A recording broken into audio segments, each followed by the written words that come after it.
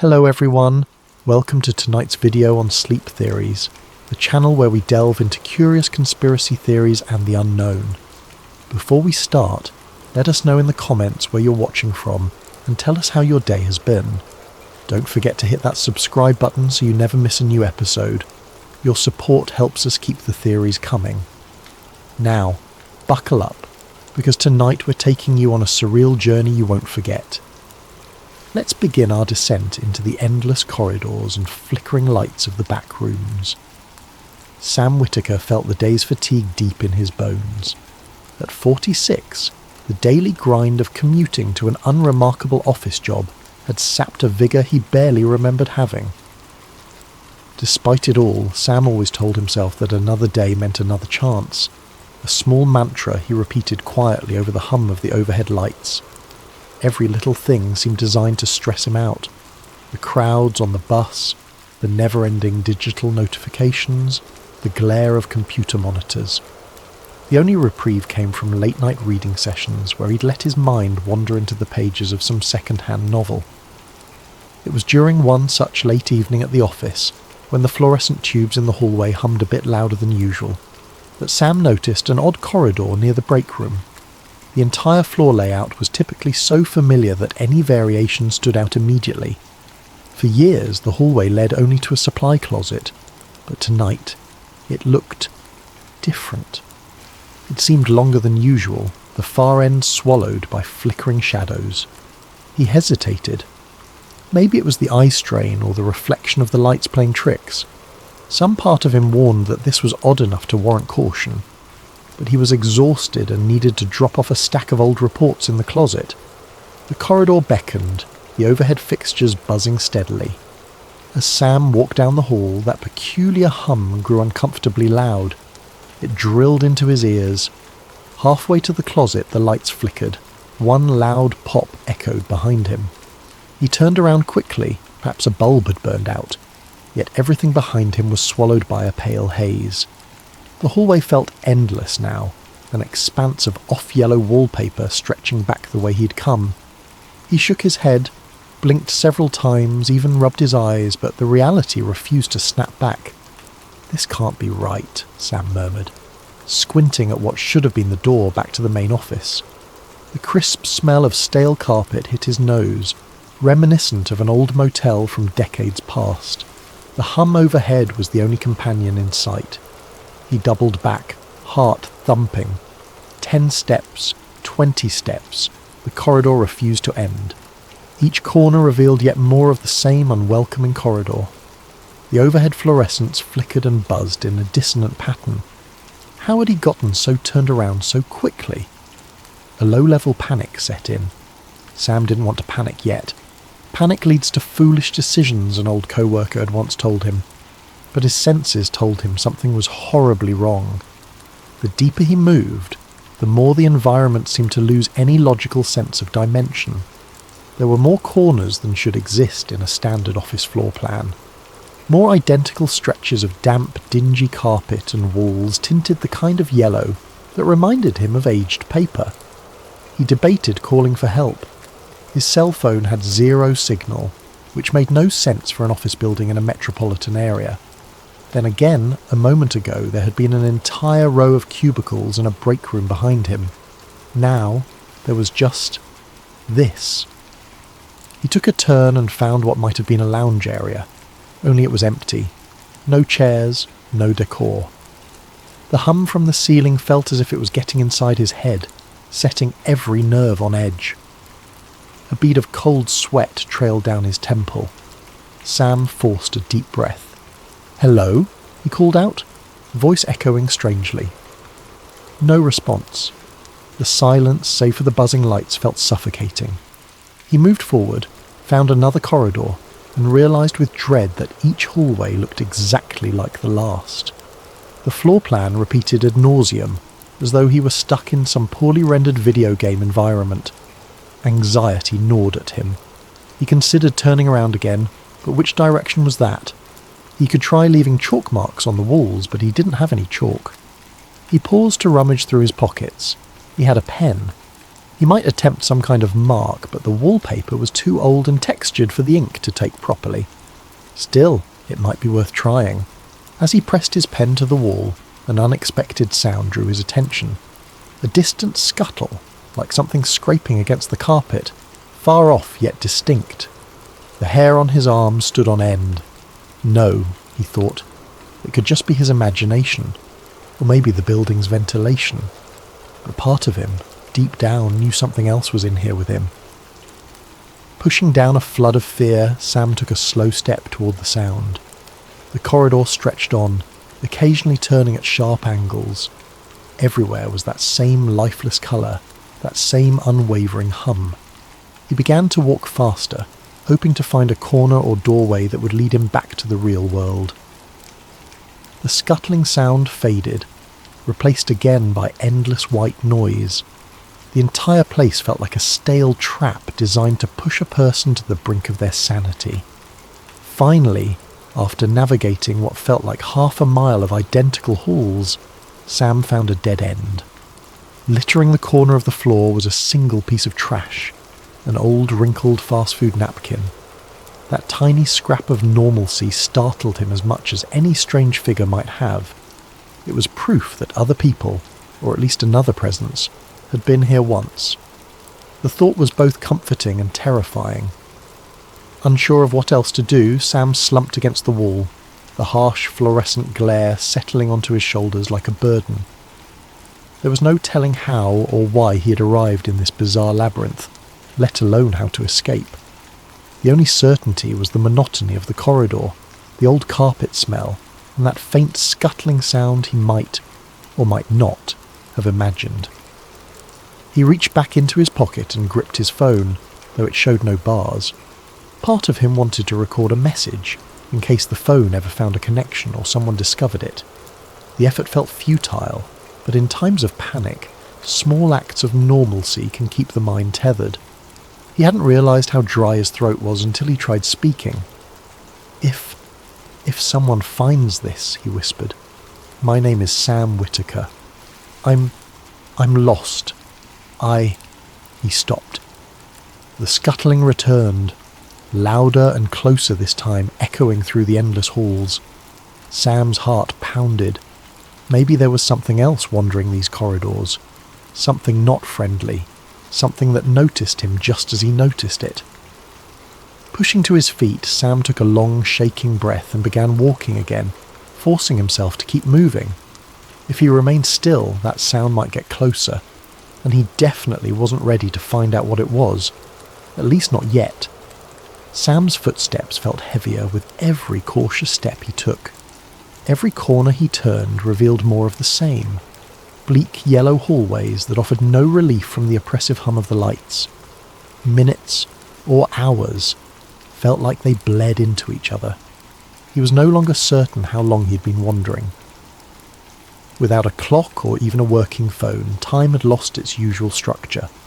Somewhere in the distance, that scuttling sound still taunted him, an intermittent reminder that he was not alone. He had the creeping sensation that if he let his guard down, that thing, whatever it might be, would close in. So he forced himself onward. Each corridor twisted into another, forming a maddening pattern of identical gloom. Then, as he turned one more sharply angled corner, Sam saw something new.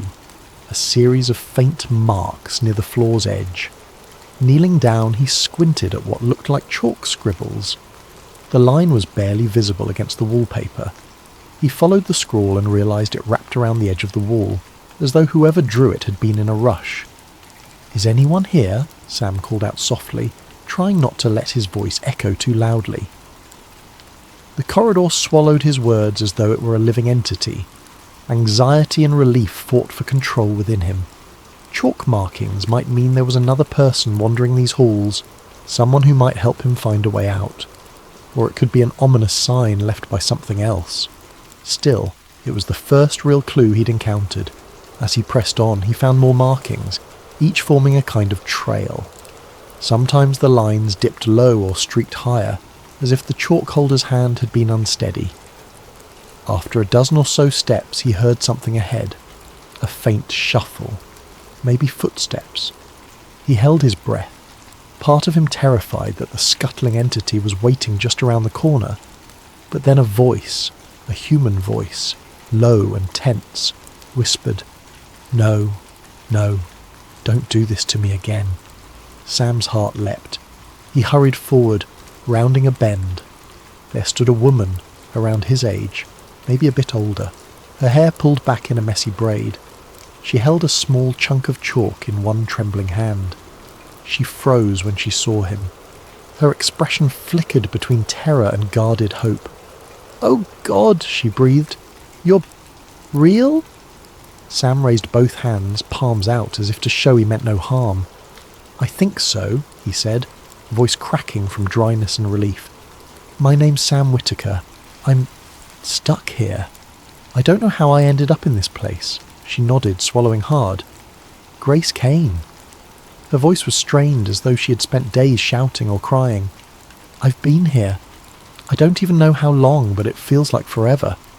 The chalk in her hand wavered. Sam saw the raw fear in her eyes. She hesitated, scanning the corridor behind him, as if expecting a monster to come barreling down at any second. "If you're just another hallucination," Grace murmured, "please don't vanish on me again." He carefully stepped closer. "I'm as real as I can be," he assured. The overhead light flickered, making them both jump. Sam tried to steady his breathing. "You've been marking your path?" Grace nodded. "It's my best guess at not going in circles, but the corridors change sometimes. I swear they shift. One day, a hallway will lead to a certain area, but the next, it's a dead end, or a different place entirely." The notion of shifting corridors made Sam's already unsettled stomach twist further. "So there's no set way out?" She shook her head. "Not that I've found, but I keep hoping. It's better than just giving up." They stood there, letting the bleak hum fill the silence. For a moment, the flicker of overhead fluorescence seemed to intensify, painting both of them in a sickly yellow glow. Sam took in her appearance, exhausted eyes, a faint bruise on her forehead, dried lips that spoke of dehydration. She looked half-starved, as though she'd been surviving on scraps. He gestured at the corridor behind him. "I heard something earlier, like a scuttling noise. Have you seen anything?" Grace's eyes darkened. "The entities," she whispered, voice catching. "I've only caught glimpses, shadows or shapes around corners. Sometimes they sound like they're crawling on the walls. Sometimes I think they're behind the lights, flickering them on purpose. Other times they're right there and then gone." Sam felt his pulse quicken. "Can they hurt us?" She swallowed. I believe so. I felt them brush past me in the dark, a hand or limb that shouldn't exist. I've had them chase me for hours. At least it felt like hours. I don't know how to tell time here anymore." Despite the oppressive fear, Sam realised he felt an odd relief. He was not alone. There was someone else who understood this nightmare. "Then we need a plan. Any plan. To escape, or at least stay alive." Grace exhaled, her shoulders sagging in momentary surrender. "There's one idea," she began slowly. "Sometimes, if you can find where this place warps, like a glitch, you might slip back into reality. I've never found it, but I've heard stories, seen references in old notes left behind by others. That's why I carry chalk, to mark where the corridors feel strange." "Have you found any especially strange areas?" She nodded, looking up and down the corridor. "A few times. Dim corners that warp your vision, or rooms where you can hear distant voices. They never led me out, but maybe I missed the right moment." She let out a hollow laugh. "It sounds crazy, I know." Sam reached out to lightly touch her shoulder, a tiny gesture of solidarity. "We're past questioning what's crazy. Let's just try." Grace flicked a quick glance down the hall, her eyes brimming with exhaustion and desperation. "All right," she said. "I have a stash of water a few corridors away. Found a cooler in one of the random rooms. Then we can keep searching." They began to walk together, guided by Grace's faded chalk marks. Every so often, Sam would add a small pen scribble, just in case. The idea that the environment itself might shift was horrifying. He found himself glancing at the walls constantly, worried they might move or rearrange in front of his eyes. A part of him still clung to a flicker of hope. If Grace had survived for this long, there must be ways to endure. Maybe the best chance for either of them to escape lay in working together. The only problem was that the corridors seemed infinite, and time felt meaningless. As they turned another identical corner, Grace turned to Sam, voice subdued. "Stick close. This place has a way of splitting people up. Even if we're side by side, we could lose each other around a corner," Sam nodded solemnly. "I'm not going anywhere without you," he promised. It was only half altruistic. He needed her as much as she needed him. In the dim recesses of these endless halls, the idea of wandering alone was unbearable. So they pressed on, hearts pounding in unison, bracing themselves for the next flicker of the lights or the next scuttling noise in the distance. Neither spoke aloud what haunted them both. If they were going to survive, they would need far more than chalk marks and hope to combat the endless shifting labyrinth, let alone the entities prowling its depths. Grace led Sam through a narrow corridor that smelled of must and something acidic. The floors were slightly damp, the overhead lights flickering just enough to add a queasy strobe-like effect. Their footsteps squished into the soggy carpet, sending a chill up Sam's spine. "Wait," Grace said, pausing to press a chalk mark into the damp wall. The mark only partially held. "Just in case," she muttered, though she didn't sound hopeful. For the next few minutes they navigated in silence, turning corners so uniform that Sam might have believed they were walking in place. Yet Grace seemed to track these subtle differences. An additional stain on the carpet, a darker patch of wallpaper. After a while, she led him into a small room where a broken fluorescent lamp hung precariously from the ceiling. Underneath was a battered water cooler. The dispenser was nearly empty, but Grace had improvised a small plastic bottle she kept refilling. She offered it to Sam. "Here, sip slowly. Don't know when we'll find more." The water tasted stale, but it was better than nothing. He savoured each drop. Once he'd taken a few careful sips, Grace gestured to the lamp. It was working before. Flickered out a day or two ago. Though, days here don't really mean much. Sam nodded. A wave of exhaustion washed over him. He realised he hadn't slept since... well, he wasn't sure how long. "How do you rest in a place like this?" "I don't really rest," she admitted. "I doze in corners if I feel safe, but it's never for more than an hour or so. My nightmares about the entities are almost as bad as being awake." He handed back the water bottle. "Any leads on your search for a glitch or exit?" Grace bit her lip. "I found these once." She rummaged in her pocket and produced a few scraps of a notebook. The handwriting was frantic, the pages water-stained. One line read, "Level 0 is a paradox. Must find threshold for a stable tear in geometry." The next line, "Entities feed on fear, low-level hostility or pure predator instincts. Unknown." Sam felt a chill. "Where did you get them?" "In another area of the back rooms," Grace explained. "There were more pages at first, but the place flooded with some weird murky liquid, so I could only save these.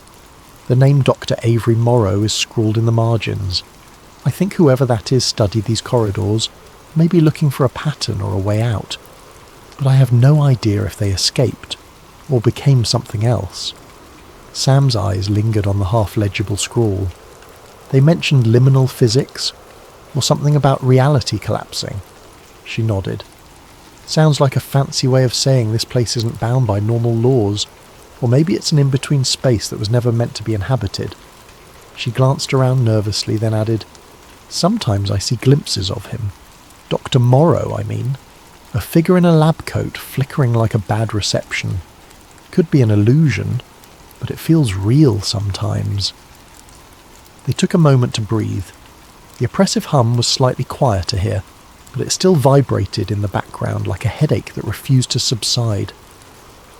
Sam scanned the battered cooler, wondering how many other lost souls had taken water from it, how many had made it out, or if that even happened at all. "We should keep moving," Grace said at last. "Staying in one place makes us an easier target." Sam nodded. He followed her back into the corridor. The chalk marks guided them deeper into the labyrinth. Occasionally Sam heard faint scuttles or scraping behind the walls, but they never saw anything. Yet, each time the lights flickered, his heart jumped. Eventually they came upon a fork in the hall. One branch led to a corridor with a nauseating tilt to the floor as if gravity was uncertain.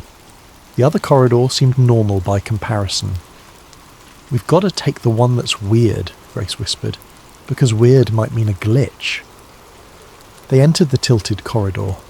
The shift in angle forced them to walk with an awkward sideways lean. The overhead lights were spaced erratically, creating shadowy zones and bright spots. The transition from dark to light was jarring, and Sam felt his sense of balance slip. Every so often the entire corridor would buzz louder, forcing him to cover his ears. Then, to his utter surprise, he saw a shape at the far end, a doorway that didn't fit the rest of the architecture.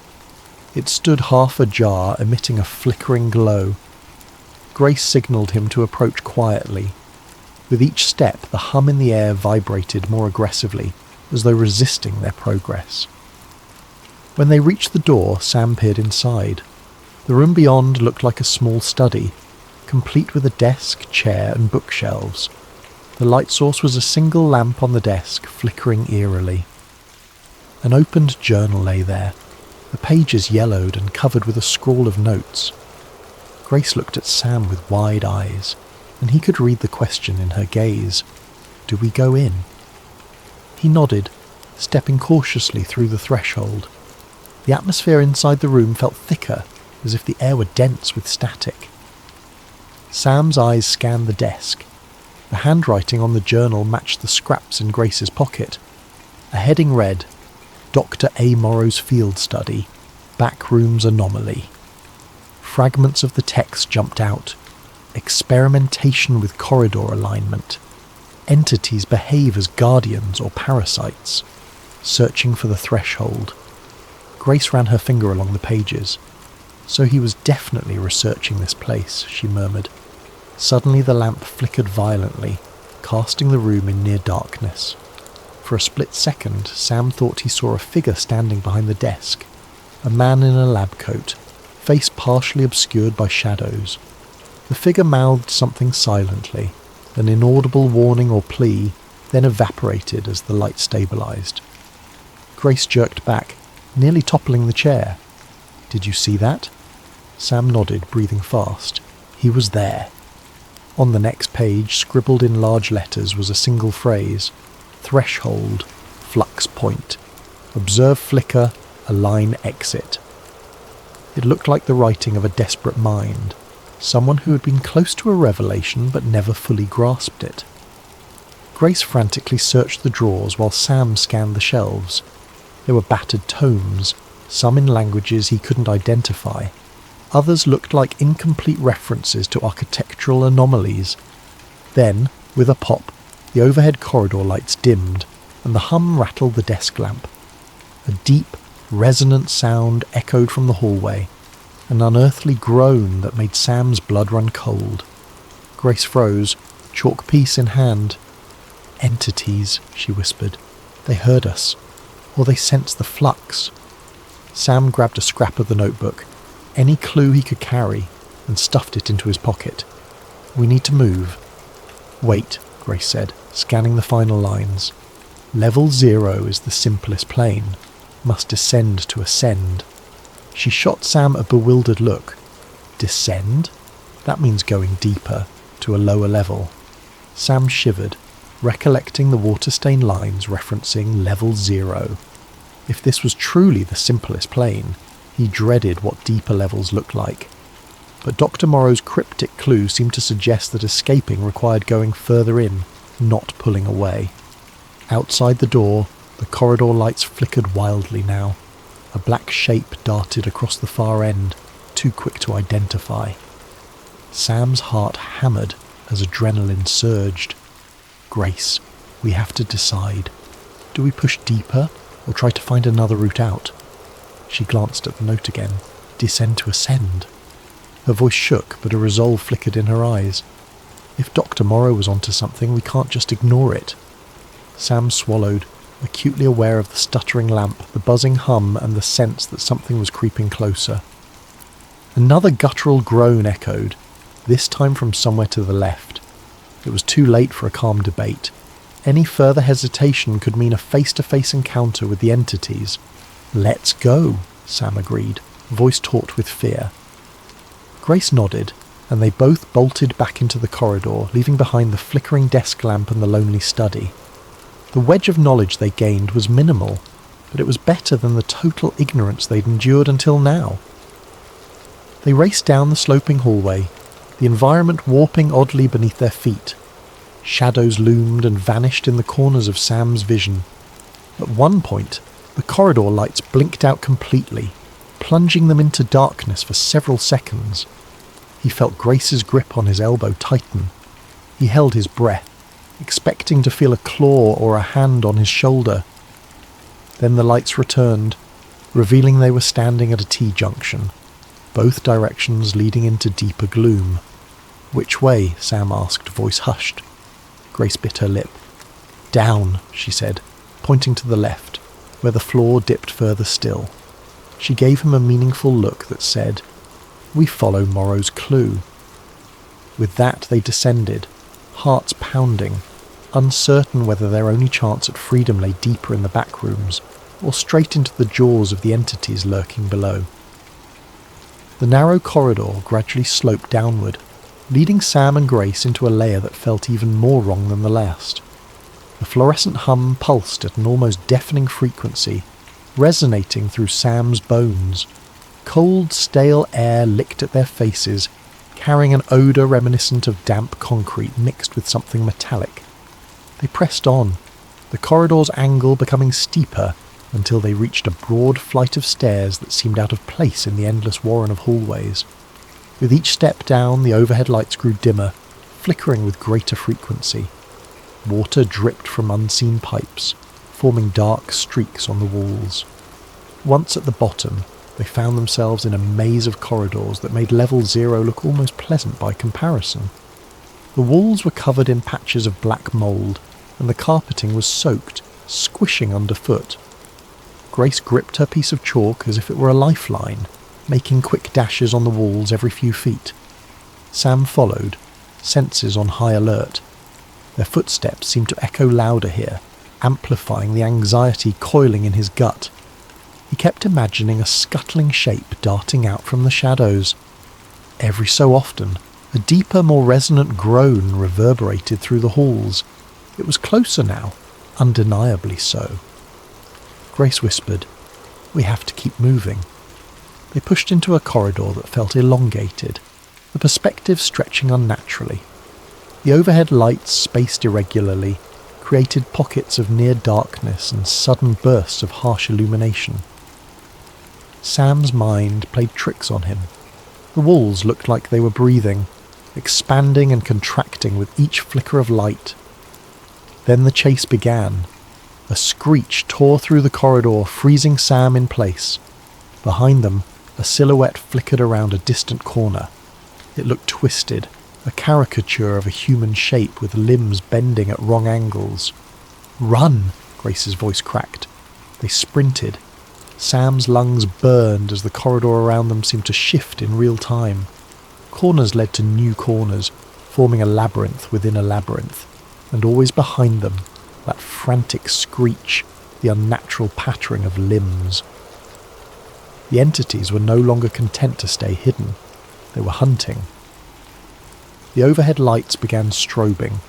Each flash froze a moment in Sam's vision. Grace's determined face, the black mould on the wall, the water dripping from the ceiling, and behind them in one flash, a glimpse of the entity, half crawling, half lurching toward them. Its eyes were an inky void, set in a gaunt face that defied anatomy. Then darkness, then light again, and it was closer.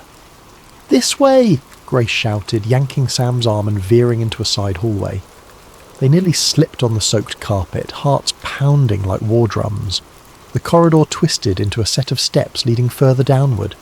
Through the flickering gloom, Sam saw a sign, a battered metal plate that read, "Maintenance," in rusted letters. Was this place once functional? The idea was terrifying. A basement or sub-level of the back rooms that suggested some attempt at infrastructure. But who built it? And why? They clattered down the steps, Grace panting from exertion. At the bottom lay a corridor of exposed concrete walls devoid of wallpaper, with fluorescent tubes flickering overhead. Water pooled at their feet. Somewhere behind them, a roar echoed, followed by frantic scraping noises that seemed to come from multiple directions. The door to the side caught Sam's attention. It had no label, just a rusted handle. "In here!" he gasped, pulling it open. They tumbled inside and shut the door behind them, pressing their bodies against it. The metal was cold under Sam's palms, trembling with each vibration of the corridor outside. They held their breath, listening. Heavy thumps reverberated beyond the door. The screeching and scuttling intensified for a moment, as if the entities were scouring the area. Then, gradually the noises receded into silence, replaced by the steady drip of water and the nauseating hum of the lights. Grace exhaled, sliding down to the wet floor. "We can't keep running forever," she whispered, voice shaking. Sam nodded, equally breathless. The room they had stumbled into was small, cluttered with broken shelves and scattered tools that looked more like props than anything practical. A single flickering bulb dangled from the ceiling, casting a weak circle of light on the floor. As they caught their breath, Sam noticed a piece of paper pinned to a shelf. He reached over, hands trembling, to pick it up. It was another note, likely from Dr. Morrow. The words were almost illegible, but a few stood out. Mel point. Water infiltration. Next level requires caution. Entities stronger. Below it, scrawled in shaky handwriting, was something about final threshold. Grace stared at it, eyes red. So there's more than one level. This must be level 1? Or deeper? Sam felt the weight of despair. How many levels are there? She shrugged, tears threatening to fall. I don't know. Some say infinite. They sat in silence, letting the dread wash over them. Eventually Grace rubbed her eyes. If Dr. Morrow kept going, maybe he left a better clue somewhere else. We have to keep trying. She glanced at the broken tools on the ground. We should arm ourselves with something. Sam found a rusted wrench under a shelf. It was heavy enough to be swung as a weapon if needed, though he doubted it would do much against the entities. Grace picked up a piece of rebar with a jagged end, testing its weight in her hand. They exchanged grim nods. It wasn't much, but it was something. Cautiously they opened the door and peered outside. The corridor was empty again, though the tension in the air weighed heavily. They moved on, stepping carefully through the shallow water. The corridor seemed to lead deeper into an underground maze. Piping along the walls occasionally hissed, dripping condensation. After an indeterminate amount of time wandering, the overhead flickering lights suddenly stabilized. The clarity was jarring. No more strobing, just one unbroken hum. Ahead they saw a large open space, perhaps a maintenance hub. Sam took point, wrench raised. The area smelled of rust and mould, but no immediate signs of entities. In the middle of the room, water dripped from the ceiling onto a mass of soggy cardboard boxes. The floor sloped toward a dark, open grate. Sam's chest tightened. Water trickled over the edge, disappearing into an inky void beneath. Grace shuddered, stepping around the grate. "No way we're going down there," she muttered. "There must be another path." They found a door labelled "Staff Only" on the far side. Sam tried the handle, but it was jammed. With a swift kick, the door splintered open, revealing a short hallway that ended in a bizarre sight. An office cubicle, half submerged in water, the overhead lights replaced by a small table lamp flickering uncertainly. The contradictory space made Sam's head spin, like a piece of normal reality glitching into the back rooms. "Is this part of the real world?" he asked, voice trembling. Grace frowned. "It might be. Or it's just another section the back rooms absorbed." Let's look. They waded into the half-submerged office, the water reaching mid-calf. The ceiling sagged, leaking from multiple cracks. File cabinets were strewn about, and a mouldy computer sat on a desk.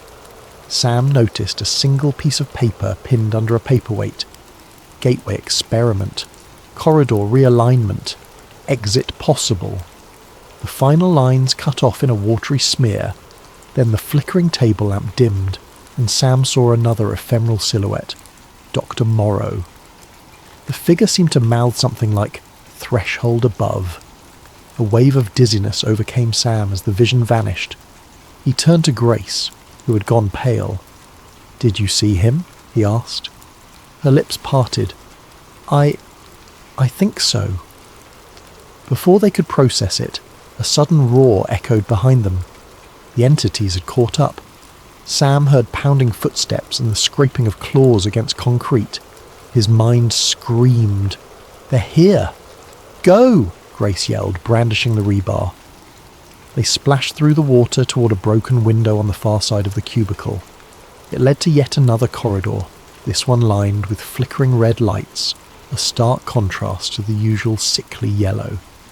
The howls reverberated off the walls, intensifying the panic in Sam's chest. They crawled through the shattered window frame, ignoring the glass shards that snagged their clothes. Behind them, an unearthly shape lunged, screeching. Grace swung the rebar blindly, making contact with something that shrieked in pain or rage. Sam saw an elongated arm flail in the half-light, too many joints bending. "Keep moving," Sam bellowed, brandishing his wrench to force the entity back. They tumbled into the new corridor, hearing the monstrous howls behind them.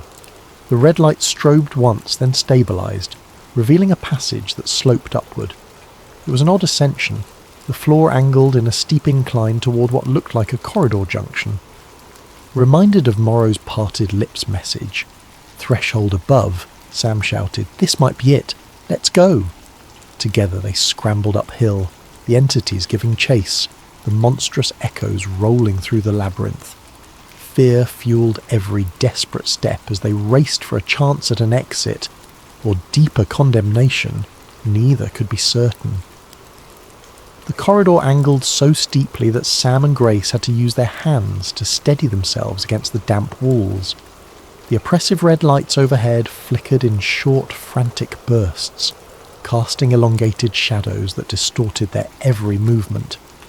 Behind them, the entity's shrieks rose into an echoing cacophony, spurring them onward. The corridor ended abruptly at a wall coated in peeling, discoloured wallpaper. For a heart-stopping moment, Sam thought they were trapped. Then he noticed the wallpaper shifting slightly, as if it were an image projected onto a surface. "This must be the flux," Grace panted. The sense of unnaturalness prickled across Sam's skin. His phone, still in his pocket, vibrated oddly with static. The entire space felt as if it were on the brink of folding in on itself. The entity's roars drew nearer. With a desperate cry, Sam pressed his hand against the warped wallpaper. His fingers sank an inch, as though it were made of rubber. He locked eyes with Grace. There was no time for discussion. They both shoved against the wall. It bulged inward, shimmering like a vertical pool of stagnant water. "What if it's not the exit?" Grace whispered, voice trembling. Sam swallowed hard. "We have no choice." The rubbery barrier gave way, and Sam found himself plunging through to the other side. A jarring sense of vertigo overcame him, and for a second his vision blurred in static. The hum of fluorescent lights roared in his ears, intensifying until it was nearly unbearable. Then, sudden silence. He landed in a tangle of limbs on a cold linoleum floor. Grace collapsed beside him, gasping. The environment around them was dimly lit, but the light was different, more natural. Sam's ears rang from the abrupt quiet. He blinked several times, trying to adjust his vision. They appeared to be in what looked like a deserted basement corridor. The walls painted a drab grey, the overhead fixtures spaced normally. No flickering, no perpetual hum. A battered sign on the wall read, "Loading dock. Employees only." Grace let out a shaky laugh, tears welling in her eyes. Are we out? Sam stood slowly, muscles aching. He looked around, still cautious. The corridor had a single door at the end, its small window revealing a faint daylight glow. Let's see. They limped to the door, hearts pounding in collective anticipation. Sam pushed it open to find a large, dusty loading area with a metal garage door partially open. Sunlight, true, honest sunlight, streamed in from the gap. A wave of relief washed over him so powerfully he nearly collapsed. "We did it," Grace muttered, following behind him. She shielded her eyes from the brightness. "I forgot what real light feels like." They emerged onto a cracked asphalt parking lot behind a rundown building. It looked like an abandoned mall or warehouse. Weeds poked up through the asphalt and a rusted chain-link fence circled the lot. Beyond the fence, normal city sounds drifted in. Distant traffic, a siren's wail, the rustle of wind in the trees. The hum was gone, replaced by a world that felt almost unreal after the endless corridors. For a moment, neither of them spoke. They just breathed in the open air. Sam pressed a hand to his chest, feeling the wild drumming of his heart. He had half expected the entities to burst through the door behind them, but it remained shut. No flickering lights, no scuttling horrors. Grace broke the silence. "We have to make sure," she said, her voice trembling with cautious hope. She walked a few steps across the lot, eyes scanning for any odd geometry or flicker in reality. Nothing. The only out-of-place element was a tired old building that looked like it had been out of business for years. Sam joined her, tears threatening to spill down his cheeks. "I thought we'd never," his voice caught. She swallowed. "I know." Her hands trembled and he reached out to give her a steadying grip. For a long moment they just stood there, letting the normalcy wash over them. Eventually they moved away from the building. The fence had a warped gap near the corner, large enough to squeeze through. On the other side was an empty street, a few boarded-up storefronts, and beyond that the faint signs of a more active city block. The sun was setting, painting the sky in streaks of orange and pink. Grace paused, rummaging in her pocket to pull out the chalk stick, now worn to a nub. She regarded it, then glanced back at the building with a haunted expression. "Do we warn people?" Sam sighed, shoulders sagging. "Who would believe us? They'd say we were crazy." He closed his eyes briefly, recalling the infinite halls, the flickering lights, Dr. Morrow's scribbled notes. It felt more like a nightmare now that he was standing in the open air, yet he could still smell the stale carpet and hear the buzzing in the back of his mind. They continued along the deserted road. The occasional distant car was a surreal comfort. Sam couldn't help a lingering fear that each corner or alley might lead back into that labyrinth, that the back rooms were not done with them. Eventually they found a small convenience store with lights on inside. Grace hesitated outside the doors. "We look like we crawled out of a sewer," she whispered, glancing at their dishevelled, soaked clothing. "And we've got no money, no phones that work." Sam checked his phone again. Still no signal, and the battery was nearly dead. "Maybe we can call someone, at least get help." They stepped inside. The fluorescent lighting was painfully bright but normal.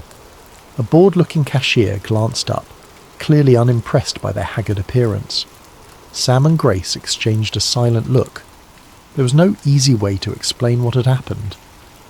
"Any chance we can borrow a phone?" Sam asked, voice hoarse. The cashier eyed them but shrugged, pointing to a landline behind the counter. "Go ahead, just don't take off with it." Sam dialed the only friend's number he could recall. The line rang and rang, then went to voicemail. He left a stilted message. "Hey, it's Sam. I need help. I'm at..." He glanced at the store's name, reciting the address. "Please, if you get this, come. We'll explain everything." He set down the receiver with trembling hands. Grace was already eyeing a shelf of water bottles. The cashier cleared his throat. "You two okay?" Grace forced a smile that conveyed nothing close to okay. "We got lost. Really lost." Outside, the sky darkened further. The neon sign above the door flickered on, humming faintly. The sound made Sam's heart skip, just for a second, until he realised it was only the normal hum of a store sign. He released a long, ragged breath. They purchased 2 bottles of water with some change Grace found in her pocket, and stepped back onto the sidewalk. The city's nighttime noises enveloped them. Rumbling cars, distant laughter, a barking dog, all so ordinary. They drank the water in silence, each lost in thoughts of corridors that stretched on forever. Finally, Grace turned to Sam, her voice soft. "Do you think it's over?" Sam stared at a lonely street lamp flickering at the end of the block. "I want to say yes, but Dr. Morrow's notes talked about how reality can glitch at any time. Any corner could be the next slip." He paused, swallowing thickly. "But maybe we can live with it, knowing it's there. Try to avoid it." She nodded, her gaze distant. "I just keep thinking about all the others who might still be trapped. People like us who wandered in, and Dr. Morrow, if he never found an exit." A heavy silence stretched between them. Despite the relief of freedom, they both carried the guilt of survival. In their hearts, they understood that the back rooms might always be lurking just out of sight, behind some innocuous door or hallway. Eventually, Sam gently rested a hand on Grace's shoulder. "We can warn others somehow, right? Even if they don't believe us, we can leave hints. Notes on forums, stories that might save someone from a wrong turn." Grace mustered a small, sad smile. "Yes, we'll do that." They resumed walking, each step feeling both surreal and liberating. The lights of the city glowed steadily, no flickering or hum beyond the normal hum of civilization. It was a far cry from the suffocating labyrinth that had nearly claimed them.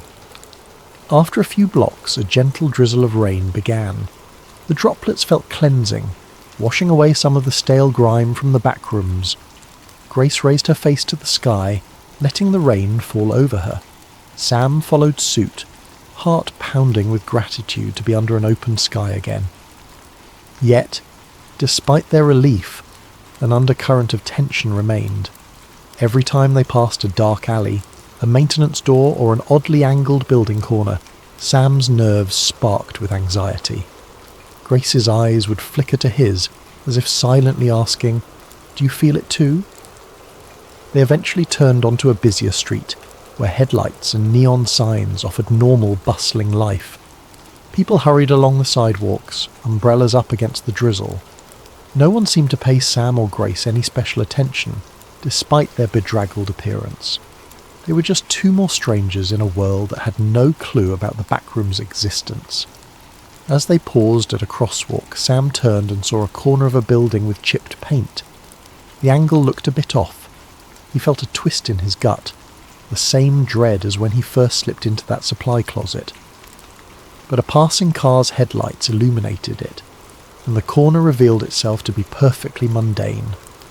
He let out a breath he hadn't realised he was holding. Grace's voice was soft. "You see something?" He shook his head slowly. "Number, just my imagination." The crosswalk signal turned green. They stepped off the curb, blending into the crowd of evening pedestrians. In the distance, thunder rumbled, mingling with the city's ambient noise. Though they escaped, a quiet truth lingered between them. Once you've seen the back rooms, some part of you never fully returns. The memory of those endless halls, the flickering lights, and the entities lurking in the shadows remain etched in your mind. And with every hallway, every corner, every flicker of fluorescent light in the real world, that subtle question will always resurface. Am I still safe here? Or is the back rooms just one wrong step away? As if in silent agreement, Sam and Grace continued on together, each finding solace in the other's company.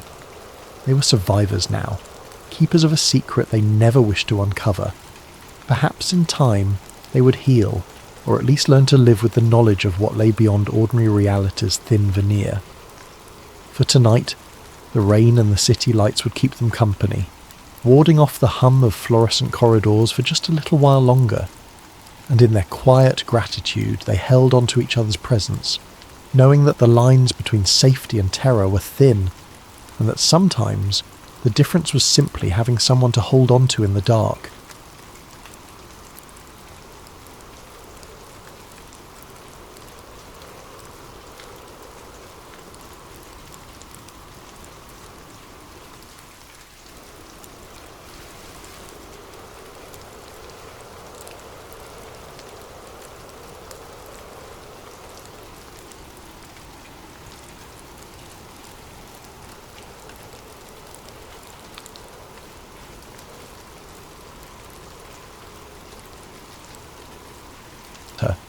Prepare for scientific intrigue, covert operations, and a mystery that stretches beyond our world. Now, settle in, dim the lights, and get comfortable for this 10-part adventure that will carry you beyond the edge of the map. Let's begin.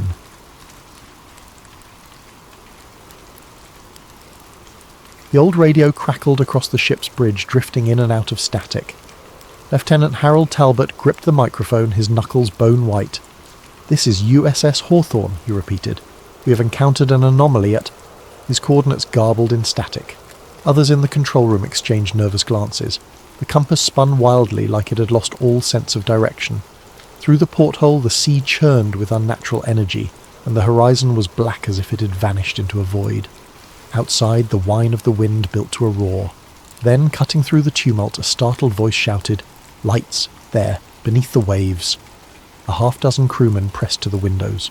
Sure enough, ribbons of pale, flickering radiance swirled under the roiling ocean. Some claimed it looked like an underwater craft. Others insisted it had to be exotic marine bioluminescence. Before anyone could gather sense or courage, the lights blazed in brilliant turquoise, illuminating the entire ship's hull from below.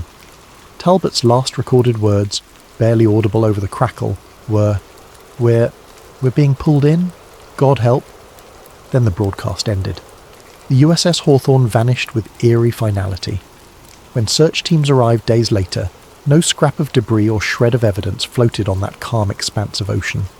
The official Navy line chalked it up to a catastrophic storm. But whispers persisted of something else, an impossible force dwelling within the Bermuda Triangle. Fast forward decades to present day.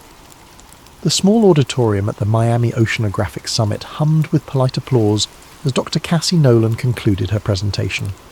She was in her late 30s, with an air of quiet determination and a streak of stubborn curiosity. Her topic had been Unexplained Oceanic Anomalies, a statistical overview, but the hush in the room suggested it was anything but dull. She'd just shown data on bizarre electromagnetic fluctuations in the Atlantic, specifically in that infamous region called the Bermuda Triangle. A wry smile crossed her lips as the applause died down. Standing behind the podium, she glanced at her notes. And that, ladies and gentlemen, concludes the rational portion of my talk. I realise the Bermuda Triangle has its share of tall tales, but my data strongly indicates repeated anomalies, magnetic distortion, unusual weather bursts, unexplained compass deviations. Perhaps we should keep an open mind. She stepped down, expecting the usual trickle of questions from curious colleagues or the occasional cynic. Instead, she found herself face to face with a wiry man in a fisherman's cap. His eyes were rimmed with exhaustion. "Dr. Nolan," he said urgently, voice trembling, "I need to talk with you." He introduced himself as Luis Ramirez, a local fisherman who'd spent his life working the waters off Florida's coast. After hearing her lecture, he had mustered the courage to approach. "I saw lights," he whispered. "My boat got caught in a freak storm. It appeared out of nowhere near the triangle. I swore I saw something shining under the sea." He handed her crumpled coordinates scribbled on a stained slip of paper. "I've told others. They say I'm crazy. But you might understand." Cassie's eyes flicked to the coordinates. They were suspiciously close to an area known for marine accidents, but rarely acknowledged by official channels. She thanked Louis and promised to look into it, ignoring the cynicism tugging at her mind. After all, she was a scientist who believed in data, but if these claims matched her existing patterns, it could be significant. Later that evening, back at her modest office near the University of Miami, Cassie pored over her mentor's old notebooks.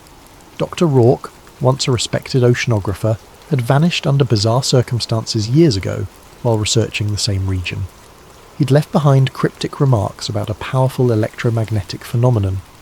Cassie's own data had begun to echo Rourke's notes, unexplained spikes in an underwater sensor's logs. The next morning, as she compared Rourke's final sketches with Luis's coordinates, a firm knock sounded on her door. She opened it to find two men in suits, flanking a silver-haired woman with a crisp posture. The woman introduced herself as Agent Whitfield of a government bureau Cassie had never heard of. "Dr. Nolan," Whitfield began calmly, "we're aware of your interest in that region of the ocean. We strongly advise you to discontinue your investigations for your own safety. This area is classified under national security protocols." Cassie's brow furrowed. National security? We're talking about anomalous readings, not some nuclear facility. Whitfield's polite smile never wavered. "The specifics are need to know, and you do not need to know. Consider this a friendly caution. We have no wish to see a brilliant mind squandered." "Or threatened," Cassie interjected, voice taut. Whitfield shrugged. "Interpret as you will. Good day, Doctor." With that, the trio turned and left, leaving Cassie stunned in her own doorway. Her heart hammered with equal parts fear and curiosity. Government interest in an oceanic anomaly. Something about it reeked of cover-up. She recalled the fisherman's haunted eyes and Dr. Rourke's cryptic last expedition. She couldn't just walk away. Pulling out her phone, Cassie called an old friend, Jake Moreno, a freelance dive instructor with a reputation for fearless, some might say reckless expeditions. If she wanted to collect data from deep underwater, she'd need someone like him, someone who wouldn't balk at the mention of the Bermuda Triangle. Over a scratchy connection, she explained her hunch. "There's an anomaly out there, Jake. Government's involved. My mentor disappeared investigating it. I've got to see it myself, or I'll regret it forever." Jake's response came swiftly. "Tell me when and where." Cassie realised in that moment she was crossing a line from academic curiosity into something riskier. The tension coiled in her gut. Yet an undercurrent of excitement surged through her, like she was close to unlocking a secret older than the legends themselves. Even as she hung up the phone, however, a sense of foreboding pressed in. She gazed at the scribbled coordinates on her desk, thinking of the vanished fisherman's sightings, the hush-hush warnings from Agent Whitfield, and the shadow of Dr. Rourke's disappearance. The Bermuda Triangle beckoned with its riddles, and Cassie was about to chase them headlong, unaware of just how deep and dangerous those waters could become. The sky brooded over the Florida Keys the day Cassie Nolan and Jake Moreno met at a small marina. Clouds drifted in ominous clumps, and the late afternoon sun shimmered through patches of heavy humidity. The moment Cassie arrived, she spotted Jake by a battered fishing boat, arms folded over a well-worn t-shirt. He was ex-Navy, lean with an easy confidence, though faint worry lines creased his forehead. They exchanged a brief hug. "Long time," Jake remarked with a half-smile. "I see you're still chasing weird phenomena." Cassie's eyes danced with both eagerness and caution. "You know me. Once I get a puzzle in my head, I can't let it go." He gestured toward the boat's deck. "Ready to board your new research vessel?" He said it teasingly, but Cassie could sense he'd already prepped for a serious outing. The deck was stacked with crates labelled as oceanographic sensors, along with scuba gear and a sealed barrel that presumably contained a remotely operated vehicle, ROV, for underwater exploration. A third person stepped out from below deck, a petite figure with short-cropped hair. "Dr. Nolan?" she asked, extending a calloused hand. "Olivia Park, tech specialist. Jake wrote me in for communication support." Cassie recognised the name from a university networking event. Olivia was rumoured to be brilliant in all things digital, from satellite uplinks to encryption. "Great to have you," Cassie said, shaking her hand. "We'll need every advantage if we're venturing into the Triangle." They got underway just before twilight. The boat chugged through calm waters, though the gloom in the sky hinted at an incoming storm. Cassie couldn't shake the memory of Agent Whitfield's warning. Why would the government clamp down so hard if this was just maritime folklore? It only served to heighten her suspicion that they were on the cusp of uncovering something major. Anchored some miles out, they commenced the first stage of Cassie's plan, collecting baseline data. She wanted to chart normal ocean conditions before venturing into the specific coordinates from Luis Ramirez.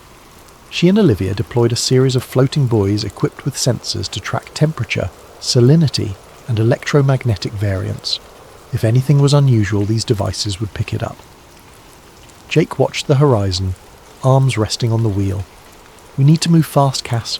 Clouds look like trouble. The forecast says a squall might blow through tonight." "Time is always short," Cassie replied, glancing up. "But storms aside, I worry about, well, you know." Jake nodded grimly. The same unspoken threat weighed on them. Official interference. He tapped the throttle, setting a course for the triangle's edge. Night fell, turning the water into a black mirror. On the boat's small radar, faint echoes popped up. Tiny fishing vessels, cargo ships in the distance. Then, out of nowhere, a massive shape slid into view on their screen, hugging the same route.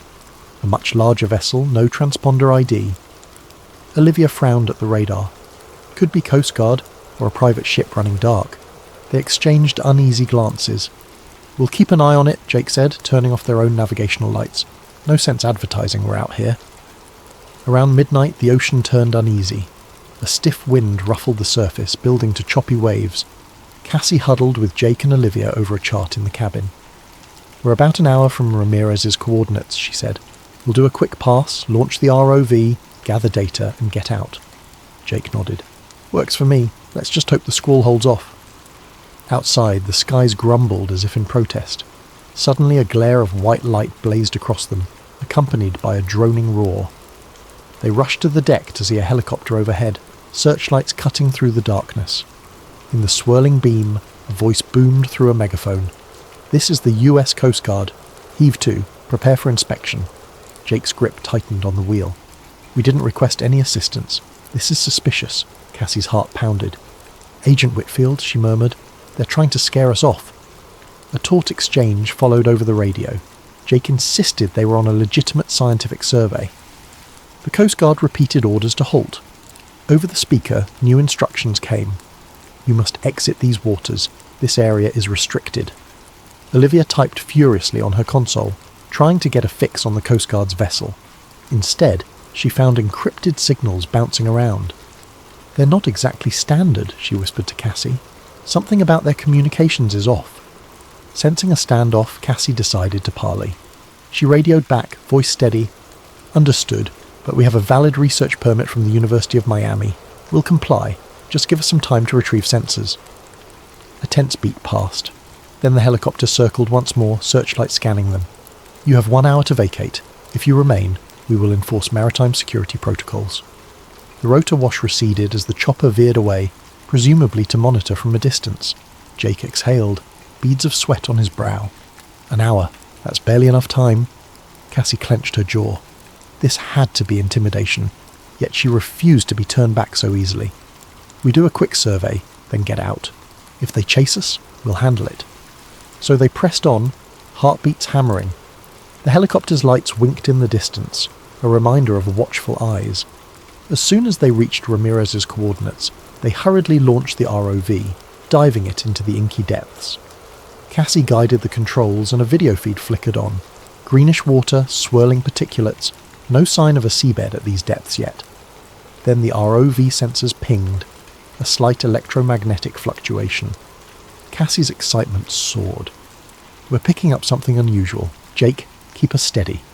Deeper the drone went. Olivia monitored the readings, each spike more pronounced. The feed showed faint glimmers, possibly phosphorescent organisms.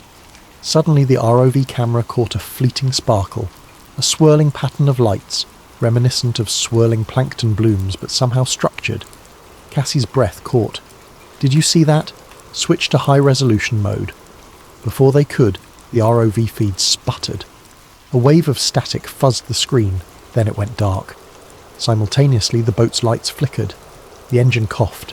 The entire vessel lurched as if buffeted by an invisible force. Outside, the wind rose to a roar.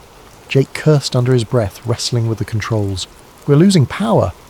"Electromagnetic surge," Olivia shouted over the howling wind. "It's messing with our systems." Panic clawed at Cassie as the boat pitched in a violent wave. This wasn't a normal storm. She could almost feel an unseen presence roiling beneath them. In the swirling chaos, they scrambled to pull the ROV back up, but every instrument was going haywire. Suddenly, searchlights blazed again from above. The helicopter was back, its loudspeaker cracking with urgency. "This is your final warning." Lightning flashed, illuminating the water in a stark white glare. Cassie glimpsed swirling pockets of luminous plankton, or something else. just below the surface, swirling with the waves. Then, in a monstrous crash of thunder, the storm unleashed its fury in full force. Jake gunned the engine, trying to stabilise them. The Noah-like sensors rang with error codes, and across the swirling black seas, Cassie thought she saw another set of lights, far off in the distance, a massive, shadowy shape half lost in the rain. It could be the Coast Guard vessel, or something else entirely. With no choice, they retreated, battered by waves and hammered by the storm. When they finally cleared the worst of it, the boat's systems began to stabilise. But half their gear was damaged, the ROV jammed, and all the data they'd gathered remained scrambled. They had risked everything for only glimpses of something incredible and very real. And yet, beneath her exhaustion, Cassie felt a surge of certainty. Whatever they'd encountered wasn't just local folklore. The Bermuda Triangle's phenomenon was real, and the government evidently knew more than it was letting on. Cassie was no longer driven by mere curiosity. She sensed a bigger truth lurking beneath those waves, something that might rewrite what humanity knew of its own oceans. The question was, how far would she go to reveal it? And how dangerous would the next step become? A restless night blurred into morning as Cassie, Jake and Olivia docked at a small, out-of-the-way marina. Each was soaked to the bone, clothes stiff with salt. Their battered boat drew a few curious stares, but the watchers quickly turned away, perhaps used to seeing battered vessels limping back from ill-advised adventures. They found a dingy diner near the docks, ordered strong coffee, and tried to make sense of the scrambled data. Olivia had salvaged what she could from the ROV's partial recordings. The monitor on her laptop flickered with jumbled frames, flickers of phosphorescent, swirling shapes, and then static. Jake rubbed a hand over his stubble. We nearly got drowned out there, and for what? Cassie's cheeks reddened. I know it looked hopeless, but the readings, those spikes were massive. We confirmed there's a powerful electromagnetic field messing with electronics. That alone is worth investigating. Plus, we glimpsed lights underwater. Olivia sipped her coffee, eyes tired but focused. Cassie's right. We might not have a perfect video, but the sensor logs show short bursts of electromagnetic flux. It's off the charts, something unnatural. The real question is, do we keep pushing? Jake stared out the diner window at the drifting gulls. We gave it a shot. The government made it clear they don't want us near. We can't just keep running from Coast Guard intercepts. Cassie clenched her jaw, rummaging in her satchel. She pulled out a tattered binder. These are from Dr. Rourke, my mentor. He documented similar anomalies decades ago, but also references a hush-hush branch of the government. He suspected it was bigger than just random phenomena. He mentioned possible advanced technology. Olivia raised an eyebrow. Advanced technology, as in alien, or a lost civilization? Cassie shrugged. He was ambiguous, but some references read like he believed there was an intelligence behind these anomalies, not just random magnetism. Jake tapped the table. Look, I'm not thrilled about tangling with the feds again. We need a safer approach. Maybe we gather old logs from other ships, check any declassified archives. If we find a pattern, we can confront them with evidence. Cassie's eyes lit up. Data approach. We can do that, but we can't do it alone. That's when Olivia piped up. I know someone who can help. A friend in cybersecurity. She's resourceful at digging into government records, even ones behind multiple layers of encryption. Name's Helena. If there's a digital trail, she'll find it. They agreed. While Jake rested and handled repairs, Cassie and Olivia would head inland. They parted ways at the marina, with Jake promising to keep an eye on any suspicious watchers. Later that day, Cassie and Olivia sat in a cluttered apartment living room, the walls lined with computer monitors and electronics. Helena was a sharp-tongued hacker in her late 20s, sporting neon-dyed hair and an irreverent smirk. She listened to their story with surprise, then curiosity. You want me to break into government servers and find references to Bermuda Triangle Anomaly, or Operation Hush Hush? This is high-risk stuff, Helena said, tapping out a staccato rhythm on a mechanical keyboard. It's vital, Cassie insisted. We just need leads, any hidden files from the past decades mentioning unexplained maritime incidents. Something to prove or disprove the official narrative. Helena sighed dramatically. Fine, but if men in black suits show up at my door, I'm throwing you two under the bus. Olivia half grinned. Deal. As Helena's screens flickered with lines of code, Cassie felt a mixture of excitement and apprehension. She recalled Agent Whitfield's stern visage, that unwavering voice. If they were crossing lines, the consequences could be dire. Hours passed in a tense hush, broken only by the clack of keys and Helena's occasional grunt. Finally, a triumphant beep rang out. "Got something," she whispered. "It's partial, redacted, but yeah, we have multiple references to a classified set of missions under codenames like Project Siren and Operation Blue Current. Dates range from the 1950s to early 2000s, Olivia's eyes gleamed. What do the files say? Helena scrolled. In summary, the government commissioned specialized vessels to observe anomalous electromagnetic phenomena in the Atlantic, specifically in an area matching the Bermuda Triangle. Mentions of submersible lights, and at least 2 incidents where US naval ships disappeared. Official cause, storms, but the internal memos suggest cover-ups. Cassie's stomach flipped. This validated everything Rourke suspected. Any recent activity? Last reference is from about 7 years ago. Project Hydra Watch, a field station. Could be an island or atoll used as a listening post. Helena turned the monitor around.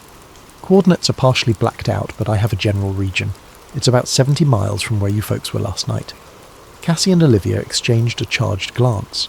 A covert listening station in the Triangle? If it was still operational, that might explain the swift government response. Helena went on. One more interesting tidbit. Repeated mention of non-terrestrial possibility, flagged in these internal notes. The phrasing is vague, but it points to the suspicion of something not of Earth. A hush fell.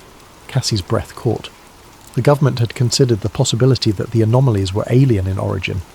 Eager for more detail, they pressed Helena, but many files were heavily redacted. Accessing deeper levels triggers advanced security, she warned. We risk being traced if I push further. Cassie wanted to say, do it anyway, but she recalled Jake's warning about caution. This is enough for a lead, she concluded. We know they had missions to study these anomalies, and they suspect something extraordinary. That island base might hold physical evidence. Olivia nodded. We find it. We find proof. Helena ejected a flash drive, handing it over. Here's everything I got. Tread carefully. On the way out, Cassie thanked her. Despite the existential risk, a surge of excitement coursed through her. She had real, if partial, proof of official knowledge about the Triangle's mysteries. By dusk, Cassie and Olivia regrouped with Jake, who'd patched up the boat. We've got a location, Cassie announced, unfurling a rough chart. She pointed to a region of islets near the Triangle's perimeter. Somewhere in that archipelago is a deserted island used as a listening station. We find it. We find out what's going on. Jake studied the chart, lips pressed into a tight line. This is in the heart of the area. If the government's patrolling, it's going to be guarded. We can approach by night, keep a low profile, Olivia suggested. We're not going to waltz in through the front door, but if the station's abandoned, maybe no one's there. Cassie recognised that this plan danced on the edge of trespassing into what might be a top-secret facility, but the urgency burned in her. The truth could be in those files or equipment. If we confirm the presence of alien tech or advanced submarines, we could blow this wide open. Jake inhaled slowly. Count me in, but we do it smart. No repeating last night's fiasco. Olivia cracked a nervous smile. Let's just hope they don't have guard drones or something. As they finalised their stealth approach, a faint dread pulsed in Cassie's chest. She thought of Doctor, Rourke, of Agent Whitfield, of the vanishing Navy ship from so long ago. The Bermuda Triangle was more than a legend. It was a stage for extraordinary forces, and they were about to step into that stage's backstage where secrets lingered. Outside, the last glow of sunset cast the harbour in bruised purples and oranges. The team loaded gear in silence. Tomorrow they'd sail for the island base. Cassie whispered a silent prayer for luck, or maybe for courage. For once she suspected they'd need more than just data and logic to survive what awaited them. The sea was eerily calm under the moonlight as Cassie, Jake and Olivia steered their small boat toward the cluster of islets rumoured to house the abandoned listening station. In the distance, reefs glimmered faintly, illuminated by streaks of pale lunar light. The hush of the waves seemed unnatural, as if the ocean itself held its breath. They'd set off after midnight to minimise the chance of detection. Radar on minimal power, no running lights. The only guide was a single GPS device that Olivia had rigged to broadcast a scrambled signal. The plan was simple: approach under darkness, anchor off the coast, and slip ashore on a dinghy. Jake took the helm. We're close. According to Helena's partial coordinates, it should be on the eastern side. Let's swing around quietly. Cassie peered through binoculars, scanning the silhouette of the main island. By the faint starlight, she could just make out a rocky shoreline with thick brush beyond. No signs of buildings or lights. It does look deserted, she murmured. Olivia studied a tablet in the glow of a red flashlight. Thermal imaging is inconclusive at this distance. No big heat signatures. We may be in luck. They anchored in a sheltered cove, hidden behind a natural rock formation. Then they lowered the inflatable dinghy, slipping onto the stony beach. The air felt heavy, laced with the brine of seaweed and the promise of storms. Cassie's adrenaline spiked with every crunch of gravel underfoot. Moving inland, they found themselves wading through waist-high grasses. The wind rustled the foliage, creating ghostly whispers in the darkness. At last they crested a small rise, and beneath the moonlight they spotted a row of rusted antenna towers jutting skyward. "There," Olivia whispered, pointing. "Must be the station." A chain-link fence encircled the compound. The gate, corroded and hanging off its hinges, suggested long-term neglect. They slipped inside without difficulty. What greeted them was a cluster of squat concrete buildings with peeling paint. Government seals had once adorned the walls, but now they were mostly faded or defaced by graffiti. Jake took point, scanning with a flashlight. "No signs of recent footprints," he muttered. "Doesn't mean it's truly abandoned, though. Stay sharp." They tried the nearest building. The door stuck, but Jake shouldered it open with a creak. Inside, a musty smell enveloped them. Rows of metal desks and outdated electronics filled the space. An old control centre, perhaps. Loose wires dangled from the ceiling. A row of filing cabinets lined one wall. Cassie's pulse raced. These are the artifacts of a covert station once dedicated to monitoring the Triangle. She flicked on a pocket flashlight, scanning the desk surfaces. Dust coated everything. One nameplate read, Lieutenant Commander R. Harrington. Another bore a partial label of Project Hydra Watch, Phase 3. Her mind roiled with questions. Hydra Watch. Could this have been the final iteration of that hush-hush mission Helena discovered? While Jake guarded the entrance, Cassie and Olivia rummaged for files. Most were locked in steel cabinets, but rust and time had weakened them. Jake pried one open with a crowbar. Folders tumbled out. The top was labelled Submarine Anomalies, 1978 to 1984. Cassie's hands trembled as she flipped through. Grainy photos of swirling luminescent patches under the sea, typed notes referencing unidentified underwater craft, lights at 300 meters depth, non-US submarine potential. Some paragraphs had entire lines blacked out. She turned more pages, reading about repeated salvage missions that returned with bizarre sensor data.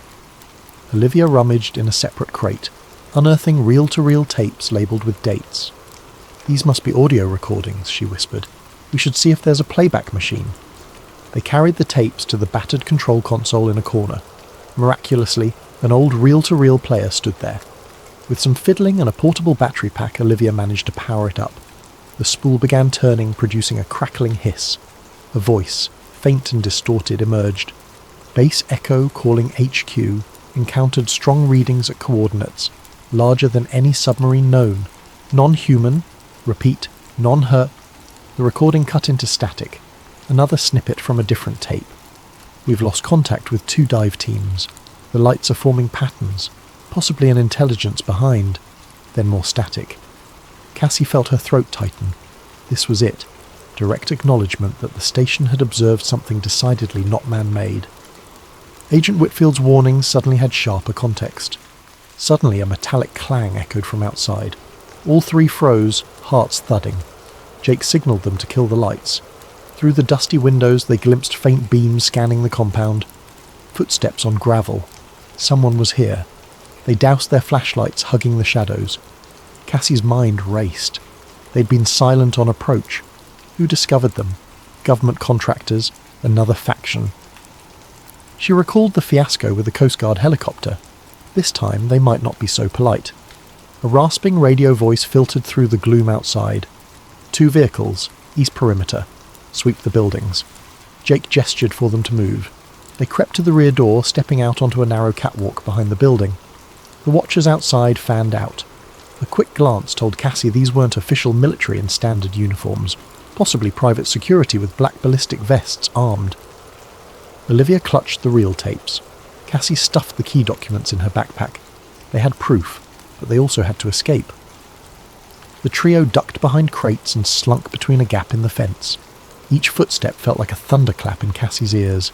At any moment, floodlights could catch them, and they'd be pinned down. The guard's voice barked, "Check around back!" Flashlights flickered nearer. Cassie squeezed behind an old generator, hardly breathing. The guard's steps clanged past, painfully close, then receded. Jake beckoned them forward. They sprinted through the brush, desperate to reach the dinghy. Shots rang out behind them. Whether warning shots or attempts to disable them, they weren't sure. Heart pounding, Cassie pushed through vines and thorny bushes. By the time they reached the beach, night clouds had drifted across the moon, shrouding them in blackness. They launched the dinghy with trembling hands, adrenaline fueling each motion. In minutes they were rowing out to their boat, tying off lines and firing up the engine. From the island behind them, faint lights bobbed along the shore. The security team was searching, but the sea was now Cassie's ally, swallowing their silhouette. They sped away into the darkness, hearts rattling. Once at a safe distance, they allowed themselves to breathe. Cassie slumped on a bench, cradling the battered file in her arms. They had risked so much, but they'd found more than they'd hoped. The tapes, the documents, references to non-human signals. Proof that the Triangle's reputation wasn't merely superstition. As they turned for open water, thunder rumbled in the distance. Cassie stared at the horizon, half expecting monstrous lights to rise from the depths. The island's outlines faded into night, but the sense of being hunted never left. She rubbed the raw edge of her neck. "They nearly caught us," she said, voice trembling with a mix of fear and excitement. Jake answered quietly, "We'd better watch our backs. They won't stop here." And in Cassie's mind, the puzzle pieces kept shifting. Government secrets, possible alien craft, and that unstoppable pull of the unknown. She clenched the file, vowing to see this through. If there was more to uncover, if Dr. Rourke had guessed about an intelligence beneath the waves, she intended to bring it all to light, no matter the cost. They regrouped at a modest motel far from the main tourist strip, a place with threadbare carpets and flickering exterior lights that no one gave a second glance. In a cramped room with 2 beds, they spread out their newfound evidence, the reel-to-reel tapes, the typed reports on Operation Blue Current, old photos of shimmering ocean anomalies, references to non-human signals, and scrawled charts that mapped the Triangle's depths. Jake paced in front of the door, seemingly restless, while Cassie and Olivia huddled around a battered tape recorder that Olivia had salvaged from the island. The device whirred as a new reel played, revealing a deeper level of detail than the earlier fragments. Male voice, static-laced. "We have established that these signals are not random. Patterns repeat every 22 minutes. The pulses, they resemble a form of communication." Another voice. "You're suggesting intelligence?" Male voice. "We can't confirm the source's origin, but it's massive, and it's moving at depths beyond our current submersible range. We suspect a craft or structure." The tape fizzled, then resumed. Male voice. "HQ demands secrecy. Morale is low.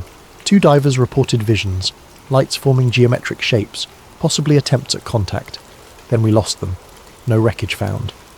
Cassie's heart pounded at every syllable. So they'd believed something was actively trying to communicate? She exchanged a glance with Olivia, whose face was lit by the flickering green light on the recorder. Jake finally spoke up. "They concluded it might be alien?" Cassie rubbed her temples, exhaustion warring with adrenaline. "They never said the word alien explicitly, but non-human signals is pretty close, and these are official recordings, not just rumours." "I'm amazed they didn't destroy this stuff," Olivia muttered. "Or maybe they tried, but the place was abandoned in a hurry." Jake sank onto the bed, hands clasped. "Now we have partial proof, but who do we even share this with? The government obviously wants it hidden, and the mainstream media might label us lunatics." Cassie exhaled. "Science journals might take it more seriously if we present solid data, but we only have scraps.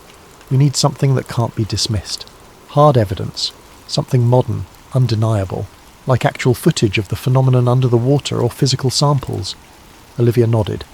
"If we can broadcast it widely in real time, they can't just hush it up." Jake frowned, leaning forward. "Broadcast from where, though? Out on the open sea will be easy targets for the Coast Guard or these Black Ops teams." Cassie bit her lip, her mind drifting back to Dr. Rourke's last journal entries. He wrote about an incredible electromagnetic spike near the deepest part of the trench. That's where we encountered that insane storm. Maybe that's the source. If we can get a submersible down there with cameras... Jake gave a rueful laugh. Last time we tried, we almost got fried. Our ROV got scrambled.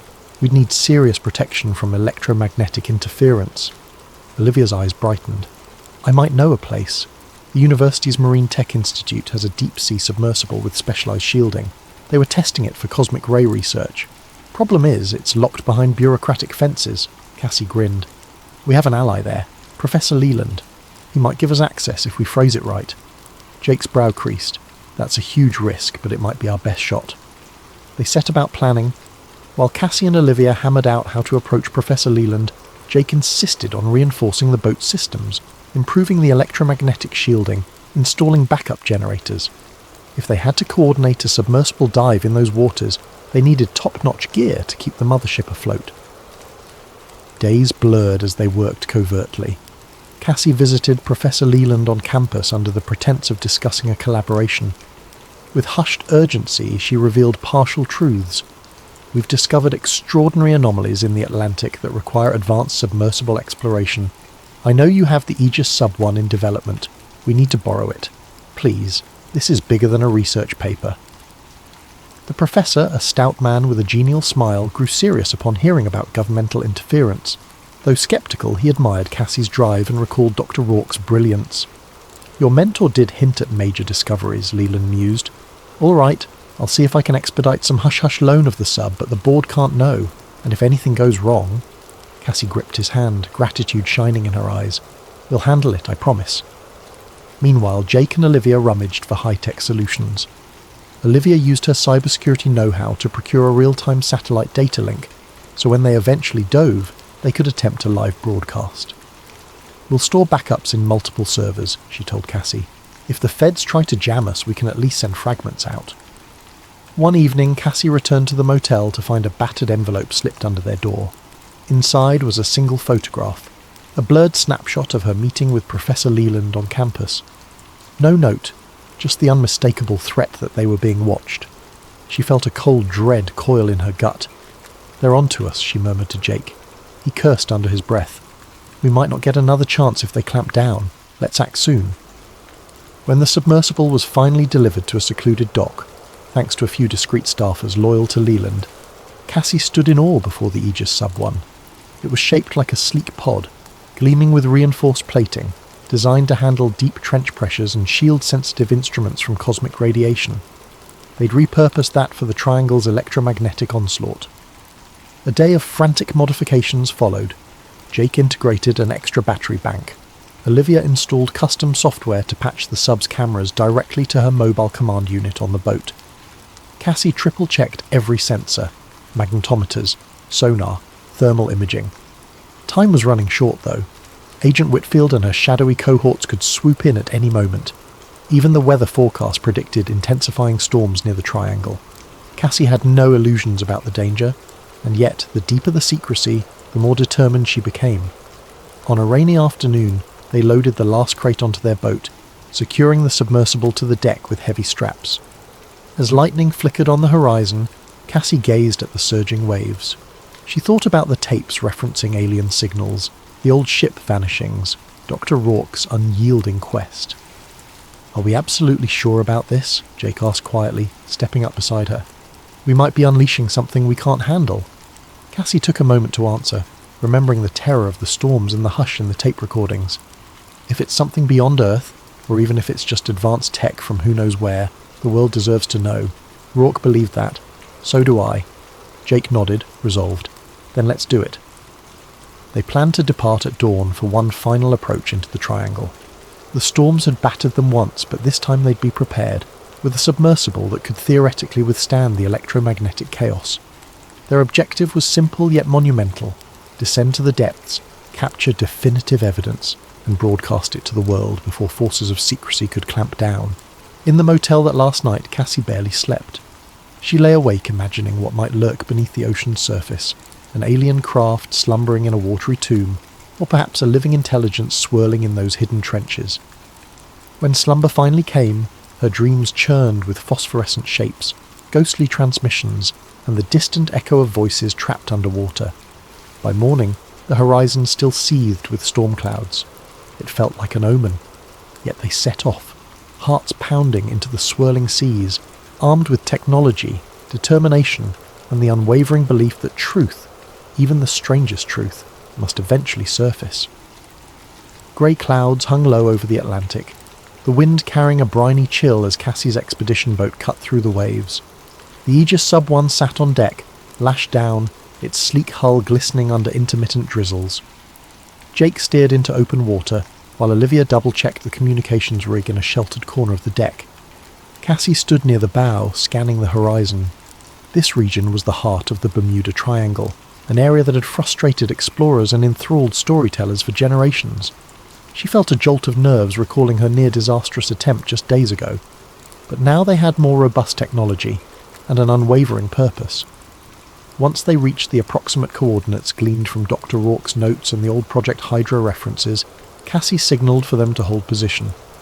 The boat's sensors beeped with an uneasy rhythm. Olivia's console showed subtle electromagnetic fluctuations, well above normal ocean background. Jake cut the engine, letting them drift.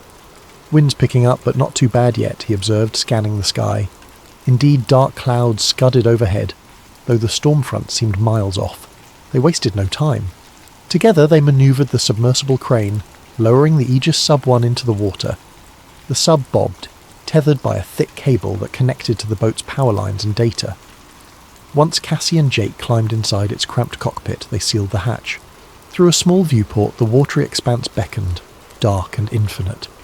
Olivia's voice crackled through an earpiece. "I'm reading you loud and clear. Try to keep communication short so the link doesn't overload if the electromagnetic surges spike." Jake ran through final checks. Oxygen levels, thruster controls, lighting systems. "All good. Let's submerge." A mechanical hum vibrated through the hull as the sub began descending. Water streamed past the acrylic dome windows, transitioning from bright surface blues to a dim green twilight. Cassie's heart pounded in time with the pressure gauge climbing. She glanced at the instrument panel, specifically the magnetometer. Already it was dancing. They sank deeper, the temperature dropping. At 100 meters, fish flitted by in shimmering schools. At 200, the sunlight faded to near black, replaced by the sub's floodlights. Cassie scanned for any sign of unusual objects or luminous phenomena. "Nothing yet," she murmured, keeping the tension from her voice. Jake advanced the thrusters, guiding them farther into the trench. A cloud of sediment drifted up, swirling around them. The sub's sonar pinged, revealing the seafloor dropping sharply ahead. Cassie felt a jolt of adrenaline. "We're nearing the major drop-off. Let's keep a steady rate of descent." Back on the boat, Olivia's console beeped with an urgent tone. "Cassie, Jake, picking up a spiking electromagnetic field. Watch your instruments." Inside the sub, the lights flickered momentarily. Jake cursed, adjusting a dial. "Shielding's active, but the surge is strong." Then, out of the gloom, they glimpsed a faint glow far below. Cassie pressed her face to the viewport. "Do you see that?" she whispered. A pale, bluish luminescence shimmered at the edge of visibility. Jake angled the sub's cameras. On the overhead screen, the glow took shape. A series of patterns, almost like drifting curtains of light. "Could be some strange bioluminescent algae," he speculated. Cassie felt goosebumps prick her arms. "Let's get closer." Cautiously they descended. The glow intensified. Streams of luminous particles twisted in what looked like a geometric swirl, almost too organized to be a natural marine phenomenon. The sub's instruments crackled. Cassie tapped the camera feed button, beaming the images topside to Olivia. "Receiving partial feed," Olivia's voice came faint. "It's glitchy, but... oh my god, I see it. That's not normal plankton." At around 400 meters, the sub's sonar picked up a large structure on the ocean floor. Massive, metallic. Jake slowed their approach, shining the sub's powerful headlights. Across the screen, a curved expanse of what looked like dark metal or alloy came into view. Barnacles clung to portions, but large swaths shimmered smoothly. Cassie's pulse thundered. This is no mere rock formation. They edged closer. Some parts of the structure jutted upward in spire-like formations. Others lay partially buried in sediment. Even at first glance it looked too symmetrical, too artificial to be a random undersea ridge. Cassie's mind raced. Could it be a downed craft?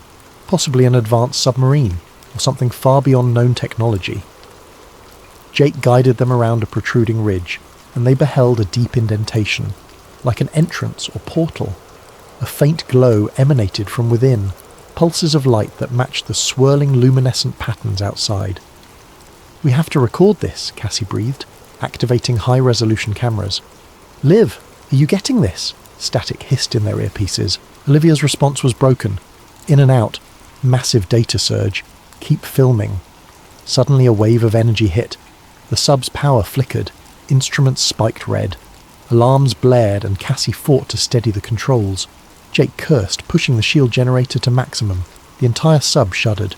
Through the viewport, the swirling luminescence escalated, spinning faster around the structure. For a moment, Cassie glimpsed a pattern of markings on the metal hull, indecipherable glyphs or symbols. Then a bright flare erupted, and the sub's electronics shorted. Darkness swallowed them. Only emergency backup lights remained. Cassie's heart hammered in the pitch black. "Jake, systems are down." He fumbled with manual resets. "We have partial life support, trying to reboot main power." Outside, the swirl of lights continued. Cassie's stomach twisted at the notion that whatever lay in that structure might be reacting to their presence, or was it sending a signal somewhere else? Gradually, some instrumentation returned. Jake managed to restore basic thrusters.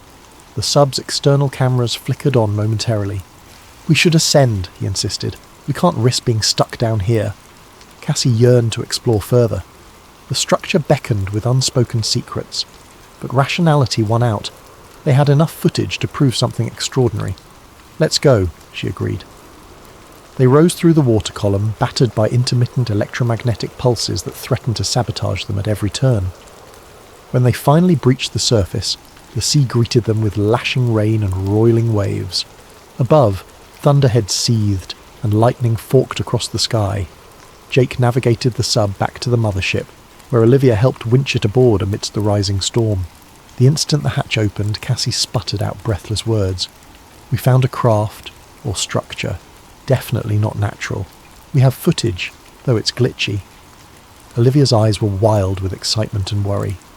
"I caught partial glimpses, enough to show a massive artificial object down there." But their triumph was short-lived. Through the sheets of rain, a series of lights approached on the water's surface, multiple vessels closing in fast. Cassie recognized the silhouette of a military-style boat. The radio crackled with an authoritative voice. "Vessel, stand down. You're ordered to surrender your submersible and any collected data." Jake's knuckles whitened on the boat's throttle. "We've got company!" Lightning illuminated the menacing outlines. Cassie's mind reeled. They had the evidence of a lifetime, but the government wasn't about to let them broadcast it freely. The ocean pitched violently as if echoing the tension. "We have to protect the footage," Olivia shouted over the gale. "I'll start uploading right now." Cassie nodded, adrenaline surging. The final confrontation had arrived. Whether they escaped or not, the truth could still get out, unless these forces managed to silence them first. Rain pounded the deck in relentless sheets as the ominous vessels drew nearer. Cassie, Jake and Olivia braced themselves against the howling wind. The searchlight sweeping across the waves reminded Cassie of the earlier run-ins, but this time it felt more final, like a net closing around them. Olivia hunched over her console under a tarp, fingers flying over the keyboard. "I'm initiating the data dump to multiple secure servers," she hollered. "If they jam us, we lose the real-time broadcast. We still have local copies on drives, but that's risky." Jake exhaled sharply, scanning the boat's limited arsenal. They had no real weapons, just a few flares and a handheld emergency kit. "We can't outrun a naval vessel in this storm," he gritted, "but maybe we can stall them long enough for the upload." Cassie felt a swirl of dread and determination. She clutched the submersible's camera module, which contained the crucial raw footage. If all else failed, they needed to protect that hardware. Leaning into the wind, she keyed the radio. "Unidentified vessel, this is a civilian research craft. We are in distress from the storm. We have no contraband or..." A harsh voice interrupted. "Cease transmissions. Power down your equipment. Prepare to be boarded." A surge of panic struck her. They were going to confiscate everything. Cassie's eyes snapped to Olivia. "Keep the data flowing, no matter what." A spotlight swept across their deck, and they saw the outlines of armed men in black tactical gear on the approaching boat. the staccato bark of a loudspeaker. Shut down communications or face immediate action. Jake revved the engine in a desperate attempt to shift the boat's position, but a massive wave rocked them, nearly capsizing. The storm had grown furious, waves cresting at 8 or 10 feet. Salt spray stung Cassie's eyes as she scrambled to hold onto the railing. Up on the makeshift command station, Olivia cursed. They're jamming part of the signal. Upload speed is dropping. Lightning flashed. In that momentary glare, Cassie glimpsed something else stirring in the distance. A swirl of luminescence beneath the surface, reminiscent of what they saw deeper down. Could it be that the submerged structure was activating again, fueling the storm or intensifying it? Suddenly a smaller speedboat peeled off from the main vessel, cutting through the waves toward them. Gunmen stood at the bow. Cassie's stomach lurched. She heard a crack. Gunfire. Or was it the thunder? Jake spun the wheel, but the surging sea left them at the mercy of the storm. The speedboat drew alongside, lines thrown, grappling hooks clattering against the deck. Within seconds, armed figures began hauling themselves aboard. Lightning illuminated one figure stepping forward, gun raised. Even through the rain, Cassie recognised a face. Agent Whitfield. Her silver hair was plastered to her skull, eyes cold. "Doctor!" "Nolan," she called over the wind. "Stand down, you're coming with us." Cassie's rage flared. "You have no right. We're in international waters, investigating a natural phenomenon." Whitfield's expression hardened. "This is beyond your pay grade. Hand over all data and equipment immediately." Jake moved to intervene, but 2 other agents trained their rifles on him. Olivia, trembling, hovered near her console. "We've already transmitted some of it," she spat. "You're too late." Whitfield's gaze flicked to the overhead radio mast. With a curt nod, she signalled her men, who slashed cables, yanking out modules. Sparks flew as the boat's primary radio and data link severed. Olivia let out a cry, yanking the laptop from the surge protector just before an agent seized it. With guns pointed, Cassie and Jake were herded toward the stern. Whitfield advanced on Olivia, wrenched the laptop away. "No more transmissions," she hissed. "And the submersible data, where is it?" Cassie's mind raced. She had the camera's raw storage in a waterproof case strapped inside the sub's cockpit. If they discovered that, everything was lost. She prayed it remained hidden amidst the chaos. She decided to confront Whitfield directly. "You saw our recordings, didn't you? The storm, the structure below. Why hide it? The world deserves to know." Whitfield's jaw clenched. "Doctor, Nolan, this is about preventing mass panic and safeguarding national security. If you understood the stakes, you'd realise we're protecting you from forces you cannot fathom." A colossal wave slammed the boat, nearly sending everyone sprawling. The agent with the laptop lost his balance, and the device crashed onto the deck, skittering dangerously close to the railing. At that same moment, a flash of brilliance erupted from the ocean behind them. Cassie stared in awe as swirling lights broke the surface, dancing like ghostly will-o'-the-wisps. Thunder boomed overhead, and the sky seemed to open in a torrent of rain. Whitfield's men balked, momentarily transfixed by the eerie spectacle. That gave Jake the opening. He lunged forward, knocking aside one rifle. Shots rang out into the air. Cassie dropped to the deck, adrenaline pounding. Olivia scrambled for the laptop, grabbing it before it could slip into the sea. Another agent lunged, tackling her. Cassie rushed to help, but was seized by a burly operative who pinned her arms. Lightning illuminated the water once more, revealing those otherworldly luminescent spirals. They seemed to pulse in a deliberate pattern, the same pattern Cassie had seen on her sub's instruments. The storm howled louder, as if nature itself mirrored the fury of the confrontation. Suddenly a deep, thrumming vibration coursed through the hull, nearly toppling everyone. The boat's metal fittings rattled. Whitfield's eyes widened in alarm, and she shouted orders. "Retreat to our vessel! Everyone, we're pulling out!" Cassie guessed the anomaly was intensifying. Agent Whitfield's men grabbed her and Jake forcibly. They motioned to Olivia, but she clung to the boat's railing, refusing to budge. That's when the ocean near the stern erupted in a colossal whirlpool. The swirling lights coalesced in an eerie ring. Another pulse hammered the boat, disabling electronics. The lights on the deck flickered out. Whitfield's expression finally cracked with genuine fear. She stared at the mesmerising vortex. "No, not now," she muttered, as if she had suspected something like this but prayed it wouldn't happen. The swirling overcame the rudder, spinning the boat in a slow circle. Cassie felt the agent restraining her lose his grip, staggering. She seized the moment, broke free and lunged to help Olivia, who was pinned by an operative. Jake slammed a guard with an elbow, sending the rifle clattering. The sea pitched the deck violently. Another swirl of lights rose, forming a halo around the boat. Cassie's hair stood on end from the static charge in the air. She looked up at the roiling sky, pulses of lightning dancing overhead. Shots rang out again. Whitfield's voice, "Hold your fire! We need them alive!" But it was too late. A monstrous wave crashed over the rail, sweeping gear and men alike. Cassie felt herself lifted by the wave, tumbling in cold chaos. She flailed, grasping at the slick deck as water rushed past. She glimpsed Jake clinging to a stanchion, Olivia lost in the swirl, Whitfield's men being tossed by the wave. The boat rolled precariously, half submerged in the watery madness. In a final deafening crescendo of thunder, the swirling lights flared. Cassie could only watch in breathless terror as an impossibly bright glow engulfed them. For a heartbeat, it felt like the ocean floor yawned open, pulling them into some other realm. Then darkness. Warmth on Cassie's cheek pulled her from unconsciousness. She opened her eyes to see pale sunlight filtering through tattered clouds. Pain throbbed through her limbs. She tasted salt on her cracked lips. She lay sprawled on a deck strewn with debris and seaweed. The boat seemed battered but afloat, listing slightly.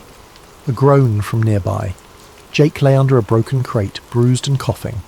Slowly she crawled over to help lift it. "You alive?" she whispered. He grimaced, pressing a hand to his ribs. Alive enough. No immediate sign of Whitfield's men. The boat's main mast was snapped, electronics thoroughly trashed. Cassie felt disoriented, as though she'd been through a dream. The last memory was that blazing light and swirling vortex. Had they been tossed miles away by the storm? She staggered to the railing. The ocean was unnaturally calm, turquoise blue under a watery sun. Far off she glimpsed an unfamiliar shoreline. Not the Florida coast, though. This place had black rocks arching in jagged spires, the terrain dotted with lush green. Jake joined her, wincing at each step. "That's not any key I recognise. Where are we?" Cassie could only shake her head. The compass was worthless, spinning aimlessly as before. The GPS was dead. She turned to check for the submersible. Miraculously, the Aegis Sub-1 still clung to the deck, albeit battered. The crane rig was half bent, but the sub's hull looked mostly intact. Sudden panic seized her. "Olivia!" She frantically searched the deck. They found her near the stern, tangled in rope, drenched and unconscious, but her pulse beat faintly. Cassie and Jake carefully freed her. After a few nerve-wracking minutes, Olivia coughed up seawater, blinking in confusion. "What happened?" Relief rushed through Cassie. "We survived somehow." All around them, the boat's wooden railings were splintered, gear scattered, but it floated. There was no sign of Agent Whitfield or her men, possibly washed overboard or retreated in another vessel. "Any working electronics?" Jake asked. Olivia tried the portable devices, all fried. The only hope might be the sub's internal system, which had its own shielding. "I'll see if the sub's battery or comlink remains," she said, though her eyes held doubt. Cassie, gazing again at the distant shoreline, felt an eerie sense that they weren't simply off the Florida coast. The environment, the colour of the water, the shape of the land, it looked different, almost otherworldly.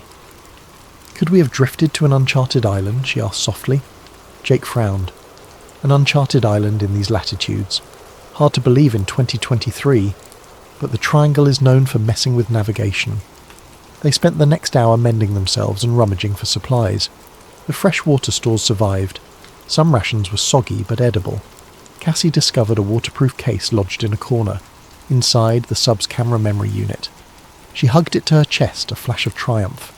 Our evidence. It's still here. But that joy was tempered by the new crisis. They were stranded. The boat's engine was swamped, the radio dead. Unless they fixed something or found external rescue, they'd remain adrift. By midday, they rigged a makeshift sail from the torn mast and spare canvas. The breeze nudged them toward the mysterious island, which loomed nearer, a rugged coastline of black volcanic rock and thick rainforest beyond. Jagged cliffs rose, casting shifting shadows on the water. As they approached, the atmosphere felt oddly charged. The ocean remained glass calm near the shore, and the sky had an unsettling haze. as if a permanent storm lurked on the horizon but never quite arrived. They spotted a narrow inlet. With careful manoeuvring, they guided the battered boat into calmer waters, eventually mooring at a small natural harbour. Cassie hopped onto a rocky ledge, wincing at the bruises on her legs. The air smelled of moss and brine. Birds cried overhead. No sign of human habitation. Jake tested a chunk of black rock with a pocket knife. Volcanic. Must be a small remote atoll. But the question is, how did we end up here so suddenly? Olivia joined them, scanning with a handheld sensor that had minimal function. Magnetic fields still weird. Low-level interference. Could be pockets of the same anomaly we saw at sea. They ventured cautiously along a shoreline path. Strange, twisted trees grew from cracks in the basalt, their roots glistening with moisture. Cassie noticed patches of luminous algae clinging to tide pools, a faint echo of the undersea lights they'd witnessed. A short hike led them to a broader cove. There, in a clearing, they discovered something extraordinary. The wreckage of multiple old boats, some rusted hulks half buried in sand, others mere splinters. Painted on one corroded hull, Cassie recognised the letters H-A-W-T. She gasped. USS Hawthorne, she whispered, recalling the fabled Navy ship that vanished in the 1950s. Jake's eyes widened. If that's the same ship, this island might be a graveyard for those lost in the Triangle.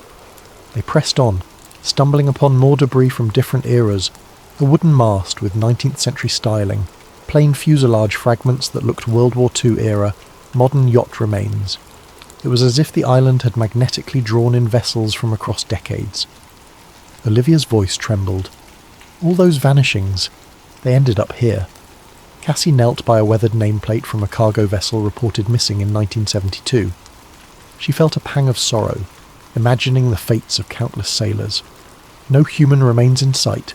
Did they vanish, or move inland for survival? Jake pointed deeper into the jungle. We might find answers that way, but let's be careful. They ventured further inland, forging a path through ferns and twisted vines.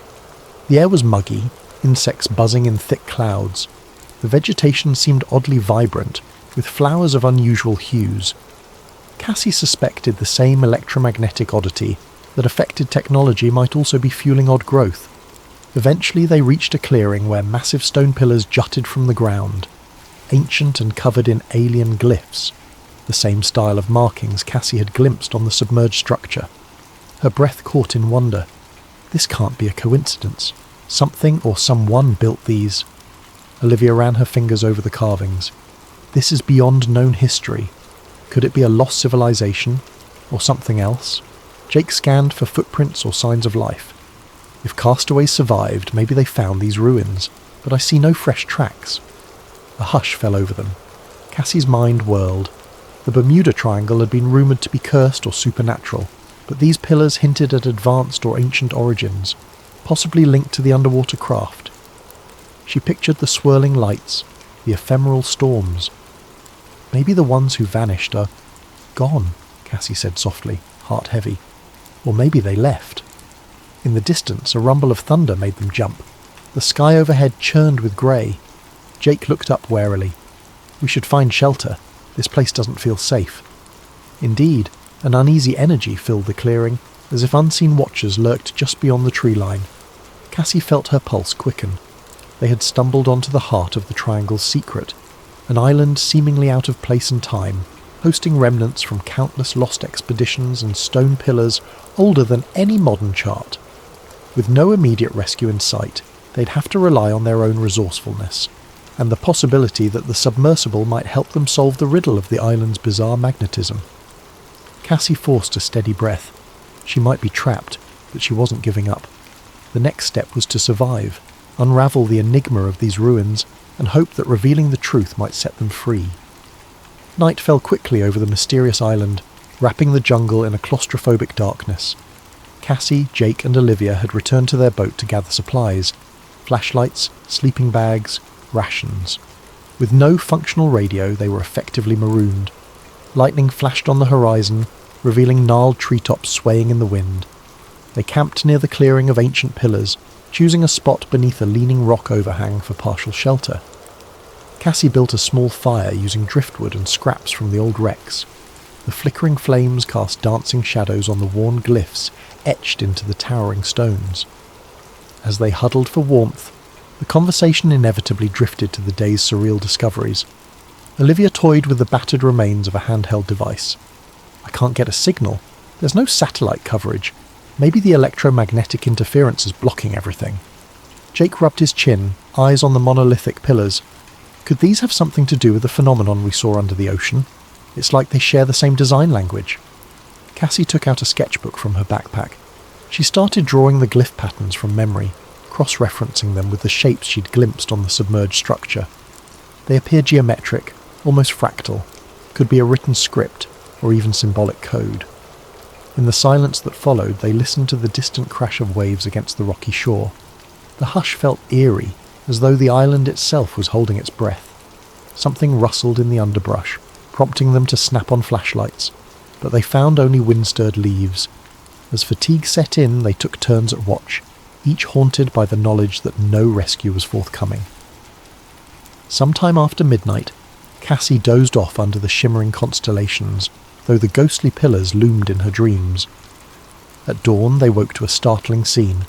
The previously calm area around the pillars now sparkled with beads of condensation, and in the rising sunlight the glyphs appeared faintly luminescent, like they'd absorbed energy overnight.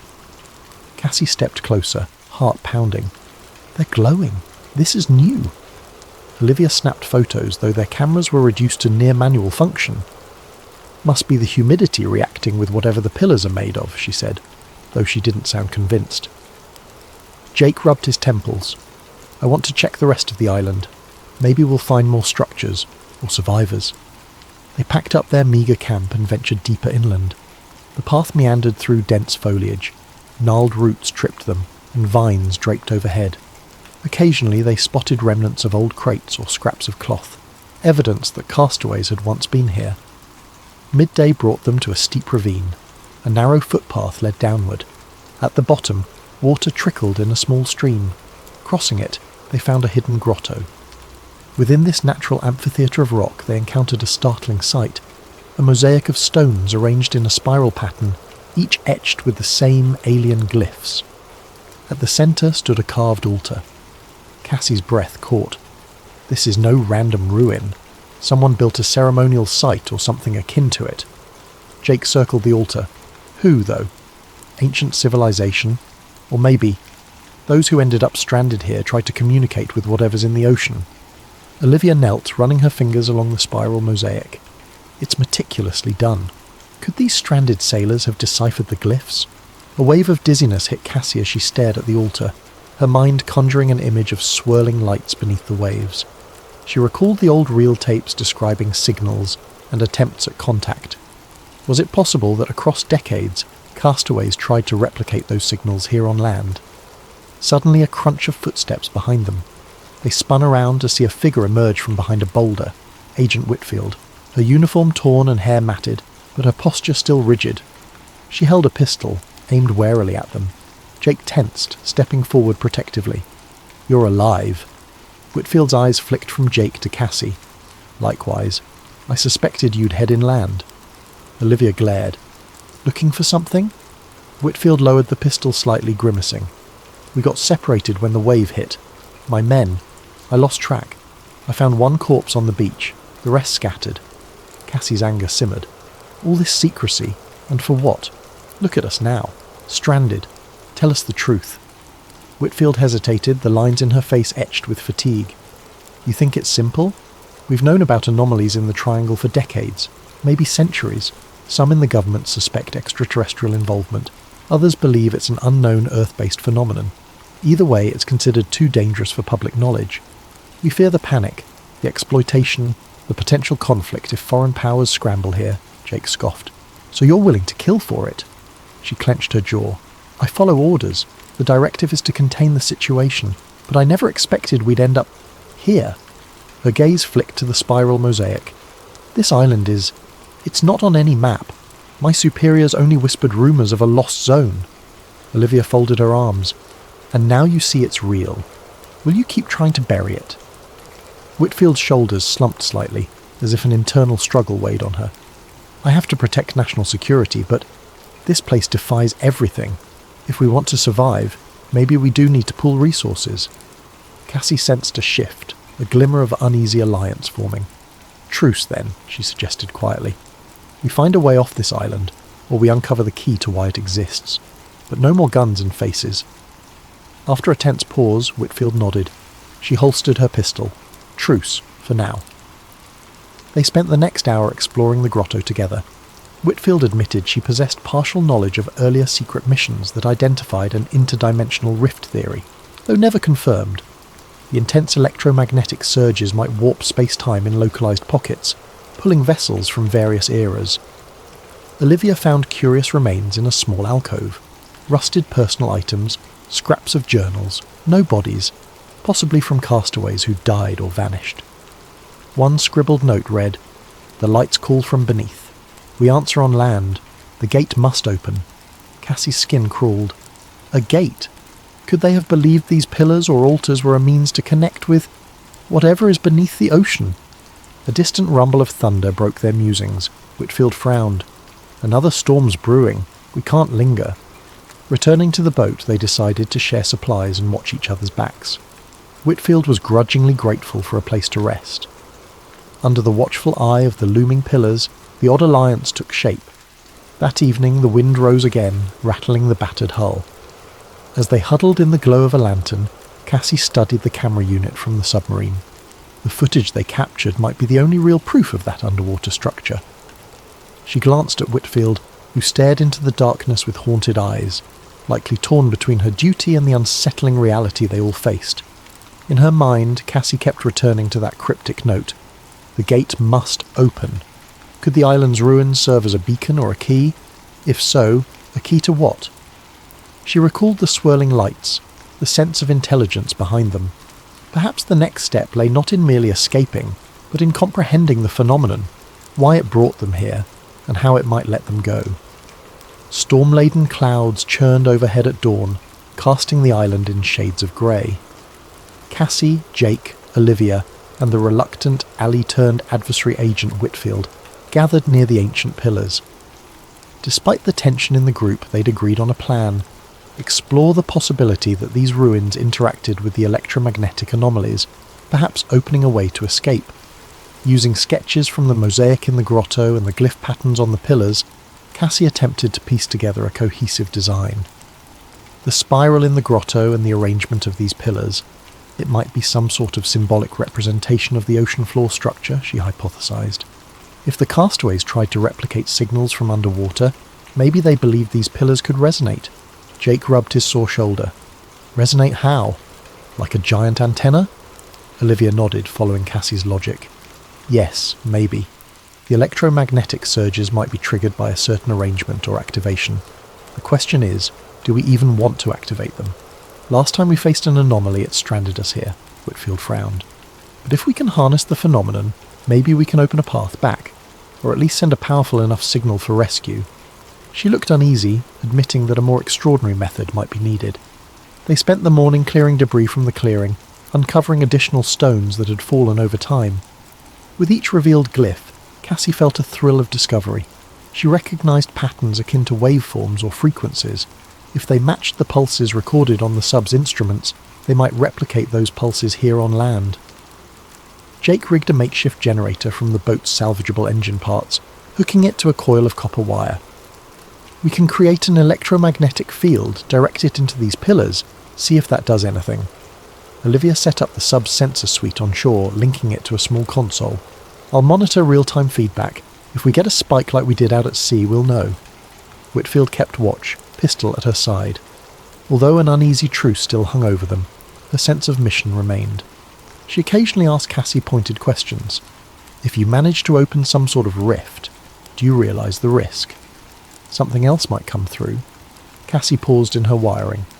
We're already dealing with unknown forces. Doing nothing keeps us trapped here. I'd rather take a leap of faith, especially if it aligns with how these pillars were meant to function. As the afternoon wore on, they assembled a ring of cables around the largest pillar cluster. With the generator revved, a low hum filled the air. Cassie carefully toggled power, stepping back as the cables glowed faintly. She glanced at Olivia. Any changes? Olivia's console flickered. Slight electromagnetic rise, but we're well below the levels we recorded at sea. Jake frowned, adjusting the generator's output. Let's dial it up, but watch for surges. They increased power. The hum deepened, and the glyphs on the pillars began to shimmer with that eerie luminescence.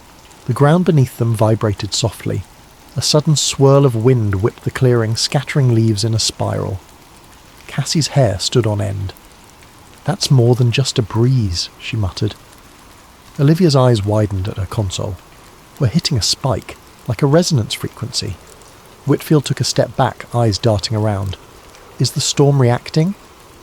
Overhead, thunder rumbled, but the swirling wind in the clearing felt different, like a localized vortex forming among the pillars. Dust and small stones lifted into the air, circling them.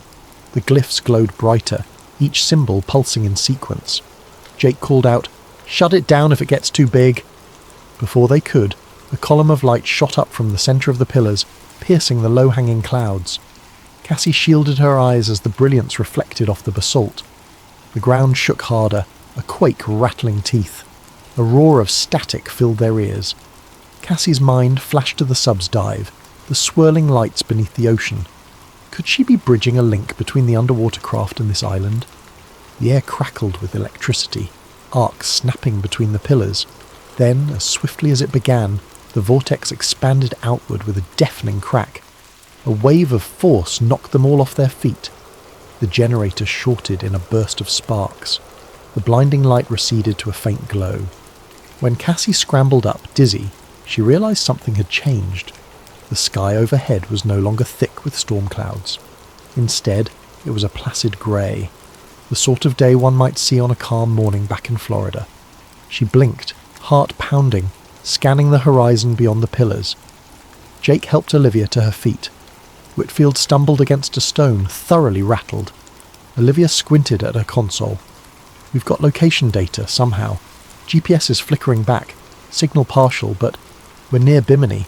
That's hundreds of miles from where we were." A wave of confusion and relief washed over them. Had the phenomenon transported the island, or them, or simply shattered the anomaly that trapped them? Regardless, they were no longer in that lost zone. The environment around them looked subtly different, the flora slightly more familiar.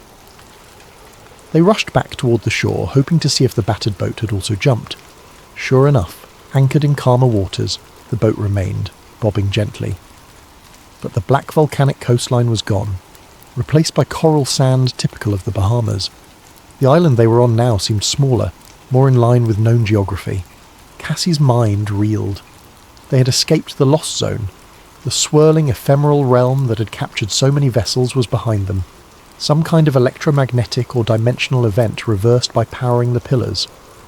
Whitfield's stance softened, awe mingling with her stoic demeanour. We made it out." Jake breathed a shaky laugh. "Never thought I'd be happy to see normal water." Olivia tapped her console. "We can attempt radio contact. The interference is minimal now. I might be able to hail local channels." Cassie gazed across the waves, imagining how close they'd come to permanent entrapment. They still had the submersible's footage, plus real-time accounts of the phenomenon. And the final turn of events suggested that these ancient constructs and the underwater craft were linked in ways that defied conventional science. Whitfield exhaled, setting her pistol aside. "The best we can do now is orchestrate a controlled disclosure. If we just let the news break recklessly, it could spark chaos." Cassie met her gaze.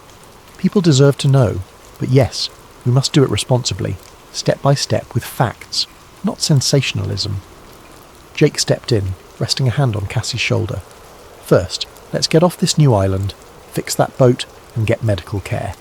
Then we can worry about changing the world." A slight smile tugged at Cassie's lips. She nodded, though deep down she recognised they stood at the threshold of an enormous shift.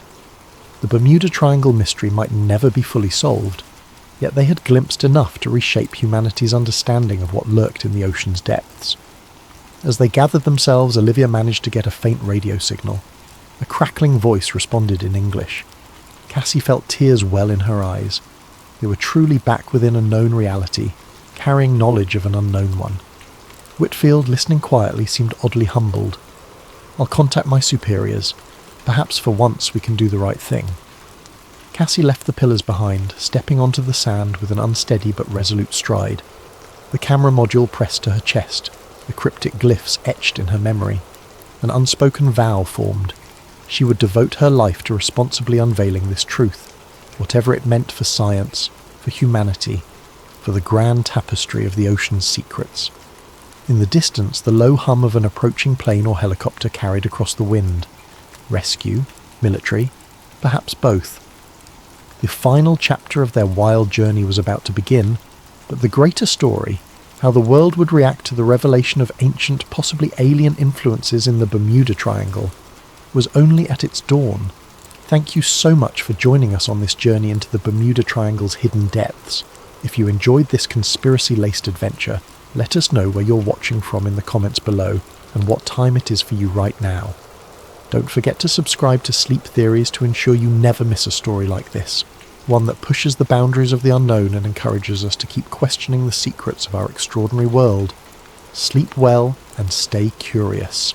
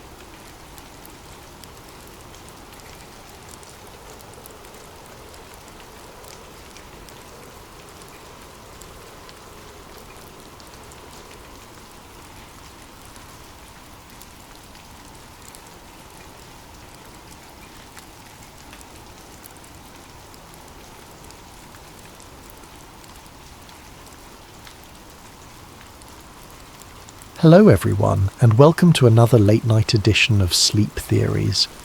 Before we dive into tonight's story, I'd love to see your comments below. Tell us where in the world you're listening from, and let us know what time it is in your corner of the globe.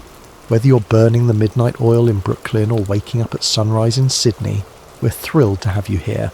And if you haven't already, make sure to subscribe so you never miss one of our deep dives into the uncharted shadows of history and conspiracy. Now, let's begin with a story steeped in secrecy, betrayal, and the single question that has haunted countless Americans since 1963. Who really killed John F. Kennedy? Daniel "Danny" Callahan grew up in a modest home in northwest Washington, D.C., just a short drive from the seat of American power. His paternal grandmother was a second cousin, twice removed of JFK, enough of a link to give him a faint brush with the Kennedy legacy. While some children idolize sports heroes or fictional adventurers, Danny's childhood fascination was his distant presidential relative. Family gatherings were often punctuated by half-spoken stories, knowing glances, and the hush that accompanied any mention of Dallas, 1963. Yet it wasn't until Danny turned 13 that his obsession with the assassination truly set in. That was the year his grandfather, once a low-level aide in a government office, fell gravely ill. Sensing his mortality, the old man called Danny to his bedside and pressed a worn leather-bound folder into his hands. "This, I never had the courage to share while I was healthy," he whispered. Inside were cryptic notes and partially redacted documents, including an unfiled CIA memo referencing leverage points in Texas. There were 3 initials scrawled at the bottom, RAD. The meaning was unclear, but the hush in the room was deafening. From that moment on, Danny's life had a purpose, to uncover the truth behind JFK's death. He studied every conspiracy, pored over every publicly released document. Through high school and college, while others partied or navigated typical teenage drama, Danny was in libraries or on internet forums dedicated to the JFK assassination. He was convinced there was more to the story than Lee Harvey Oswald acting alone, and that someone in the corridors of power had buried the truth. At Georgetown University, Danny majored in political science and international relations, fueled by a burning need to penetrate the system that might hold answers. He met Sarah Monroe during his junior year. She was 2 years older, already interning at a notable newspaper, and every bit as relentless in her pursuits.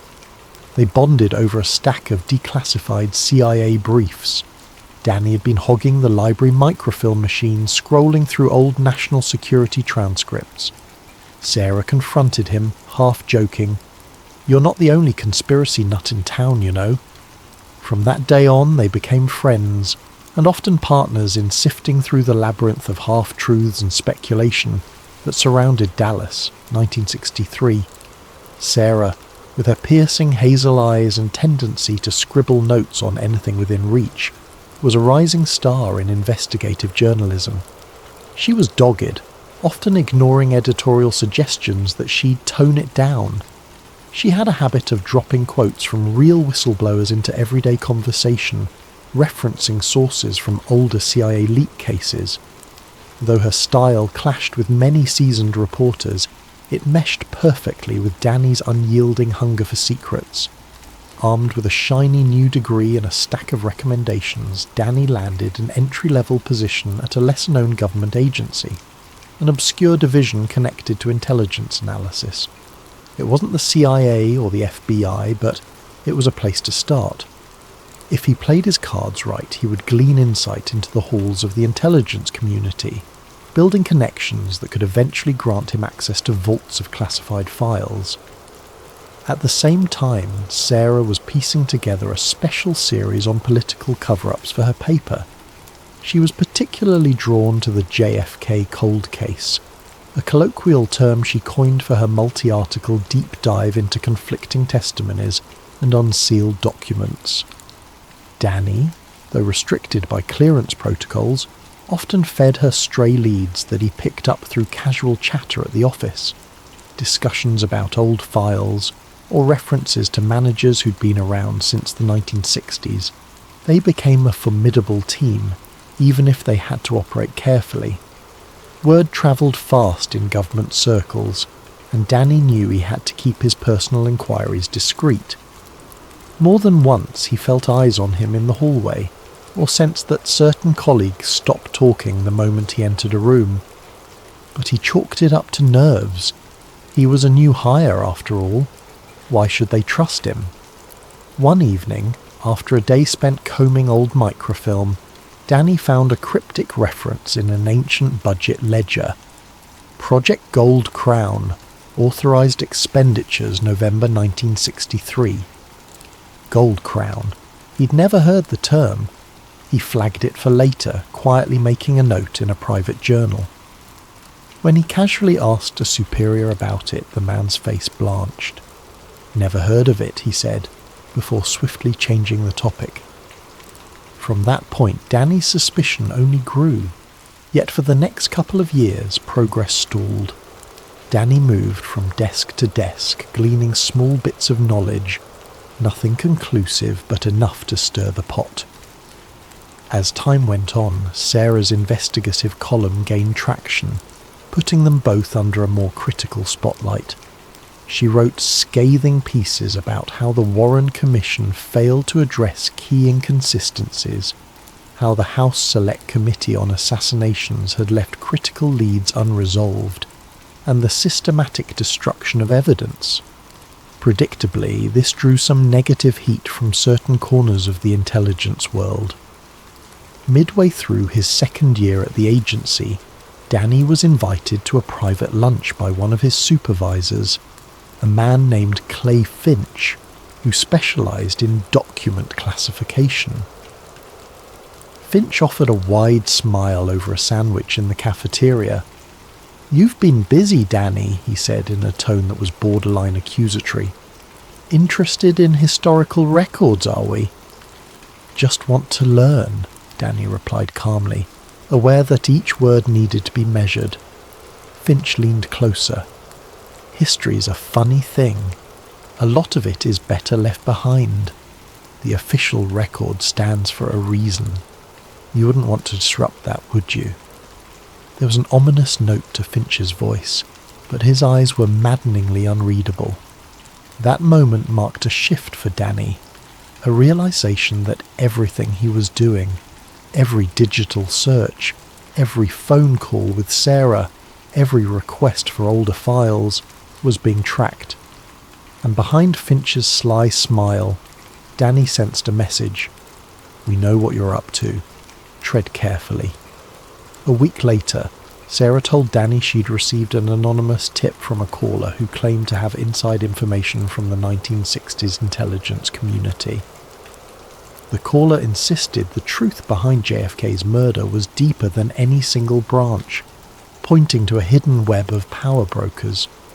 The call ended abruptly, but not before the voice uttered a phrase that sent chills up Sarah's spine. "Keep digging and you'll meet the committee." "The committee?" Danny asked. "Like some secret group?" Sarah shrugged anxiously. "Who knows? This entire case is a riddle inside a locked box. But something tells me we're on the right track." Neither realized how dangerous that track would become. Danny was closer to the nerve center of government secrets than he'd ever been. And the watchers, both inside and outside his agency, were beginning to circle. For the next 6 months, Danny and Sarah waded into increasingly murky waters. At first, their partnership involved a simple back and forth. Danny would slyly pass on non-confidential leads gleaned from his job, while Sarah followed up with gritty fieldwork, tracking down rumoured witnesses, rummaging through dusty courthouse records. The synergy worked. Sarah's articles gained a cult following, her audience enthralled by the notion that powerful forces had orchestrated JFK's demise. But the more she wrote, the more pushback she received from her editors and ominous calls to tone it down. One late afternoon, while searching through a digital archive of declassified intelligence briefs, Danny stumbled across a suspicious reference to Operation Crosswind, Cuban Ops, November 21st to 23rd, 1963. This short mention rattled him. According to official narratives, the CIA's Cuban involvement was well known, but had supposedly wound down after the Bay of Pigs fiasco in 1961. Why would there be a covert operation still active in late 63, timed suspiciously close to the assassination date? curiosity piqued, Danny attempted to access the Crosswind file. His clearance was insufficient, but he did manage to glean a cryptic summary. Deployment of foreign assets to the continental US for strategic disruption. No further details. Heart-pounding, he texted Sarah. Found a doc linking foreign shooters to Dallas timeframe. Holy grail. Need to be sure. They agreed to meet that night at Sarah's apartment in Foggy Bottom. She buzzed him in, excitement practically shimmering in her eyes. If foreign operatives were brought stateside, that lines up with the theory that Oswald wasn't alone, she said, motioning for Danny to close the door behind him. Imagine if the second shooter was... She never finished the sentence. The apartment reeked of smoke. Her living room was trashed. Papers strewn everywhere, a lamp shattered, the stench of something recently burned. Sarah froze, eyes wide. The desk where she kept her notes and laptop was ransacked, its drawers yanked out, contents scattered. In the corner, the remnants of her personal notes on the JFK cold case lay smouldering. A single envelope rested on top, its edges singed. It bore no address, just Danny's name scrawled in jagged letters. Gingerly, Sarah opened it. Inside was a single sheet of paper with a typed message. Stop. This is your only warning. Beneath the text was a small printed symbol, a stylized eagle clutching a shield, reminiscent of official government insignias but subtly altered. Danny felt his stomach twist. He recognized the partial design from one of his grandfather's cryptic documents. RAD floated back into his mind, though he still didn't know what those initials meant. Fear mingled with fury. Sarah's face paled, but her voice trembled with anger. They have no right, she muttered, sifting through the ashes of her research. Months of work. Gone. Danny spoke quietly, keeping his voice steady. They're telling us to back off, so we're onto something real. Within the week, the story broke in the local media that an award-winning investigative journalist, Sarah, had been the victim of random vandalism. The official police statement was laughably vague. Sarah's editor, worried about potential liability, advised her to take a temporary leave for her own safety. It was effectively a suspension. Shaken but not broken, she vowed to continue her work from the shadows. Meanwhile, rumours circulated through Danny's office that a small group of employees had been flagged for overreaching curiosity. Danny suspected he was on that list. One morning, his supervisor Clay Finch offered him a dead-eyed stare and said, "You have potential, Danny. Don't squander it by chasing ghosts." Danny forced a cordial nod, but inside alarm bells rang. They were tightening the net. In spite of the threats, Danny and Sarah pressed on. She began analysing a trove of microfilm archives for any mention of Operation Crosswind. Danny, after fiddling with secure server access, found a reference to a secondary file labelled Project Gold Crown. The word kept popping up in old 1963 to 64 budget logs. Crosswind, Gold Croon. The puzzle was expanding, and every piece hinted at the involvement of certain high-level US officials who had manipulated events in Dallas. As frustration mounted, Sarah had a breakthrough. She'd been researching possible retired intelligence officers from the 60s who might still be alive. Hidden in the dusty corners of a Senate hearing transcript, she found mention of William Bill Keating, an ex-CIA operative with rumoured involvement in covert Cuban missions. He dropped off the radar decades ago. Some speculated he had died. Others insisted he was living in remote corners of Texas under an assumed name. 3 weeks later, Danny and Sarah tracked Bill Keating to a rundown ranch outside Lubbock, Texas.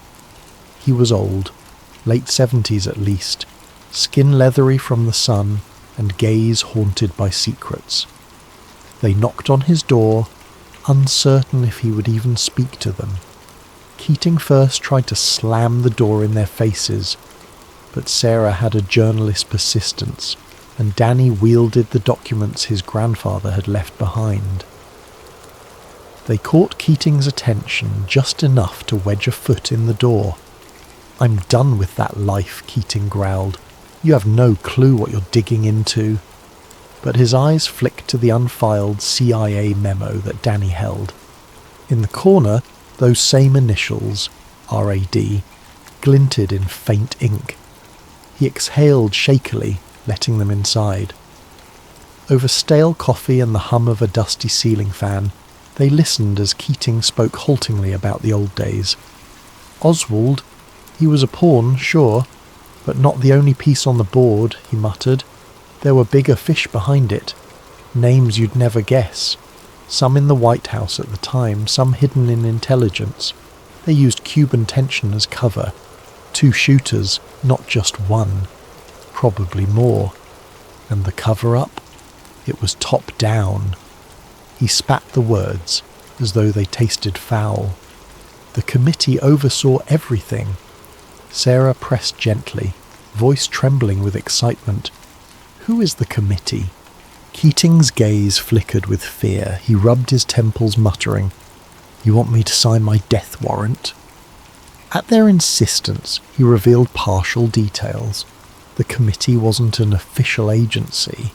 It was an off-the-books collective of power brokers, some with government titles, others from finance or defense. Their mission was to steer the national narrative when it threatened stability or certain interests. "They have assets everywhere. CIA, FBI, the media," Keating said. "They orchestrated hits on threats to their power. They believed JFK was out of control." When asked for hard evidence, Keating shook his head. "I have one piece, a tape of a conversation from November 63, 2 nights before the assassination. It'd blow the doors off everything, but I keep it hidden. No one can protect me if it gets out. I can't just hand it over to 2 strangers." Sarah's frustration was palpable. "People need to know!" Keating's voice rose sharply. "People also need to stay alive. You have no clue how far the committee's reach extends." He exhaled, calmer. "If you want to survive, drop this. I'm telling you for your own good." They argued for hours, but Keating wouldn't budge. He offered no location for the tape. Tension thickened. In the end, they left empty-handed, though the conversation itself was a bombshell. Confirmation of 2 shooters, the committee's existence, and an infiltration into key agencies. It was the clearest evidence yet that a hidden group had orchestrated JFK's death, but verifying it would be another matter entirely. Returning to DC, Danny felt a storm brewing. He had a trove of half-baked leads, plus Keating's cryptic confessions. Sarah's articles, though momentarily stalled, had a public following that might amplify their findings. He also realised how precarious his position was. A desk jockey rummaging through restricted files that powerful men would prefer to keep sealed forever. Late one night, Danny pulled the old leather folder out from a locked drawer, rereading his grandfather's cryptic notes, references to shadow patriots, the need to maintain illusions, and repeated scribbles of those same initials, R.A.D. He also found a scribbled phrase in the margin, "Power demands a narrative." It struck him that these words might encapsulate the committee's entire mission. He called Sarah in a hushed voice. "It's bigger than we thought. If Keating's telling the truth, the cover-up wasn't just about a second shooter. It was about rewriting the entire story of that day in Dallas." Sarah's reply crackled over the line, steady but tinged with dread. "Then we have to tear that story wide open." The days bled into weeks as Danny buried himself further in his government work, using every sliver of downtime to poke at the CIA, FBI, and other labyrinthine intelligence divisions.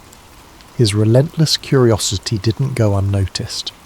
Yet ironically, it earned him a promotion when a mid-level analyst role opened up. The official explanation was that his efficiency in combing archives and correlating old case files had impressed certain higher-ups. Unofficially, Danny suspected they wanted him closer so they could keep better tabs on him, or possibly groom him into one of their own. With this promotion, Danny found himself with a broader security clearance. Not top level, but enough to open certain classified doors, and open them he did.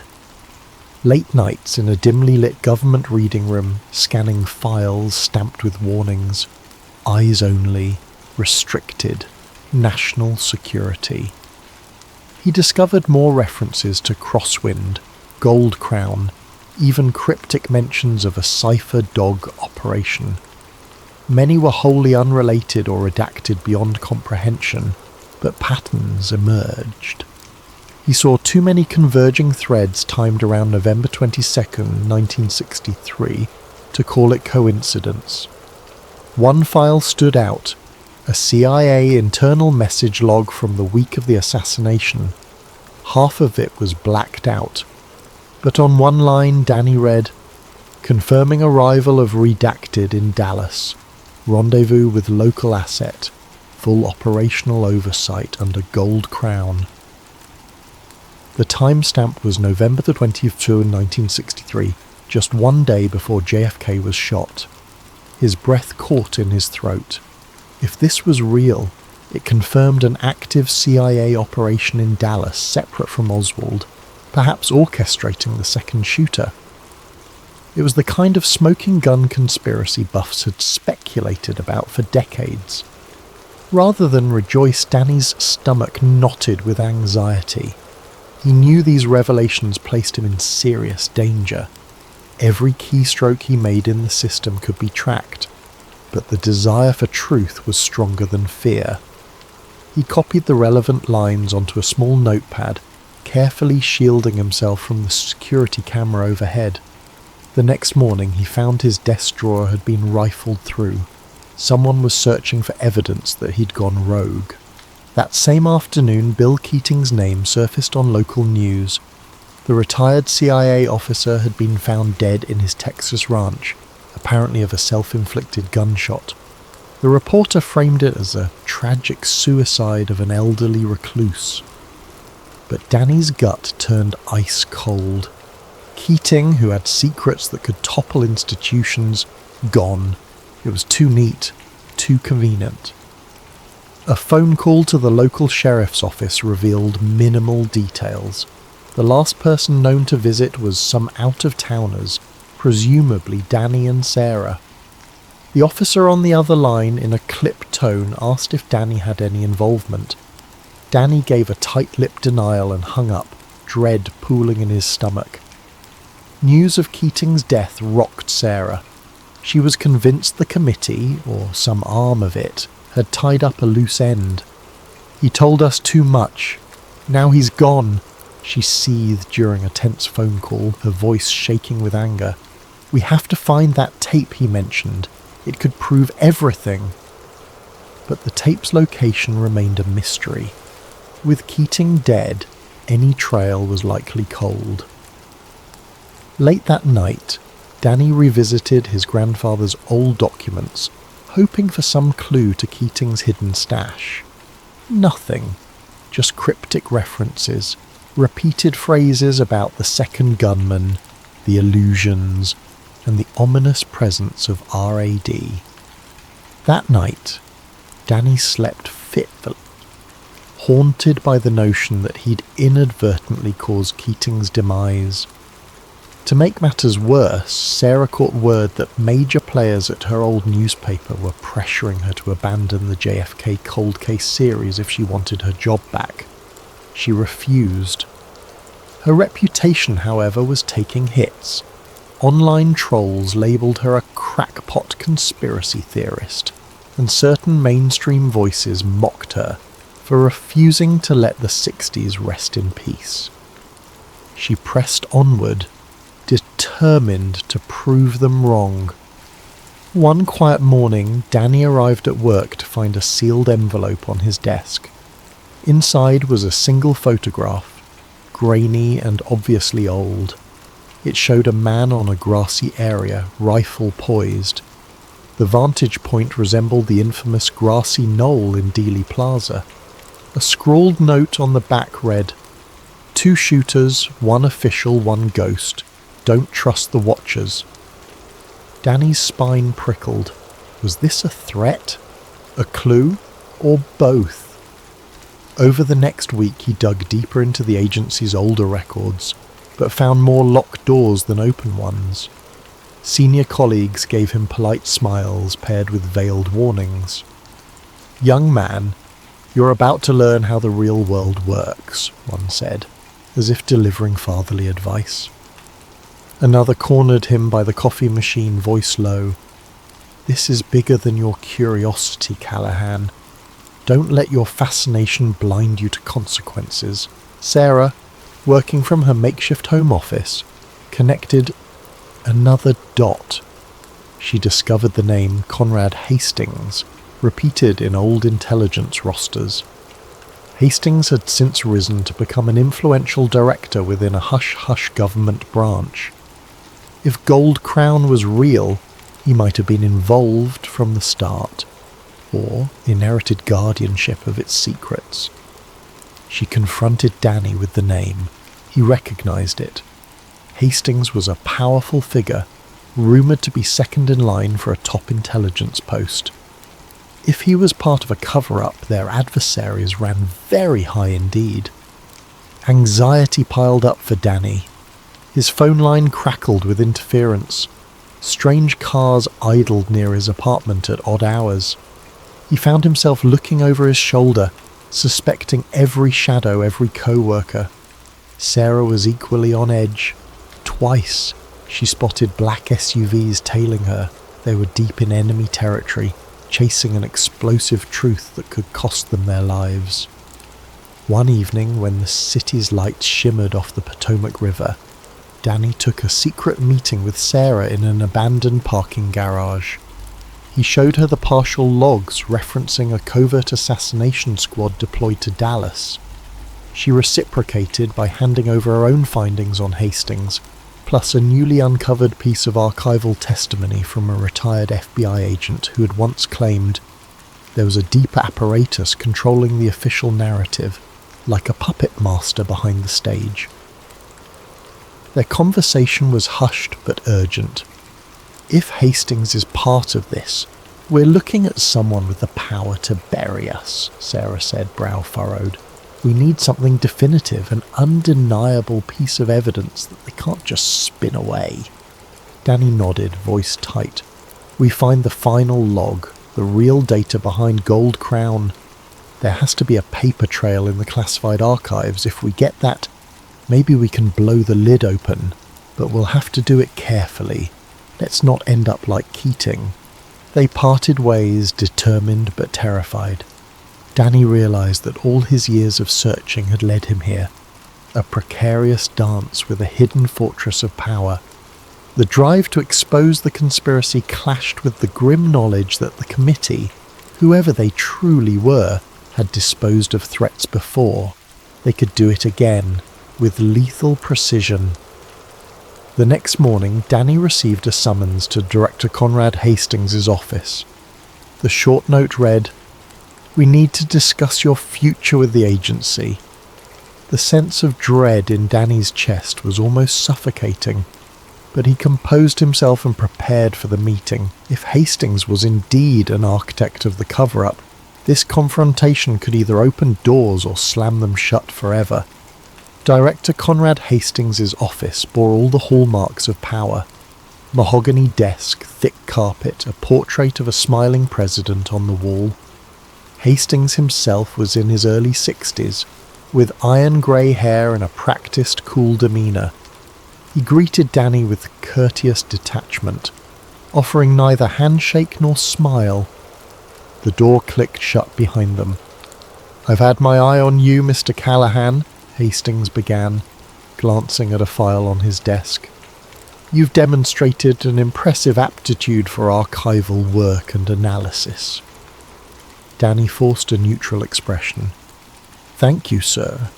Hastings leaned back in his chair, steepling his fingers. "I also understand you've cultivated an interest in historical controversies." His voice had an edge, a subtle warning. "As an agency, we value curiosity, but we also require discretion. National security depends on safeguarding certain records." In that moment, Danny realized Hastings was testing him. Perhaps he was being offered a veiled invitation to join the club if he agreed to muzzle his private investigations. Or maybe Hastings was sniffing out whether Danny was an active threat. Swallowing hard, Danny offered a diplomatic reply. "I respect the boundaries of classification, sir. I simply find the SARS era academically fascinating." Hastings nodded, a flicker of amusement passing across his otherwise stony features. Indeed, that decade shaped modern intelligence. But be mindful, Mr. Callahan, that some corners of the past remain sealed for good reason. The national interest doesn't always align with academic curiosity. After a few more minutes of measured conversation, mostly about departmental reassignments, Hastings dismissed Danny with a polite wave. Danny's heart pounded as he left. He felt both threatened and offered a chilling compromise. Keep quiet and climb the ranks, or keep digging and face consequences. That afternoon, Sarah emailed him a cryptic message. "Final piece in Louisiana, more soon." No signature, no details. It was out of character for her. Danny guessed she'd uncovered a new lead tied to old intelligence operations in the South. Without hesitation, he booked an after-hours flight to New Orleans, letting his supervisor believe he was taking personal leave. They met in a tiny diner off a rural highway, half an hour outside Baton Rouge. Sarah seemed jumpy, eyes darting at every passing car. She explained she'd found a reference in an old FBI field report about a hidden satellite office used in the JFK era, possibly to store sensitive records away from prying eyes in DC. The note specifically mentioned Gold Crown. They followed the clue to an abandoned brick building once leased by an FBI informant. Graffiti stained the walls, windows were boarded up, and the property was ringed by a sagging chain-link fence. With crowbars and flashlights in hand, they broke in under the cover of darkness, searching for anything that might still be hidden. Dust coated every surface. Broken furniture lay in heaps. To the untrained eye, it was just another derelict property. In a back room behind a rotting bookshelf, they found a rusted metal door. The old lock took effort to pry open. Inside was a cramped storage area, the ceiling so low they had to crouch. Sarah's flashlight caught a cluster of battered filing cabinets. Most were empty, but one drawer held a locked metal box. Forced open, it revealed a stack of mildewed folders, newspaper clippings, and a reel of old magnetic tape labelled Confidential DK Radio Intercept November 21, 1963. Sarah's pulse quickened. DK Radio Intercept. Could that be connected to Bill Keating's missing tape? Or is this a different intercept? They scanned the brittle documents. References to a phone call allegedly placed from an unidentified intelligence agent to an unknown external asset in Dallas, scheduling a job for November 21. The text was partially redacted, but phrases like all necessary arrangements, trapdoor scenario, and asset will stage defection narrative leapt out. Danny's mouth went dry. This was it. Concrete proof that the official story was a smoke screen. They had no illusions that this single folder would solve the entire puzzle, but it was a massive piece. Sarah gingerly touched the magnetic tape reel. We need to digitize this, see what's on it. Her eyes glowed with anticipation. Leaving the building, they felt elation and dread warring inside them. If they possessed authentic proof of a covert operation orchestrating JFK's murder, that also meant the committee, or their modern successors, would stop at nothing to silence them. They decided to drive to a safe location, an old friend's place in Lafayette, to examine the tape. On a lonely stretch of highway, they realized they were being followed. A sleek black SUV, headlights pinning them in the rearview mirror. A tense chase ensued. Danny floored the gas, navigating winding rural roads. Their pursuer matched every turn, occasionally drawing close enough that they could feel the pressure of a bumper tap. Sarah frantically called her friend in Lafayette, telling him to be prepared. Finally, after a hair-raising swerve through a side road, they lost the SUV by cutting off their headlights and coasting into a deserted driveway. They waited, hearts pounding, until the SUV roared past, lost in the night. They arrived at Sarah's friend's place. Jeremiah was a college acquaintance with a knack for vintage audio equipment. In a cluttered back room, he rigged up a reel-to-reel player. The three of them listened with bated breath as the tape hissed, crackled, and then voices emerged.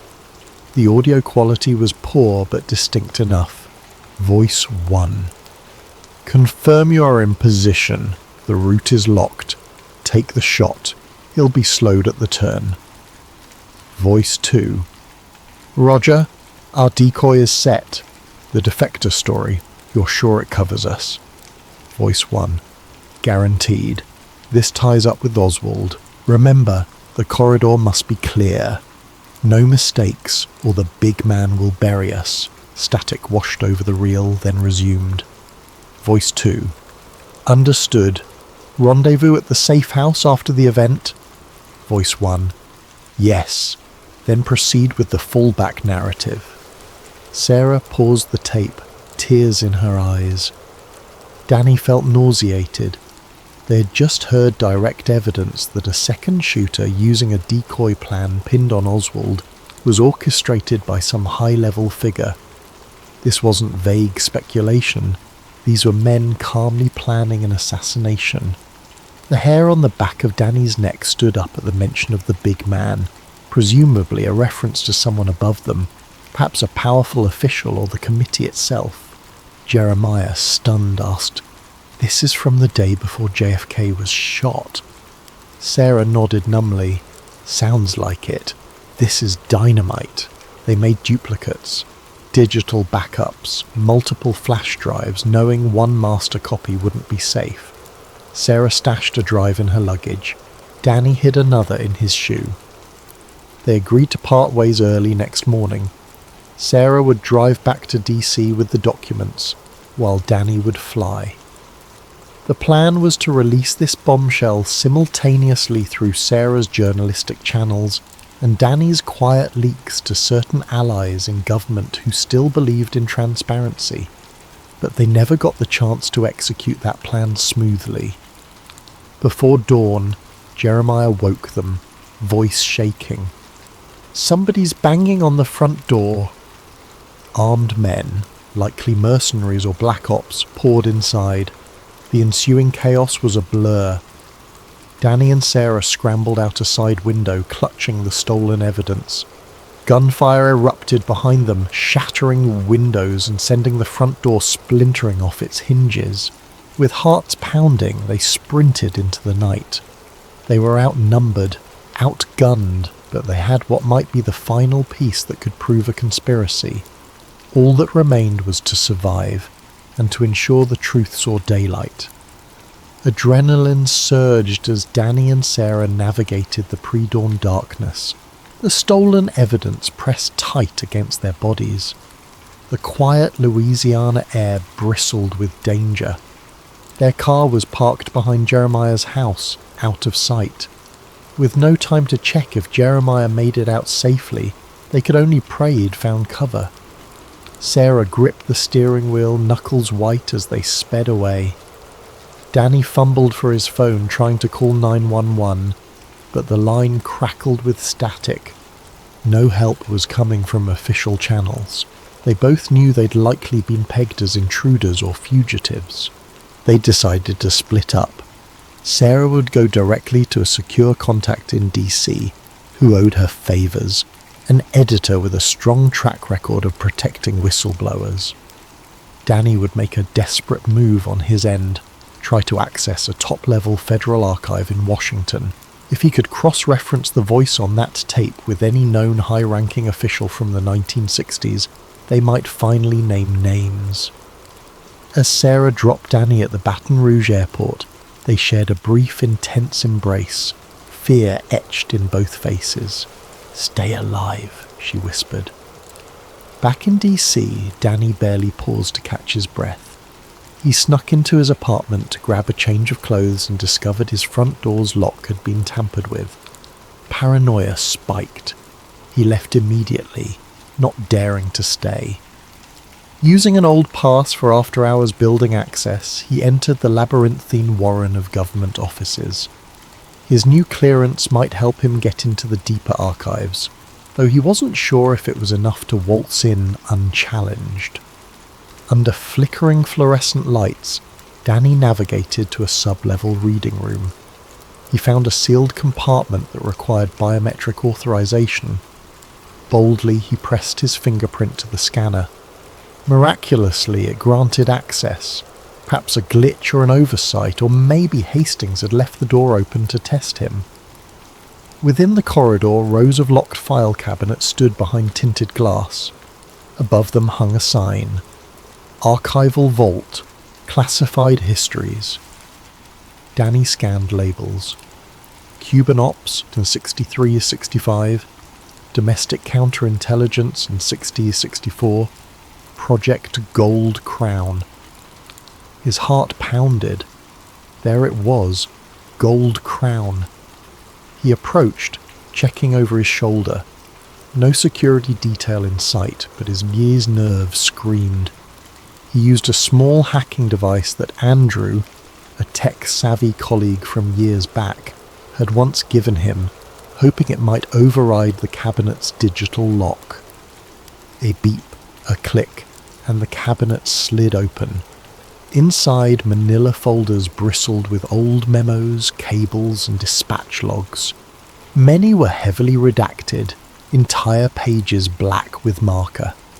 But as he flipped through them, a name jumped out repeatedly.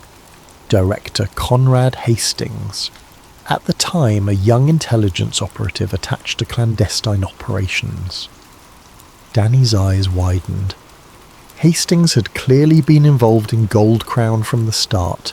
He wasn't just a future caretaker of the files. He was part of the machine that orchestrated them.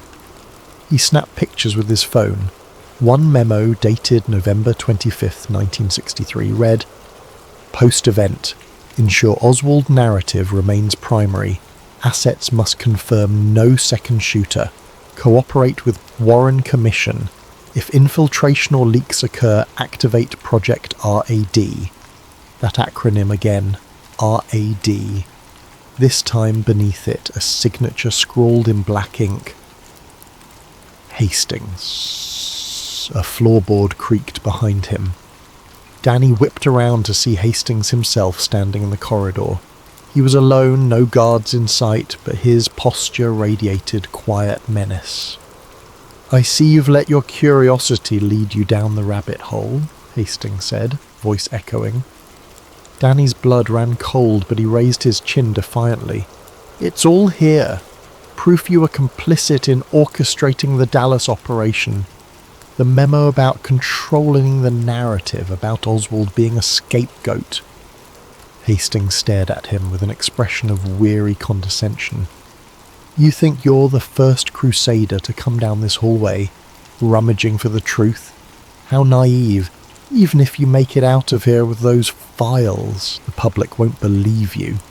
The system is built to repudiate illusions that threaten its foundation. We've been ensuring that for decades. You murdered a president. Danny hissed. "And you've murdered others. Keating, maybe more." A flicker of annoyance crossed Hastings's face. "I didn't personally pull the trigger, but I was part of safeguarding our nation from a leader we deemed dangerously unpredictable. We did what we had to do. Power is not about justice, Callahan. It's about continuity, about preserving the American project." Danny took a step back, readying himself. "It's not preservation.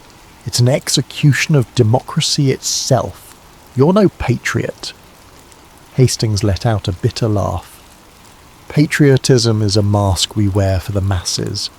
The deeper truth is that people want to believe their government is stable and just. The committee ensures that narrative remains intact no matter the cost. You can wave that evidence around all you like, but you're one man against an entire apparatus trained to deny, discredit, or destroy whatever you expose." The tension escalated. Danny clutched the folder. Hastings inched closer. A sudden scuffle erupted as Hastings lunged to snatch the documents. Danny struggled to keep hold, adrenaline spiking. They slammed into a row of cabinets, metal rattling. Hastings, older but formidable, pinned Danny's wrist. Danny let out a grunt, managing to slip free just long enough to land a strike at Hastings's side. The older man staggered, wheezing, but refused to yield. He wrested the folder away, scattering pages across the floor. A single spark of opportunity flashed for Danny as he retrieved his phone, still containing pictures of the damning memos. He darted around Hastings, snatching a few loose pages from the ground. Hastings snarled, "You can't escape the reach of the committee. Even if you run, we'll find you. We'll bury you, like we buried everyone else who got too close."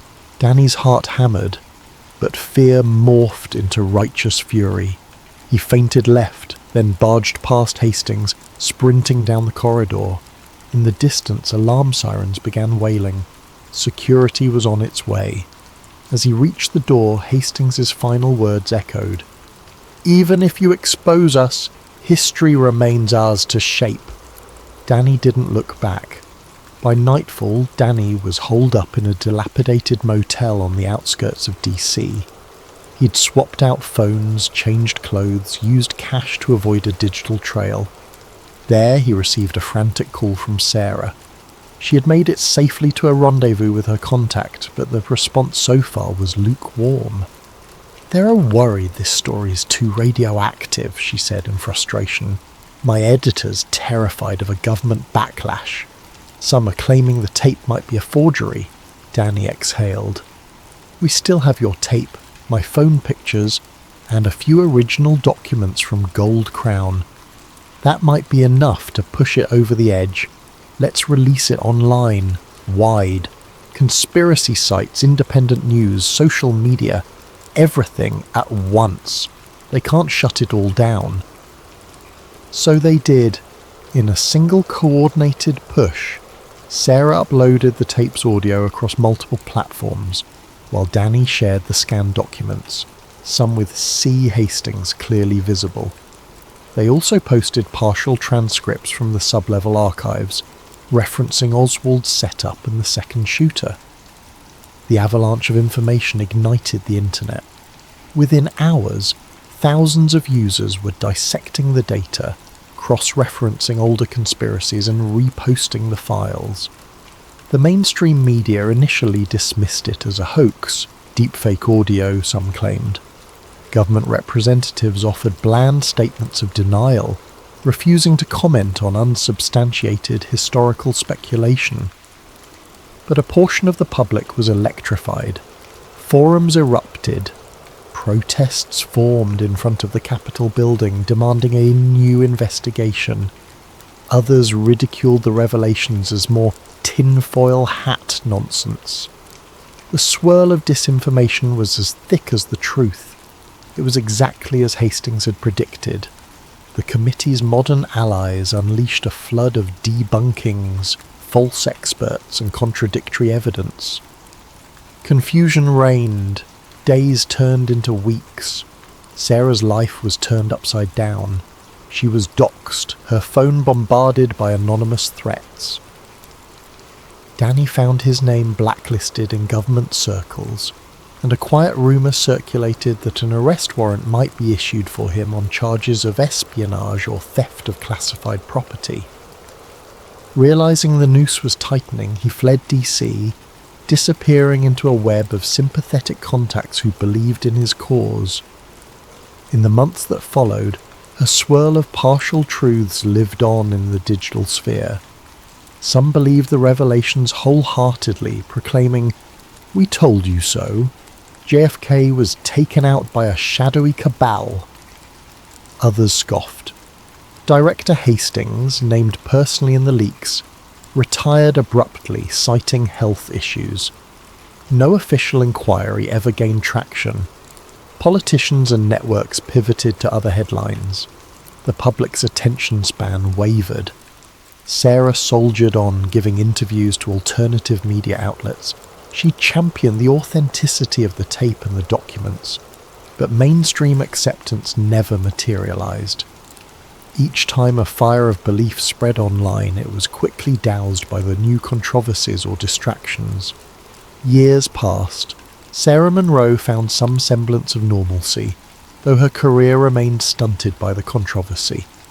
One chilly evening, she returned home to her modest apartment, exhausted after a long day chasing another story. A plain brown package awaited her at the doorstep. No return address. Inside, she discovered a single USB flash drive and a note in a handwriting she recognized immediately. Danny's. He had disappeared off the grid, evading the committee's manhunt, if indeed it still actively pursued him. The note read, "Sarah, here's more from 11/22/63. I found it among my grandfather's hidden stash. It's raw footage from an unknown bystander. Second gunman visible. Undeniable. Share with caution. D." Sarah's heart hammered as she plugged the flash drive into her laptop. Grainy black and white footage flickered on screen, capturing Dealey Plaza from an unusual angle. There, faint but unmistakable, was a figure perched behind the fence on the grassy knoll, rifle glinting in the midday sun. The muzzle flash was visible. Sarah's breath caught. This was the holy grail that conspiracy researchers had hunted for decades.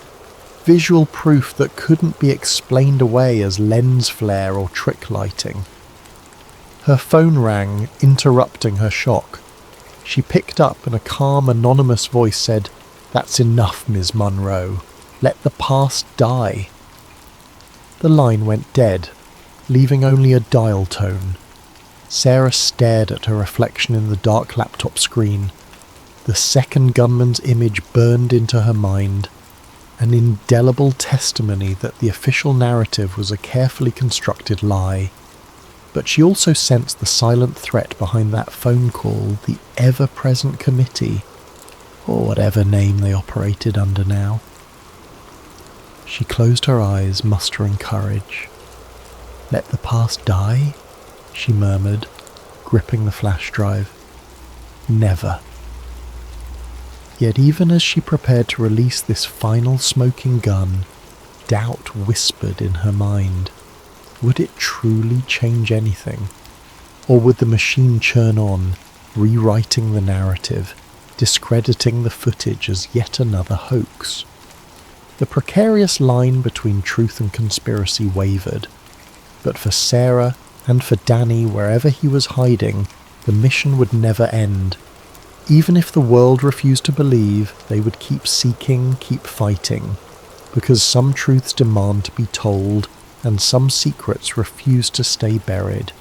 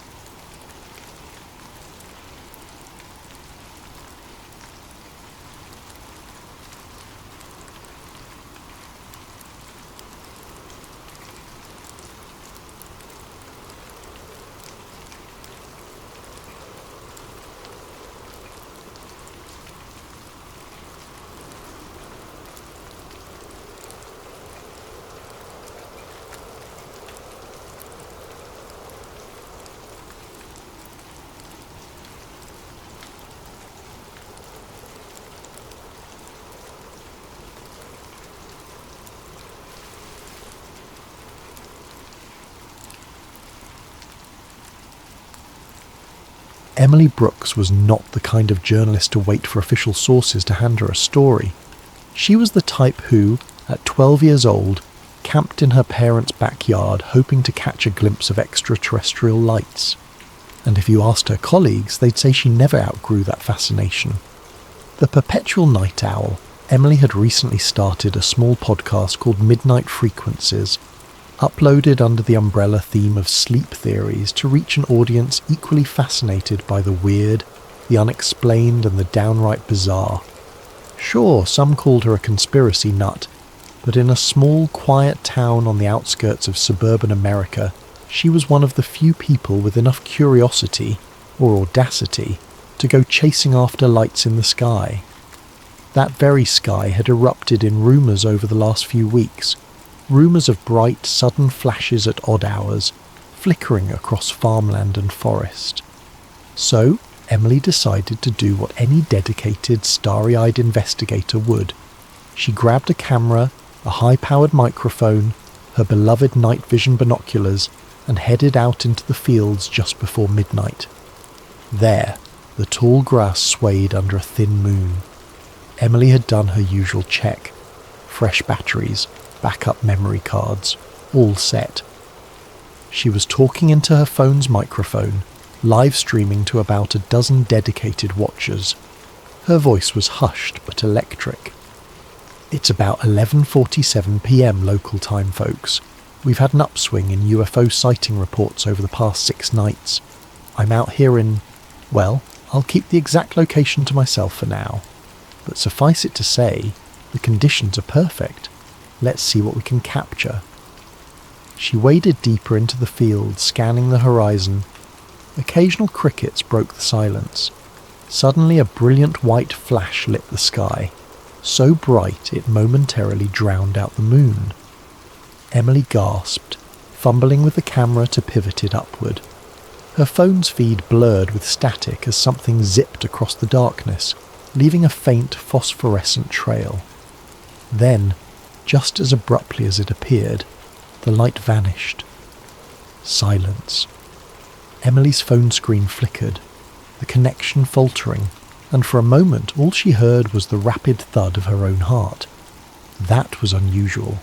Even if a plane or meteor had streaked by, it wouldn't usually cut her camera feed and cause the phone to glitch. When the feed came back online, Emily's chat was going wild. Viewers claiming they saw a streak of silver and blue, or a silent explosion. Adrenaline coursed through her veins. "Did you guys catch that?" she whispered into the phone. "We might have just stumbled onto something big." Unbeknownst to her, another event was unfolding just a few miles away, in the cosy cul-de-sac where Hannah Gray lived. A beloved elementary school teacher, Hannah had the kind of life that rarely courted drama. That night, however, something extraordinary happened. Around the same time Emily witnessed the sky flash, Hannah Gray disappeared from her locked home. Her front door was still bolted from the inside, and there was no sign of forced entry. Her car keys were left on the kitchen counter, half a mug of tea growing cold next to them. By morning, the entire small town hummed with whispers. No one knew where Hannah could have gone. The local police, unused to serious crime, were at a total loss. Emily caught wind of the story while scrolling social media in a diner, bleary-eyed from her late-night stakeout. She recognised Hannah's name. Everyone in town did, at least a little. A wave of excitement and dread rolled over Emily. A suspicious disappearance mere hours after a bright flash in the sky. If that didn't ring every conspiracy alarm, nothing would. She quickly messaged Andrew Miller, her friend and occasional partner in research. He was a lanky tech genius with a knack for cracking open encrypted files, pulling data from obscure corners of the internet, and tracking unusual radio frequencies. Andrew was also prone to stress-induced rambling and conspiratorial tangents, which Emily secretly found endearing. "Did you see the news about Hannah Gray?" Emily asked. Andrew typed back in quick bursts. "Yeah, it's all over the local forums. She just vanished. Could be foul play, or something else." "We need to talk," Emily replied. "Meet me at the station cafe in 30. While waiting, she pulled out her phone, scanning last night's footage. The bright flare in the sky was definitely there, but the device had glitched at the crucial moment. All she had was a blurred orb. Still, it was enough to get her adrenaline pumping. Andrew arrived, a bundle of nerves, with a laptop under one arm and a half-eaten protein bar in hand. "I tried analysing local power grids last night," he said by way of greeting, sliding into the booth across from her. "There was a massive voltage drop around the time you mentioned the flash. Not just your phone. Some entire sectors lost electricity for a few seconds." Emily's eyes widened. "So it wasn't just me?" He shrugged. "Could be a surge. But what I found interesting is that some weird radio chatter spiked around the same time. Frequencies that shouldn't even be active in this area. It's like someone was broadcasting or receiving something." They were interrupted when a local policeman walked in, discussing the Hannah Gray case with a colleague. Words like "no sign of a break-in" and "completely vanished" drifted their way. Emily and Andrew shared a look. Something about this was big. Maybe too big. That evening, after rummaging through the bits of corrupted footage and cross-referencing times with Andrew's data, Emily decided to pay a visit to Hannah's place. The sun was dipping low, casting orange light across the quiet street. Hannah's house, a modest single story with a neat front lawn, was eerily calm. A neighbour, eyes puffy from worry, told Emily that no one had seen Hannah since the prior night. No footprints, no sightings. Just as Emily was about to leave, she noticed faint scorch marks on the grass near Hannah's back fence. Odd, concentric circles bleached into the lawn. She knelt, brushing her hand over the brittle blades. She took a picture, her heart thumping in her chest. This was no ordinary vanishing act. Something was deeply wrong here. The ground felt hot to the touch, as if baked by an intense energy. The next morning, people awoke to even stranger news. Hannah Gray had reappeared. She turned up on her own front porch, trembling, disoriented and noticeably thinner. Neighbours swore they heard no car, no footsteps. It was as if she simply materialised. Emily was there in minutes, skidding her car to a halt on the curb. Police had already crowded the area. Hannah, pale and wearing the same pyjamas she had on the night she vanished, was ushered inside. Emily managed to talk her way past the officers, thanks to a well-timed white lie about being an assigned reporter. There in the living room she found Hannah curled on the couch, eyes distant as if searching an endless horizon only she could see. Andrew arrived soon after, carefully stepping around the police tape in the hallway. The officer in charge cast them both a suspicious eye. Hannah glanced at them with a fragile, tired expression. She didn't say much, but she lifted her sleeve to reveal faint, scorch-like markings on her arms, like the circles in her backyard, but smaller, etched into her skin. Emily's pulse hammered. Hannah's voice was barely above a whisper. I remember a bright craft, overhead, and then cold, sterile walls, a sense of floating. Her voice shook. Am I losing my mind? Emily knelt beside her, a gentle hand on her shoulder. No, Hannah, you're not.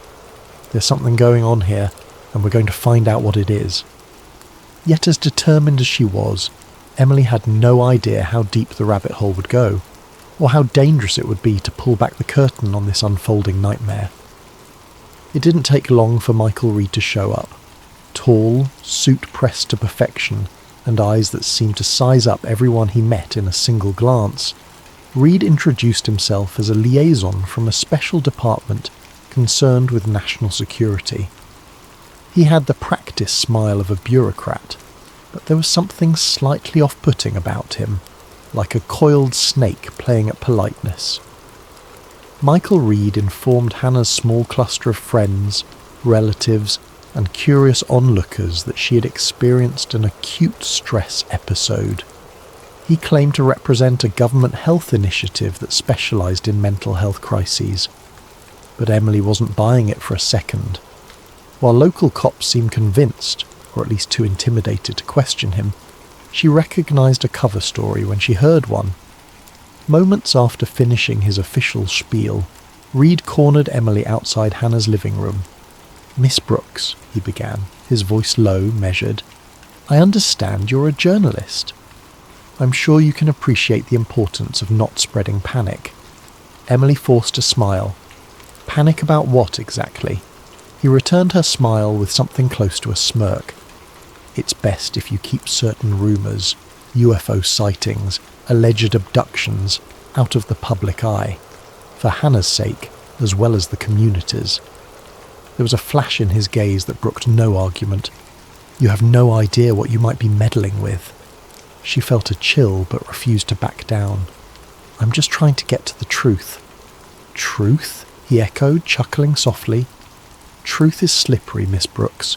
It can twist into 100 shapes, some of them quite ugly. I'd hate for you to see that happen." He left it at that, slipping away with the smoothness of a polished predator. Emily didn't need an official threat to know that was precisely what he'd just delivered. An hour later, outside, Andrew found her pacing on the sidewalk, clearly rattled. He gave her a worried look. "You okay?" "Fine," she answered too quickly, eyes narrowing at the departing black SUV that carried Reed away. "That guy is serious bad news. We have to double down on this. They're trying to bury something." Andrew's face blanched. "Maybe we should step back. This might be bigger than we realise." Emily shook her head. "Number. Look at Hannah. She's traumatised. If we don't find out what happened to her, who will?" They parted ways to gather more intel. Andrew delved into the digital realm, determined to find the unusual signals that had spiked the night of Hannah's disappearance. Emily visited local radio stations, talked to older residents who claimed to have seen lights in the sky for years. Almost everyone had a story, if you dug deep enough. Strange booms, missing livestock, random blackouts. It seemed their quaint town had been a hotspot of odd phenomena for quite some time, but no one had drawn the dots together until now. In the meantime, Hannah's condition only grew more perplexing. Friends who tried to visit reported that she occasionally lapsed into staring spells, eyes unfocused, as if listening to something inaudible.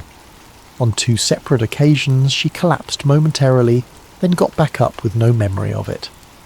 A doctor gave her a clean bill of health, but a nurse whispered to Emily that Hannah's blood work had anomalies, a subtle chemical shift that didn't match anything in normal medical databases. The next day, Emily met Andrew at his cramped apartment, the place awash in the glow of multiple computer screens. Energy drink cans dotted the table. He greeted her with more urgency than usual, even for him. "Emily, I've been analysing the signals from last night." He tapped on a keyboard, bringing up a screen full of waveforms. There are encrypted bursts, faint but repeating. They don't correspond to any standard communication frequencies I'm aware of. And the weirdest thing, the bursts peak around midnight, then vanish. "Could it be satellite transmissions?" Emily asked, peering at the data. "Maybe, but I'm not so sure. I tried to cross-reference them against known satellites. There's no match. It's almost like a hidden network, piggybacking on top of standard radio. If you didn't specifically know where to look, you'd never see it." He hit another key, and the times line up with local sightings of weird lights, including the night Hannah vanished. Emily felt a surge of excitement. So we have potential proof of something, some clandestine broadcast that syncs with abductions, or at least with sightings. Andrew hesitated, chewing his lower lip. "It's only partial. I mean, we don't know who or what is sending it. Could be the government, could be..." He swallowed. "Could be something not from around here." "Exactly. We need more data, more on-the-ground evidence. We can't rely on official channels because apparently they're keen on shutting this down." Together they planned an impromptu excursion. Armed with Andrew's equipment, a portable frequency scanner, a parabolic mic for capturing distant noises, a thermal camera, and Emily's never-ending resolve, they set out into the countryside that night. She had mapped a route of rumoured hotspots, old farmland where a neighbour claimed to have seen dancing orbs, a lonely road by the old quarry where a teen once snapped a photo of a strange craft, and a remote vantage point near a chain of wooded hills. They arrived at the farmland first. The night was quiet, the air crisp. Andrew set up his gear on the hood of Emily's car while she scanned the horizon with her binoculars. Crickets droned their lullaby, occasionally punctuated by a distant hoot of an owl. Nothing seemed unusual until Andrew's scanner beeped erratically. "Signal spike," he murmured, adjusting dials. "It's here, just like in the data logs." Emily felt her heart rate climb. "Look over there." She pointed to a patch of ground behind a barn. At first glance it was just dirt and weeds, but a closer look revealed a faint burned ring, not unlike the circles in Hannah's yard. She clicked on her flashlight, the beam revealing a circle of charred earth about 10 feet across. "Another scorch mark," she whispered, kneeling. "Something has been landing here. Hovering, maybe. This is the real deal, Andrew." He nodded, scanning the skies. "We should hurry. There's a black SUV parked down the road, engine off. Could be them again." Emily's pulse quickened. "We've got to keep moving." She snapped pictures and quickly gathered soil samples in small plastic bags. Andrew shut off the gear. As they hopped back into the car and rolled onto the main road, headlights appeared behind them, bright, following. Emily accelerated, heart hammering. Sure enough, the SUV gained on them. "Drive, drive, drive," Andrew hissed. They careened onto a side route, dust kicking up as the SUV's lights bobbed behind them. Emily took a series of unmarked turns through the farmland, adrenaline spiking with every squeal of the tyres. Finally, after about 10 frantic minutes, the SUV dropped back, its headlights fading. Emily exhaled shakily, pulling over near an old oak tree off a narrow lane. "Think we lost them," she whispered. The tension in the air was thick as both tried to catch their breath. Andrew's face was pale, eyes darting in every direction. That was definitely them. Reed's people, or someone else who doesn't want us snooping around. We're in over our heads. Emily pressed her forehead against the steering wheel for a second, the weight of it all sinking in. "We can't stop now. Whatever's happening is too big, too real. I refuse to let them scare me off." Andrew nodded, but his gaze flickered with fear. "We have data, scorch marks, signal spikes, a possible government tail. But we still need more to piece this together." That night they decided to lay low. Emily stashed the samples in a safe place at home, well aware that a break-in could be imminent. She phoned Hannah, checking on her. Her voice sounded frail, but she reported strange flashes in her mind, like half-forgotten dreams or visions of tall, thin silhouettes drifting through corridors lit by starlight. Emily's blood ran cold hearing the details. They matched classic abduction lore. For Hannah, though, it was not a story or rumour, but a real haunting memory. At dawn, Andrew's phone buzzed with a cryptic message from an unknown sender. "Project Meridian is real. Check 379. Watch the next window. The Watcher sees." Andrew nearly dropped his phone. Project Meridian? The Watcher? The cryptic words danced before his eyes. "Emily, we've just received the strangest tip." They had no idea who sent it or what it meant yet, but it served as a chilling confirmation that they weren't the only ones digging. And if the clandestine watchers were aware of them, it meant Emily and Andrew had just become players in a dangerous game. A game that involved secret projects, unexplained abductions, and transmissions from somewhere beyond normal human reach. The next morning, Emily woke to the sound of frantic knocking on her front door. Disoriented, she threw on a robe and opened it to find Hannah Gray, eyes wide and tear tracks glistening on her cheeks. She looked like she hadn't slept in days. "They were in my dreams again," Hannah whispered. But it wasn't a dream. It felt too real. She swallowed hard, gaze darting down the street as though she expected something to appear. Bright lights, swirling dust, a shape in the corner. I tried to scream, but no sound came out. Emily guided her inside, letting her sit on the couch and sip a glass of water. She placed a comforting hand on Hannah's shoulder. "It's all right. You're safe here." Hannah shuddered. "I don't feel safe anywhere." But I remembered something else from that missing time. These images of a hallway, the walls humming like they were alive, and I heard a voice, no, a presence, calling itself the Watcher. It was like it was inside my head. Emily felt chills. The Watcher. That's the same name we saw in that tip Andrew got. She explained the cryptic text. Project Meridian is real. The Watcher sees. Hannah's eyes brimmed with tears. "Emily, I can't live like this, wondering if they'll come again." Emily gently squeezed her hand. "We're going to figure this out. I promise." When Andrew arrived, bleary-eyed and overloaded with files, he didn't flinch at Hannah's presence. He'd been expecting this meltdown. He wasted no time showing them both his latest discovery. Partial documents referencing Project Meridian, gleaned from an obscure data cache that likely belonged to Reed's agency. It contained lines like scheduled harvest windows and targeted abductee list. Next to Hannah's name, along with a handful of others, was a cryptic note. Stage 2. "This is insane," Emily breathed. "It's proof that there's some government or quasi-government group tracking abductees, and it's calling it a harvest? That's horrifying," Hannah's voice trembled. "Harvest for what?" Andrew scrolled further.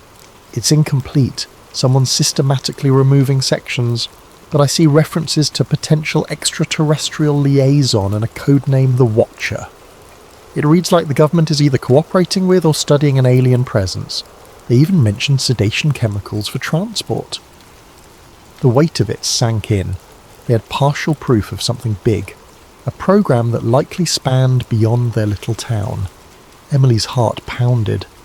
"We have to go public, or at least gather enough that no one can deny it." Andrew's face paled. "Get ourselves disappeared? We can't just fling it online. Reed's goons might have it pulled before it gains traction." He looked at Hannah. "Or worse, they could come for you again, for all of us." Hannah closed her eyes, steadying her breath. "If it stops more people from going through this, we have to try something." Later that day, Emily convinced Hannah to let her do a recorded interview for Midnight Frequencies. The interview was short but the chilling. Hannah described the missing time, the marks on her arms, and the silent spaces in her mind filled by an echoing presence. Her voice shook, yet there was a calm resolve behind it. Emily decided not to publish it immediately, but she kept the footage safe, planning to use it as evidence if their investigation reached a breakthrough, or if they needed leverage against Reed. That same evening, they made plans to visit a remote desert facility rumoured to be connected to covert experiments. Andrew's data scraping had turned up references to an outpost near the state line, a place with extremely high security, no public records of its purpose, and rumoured ties to advanced research. "It might be a wild goose chase," Andrew said, scanning the route on a laptop, "but we have to try." Hannah insisted on tagging along, though Emily worried about her fragile state. "I can't just stay home," Hannah said quietly. "I need answers. Maybe being closer to whatever it is will trigger more memories." She touched her temple, as though the inside of her head were an alien place too. So, that night, the trio set off in Emily's aging SUV, loaded with cameras, scanning devices, and a sense of steel determination. The desert roads were empty, illuminated only by the headlights and a pale sliver of moon. About an hour into the drive, the radio scanner Andrew had rigged up began to crackle.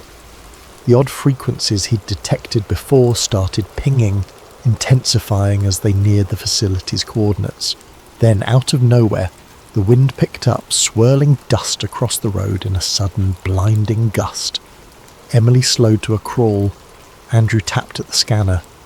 "It's spiking hard." He shot a nervous glance at Hannah, who was in the back seat trembling. "Hey, are you all right?" Hannah blinked. "I see a shape. Tall, elongated arms just beyond the dust." She pressed her hands to her eyes. "Stop the car." Emily braked. The swirling dust parted, revealing a silhouette in the desert gloom. It was too far to see clearly, but something about it was deeply wrong, like it defied the normal sense of proportion. As they watched, a faint glow emanated around it, a soft, ethereal shimmer. Suddenly, an intense headache stabbed behind Emily's eyes, making her grip the steering wheel to steady herself. Andrew groaned, clutching his temples, while Hannah's sob turned to a gasp. She opened the door and stumbled out, nearly collapsing onto the sandy roadside. Emily and Andrew followed, hearts pounding. The silhouette flickered, as if it were a projection being disrupted by the swirling dust. A wave of silent pressure rippled through the air, and Hannah collapsed fully, eyes rolling back. Emily yelled her name, dropping to her knees. Andrew tried to pull Hannah up, but she was dead weight. Just then, a pair of headlights appeared from behind them, another vehicle. For a split second, Emily feared it was more of Reed's men, but the headlights swerved off into the swirling sand, the car door opening to reveal a figure in a hooded jacket. "Get her up, quick!" the stranger ordered in a gravelly voice. Emily didn't recognize him. He had a beanie pulled low, face half concealed by the collar. Yet somehow he seemed to know exactly what was happening. "You can't stay here. It's feeding off the psychic energy." Andrew blinked. "Feeding off? What are you talking about?" The figure cursed under his breath and jerked his head. "We have to get moving before it fully manifests. That's not a real corporeal form out there. It's a partial projection. If you stay, you'll either black out or worse. Now hurry!" The words "partial projection" snapped Emily into motion. She and Andrew lifted Hannah, guiding her back into the SUV. The stranger hurried back to his own vehicle. Through the dust he shouted, "Follow me if you want more answers. Trust me." Then he sped off, his taillights cutting through the haze. Emily exchanged a look with Andrew.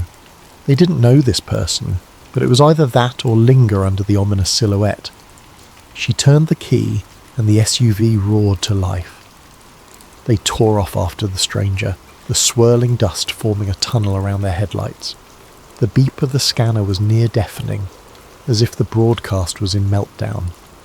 After a few precarious minutes of desert driving, the dust settled, and the silhouette was out of sight.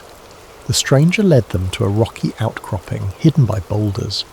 He stepped out, removing his hood carefully. "You got guts, I'll give you that. I've been trying to blow the whistle on Project Meridian for months, but they keep locking down my data. Name's not important." He looked at Hannah, who was starting to come to. "She's the key, isn't she?" Emily bristled protectively. "She's a person, not a key," the stranger nodded. "Right. But if you're trying to stop the abductions, you'll need her memories. They're stored in there, somewhere. The Watcher's telepathic signature imprinted on her. Reed's people want to keep that quiet." Hannah sat up, disoriented but stable. Who are you?" "Someone who can't watch this happen anymore," he said simply. Then he pulled out a small flash drive, tossing it to Andrew. "Coordinates, partial logs, even some video feeds I managed to snag. You can see the abduction schedule.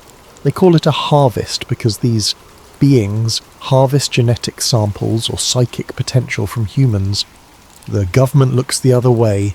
Some twisted deal for technology, or maybe they're just terrified. Either way, if you want to stop it, you'll have to get inside that facility." He pointed toward the faint glow on the horizon, presumably the compound's perimeter lights. Emily's head spun. She asked the question burning inside her. "Why us? Why come to us now? He shrugged.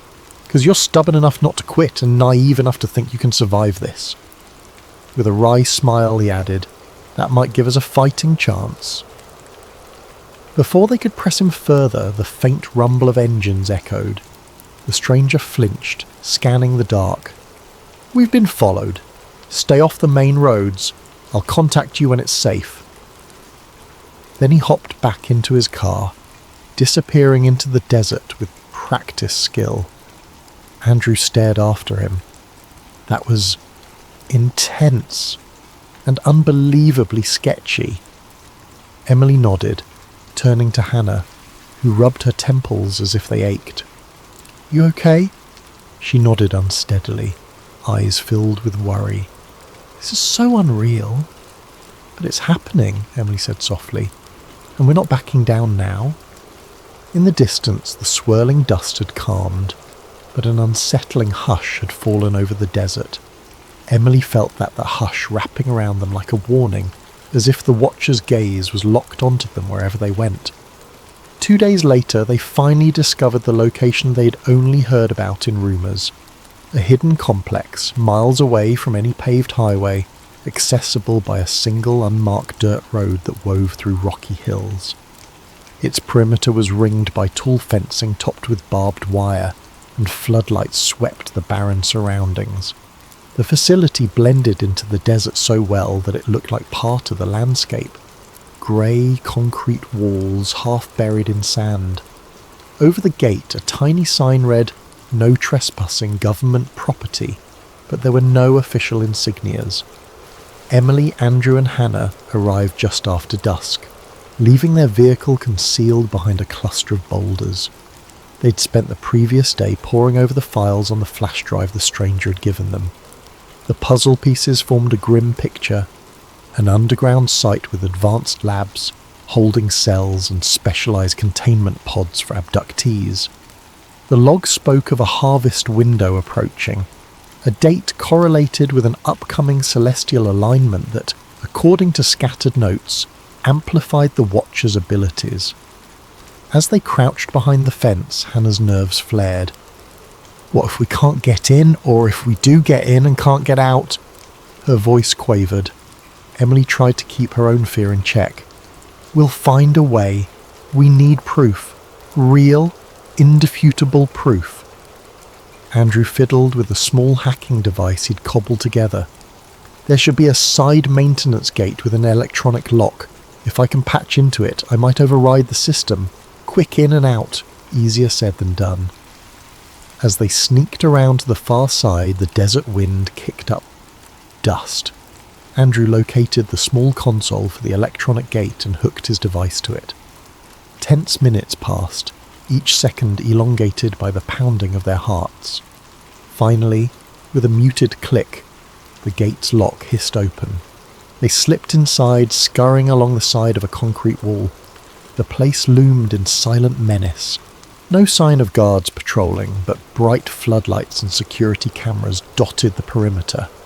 Andrew led them to a narrow door. Another hack, another beep, and they were in. A stark hallway stretched before them. Steel panels lined the walls, with overhead fluorescents casting an anemic glow. Each step felt like an echo of dread.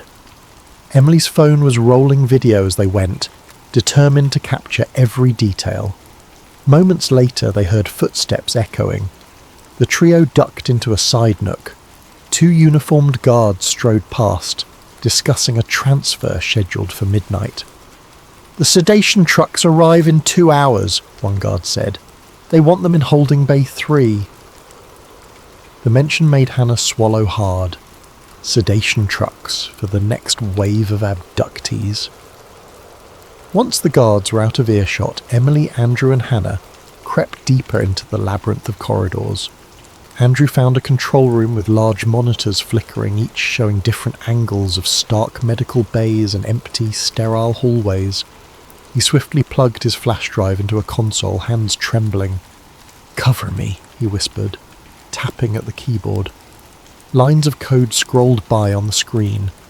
"I'm going to copy whatever I can. Maybe sabotage some security systems if I get the chance. Emily locked the door from the inside while Hannah kept watch at a window. The monitor feeds displayed glimpses of something horrifying. Large, transparent pods arranged in neat rows within an underground chamber, each containing a motionless figure. Some pods were empty, others held people wearing hospital-like gowns, eyes closed, faces pale. Emily's throat tightened. There must be dozens, she breathed. Dozens of abductees down there. Hannah stifled a gasp, tears in her eyes. That could have been me. Maybe it was me, and I just don't remember. Her hand drifted unconsciously to the faint scars on her arms. On one of the screens, a tall figure in a dark suit appeared. Michael Reed. He spoke with an underling, pointing to a chart. Though there was no audio, it was obvious he was giving orders. Emily zoomed in.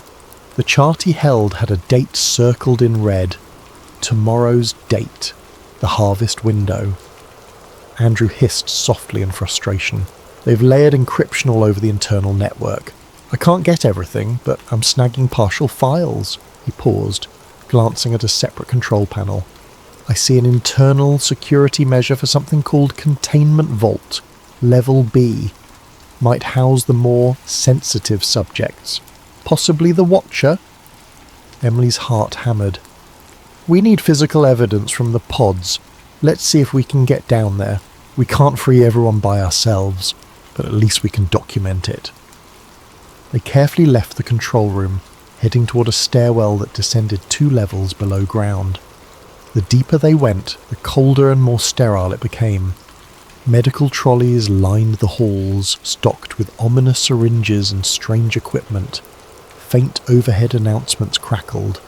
Holding Bay 2, prepare for sedation protocol. Hannah clenched her jaw, remembering the cold table, the bright lights she had glimpsed in her fractured memory. Finally, they reached a wide chamber with floor-to-ceiling glass pods. The sight was surreal, like stepping into a futuristic nightmare. Dozens of people were suspended in some kind of translucent fluid, monitors attached to the pods. The hum of machinery underscored each breath the abductees took. On a catwalk above, masked technicians moved from pod to pod, checking readouts. Emily recorded frantically, capturing every angle she could. Andrew's face was ashen. The entire floor is basically a test lab. They're analysing them, maybe collecting samples. He pointed to a side corridor labelled Extraction. The sign alone made Emily's stomach twist. Suddenly, an alarm beeped overhead. Red lights swirled. Emily's immediate thought was that they had triggered a sensor, but then a mechanical voice announced, "Security breach holding Bay 3. Unauthorised entry." That wasn't them. They were in Bay 2. She realised with a jolt that someone else was here, or perhaps something was happening that even the staff hadn't anticipated. A wave of commotion spread among the technicians, one shouting into a walkie-talkie. In the confusion, Emily motioned to Andrew and Hannah to duck behind a row of large crates. They crouched, hearts pounding. Guards rushed past, heading toward Holding Bay 3. Andrew's eyes darted to Emily. What do we do? Could be a chance to get out or get deeper. Hannah's expression was steeled. Maybe it's a distraction. Let's see if we can find more about the Watcher. Reluctantly, Emily nodded.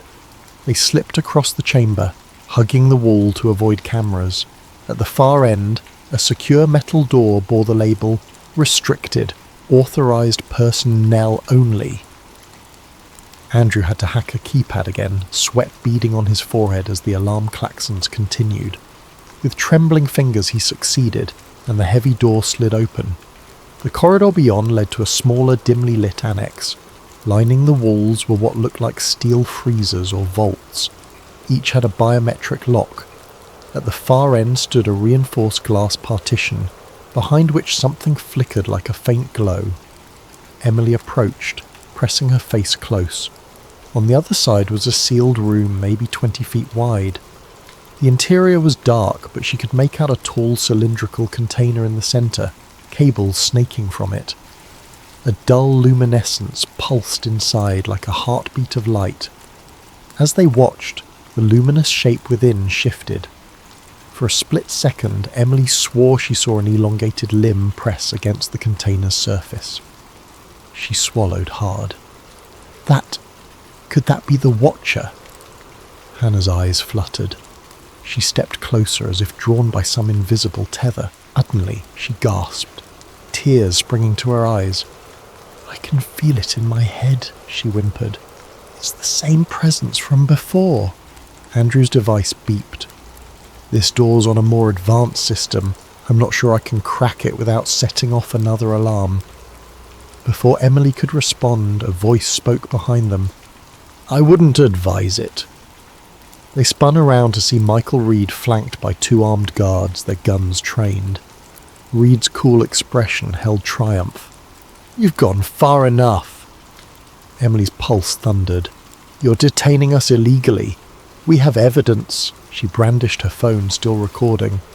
One guard moved to smack it out of her hand, but Reed signalled for him to wait. He offered a tight smile. "Evidence of what? A top-secret installation engaged in advanced medical research for national security? You'll be laughed off every mainstream channel. And if you do try releasing anything, you'll spend your lives in legal purgatory for violating national security." He stared them down. "But I can offer an alternative." Andrew's jaw tensed. "Which is?" "Hush money. A comfortable relocation to anywhere you want. You sign NDAs, vanish quietly, and let the grown-ups handle the big, scary secrets." Reed glanced at Hannah. "Especially you, Ms. Grey. Surely you don't want more nightmares.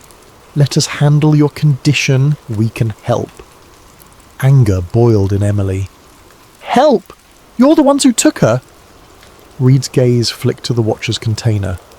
"We're containing a threat that your friend here, along with many others, got tangled in. Our work is about preserving stability. That includes people who wander off the reservation." He gave Emily a pointed look.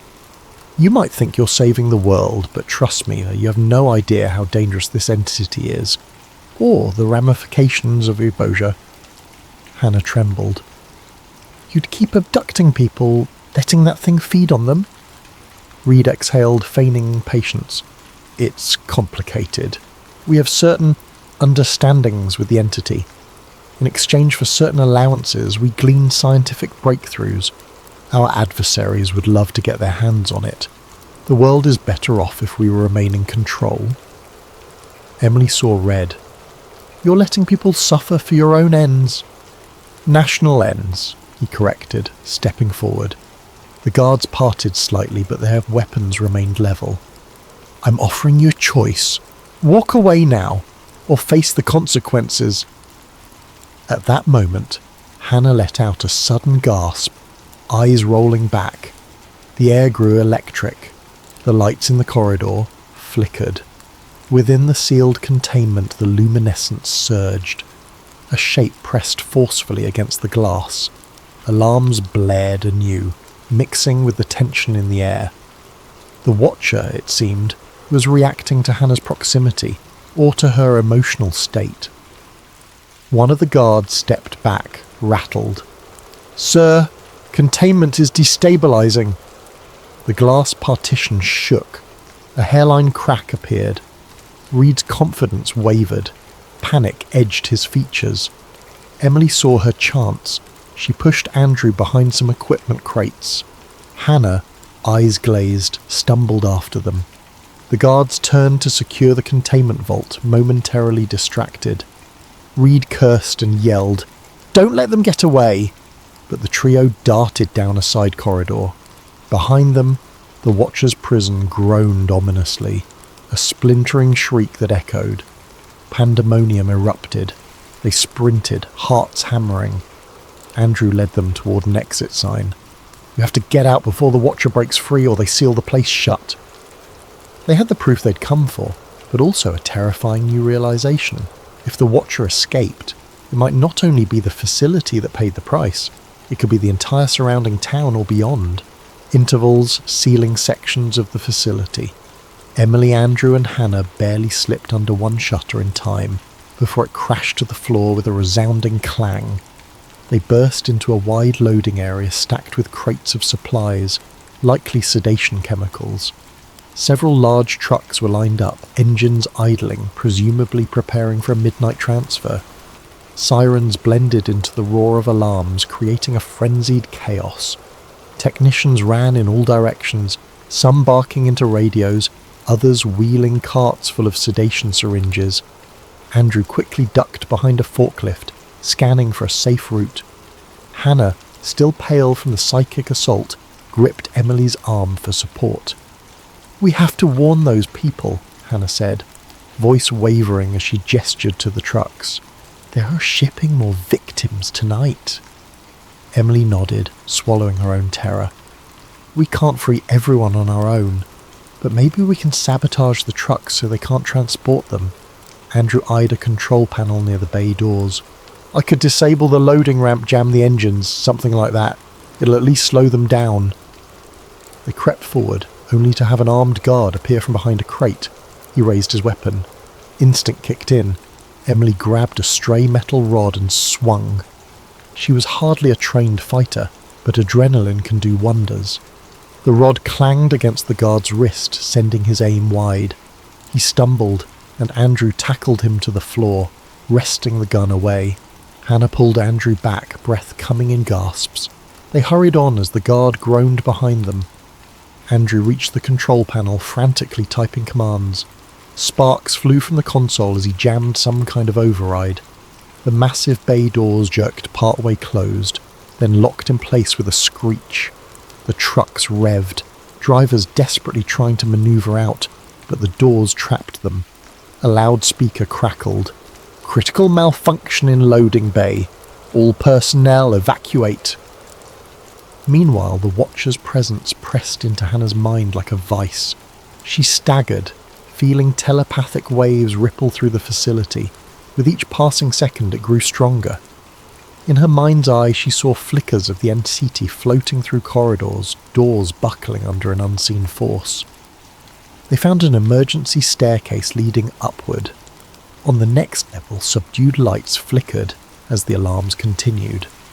Bodies lay strewn in the hallway, some unconscious guards, possibly overwhelmed by the Watcher's telepathic field. Emily forced herself not to look too closely at whether they were breathing. Time was short. At a cross-section of corridors, they nearly collided with Michael Reed. His hair was mussed, tie askew, face contorted in fury. A pistol was clutched in his hand. "You have no idea what you've unleashed," he snarled. "If the Watcher goes free, then maybe it'll blow the lid on your entire operation," Emily shot back. He pointed the gun at Andrew, who flinched, hands up. "Hand over that flash drive with all the data, now!" Andrew trembled, fumbling in his pocket.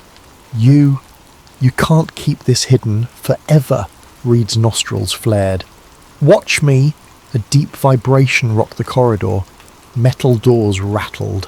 The lights dimmed, surging back in a stutter. Hannah let out a choked sound. "It's here!" At the far end of the hallway, something shimmered like a mirage.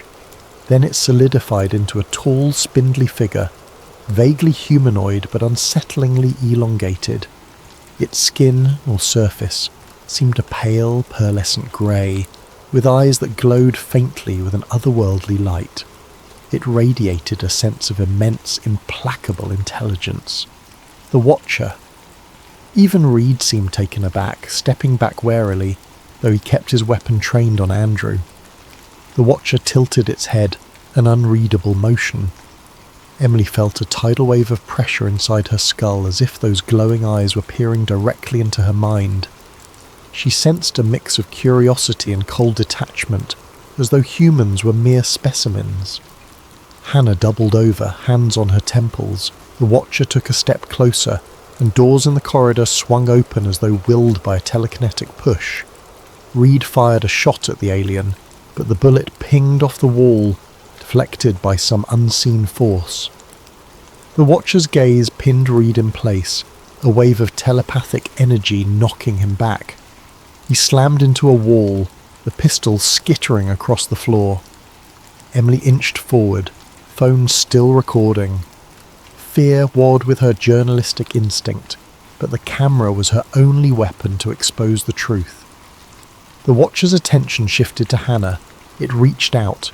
Physically or psychically, she couldn't tell. Hannah let out a strangled cry. A chaotic swirl of images flooded Hannah's mind. A cosmos teeming with swirling lights, bizarre structures floating in the void, and a sense of some grand experiment. She saw other humans in pods, glimpses of entire networks of ships orbiting Earth in secret. The Watcher's voice resonated without words, yet it communicated volumes. It was collecting data, studying them, a cosmic anthropologist or perhaps a collector. Emily picked up faint echoes of the same images, as though the link extended to her through Hannah. Reed, battered but furious, grabbed the pistol again, aiming at the back of the Watcher. Emily found herself torn. Should she let him shoot the creature that might enslave them all? Or was that a worse risk? But before he could pull the trigger, the Watcher turned. With a single psychic thrust, it sent him flying down the corridor, crashing into unconsciousness. Suddenly, alarm sirens pitched into an unearthly wail, and the building's overhead lights began strobing. The Watcher turned its luminous eyes upward, as if sensing the source of the disruption. Andrew pointed to a side door. "We should get out of here," he hissed. But Hannah was transfixed, locked in telepathic communion. Emily and Andrew pulled at her, and finally she stumbled away, breaking the connection. The trio sprinted, hearing the echo of the Watcher's presence behind them. It didn't chase in a conventional sense. It seemed more concerned with clearing a path to escape the facility entirely. They found an auxiliary exit, locked from the inside. Andrew managed to pry it open using a crowbar from a nearby maintenance closet. Fresh night air rushed in. Outside, floodlights swiveled madly, but the area was chaotic. Vehicles ablaze, staff fleeing, and an unearthly hum throbbing in the air.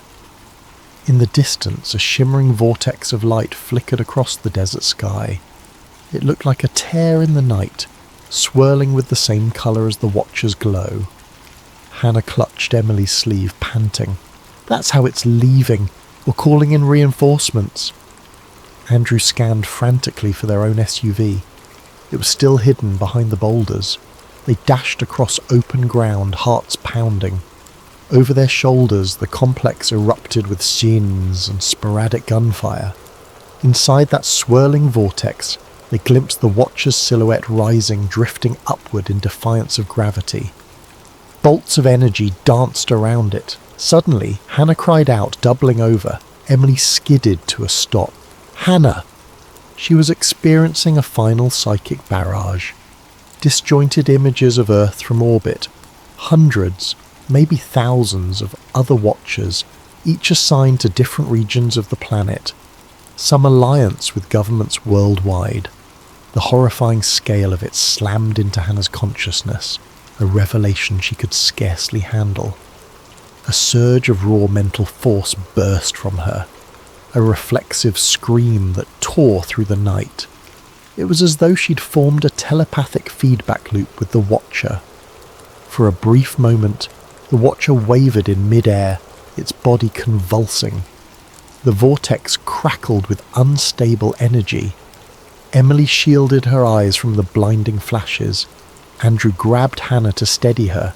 Then, with a thunderous hush, like the air had been vacuumed out, the Watcher disappeared into the vortex, which collapsed in on itself, leaving only a shimmering afterimage in the sky. The desert fell silent but for the crackle of flames around the facility.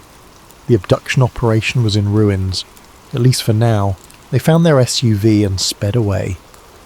Once a safe distance from the complex, Andrew pulled over, and all three sat in stunned silence, the glow of the facility a distant memory. Emily's phone still had partial battery and a stack of recorded footage.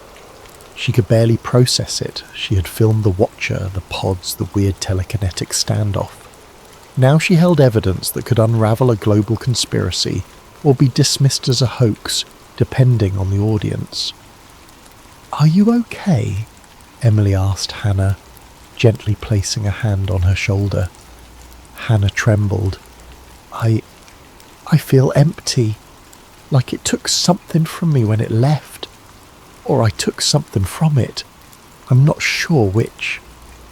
Andrew exhaled a shaky breath. "We have the footage, the documents, everything. Let's get it out there, wide. Even if the mainstream covers it up, the truth will find a way." Emily nodded, determination in her eyes. "We owe it to everyone who was trapped in those pods, and to every abductee that might still be out there." They drove through the night, hearts heavy yet hopeful. At dawn, the story was uploaded across multiple platforms, midnight frequencies, conspiracy forums, independent video hosts. Emily didn't bother contacting mainstream news. She knew they'd either laugh or find themselves mysteriously blocked. But the smaller corners of the web lit up, viewers reeling at the footage of the Watcher, the pods, and the ominous presence of government forces. Some hailed it as undeniable proof, others cried hoax, but the seed was planted, the story out in the wild. If Michael Reed or his superiors tried to contain it, they'd have a hard time chasing every download and re-upload.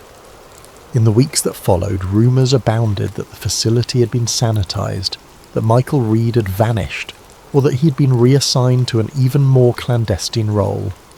Meanwhile, Hannah faced lingering nightmares and occasional psychic flashes, glimpses of starlit corridors or swirling galaxies.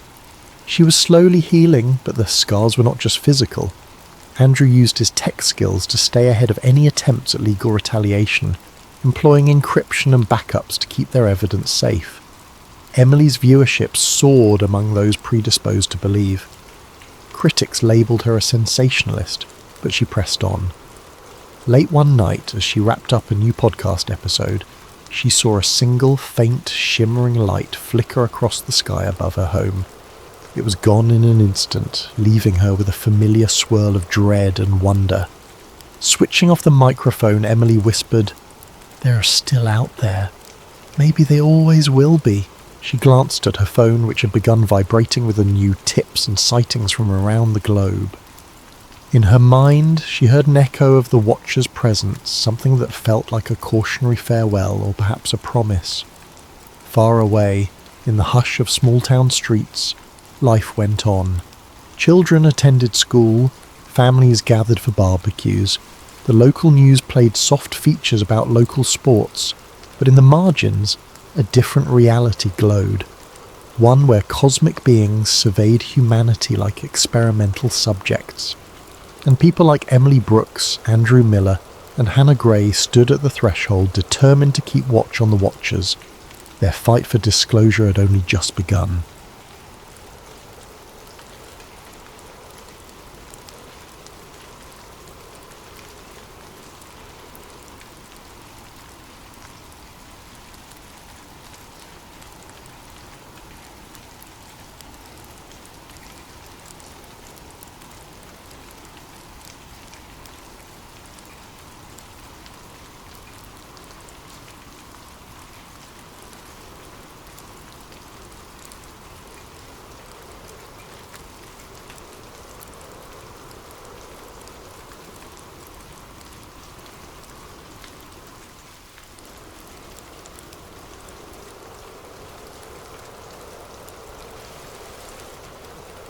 Alexandra Alex Hill stepped off the bustling Manhattan sidewalk into the modest offices of Global Financial Watch, the online publication where she worked freelance.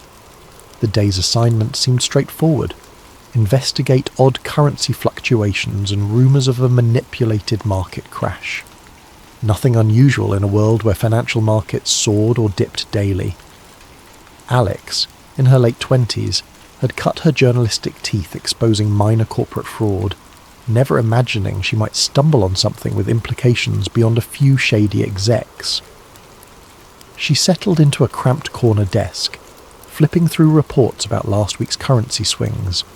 The data was dry, short-selling, suspicious spikes in commodity trades.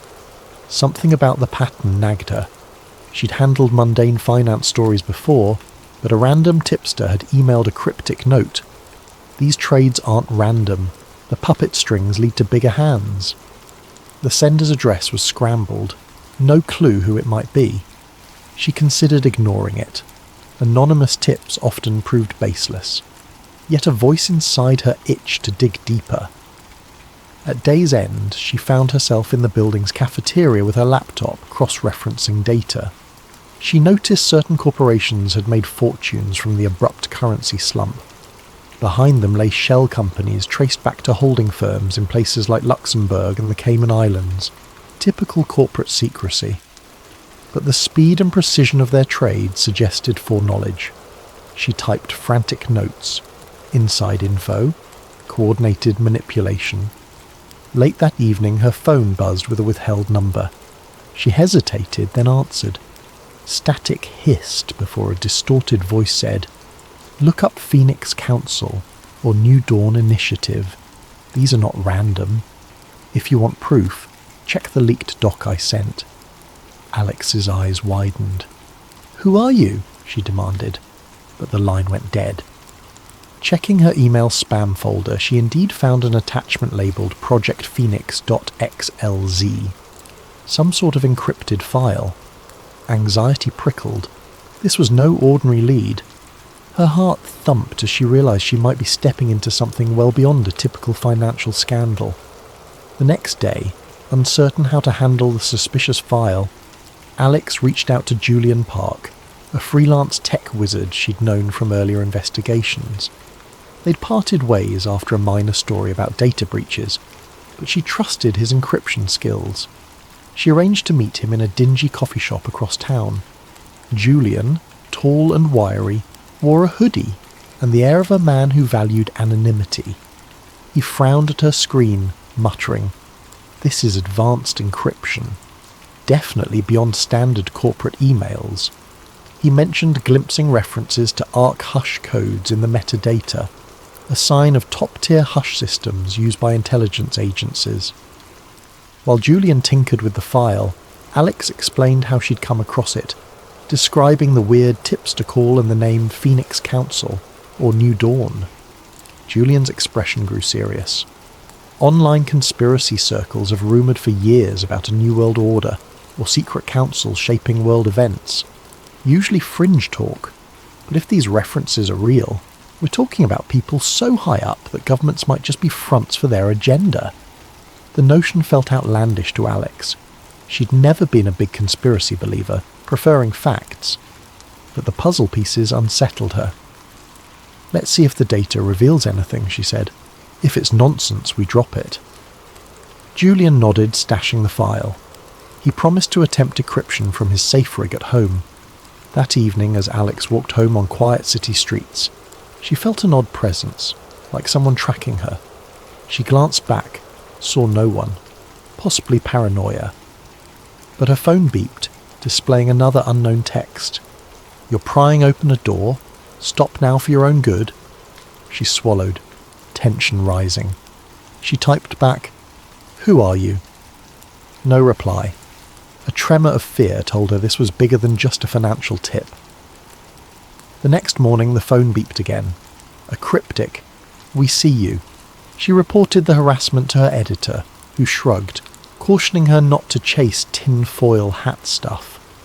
Annoyed, Alex realised Global Financial Watch was squeamish about major conspiracies.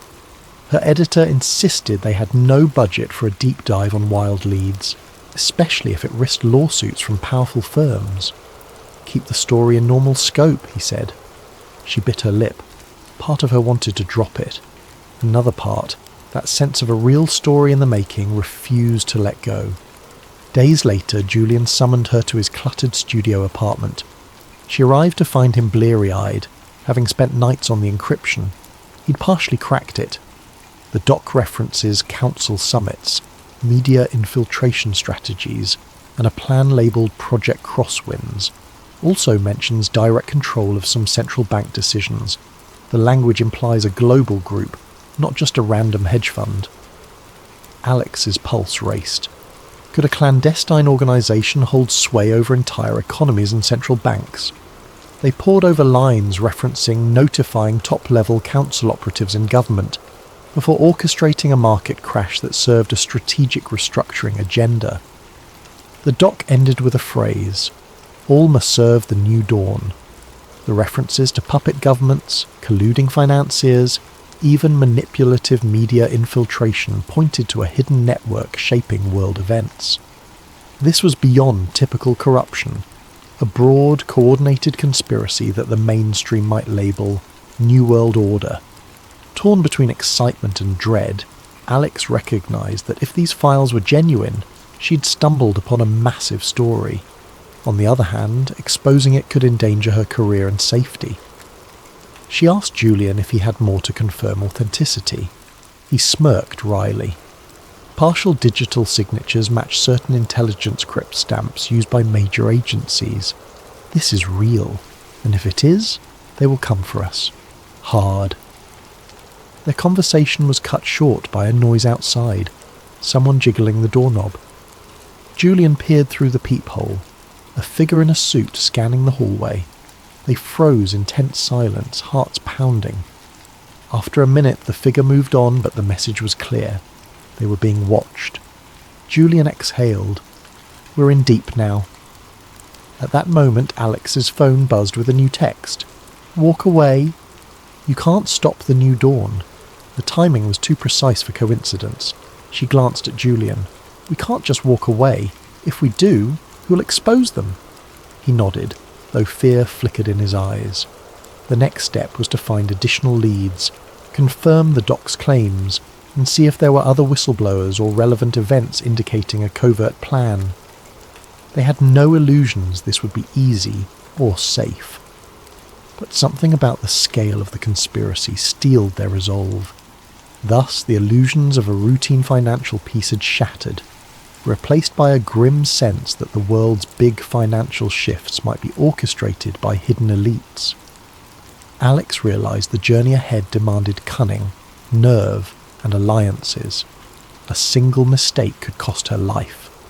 Yet she pressed forward, soul aflame with the fierce conviction that the truth, no matter how big or dark, deserved to be set free. In the frantic aftermath of uncovering the Project Crosswinds references, Alex Hill and Julian Park realised every step must be measured. They parted ways discreetly, using coded signals to coordinate future meets.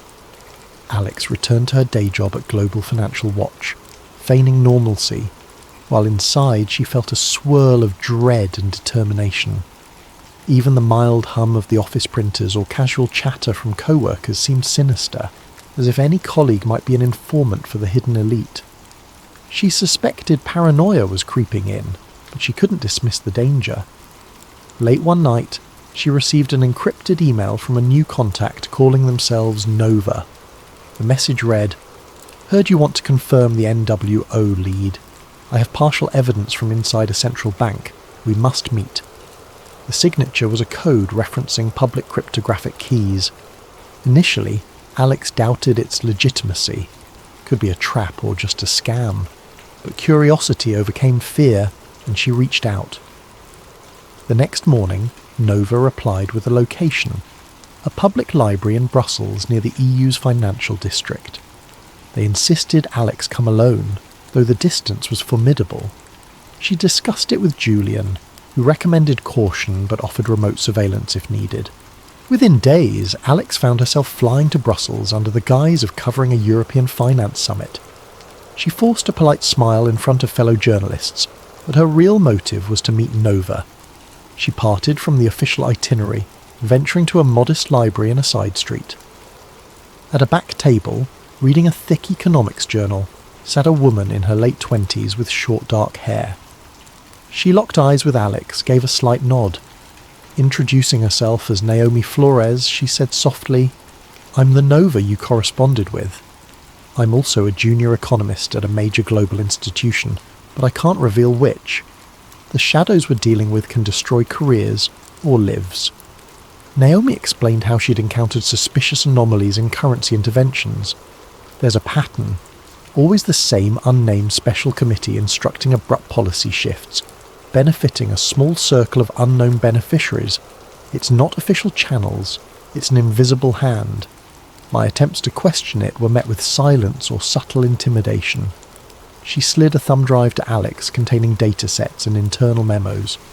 I suspect it ties to your Project Crosswinds. The scale is frightening. Global markets shape to favour certain outcomes. Governments get propped up or toppled, all behind closed doors. Alex's heart pounded. The puzzle was growing.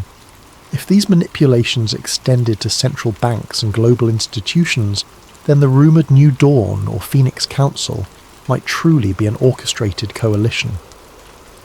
She thanked Naomi, urging her to be careful. Naomi, eyes brimming with worry, whispered, "I might vanish if they sense I leaked. Keep my identity hidden at all costs." She walked away quickly, leaving Alex alone with the thumb drive under her notebook. Meanwhile, across the Atlantic, Julian dug deeper into Project Crosswinds, cross-referencing leaks from earlier whistleblowers. He found chatter on dark web forums about a powerful group known as the NWO, New World Order, which mainstream media ridiculed as a conspiratorial catch-all. But the forum users claimed the NWO was more than rumour, referencing control of major economies, infiltration of top-tier media, and rigging of elections. Some posts mention names like Vivienne Renault, pegging her as an old-money financial magnate with untraceable influence across continents. Julian flagged it for Alex. This might be the key figure behind your NWO lead. In Brussels, Alex used her press badge to attend a small finance panel where Vivienne Renault was rumoured to appear. Renault, a poised woman in her early 50s, exuded quiet power. She spoke of stabilising global markets and the synergy of public-private partnerships, words that sounded innocuous yet rang in Alex's ears as coded references to the manipulations. Observing from the back row, Alex felt a chill. Renault's polished confidence radiated the aura of someone used to shaping events from behind a polished veneer. After the panel, Alex approached Renault with a question about extreme currency interventions rumoured in emerging markets. Renault responded with a mild, dismissive smile, pivoting to broad, non-committal statements. But the fleeting tension in Renault's eyes told Alex she was on the right track. A passing aide quickly ushered Renault away. Alex left the venue certain Renault recognised her face. That night her phone beeped with a new threat text. "Back off, Ms. Hill. Ms. Renault's agenda is beyond your domain. This is your last warning." Pressure mounted. Alex emailed Julian the data from Naomi's thumb drive. He confirmed it, validated the structural manipulations, referencing code words identical to the Project Crosswinds doc. The data even pointed to a future pivot in interest rates that would crash certain developing nations, forcing them to accept debt packages under harsh conditions. If the New Dawn emerges, Julian typed, they effectively gain partial control of entire governments. Alarm blossomed in Alex. The scale was monstrous. She was just a freelance journalist with limited resources, confronting forces that dwarfed her. Could she realistically expose them? She realised she needed allies. She confided in Manny, a reluctant editor at Global Financial Watch, but Manny was panicked. "We can't publish unverified conspiracy talk. You'd ruin us. We'd face lawsuits from half the world's top banks, unless you have bulletproof evidence." She insisted the data was real. Manny demanded official confirmations or named sources, catch-22, given that naming Naomi might endanger her. Manny apologised, unwilling to risk the publication. Undeterred, Alex weighed an alternative, leaking it to bigger outlets or open-source sites, but that too might invite immediate retaliation. Soon after, a wave of sabotage hit. Alex's apartment was ransacked, her notes scattered, laptop stolen. She discovered a small black SUV parked near her building, its occupants eyeing her window. She suspected Raphael Bishop, the rumoured security enforcer for the NWO, was behind it. She recognised the name from glimpses in Project Crosswinds, describing a Bishop's security. Realising her personal safety was at stake, she relocated to a friend's spare room, keeping her location quiet. In a hidden online conversation, Julian pressed her to keep going. He wrote, "We can't let them scare us silent. If you have verifiable evidence and Naomi's data, we might unravel a global conspiracy. We just need to do it carefully. Maybe a bombshell release, widely shared in real time." Alex nodded at the screen, adrenaline spiking. The plan: gather enough to corner a top conspirator, forcing them to reveal the NWO scheme publicly, or secure a massive leak that evidence alone would confirm. But the conspirators wouldn't remain idle. As if to confirm that, a cryptic phone call reached Alex's temporary phone, a distorted voice, calm yet menacing. "We advised you to drop this. You're meddling in affairs that steer the world's destiny. Turn away, or you vanish." The call ended, leaving her shaking. She was resolute, though fear coursed in her veins. If the NWO truly manipulated entire economies for their shadowy vision, she couldn't simply walk away. Something in her moral compass demanded she press forward, no matter the cost. Thus, the net tightened. The next step was to find the hidden summits or boardrooms where Renault, Bishop and others hashed out strategies for their global reshaping. If Alex could record direct confessions, or show footage of them planning an orchestrated crisis, the world might be forced to confront the truth, or so she hoped. As she closed her eyes that night, the swirl of dread and excitement lulled her into fitful sleep, overshadowed by the knowledge that soon she would challenge powerful elites who treated entire nations like chess pieces in their grand design for a new dawn. Despite the rising tension, Alex Hill found fleeting hope in the quiet support of a small network of rogue activists and journalists. Through a recommendation from Julian Park, she contacted a group calling themselves Underground Horizon, a loose collective that had whispered about global conspiracies for years, though rarely with tangible proof. Their circle was wary but intrigued by Alex's partial evidence. Project Crosswinds, references to New Dawn, and Naomi's financial data from the central bank. The group's base operated from a rundown loft in an industrial district, all hush-hush. When Alex arrived, a stern-faced middle-aged man named Leon greeted her. Around a makeshift table sat half a dozen individuals, each with distinct backgrounds: ex-soldiers, whistleblowers, fringe reporters. They grilled Alex for an hour. "How do we know you're not a plant?" "We've seen infiltration attempts." She recounted her story from the start, showing them the remnants of the leaked docs, explaining the suspicious phone threats.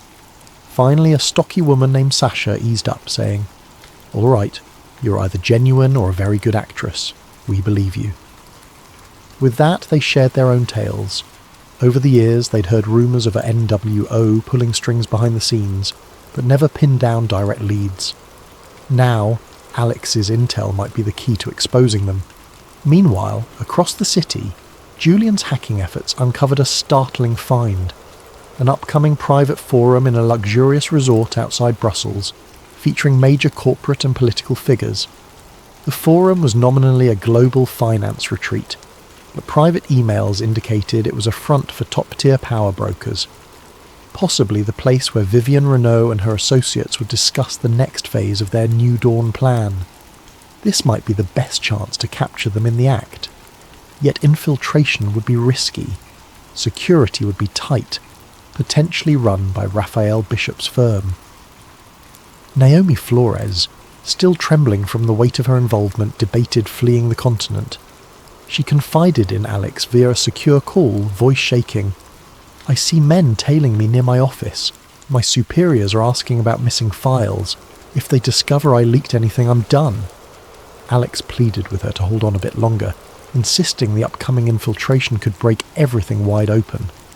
Naomi, torn by fear and the desire to do what's right, reluctantly agreed to pass final key data about the finances. After that, she intended to vanish. Alex felt guilty, but recognised Naomi's insider knowledge was crucial. In a clandestine planning session, Alex, Julian, and a few from the Underground Horizon group hammered out the infiltration approach. They'd pose as staff or lesser-known delegates at the retreat with forged IDs. They hoped to rig hidden cameras to stream any incriminating discussions. If they broadcast in real time across multiple online platforms, the conspirators couldn't simply hush it up. Leon insisted on precision. One slip and we're done. They'll have ex-military ops. We must get in, get evidence, and get out. The plan conjured images of a spy movie, yet it was their best shot. Days passed in a haze of preparations. Sasha taught Alex how to use a small wearable camera disguised as a brooch. Julian tested a portable signal booster to ensure the live feed overcame any jamming. Naomi forwarded the retreat's official guest list she'd quietly swiped from her workplace's computer system. Indeed, Vivian Renault's name was on it, along with multiple global finance bigwigs, some top government advisors, and certain private security not listed in detail, likely Bishop's men. Tensions soared. If they managed to record Renault bragging about orchestrating economic upheavals or referencing Project Crosswinds, it could be the final blow exposing the NWO. On the eve of the infiltration, Alex's phone buzzed with an unknown text. "We know you plan to disrupt the Brussels Forum. Don't test us." She shuddered at how easily they tracked her. Julian, equally unnerved, changed phone SIMs, used anonymizing software. They parted ways until the operation, each moving carefully, checking for tails. Alex took minimal luggage, forging a new press pass identity to appear as a minor journalist from a lesser-known trade publication. Arriving at the retreat's location, a grand estate in the countryside near Brussels, Alex and the small infiltration team feigned normalcy. The estate gates allowed delegates with correct passes. Guards wearing discreet earpieces scanned them. Alex's heart hammered as she presented her ID. The guard gave a polite nod, letting her pass. That small success was their first hurdle cleared. Inside the foyer, a swirl of luxurious decor and hushed networking encompassed them. The official schedule mentioned panel discussions on global economic resilience, but Alex suspected the real meetings would be behind closed doors. Julian had found a vantage point in a back server room, hooking into the estate's private Wi-Fi. He was masked as an IT consultant.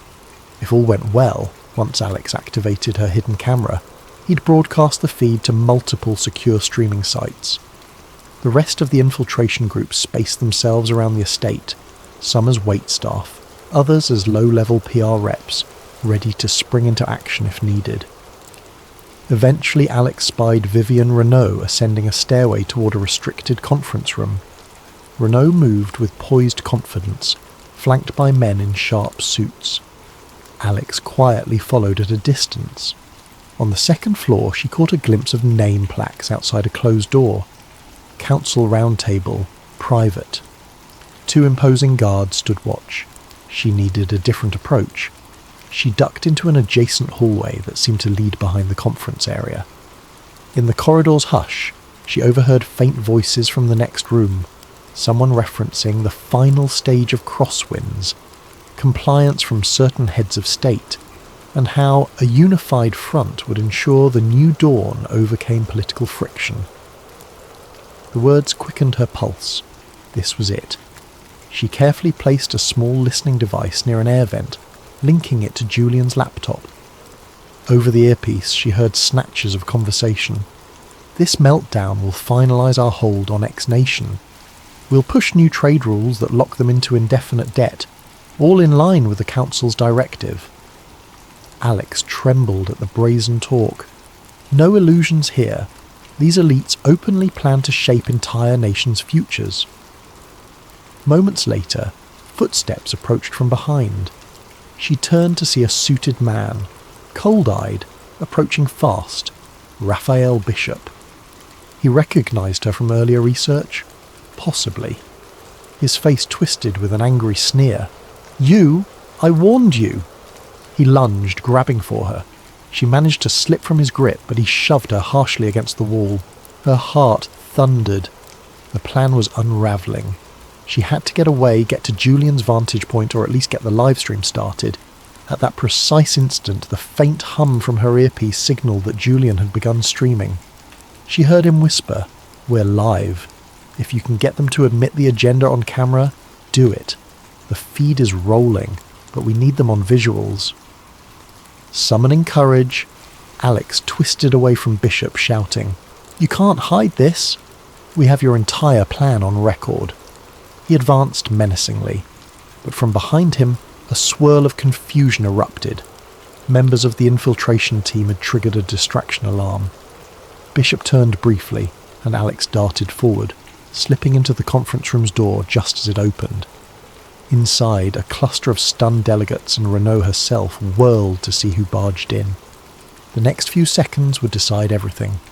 Could Alex broadcast definitive proof of the NWO conspirators revealing themselves to the world, or would they silence her on the spot? Alex Hill stumbled into the opulent conference room, breath ragged. Eyes of powerful figures turned upon her, men and women in tailored suits arrayed around a polished mahogany table.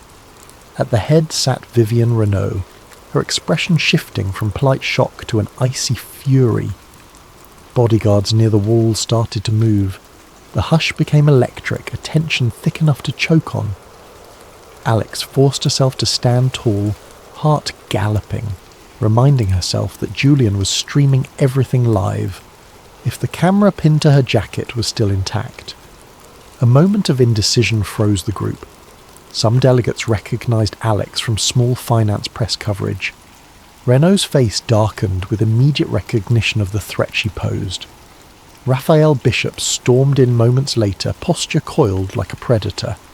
"Close the doors," he barked to the guards. "No one else enters or leaves." Some inside the room looked uneasy. Others calmly watched, as though used to crisis management. Alex raised her voice, trembling but resolute. "You, all of you, orchestrated market crashes and manipulated entire governments. You speak of Project Crosswinds and a new dawn. It's all recorded now. The world is seeing this." A flicker of alarm crossed a few faces. Renault, however, gave a short, cold laugh. "Little journalist, do you truly think your homemade broadcast can topple what we've built for decades?" She gestured around at the delegates. "We hold the banks, the media, the politicians. We can bury any scandal, as we always have." But Alex pressed on. "Your hush strategies won't work this time. We've already distributed partial evidence. My partner is streaming your confessions." She turned slightly, trying to angle the hidden camera so it captured Renault's face. The tension soared. A few delegates exchanged worried glances, presumably realizing the unstoppable nature of digital leaks. Once it's out, it's out. Yet Renault's composure remained. "Then we address it swiftly," she said, turning to Bishop. "Retrieve her device and ensure the feed ends now." A hush enveloped the room. Bishop advanced again. Alex backed away, but a guard grabbed her from behind, pinning her arms. She winced, anticipating the worst. Yet her voice rang out in a final push. "This meeting shows your real aim. Controlling nations, enslaving them with debt, shaping politics to your design. People are hearing your own admissions." She prayed Julian's audio feed was capturing the delegates' murmurs about accelerating the plan, ensuring certain governments comply, and references to the necessity of a controlled meltdown. She prayed also that watchers would realize the gravity. It wasn't just a single rumour. It was an entire blueprint for a new global order. At that moment, Naomi Flores emerged from the corridor, having slipped past some distracted security. She saw the guard restraining Alex. Summoning unexpected bravery, Naomi shouted, "Stop! I have more files! The entire central bank manipulations are in my possession.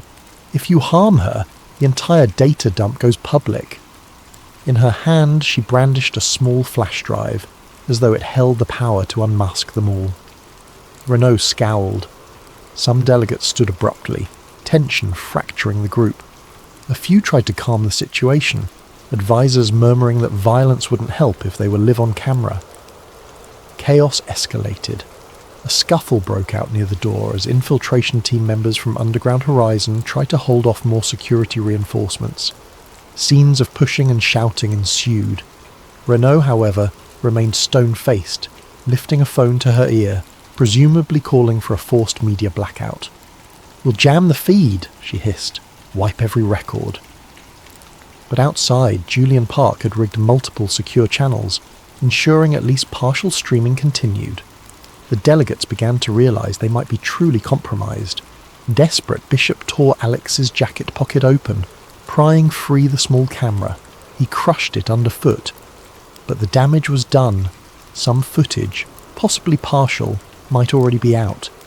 The question was whether Julian had enough time to broadcast the final confessions. Renaud glared at Naomi. "You'll regret your betrayal, Miss Flores." Naomi trembled, but her voice rose. "Your days of secret manipulations are over. People will see the truth, how you plan to orchestrate crises for your global restructuring." A meltdown overcame the delegates. Some tried to salvage illusions of innocence, calling for a return to order. Others fumed at Renaud for letting this infiltration happen. The hush shattered into an uproar. Meanwhile, the infiltration team, aided by a few staff members quietly sympathetic, forced open the locked door. They dragged Alex free from the guard's hold. She gasped, rubbing sore wrists, half staggering. Scenes of a near brawl erupted in the corridor, but the infiltration team had cunningly prepared exit routes. Renaud realised her advantage was slipping. In a final attempt, she said, "Kill the feed, Bishop. Our networks can bury the footage. We only need to contain it." Bishop, scowling, hustled to the estate's security station, presumably to cut power or jam signals. But Julian was one step ahead, managing his rig from a hidden corner. He triggered a device that jammed the local jammers. The estate's entire electricity flickered. Lights sputtered, the building's internal network glitching. The result was confusion that let Alex, Naomi and others slip through the corridors heading for an exit. Outside they found black SUVs, presumably belonging to the conspirators. A minor chase ensued, but the infiltration team had a small unmarked van waiting. They piled in, tyres squealing as they drove off the estate grounds. Inside the van, heart pounding, Alex saw Naomi huddled in a corner, tears on her face. The infiltration group was half shocked to have survived. One or two had minor injuries. Through a laptop link they heard Julian's panting breath. "I'm out a side door, got the feed to multiple channels. People are picking it up." Their momentary relief mingled with alarm at possible pursuit. They recognised the conspirators might still strike back. In the wake of the infiltration, the group regrouped in a safe house on the outskirts. They confirmed some portion of the meeting's audio-visual evidence had indeed been broadcast, or at least uploaded to multiple secure servers. If the public seized upon it and the mainstream media covered it, it could blow the conspirators' cover. But they needed watchers to believe. Some might dismiss it as another wild conspiracy video. The presence of high-profile voices naming crosswinds and talking about controlling entire economies might shift public opinion. Yet the fight was not over. The NWO had deep media infiltration. Renault's spin doctors would soon declare the footage doctored or claim it was a private philanthropic discussion. They might orchestrate a smear campaign labelling Alex and Naomi as criminals who illegally recorded a private philanthropic summit. Governments already in the NWO's pocket might back that narrative. Despite everything, the infiltration group felt a measure of triumph. They'd forced an admission. At least partial truths would light the flames of inquiry worldwide. Some individuals in power would fear that the unstoppable wave of public outrage might demand real accountability. Exhausted, Alex and Naomi sat together in the safe house lounge. Naomi whispered, "Do we truly stand a chance? Their influence is so vast."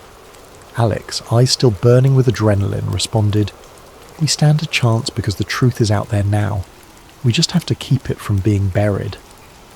She reflected on the day's chaos, near capture by Bishop, the confrontation with Renaud, the break from illusions that the world was neatly ordered. They tried to shape a new dawn by stealth. Now, at least, we shine a light on them. Her words hung in the hush. She hoped the public would rally behind the revelations, but an undercurrent of uncertainty lingered, for the conspirators wouldn't simply vanish. As she closed her eyes for a moment, Exhaustion weighed on her, but so did a steely resolve. Tomorrow, they'd finalise the data release and push it to global outlets, hoping enough voices would unite to dethrone the self-anointed puppet masters behind this so-called new dawn. In the grey light of dawn, the safe house was a swirl of activity. Alex typed furiously at a laptop, uploading final recordings to multiple alternative news platforms, open-source leak sites, and high-profile investigative journalists she somewhat trusted. Meanwhile, Julian coded new encryption layers to ensure the files remained accessible, even if some sites were forced offline. Naomi read through final datasets, verifying authenticity, her last contribution before she planned to slip away into hiding. Others from the infiltration group prepared statements summarising the summit infiltration, naming Vivian Renault and referencing Project Crosswinds. The plan was to bury the conspirators in a tide of evidence, making it impossible for them to contain the story. Within hours, the global reaction ignited. First, smaller online news sources ran with the story. Secret summits exposed, elite council plotting market crashes.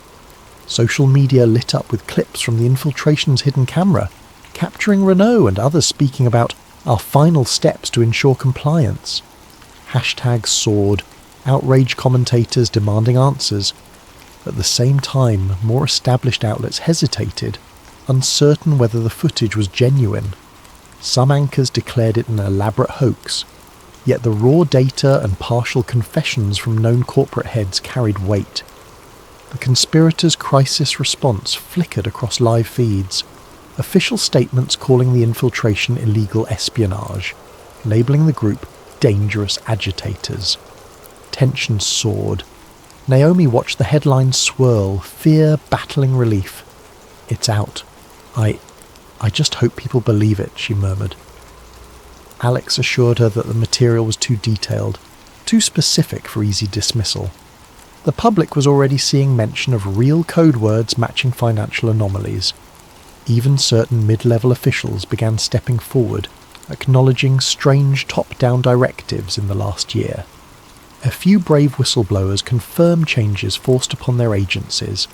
Slowly but steadily, a mosaic formed. The puzzle's corners were visible, a shadowy organisation shaping policies behind the scenes. Vivian Renault, confronted by an avalanche of leak coverage, made a televised appearance. Dressed in a poised black suit, she tried to spin it. These recordings are taken out of context from a private philanthropic meeting. We do not control world markets. This is a smear campaign by radical hackers. She exuded calm confidence, but viewers observed a flicker of strain in her eyes. Meanwhile, local police announced they were investigating the infiltration as a security breach. Calls for Renault's resignation from certain corporate boards began to surface. The conspirators had lost their cloak of anonymity, but still commanded massive resources to wage disinformation wars. Raphael Bishop lurked in the shadows. Rumours placed him near corporate offices in London, coordinating heavy-handed damage control. Some claimed he orchestrated blackmail or bribery to muzzle major media outlets. Others insisted he deployed private squads to silence key witnesses. Indeed, 2 infiltration group members reported suspicious vehicles trailing them, but the collective remained resolute, refusing to vanish into silence. They shared their testimonies widely, ensuring no single removal could undo the leak. Amid the swirling uproar, Global Financial Watch, Alex's employer, issued a statement disclaiming involvement in the infiltration, calling Alex's actions freelance and not endorsed. Manny, the editor, privately apologised to Alex, saying the publication's funders forced them to distance themselves. Despite that blow, Alex pressed on, not shocked by the mainstream's timid stance. She'd expected the conspirators' powerful influence to shape the immediate narrative.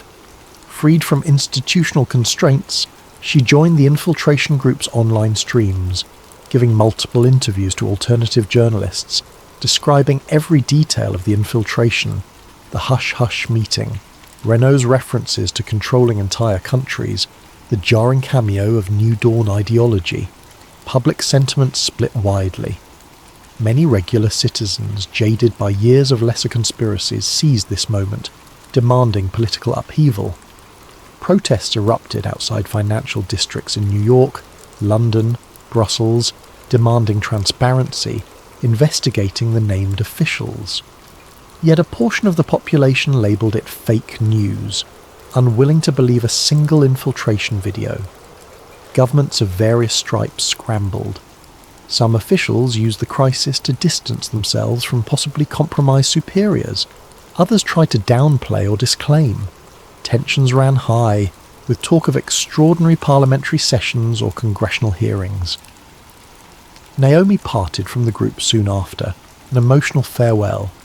She carried a new identity provided by underground contacts. Before leaving, she told Alex, "I never thought I'd be a whistleblower, but if it sparks real change, maybe it's worth the fear." Alex embraced her, wishing her safety. She realised how many personal costs accompanied revealing the truth. In the weeks that followed, multiple investigations launched. Some agencies in certain countries uncovered suspicious ties, froze accounts linked to shell companies. A few bankers were arrested or forced to testify about covert summits. The unstoppable swirl of events threatened the entire power structure of those who had quietly pulled strings for decades. Meanwhile, the conspirators mounted a fierce defence, claiming any wrongdoing was taken out of context. Yet the seeds were planted. For the first time, the public had a tangible impetus to question the illusions of free markets and democratic processes. As for Alex and Julian, they remained vigilant. The infiltration group still received sporadic harassment, troll campaigns online, sporadic physical intimidation. But the window of secrecy had slammed shut. The conspirators' hidden advantage was eroding under the glare of mass attention. Alex, holed up in a safe location, found time to reflect. She was no hero in her own eyes, just a journalist who refused to bury the truth. The meltdown forced upon the conspirators might not mean immediate dissolution of the NWO or their New Dawn plan, but it severely damaged them. They could no longer operate in pure shadows. One day, Alex joined a small press conference where, for once, mainstream outlets hesitantly covered the story. She took the mic, presenting conclusive references from the leaked data, ignoring the hostile questions from corporate-friendly reporters. She declared, "We've glimpsed how an elite circle manipulates markets, media, and governance. Even if some dismiss it, enough citizens have seen the evidence to demand accountability. The era of secret councils must end." Her words carried a measured conviction, overshadowed by the knowledge that fights for real reforms would follow. A few watchers clapped softly, a glimmer of public support. In the final analysis, the unveiling of Project Crosswinds and the infiltration event did not single-handedly topple every hidden power. Real change, if it came, would be incremental. Lawsuits, resignations, grassroots activism. Some conspirators might regroup under new names, spinning new illusions. But a crucial blow had been struck, a precedent for standing up to intangible puppet masters.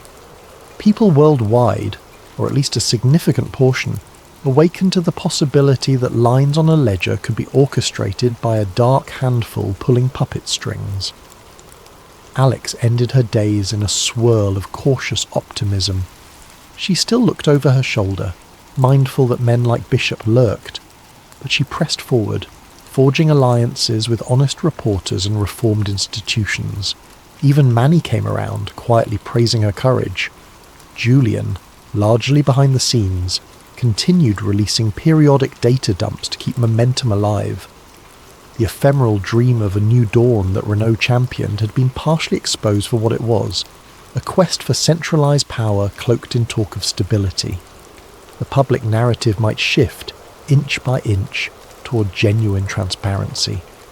In a reflective final moment, Alex stood on a city balcony at dusk, gazing at the skyline lights. Despite the swirling controversies, the world carried on. She felt the gravity of what had been risked, her safety, Naomi's freedom, the infiltration group's well-being. Yet she also felt renewed purpose. The conspirators could no longer hide so easily, and that alone was a victory. She whispered to herself, "One day at a time, the truth finds its way." The city lights twinkled in the dark, a reminder that behind every grand facade shadows can be cast, and it only takes a beam of light to unveil them.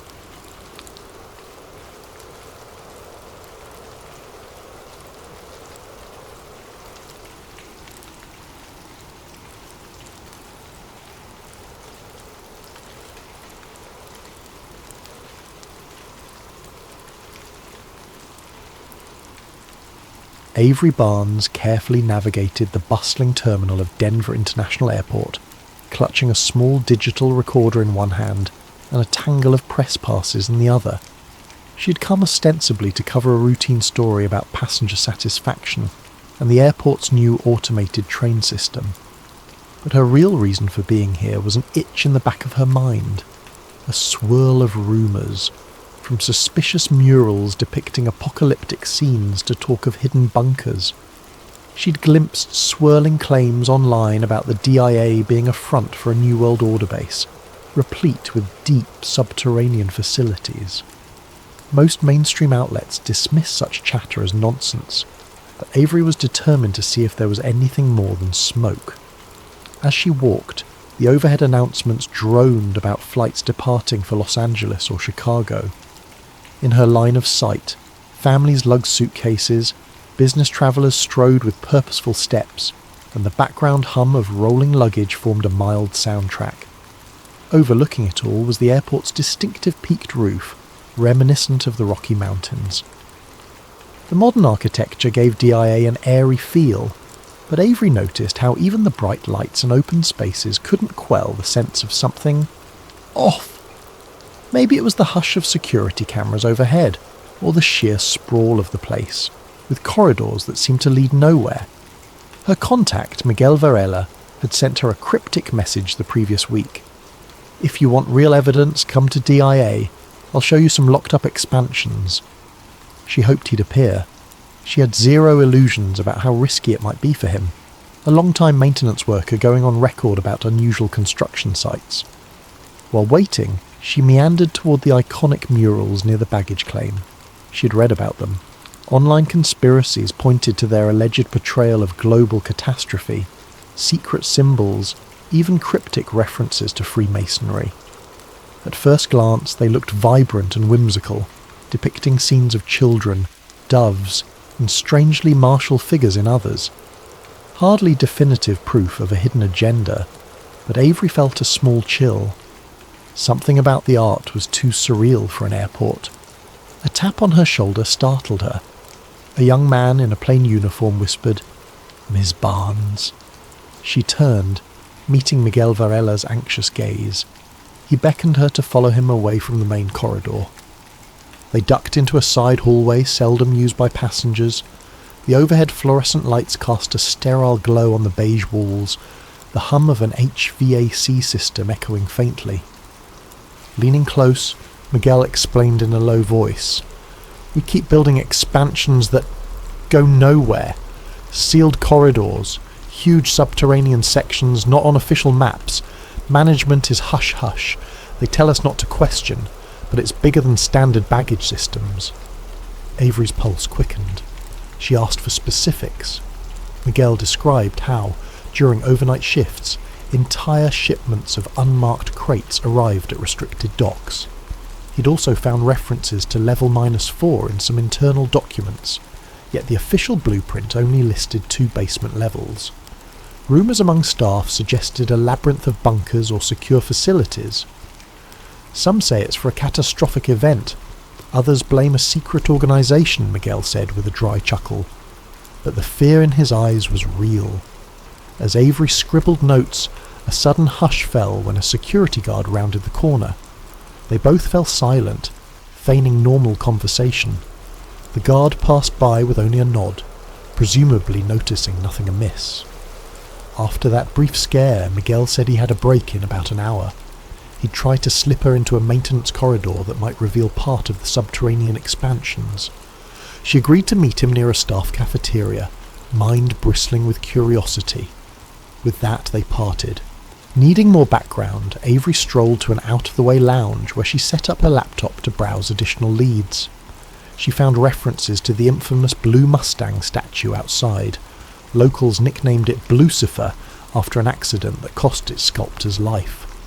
Then there was the Masonic dedication plaque with mention of a New World Airport Commission, fueling conspiratorial chatter about an NWO.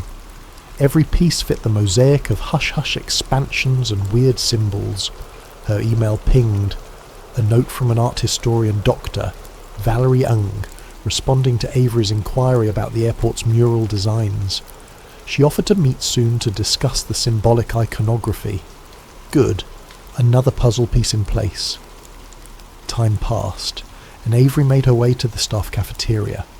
True to his word, Miguel arrived, wearing an uneasy expression. Quietly, he guided her through a corridor marked Authorized Personnel Only. As they passed locked doors, the environment took on a more utilitarian look. Concrete floors, dull overhead lamps. No travellers in sight, just occasional workers or carts. At a certain door with a coded keypad, Miguel typed in a code. The door hissed open, revealing an industrial staircase descending into a faintly lit space. "Down here is part of the old baggage system everyone jokes about," Miguel whispered. "But deeper, there's sealed expansions. I've only glimpsed them." Avery's heart thumped. She carefully followed him down the steps. The air grew cooler, the hum of machinery more pronounced. They reached a wide corridor with overhead pipes and cables. Miguel led her to a set of double doors labelled Restricted, No Entry.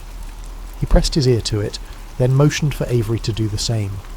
The hush behind the doors felt charged, as though a large empty chamber lay beyond. He quietly tested the handle. Locked, of course. "Any chance you can get me inside?" Avery asked, adrenaline spiking. Miguel shook his head.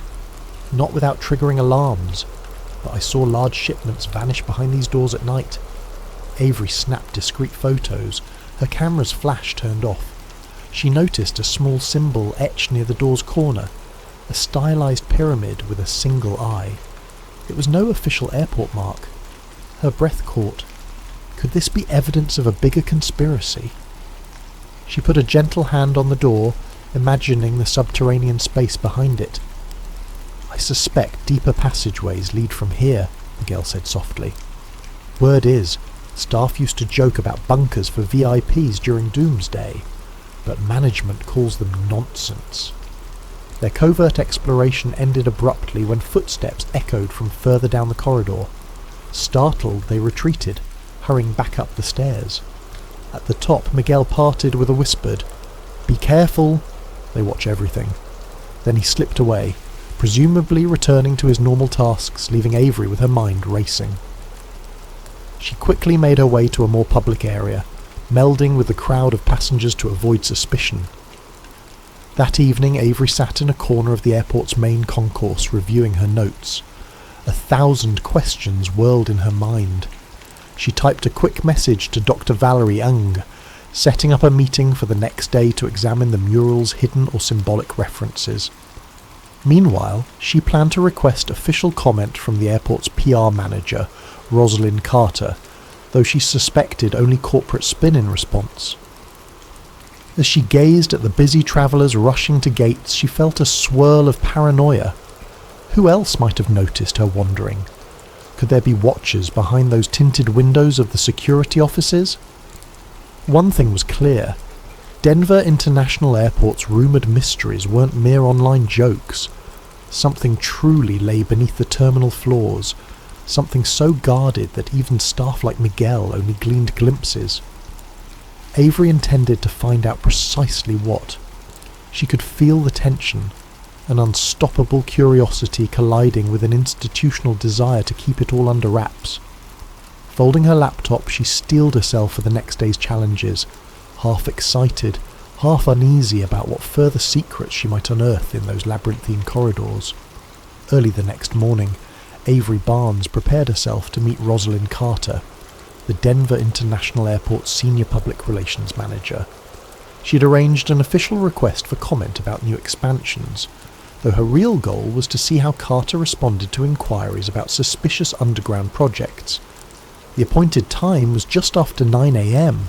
in a glass-walled office overlooking part of the terminal. Avery, sporting her best friendly journalist demeanour, approached the security desk, stating her appointment. A short elevator ride whisked her up to a suite of executive offices. Rosalind Carter greeted Avery with a polished smile, her posture impeccable, eyes keen. She led Avery into a sleek conference room. Floor-to-ceiling windows revealed the vast runways and the iconic white tents of DIA's main terminal. Carter offered a seat, poured a small cup of coffee, and inquired politely about Avery's interest in writing an article. Avery explained she was focusing on the airport's continuing expansions and addressing some online rumours. Carter's tone stayed cordial, but had an undercurrent of practiced deflection. She spoke about ongoing improvements to enhance passenger experience, referencing new gates, updated baggage systems. When Avery gently probed about levels beneath the terminal or sealed corridors, Carter let out a short laugh. We're aware of the conspiracies floating around, bunkers, secret societies, but truly, there's nothing beyond standard sub-basements for baggage handling and mechanical equipment. She flashed a perfect PR grin. The airport is big, yes, but we only close off sections for maintenance or safety reasons, not for anything clandestine. Avery pressed a bit further. What about employees who claim to have seen sealed expansions or shipments at odd hours? Carter's smile tightened. She insisted that any off-hour shipments were typical supplies for ongoing construction or large-scale vendor deliveries. We operate 24/7, Ms. Barnes. We have to. This is an international airport. That might look suspicious from the outside, but it's routine. She maintained impeccable composure, never letting a crack show. Her eyes, however, flickered with a trace of caution. Finally, Avery inquired about the airport's rumoured time capsule or Masonic plaque, referencing a New World Airport Commission. Carter explained in clipped monotone. That was a local civic group from the 1990s, not some secret society. People read too much into a harmless plaque. The quickness of her answer felt rehearsed. She ended with a polite wrap-up. I'm sure your readers will find the real expansions quite ordinary once your piece is done. Let me know if you need more official statements. Avery concluded the meeting with a forced smile, suspecting Carter had meticulously avoided any direct responses to the deeper allegations. Leaving the executive suite, Avery felt both frustration and renewed suspicion. Carter's polished disclaimers were exactly what one might expect if the airport indeed had hidden compartments. She decided to reconnect with Miguel soon, to see if he could give her more tangible leads. Meanwhile, she had an afternoon appointment with Dr. Valerie Ung to discuss the mural's alleged symbolism. She hurried across the main concourse, scanning the crowds for watchers. A creeping sense of being followed nagged at her, though she spotted no one specifically. She chalked it up to paranoia. Dr. Valerie Ung suggested they meet in a quiet corner of the terminal near a large mural.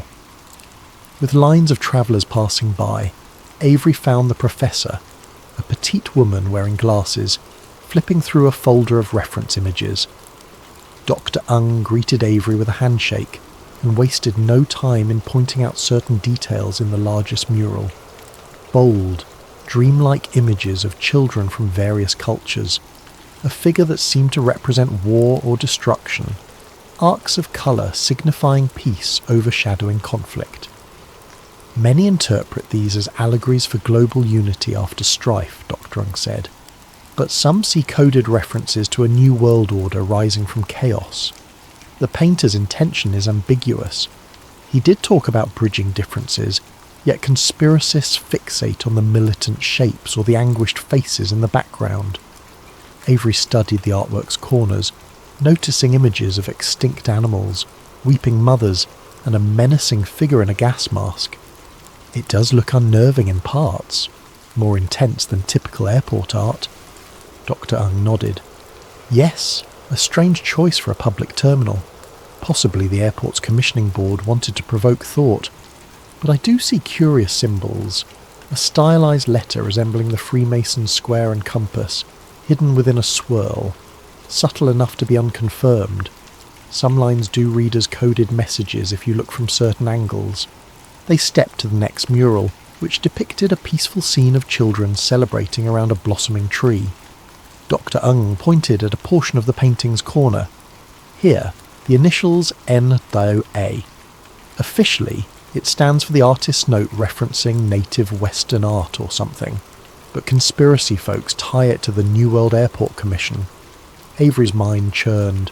She recalled Carter's denial about that group. Everything felt connected by faint threads. She asked if Dr. believed the rumours about secret societies. The professor shrugged. Hard to say. Artistic coincidences happen, but the sheer volume of strange references does give me pause. Possibly a sponsor had a strong symbolic intention. That's the missing piece. Who guided these commissions? After analysing the final mural, Dr. Ung parted ways, leaving Avery with a deeper sense that the airport's art might be more than random. Avery typed quick notes, references to NWA, covert Masonic or Illuminati hints, talk of a future global cataclysm. It all dovetailed with the rumour of subterranean bunkers built for an elite group prepping for some meltdown. She stepped away, noticing how passers-by took photos of the murals, unaware of their alleged deeper significance. By late afternoon, Avery's phone buzzed. A short text from Miguel. Meet me at 8 p.m, staff door B19. I found something else.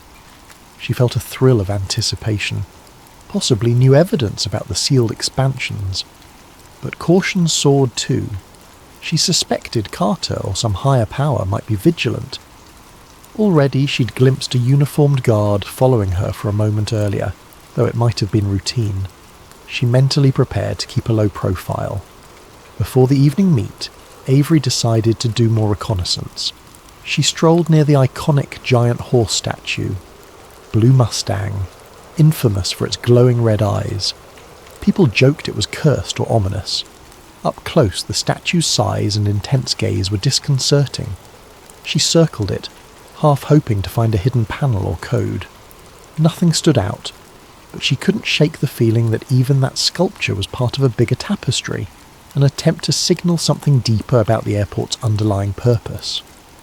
Finally, night fell. The airport's bustling crowds thinned somewhat, though DIA never truly sleeps.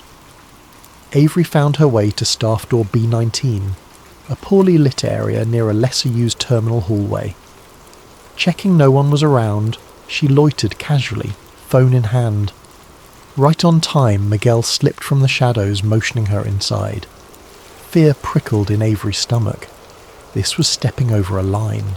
Trespassing, possibly. Yet the thirst for truth overshadowed caution. As the door clicked shut behind them, overhead fluorescent lights buzzed. She sensed the weight of unseen watchers. No turning back now. She followed Miguel deeper, preparing for the confrontation with real, hidden expansions or whatever secrets the airport's powers sought to bury. Under the flickering hallway lights, Avery Barnes slipped into the restricted corridor behind Miguel Varela, heart hammering at the risk. They both wore subdued clothing, hoping to pass for routine staff if spotted. The hush in these halls was eerie, far from the bustling main terminal. The echo of their footsteps seemed magnified, every scuff on the polished floor a jarring note in the quiet. Yet they pressed on, guided by Miguel's knowledge of certain door codes and maintenance routes. The corridor twisted downward, the environment gradually losing the crisp corporate facade. Exposed pipes, open wiring. They skirted caged areas holding large mechanical units and stacks of building supplies. The overhead hum from fluorescent tubes became more sporadic, some flickering or half dead. The expansions start below sub-level 2, Miguel whispered. Officially it's just more baggage infrastructure, but I've seen hints of deeper shafts sealed with heavy blast doors. Avery nodded, adrenaline flooding her system. At a nondescript steel door, Miguel halted. A short keypad glowed beside it. He typed a code.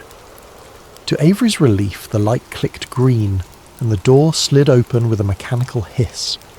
The air inside carried a faint chemical tang, reminiscent of fresh construction or sanitized surfaces. They stepped through, the door sliding shut behind them. Ahead, a broad hallway spread out, lined with crates labelled with bland descriptions: electrical components, ventilation, stock. The floor was newly tiled, the walls unpainted concrete. It was the kind of place that felt half-finished. Miguel paused, brow furrowed. This corridor's new. Even a month ago it wasn't here. Avery marvelled at the scale. The ceiling soared above, industrial lighting mounted in neat rows. A sign read Section 4B, as if referencing a discrete zone. She snapped a few covert photos with her phone. Each step echoed, the hush unnerving. Eventually they reached a large metal door. It bore a sign that read, High Security, No Access, along with a card reader lock. Miguel frowned. I don't have clearance for that. He tried an older code to no avail. Avery approached the small window slit, trying to peer in. She made out dim overhead lighting, but no sign of activity. Possibly a massive chamber beyond. They pressed on, following side corridors branching off the main hall. Over time, they discovered a locked gate leading to what looked like a vertical shaft with an elevator platform. Lights inside glowed faintly. So, an elevator to an even lower level, Avery guessed. Miguel nodded, lips set. We never had mention of a third sub-level in the official plans. She quietly documented the elevator's existence. The deeper they went, the more convinced she became that these expansions were about more than baggage or typical airport systems. Suddenly, footsteps approached from around a corner. Miguel gasped, motioning Avery to hide. They ducked behind a cluster of crates. Two figures in security uniforms walked past, engaged in quiet conversation. From the snippet Avery overheard something about timing for the next supply intake, and Knight wants the East Corridor sealed by next month. She tensed. Knight? Could that be a reference to Marcus Knight, the rumoured big shot who oversaw hush-hush government contracting?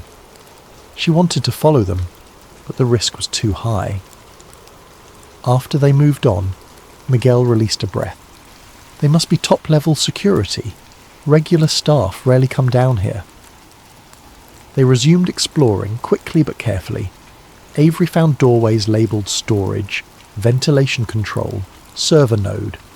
Some opened easily, revealing large server racks or mechanical piping. Others were locked tight. In a small maintenance closet, they discovered a blueprint pinned to the wall. It was partially covered by a coffee-stained sheet, but when they lifted it, they saw a rough schematic referencing S4 L3 access shafts, indicating multiple sub-level connections.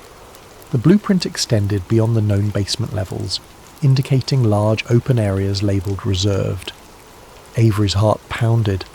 This was near proof of a massive subterranean facility. She snapped photos with trembling excitement. Real evidence. A beep from Miguel's phone broke the hush. Startled, he fumbled to silence it. Too late. Footsteps again. Close. They extinguished the small overhead closet light, crouching behind a large shelf. A figure stepped into the closet, shining a flashlight. They froze, hearts in throats. The flashlight beams swept across pipes, nearly grazing Avery's foot. Thankfully, the figure didn't notice them, perhaps assuming the beep was random noise. The beam lingered, then retreated. The door closed. Silence returned, but adrenaline left them shaking. They realised they had to retreat soon or risk capture. Before leaving, they uncovered an old crate with cryptic labelling. Emergency ration, Series G, plus a date years in the future. That spiked Avery's intrigue. Who stores rations labelled for use years away, as though planning for a doomsday scenario? She snapped another photo. It was almost too bizarre. The idea that the airport might be a hub for an elite survival plan was starting to feel less outlandish. They made for the corridor exit, but along the way, a keypad beeped from ahead. They ducked into a side recess, turning off their flashlights. 2 more security guards, each carrying sidearms, strode through. Avery recognised one from a distance. Rosalind Carter, the PR manager in an unmarked security uniform. She wore a stern expression, murmuring in an urgent tone to a colleague, "We can't let them leak any of these expansions." Knight is already reviewing the next shipments. The colleague responded, "We'll lock down all staff access. They can't wander in." Carter nodded, continuing down the hall. The revelation that Carter herself patrolled these restricted areas, wearing a different persona, hammered home how big this cover-up was. Avery and Miguel huddled, exchanging a silent, wide-eyed look. They had to get out fast. Slipping quietly back to the door they'd used to enter, they typed the code and returned to the more standard basement corridor. No one seemed to notice them emerging. Re-entering the main staff areas, they parted ways quickly. Avery took a moment to gather her wits among the normal swirl of the airport's baggage zone. The difference in atmosphere was jarring. Above ground, travellers scurried, shops displayed souvenirs, a facade of normalcy overshadowing the hush below. That night, Avery holed up in a budget motel near the airport, transferring the photos and notes from her phone onto a secure drive. She typed a summary: extensive sub-level expansions, elevator shafts leading to unlisted floors, crates of emergency rations, presence of armed security beyond normal staff. Meanwhile, Carter's secret involvement, referencing Knight's instructions. The puzzle was forming: an advanced shelter or a command centre for some higher power, possibly linked to the rumoured New World Order conspiracies. The question was how to confirm the final details. Miguel texted her, anxious. "We took big risks. Carter is suspicious. Don't contact me for a while." She replied with thanks, acknowledging the need for caution. Next, she emailed Dr. Ung a cryptic clue about the expansions, inquiring if the airport's time capsule or Masonic references tie in with large-scale bunkers. Dr. Ung responded that the time capsule's plaque included symbols reminiscent of those found in certain clandestine groups, but needed more direct evidence to connect it to the expansions. The path forward was treacherous, but with real photographic proof in her hands, Avery felt unstoppable. She planned to contact a small independent news site or blog to release a preliminary story. However, she knew she might face immediate backlash or sabotage if she published too soon. She decided instead to attempt a final infiltration, one that could gather conclusive video footage. She'd also see if, in the meantime, she could track down references to Marcus Knight, the rumoured puppet master. Resolving to hold her nerve, she settled in for a restless sleep, half dreaming of corridors beneath the airport, where every locked door concealed a piece of a grand conspiracy. Tomorrow, she would push further, or risk losing the chance to unmask the truth entirely. Morning brought Avery Barnes a subdued sense of urgency. Over coffee at the motel, she reviewed her phone notifications. A message from Dr. Valerie Ung, offering to meet at the airport's infamous time capsule marker. Another from an anonymous address read simply, "Be careful, they know." The short note cast a chill over her. Possibly a friend of Miguel or a concerned insider. She exhaled slowly, steeling herself for another day in the belly of the beast. Returning to DIA, she found it as busy as ever. Travellers hustling, overhead announcements echoing. She kept her camera gear discreetly stowed in a shoulder bag. Dr. Ung awaited near a subdued corner of the main concourse, close to a stone marker with a Masonic symbol. That marker, Avery recalled, was said to mention the New World Airport Commission. Conspiracy forums fixated on it, believing it indicated a hidden sponsor behind the airport's design. Dr. Ung greeted her with a polite nod, then quietly pointed out the inscriptions. The plaque indeed read, "Dedicated to the people of Colorado, the New World Airport Commission," referencing a date in the mid-1990s. The Masonic square and compass insignia sat in the corner. A time capsule was rumoured to lie beneath it, to be opened decades later. While passers-by strolled by without a second glance, Avery snapped photos, Dr. Ung providing commentary in a low tone. Masonic influences do appear now and then in public projects, but usually it's overshadowed by typical civic stuff. Yet the phrase New World Airport Commission is truly odd. No official record of that group existing outside DIA documentation. It does feed the speculation that some elite collective quietly guided the project. She touched the plaque lightly. Some say inside the time capsule are hints of this global or New World Order plan. Avery's mind connected the dots. Hidden expansions, Masonic references, hush-hush shipments. She asked Doctor if the symbol matched some of the shapes from the murals. The professor nodded. Yes, it's the same stylized geometry. The artists used shapes reminiscent of Masonic angles in background corners. Possibly a coincidence, but in total, it's suspicious. Dr. Ung then offered a slender envelope. I dug up older press photos from the airport's grand opening. Some shots show the site with deeper excavation than official stories mention. Might be relevant. Avery thanked her, glimpsing the black and white prints of huge pits, seemingly deeper than typical infrastructure demands. More fuel for her story. Their quiet meeting ended abruptly when a uniformed guard approached, politely but firmly asking them to clear the area for staff cleaning. A mild excuse, but Avery recognised they might be monitored. She parted ways with Doctor, promising to share any final revelations. The professor told her to be cautious. Rumours circulated among local academics about how persistent investigators into DIA's mysteries sometimes found themselves blacklisted or visited by officials. Avery ducked into a restroom, checking her phone. Another message from Miguel. I can't talk more. Carter's men are on to me, but meet me at the far end of Concourse C at 10 p.m. if you want the final route to the sub-level. Knight might be here tonight. She swallowed, nerves flaring. So this was it. The final infiltration. The attempt to catch Marcus Knight in the act.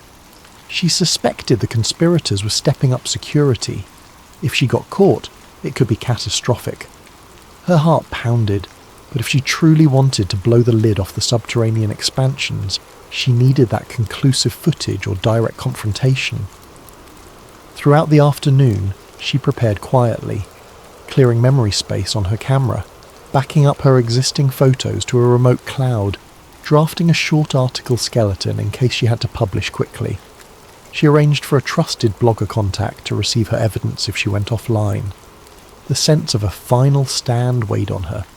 Meanwhile, a recurring paranoia dogged her. Any uniformed staff might be an agent of Carter or Knight. She tried not to meet eyes with passing security, maintaining a normal facade by sitting in a coffee shop or strolling the terminal shops. Evening fell, the terminal's hustle gradually thinning. The overhead lights dimmed in certain sections. Avery kept close watch on the time. At 9:45 p.m, she slipped toward Concourse C, aware that late flights still disembarked, but traffic was quieter. She found an out-of-the-way corridor near some service rooms. At 10 sharp, footsteps approached. A tense-faced Miguel glancing over his shoulder. He whispered, "We don't have much time. Knight is rumoured to do an inspection or meeting in the sub-lower expansions. Let's move." He led her through an employees-only corridor. This time they bypassed a standard checkpoint by following a narrow passage behind mechanical piping. Overhead fans whirred in a subdued roar, the temperature dropping a bit.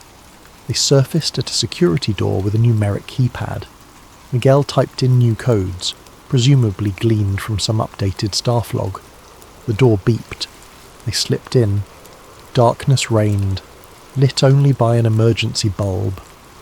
Avery's heart hammered with the knowledge that any camera footage might blow her entire investigation wide open. Descend. The corridor led to a freight elevator. Miguel produced a keycard, scanning it. By some stroke of luck, it worked. The elevator shuddered downward. The panel displayed no floor numbers, just a blank readout. As they descended, the hush thickened. Only the hum of machinery thrummed in the background. When the doors slid open, they stepped into a wide sub-level corridor quite unlike the standard basement. The space was furbished with advanced electronics and thick cables running overhead. The overhead lights had a faint flicker.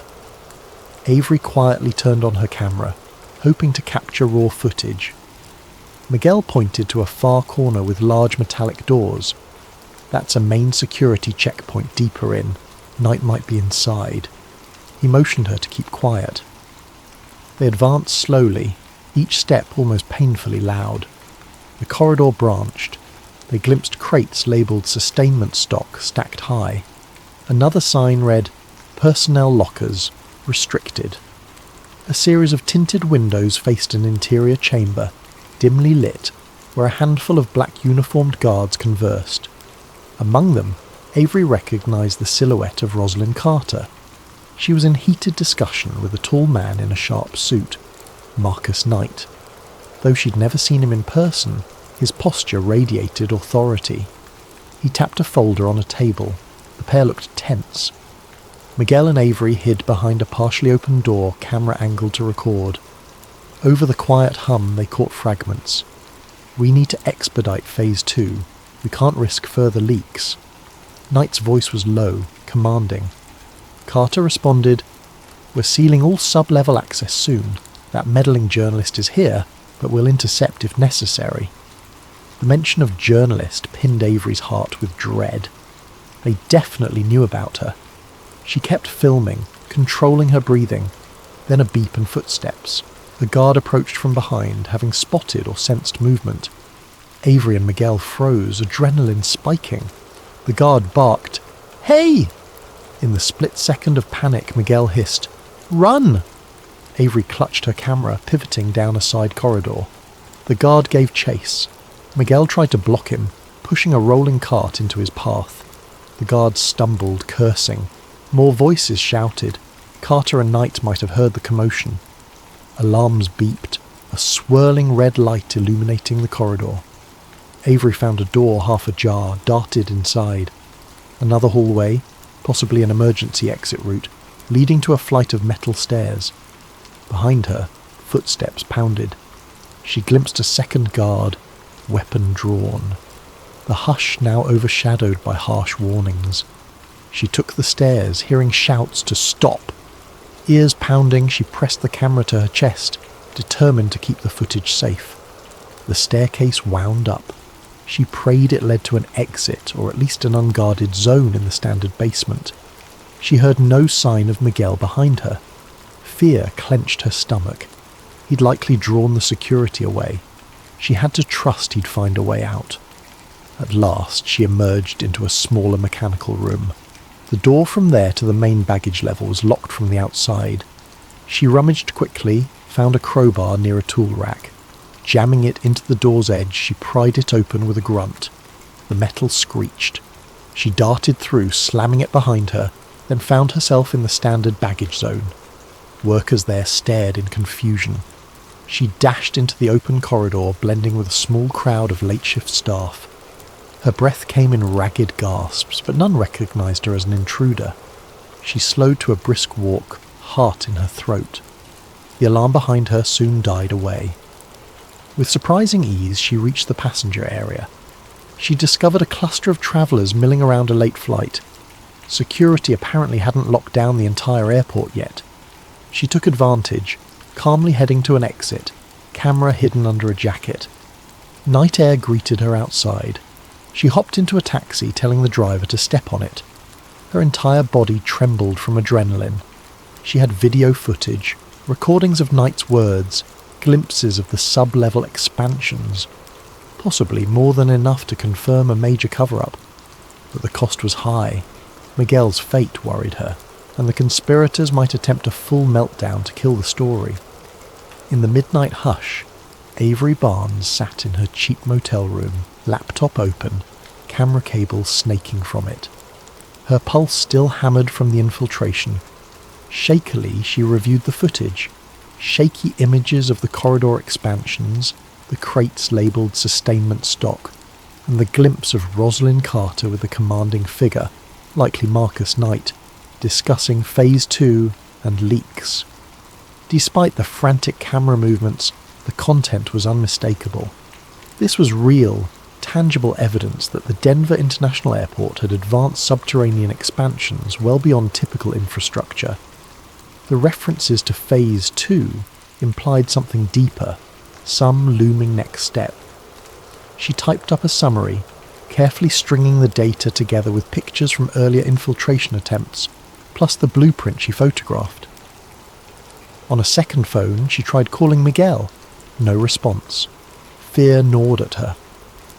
As dawn broke, she reached out to a small but reputable online investigative news site, Watchlight Chronicles, run by a friend, Petra, who specialised in underreported stories. She emailed the preliminary article and attachments. Petra responded swiftly, half incredulous, half excited. "This is huge. We'll run it if you confirm authenticity, but be ready for blowback," the message read. Avery recognised it might put her in crosshairs. She typed back a calm acceptance. The story needed to see daylight. Sure enough, within hours of finalising the piece, Avery's phone lit up with calls from unknown numbers. She ignored them. Then a text from a local mainstream reporter friend asked if she'd truly found secret bunkers. The rumour was out, though not from mainstream outlets yet. Avery decided to do one better. She'd hold an informal press conference or a streaming session the next morning from a location near the airport. This direct approach might force DIA officials to respond publicly. She found a cafe near downtown Denver that offered a private back room. She scheduled an early press gathering, inviting a handful of local bloggers, small radio hosts, and a couple of bigger outlets who might be curious. She kept it low profile, but word travelled in certain circles. That night she barely slept, half expecting a black SUV to appear, whisking her away. But no one came. Perhaps Carter and Knight were unprepared for how fast Avery moved. Early next day, about a dozen folks gathered in that cafe's back room. Tired baristas served coffee to half-awake reporters. Avery pinned up a small selection of printed photos, the sealed expansions, the blueprint referencing sub-level S-4, the crates labelled suspiciously. She played a short video clip on a projector showing the corridor infiltration, though it was dimly lit and shaky. The audio snippet capturing Knight's mention of Phase 2 in hushed tones drew hushed murmurs from the watchers. A local TV cameraman quietly filmed. Some gasped at the mention of potential doomsday bunkers. A radio host asked if she was worried about legal ramifications. Avery admitted yes, but insisted the public had the right to know. Mid-presentation, Rosalind Carter unexpectedly arrived, stepping into the cafe. She wore a cool, composed expression. "Ms. Barnes," she said in a loud, disapproving tone, "what you're doing is reckless." The small crowd parted, tension thickening. Carter launched into damage control. These so-called expansions are standard mechanical sublevels. The cargo you see was typical emergency supply stock. DIA has no hidden bunkers. We regret Ms. Barnes trespassed. We'll be pressing charges for infiltration. But her voice trembled ever so slightly. Avery realised Carter's presence here indicated fear that the story might spiral. Avery calmly presented the official blueprint mismatches, the advanced security. She asked Carter directly, if it's standard, why the locked expansions, armed guards, references to Phase 2? Why are internal staff threatened into silence? Carter's jaw clenched. She repeated the scripted denial. The small group of reporters pressed her, demanding direct answers. Carter eventually retreated, tossing a final threat. "We'll speak more through official channels. DIA's attorneys will handle you." Then she left in a swirl of frustration. The coverage soared across local online outlets that day. While big media initially hesitated, the story gained traction on social media. Many watchers dismissed it as yet another conspiracy. But the photographic proof of new sublevels, the blueprint references, and the cameo audio of a hushed conversation stirred curiosity. Sizable segments of the public demanded official clarifications. Meanwhile, Avery tried again to contact Miguel to no avail. She worried he'd been silenced or fired. But she pressed forward, giving an interview to the Watchlight Chronicles, detailing how she discovered the expansions with help from an anonymous insider. At DIA, the official stance remained. No clandestine bunkers. Some older baggage tunnels might not be in active use. Yet hush-lipped rumours persisted among staff, some quietly confirming they recognised the photos. Anonymous tipsters emerged, claiming the construction they worked on extended far beyond typical needs, with specialised blast doors. The swirl of new claims overshadowed the official narrative. Dr. Ung weighed in publicly about the airport's time capsule and Masonic plaque, fueling the sense that a bigger puzzle lay beneath the iconic terminal. Meanwhile, sightings of Marcus Knight grew sporadic. Some said he was a high-level government contractor who oversaw security infrastructure. Others claimed he was part of a private consortium. No official record pinned him, fueling speculation. A few days later, rumours circulated that Knight had retreated from DIA or was seen boarding a hush flight. Carter refused to comment. A week later, after the dust settled somewhat, Avery found a small note in her motel mailbox. It read, "Thank you. I had to leave." She recognised it must be from Miguel, suggesting he escaped or went underground. Relief tempered by sadness. He'd risked everything. The note reaffirmed that real secrets were at play, not just an overblown rumour. She stashed it away, a reminder of the personal cost behind revelations. In the months to follow, partial investigations opened at city council levels. Some demanded more transparency on DIA's expansions. Official statements revealed minimal new revelations, but public pressure forced them to allow limited tours of certain sub-basements. Conspiracy watchers took to the net, devouring each new crumb. Meanwhile, Avery's story soared in alt-media circles, brandishing headlines like DIA bunkers exposed. Some mainstream outlets covered it neutrally. The general public remained divided between intrigue and skepticism. Avery, for her part, lingered in Denver a bit, writing follow-up pieces that wove the entire narrative. Murals, ominous sculptures, suspicious time capsules, hush expansions, Knight's cameo. She suspected the labyrinth below was far more extensive than official tours showed, but she'd achieved enough to confirm the existence of large restricted levels, advanced security, and a swirl of suspicious references to doomsday or a controlling power. In a final article, she asked readers to keep watchful. Though we forced partial disclosure, deeper shadows may remain under the terminal. Our best defence is open eyes and unrelenting questions. With that, Avery departed Denver. On her last day, she strolled by the terminal's shimmering tents, noticing passengers going about daily life, many oblivious to the drama beneath their feet. She found a quiet corner, gazing out at the runways that rumour said formed a swastika-like shape from above. Maybe just an odd design coincidence, or maybe part of a bigger design orchestrated by hidden powers. She let the question linger without a firm conclusion, accepting that some mysteries only half surfaced, their deeper layers forever locked behind sealed doors. In her final reflection, Avery recognised that conspiracies rarely unravel neatly.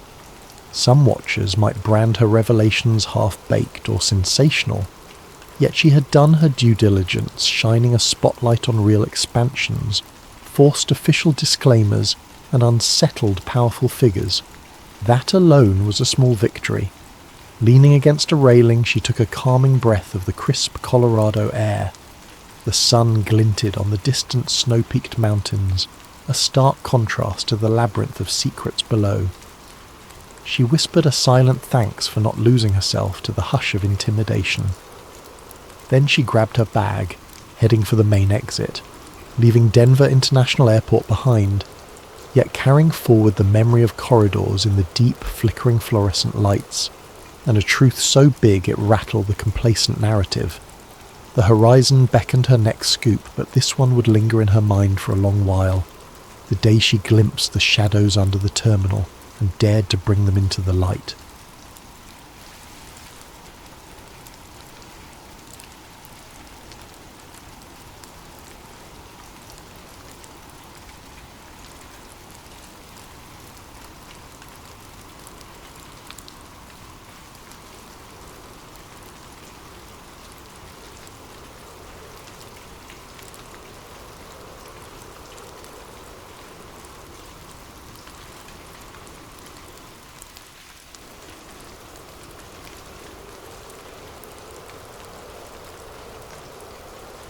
The desert wind rattled loose tin on the Navarro ranch house as lightning clawed at the sky. Rain spattered on dusty window panes, an uncommon fury for a New Mexico summer. Betty Navarro, a rancher's daughter of 19, steadied a lantern by the back door. Her father, Miguel Navarro, had hurried out moments ago, muttering about a fierce storm that might spook their livestock. The thunder overhead rumbled, setting Betty's nerves on edge. She paused in the kitchen, about to douse the lantern for a moment's rest, when a flash of brightness cut across the black horizon. Not lightning, but something else. She dashed to the open doorway. A narrow blazing streak arced overhead, sputtering sparks like metal scraping the atmosphere. It vanished behind a ridge just beyond the ranch fields, followed by a bizarre echoing boom. The ground trembled. Betty's heart hammered. Could it be a plane crash? She called out for her father, but heard only the storm's roar. Grabbing her slicker, she ran into the rain, scanning the fields for any sign of him. In the distance, an otherworldly glow flickered behind the far fence line. The cattle bellowed in alarm. Something definitely had come down from the sky. Something big. It might be debris or wreckage. Gritting her teeth, she pushed through the mud, praying her father was safe. The next morning, word spread through Roswell about a ranch where strange debris had been discovered. Neighbours whispered about metal that bends and then reforms, rumours of symbols etched on scraps. But hours later, the Army Airfield's official statement shifted the story. First, it was said to be a flying disc, then abruptly relabelled a weather balloon. The confusion only fueled speculation. Some insisted the material was too exotic for a mere balloon. Others shrugged it off as a fancy government project. For local folks, it was a passing curiosity, except for those who'd witnessed the lights in the storm. That same day, Daniel "Danny" Cole, an eager junior reporter at the local newspaper, was on the trail of the weirdest assignment of his budding career. He'd heard that Betty Navarro's father had driven into town early, telling a few folks about the odd metal he found in his grazing fields. By the time the army arrived to hush him up, the rumour mill was already blazing. Danny's editor, an older man with a short temper, tossed him a single line of instruction. Go find out if this is news or nonsense. With a pencil behind his ear and a notepad in hand, Danny steered his battered truck toward the Navarro ranch. En route, he spotted a row of army trucks rumbling back to Roswell, tarps covering what appeared to be crates. Odd tension itched at the back of his mind. Why would the military be so secretive about a balloon crash? Arriving at the dusty driveway, he found Betty Navarro standing by a fence, her clothes still stained with mud from the prior night. She eyed him warily, suspecting he might be another official come to strong-arm her father. He introduced himself gently, explaining he was just a local reporter hunting for the truth. That seemed to ease her suspicion. With a tired sigh, she nodded toward the pasture. We're not supposed to talk about it. The army men told us it's classified, but all we want is to understand what happened on our land. Walking alongside Betty, Danny glimpsed the flattened tall grass where something had skidded. A few scorched patches dotted the ground. She recounted how she'd found her father near dawn, staring at twisted shards. He was convinced it wasn't from any typical plane or balloon, like nothing he'd seen in 40 years of ranching. Then soldiers swarmed in, whisked away the wreckage, told him to keep silent or face dire consequences. He now lay in bed, nerves frayed, spouting paranoid worries that he'd be hauled off if he talked. Betty bristled at the thought. He just stumbled on that debris. We're no criminals. She led Danny to a small shed where her father had stashed a single piece he'd pocketed, an L-shaped sliver of dull silver about the size of a paperback. She handed it over with trembling caution. Danny turned it in his hands, marvelling at how lightweight it was. Aluminum? he guessed. But pressing his thumb left no dent. Even repeated attempts to crease it failed. Suddenly Betty took it back, folded it almost in half with surprising ease, then let go, and it snapped back to its original shape. No signs of bending or stress. Danny swallowed hard. This can't be normal metal. From behind them an engine roared, making them jump. The jeep skidded to a stop near the shed. 2 uniformed men hopped out, guns visible at their hips. One barked, "Step away!" "That's government property." They marched over, demanding the piece. Betty clutched it to her chest, her eyes flashing. Danny, pulse racing, tried to calm the situation. "We're just looking, sirs. She's the owner of this ranch." But the men ignored him, forcibly snatching the debris from Betty. They levelled a cold glare. "Stop meddling, or you'll regret it." With that, they drove off in a cloud of dust, leaving Betty trembling in fury. The feeling that something was deeply amiss sank into Danny's gut.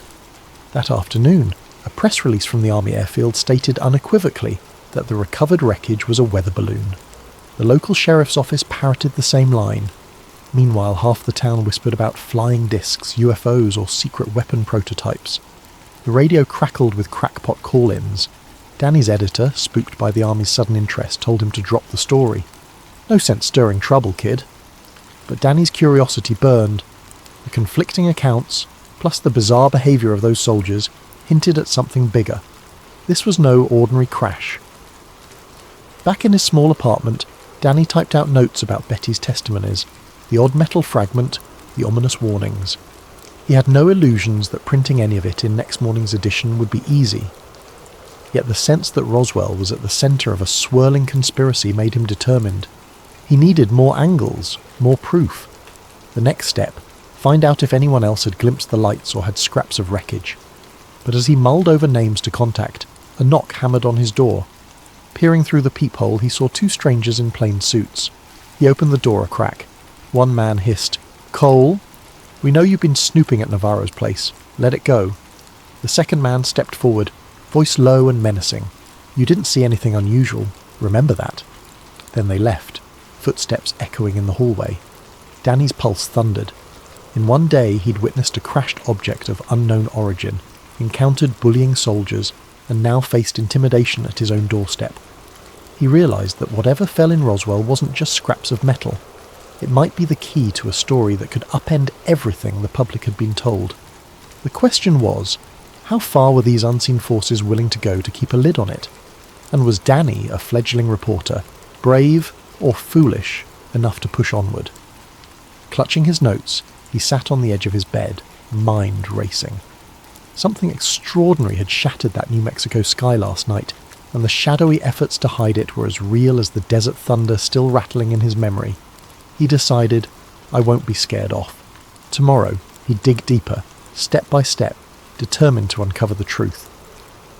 The day after the men in suits threatened him, Danny Cole woke early, consumed by a sense of purpose. He typed up what he had so far, the unusual debris with shape memory properties, the contradictory official statements, the intimidation attempts. But in rereading it, he realised the piece lacked definitive evidence. A sensational claim needed more than hearsay. He needed additional eyewitnesses or a smoking gun. Without that, his editor would never run the story, and the Army might label him a crank. He headed first to the local sheriff's office, hoping for a chat with the deputy who'd initially tipped him off about the Navarro ranch. The station's waiting area smelled of stale coffee, but the deputy seemed cagey now, eyes darting as he spoke in hushed tones. Look, kid, I told you about the ranch because I figured something smelled fishy, but now folks from the Army in some unknown suits have shown up, telling me to keep quiet. They're using words like national security. The deputy looked genuinely spooked, refusing to say more. Don't drag me deeper into this, Danny. I got a family. With that, the conversation ended. Next, Danny tried visiting local ranchers, who might have glimpsed unusual lights during the thunderstorm. Several admitted hearing a bizarre boom, or seeing flashes that didn't match normal lightning. But none had concrete proof. One ranch hand mumbled about metal scattered across the field, but the Army confiscated everything the next morning.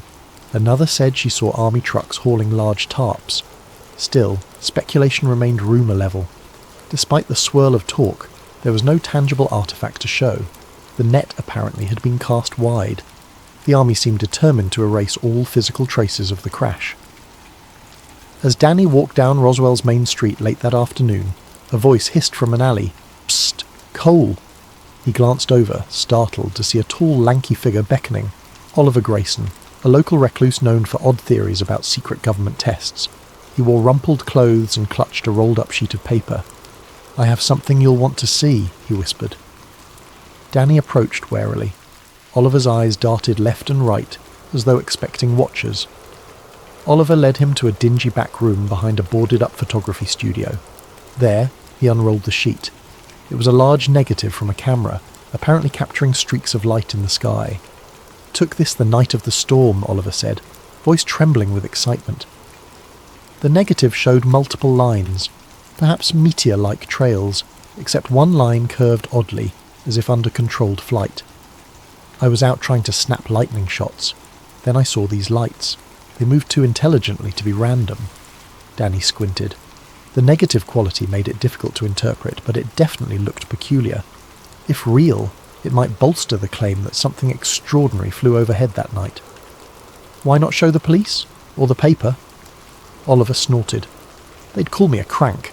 Also, those men in suits rummaged through my place. I barely hid this negative before they arrived. They took everything else." He inhaled shakily. "I know they're covering up something big." That evening, the Roswell Army Airfield held a hasty press conference. Major Harold Tate, a tall, composed officer, took the podium. Beside him, a bland visual display of a weather balloon's diagram was pinned up. Journalists from the local paper asked if the Army still stood by their explanation. Tate nodded gravely. "Yes, we recovered a balloon and related radar reflectors. No evidence suggests anything unusual." He urged citizens to trust official channels, denouncing wild rumours about unknown craft. Danny was in the back, scribbling notes. He saw the tightness in Tate's jaw when asked pointedly about the ranch location, or the rumoured strange metal. Tate repeated the same line. Balloon materials, nothing else. The tension in the room was palpable. Then, in a moment of quiet, Danny asked, "Major, can you confirm you visited or seized property from any civilian homes, like the Navarro Ranch, for purely weather balloon debris?" Tate's eyes flickered. "Those are routine procedures," he replied stiffly. "If folks have mistaken ordinary junk for something else, we clarify and remove what belongs to the government." No further explanation. Over the next few days, Roswell's rumour mill intensified. Some insisted the entire crash was a hoax. Others whispered about little men taken to the base. In local diners, talk alternated between scornful jokes and uneasy speculation.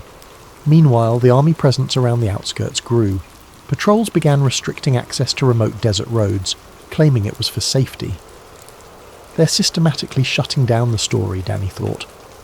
One morning, Betty Navarro arrived at the newspaper's office, flustered. She explained that her father had been visited again by men in suits, who repeated the weather balloon line and threatened legal trouble if he said otherwise. "He's a proud man, but he's frightened," Betty said, eyes flashing with anger. She placed a battered envelope on Danny's desk. Inside was a second chunk of that bizarre metal. We'd kept it hidden. I can't just let them stomp on the truth. Danny touched the fragment. Indeed the same strange properties. He promised to safeguard it. Through a contact at the local airfield, Danny arranged a secret meeting with Dr. Evangeline Parker, rumoured to be an aerospace engineer quietly assisting Major Tate's project. Late one evening, they met in a deserted hangar's shadows. Parker, her face etched with worry, confirmed that the debris was not from any standard balloon or plane. She'd run tests showing unearthly durability and superlight composition, yet official instructions forced her to classify it as common. She felt deeply torn, a sense of duty to her country versus moral unease about perpetuating a lie. She showed him lab notes, incomplete but revealing anomalous chemical structures. "I suspect it's a technology we can't replicate with known alloys," she whispered. "But if I speak openly, I'm done, possibly imprisoned." Danny gulped. "So the army's lying, systematically?" Parker nodded. "They claim it's to prevent mass hysteria or foreign exploitation, but it's bigger than that. They might be dissecting something that rewrites everything we know about flight." She urged him to be cautious. As dawn neared, Dr. Parker disappeared into the gloom, leaving Danny reeling. Advanced metal, reverse engineering. The puzzle pieces aligned. The army's clampdown was more than mere pride or embarrassment. They wanted to harness an unearthly find. Could it truly be from beyond Earth, or was it advanced domestic tech? Regardless, the secrecy suggested a massive conspiracy. With Oliver Grayson's photograph, Betty's second metal piece, and Dr. Parker's hints, Danny now had potential proof. Yet he felt watchers behind every corner. Each phone call crackled suspiciously. An unmarked sedan loitered near the paper's building. Even his editor avoided him in the hallway. Fear weighed heavy. If Danny published, would these men in suits escalate? Could he vanish like some folks rumoured? At midnight in his cramped apartment, Danny typed a draft article titled "Debris in the Desert, More Than a Balloon." He included everything: the rancher testimonies, the inexplicable metal, Oliver's photograph, Parker's anonymised statements. He planned to show it to the editor in the morning. If only I can get the paper to run it. But something told him the next 24 hours would decide whether the truth saw daylight or was buried deeper than the desert dunes. He slept fitfully, the hush of late-night Roswell broken only by the soft hum of passing military vehicles, an ominous lullaby that underscored how close he stood to something bigger than he'd ever imagined. The next morning, Daniel Cole arrived at the paper with a glimmer of hope, only to discover the editor's door locked and a meeting in progress sign. Murmuring voices leaked through. It sounded like the editor was speaking with men who had crisp, authoritative tones. Danny knocked once, hesitated. The door cracked open. A grey-suited man with cold eyes peered out. "We'll be done soon," he said icily. 5 minutes later, both men brushed past Danny without a glance, disappearing down the corridor. Danny entered the office to find his editor, sweaty and shaken, rummaging through some papers. "Kid," the editor began, voice trembling, "I can't run your piece. These, army reps said it's national security. They threatened legal action if we print speculation." Danny's protest died in his throat, seeing the fear in the older man's eyes. He realised the story was effectively blacklisted from local press. "I'm sorry," the editor added quietly, refusing to meet Danny's gaze. "Write about anything else you want, just not this." With the local newspaper gagged, Danny's frustration peaked. That afternoon he found Oliver Grayson hunched in a corner booth at a dusty cafe. The frantic man shoved an envelope across the table, negatives from the prior night's attempt at photographing new lights. "Look at these," Oliver whispered, eyes darting. "I spotted more strange aerial objects over the ranch region, different from standard planes. I tried to call the radio station, but they brushed me off. The local press is compromised. We got to go bigger national." Danny studied the negatives in the dim cafe light. They were faint, but some lines indeed suggested unusual flight patterns. Could be illusions, but combined with Dr. Parker's statements and the metal shard, it formed a mosaic of evidence. "We might have to contact a bigger outlet," Danny said, nodding, "but the army's already breathing down my neck." Oliver shrugged, fear glimmering. "They'll destroy me if they find out. But if we do nothing, they'll bury the truth forever." That night, Danny typed a detailed account from home, 8 pages typed single-spaced, hoping to mail it to a national wire service. The phone rang near midnight. He answered groggily. Static hissed. Then a mechanical-sounding voice said, "We see your typewriter blazing. Stop, or the next knock you hear won't be so polite." The line went dead. Adrenaline spiked. He dashed to his window, peering outside. Sure enough, a dark sedan idled across the street. This was an escalation. They were tapping his calls. "I need to vanish if I want to get this out safely," he realised. He stuffed the typed pages, plus Oliver's negative prints, plus Betty's second metal shard into a satchel.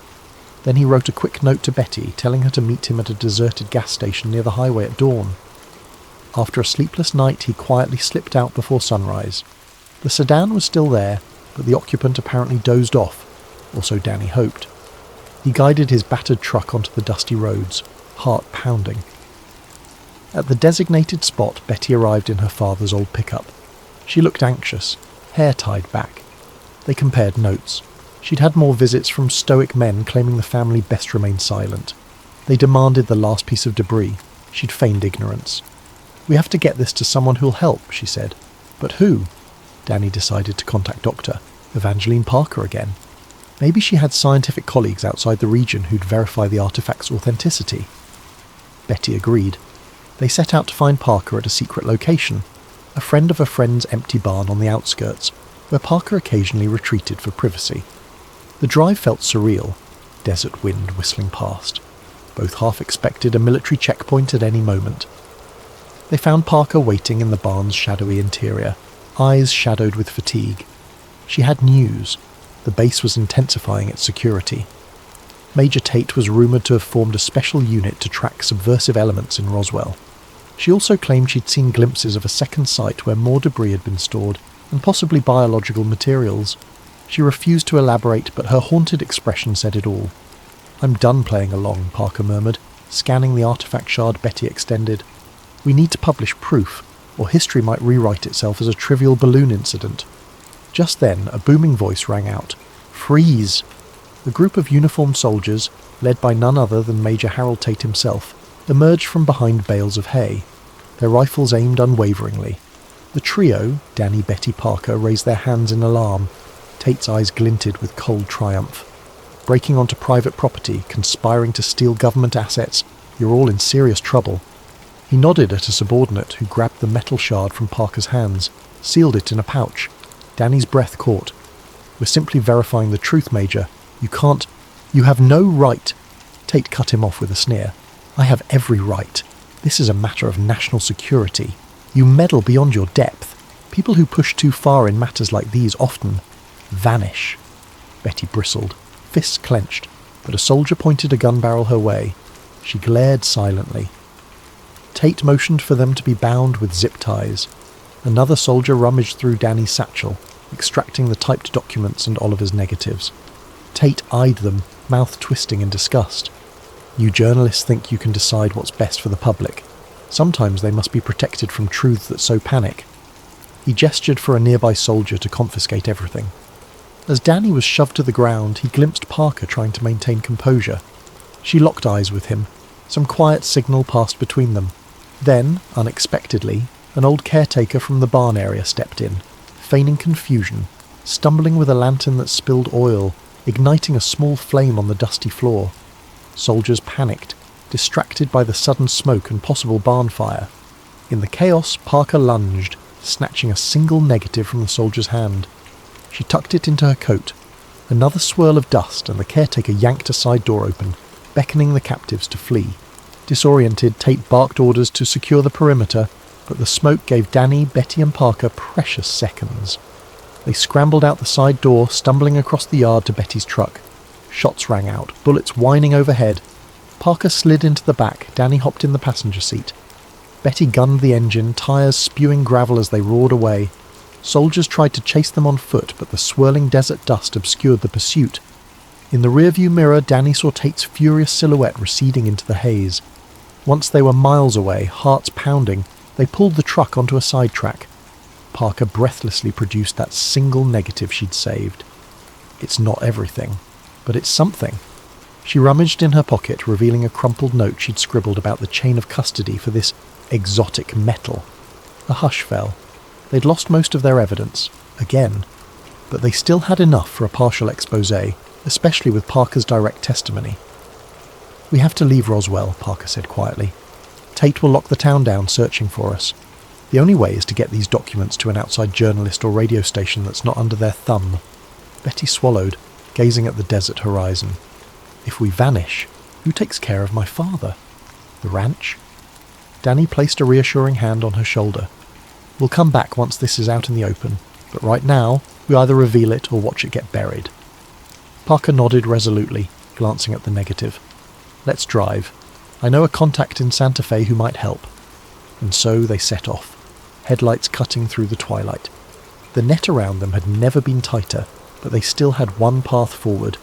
Gather allies beyond Roswell's borders, show the world a glimmer of the truth, and hope it would spark the unstoppable question: what really happened in the desert sky?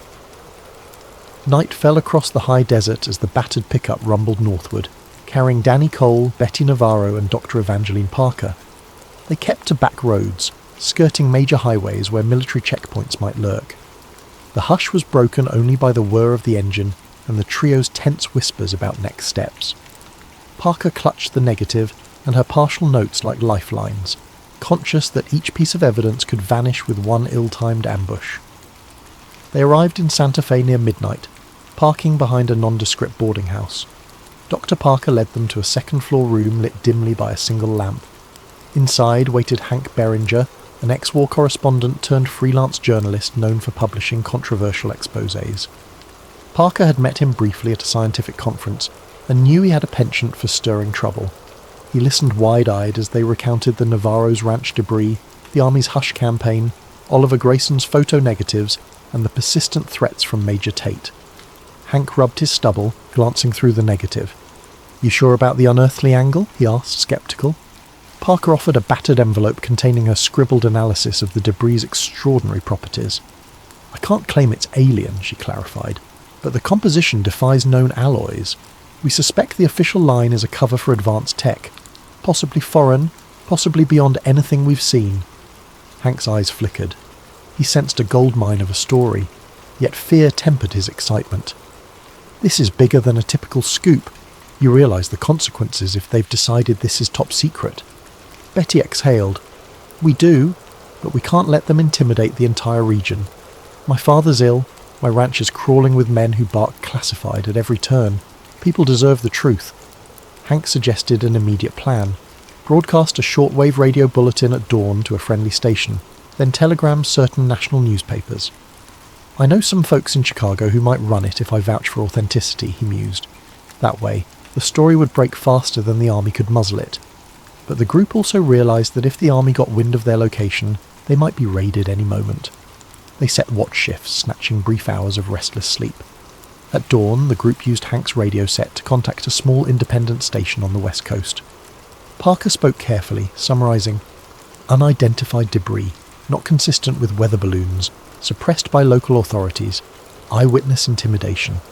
The station's operator sounded astonished, promising to broadcast snippets soon.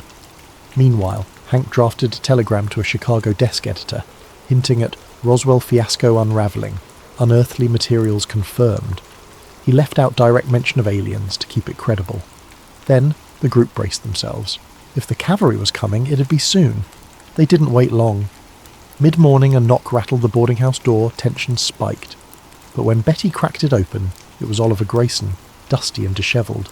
He'd hitchhiked after escaping another ransacking of his place, surmising they might have fled to Santa Fe.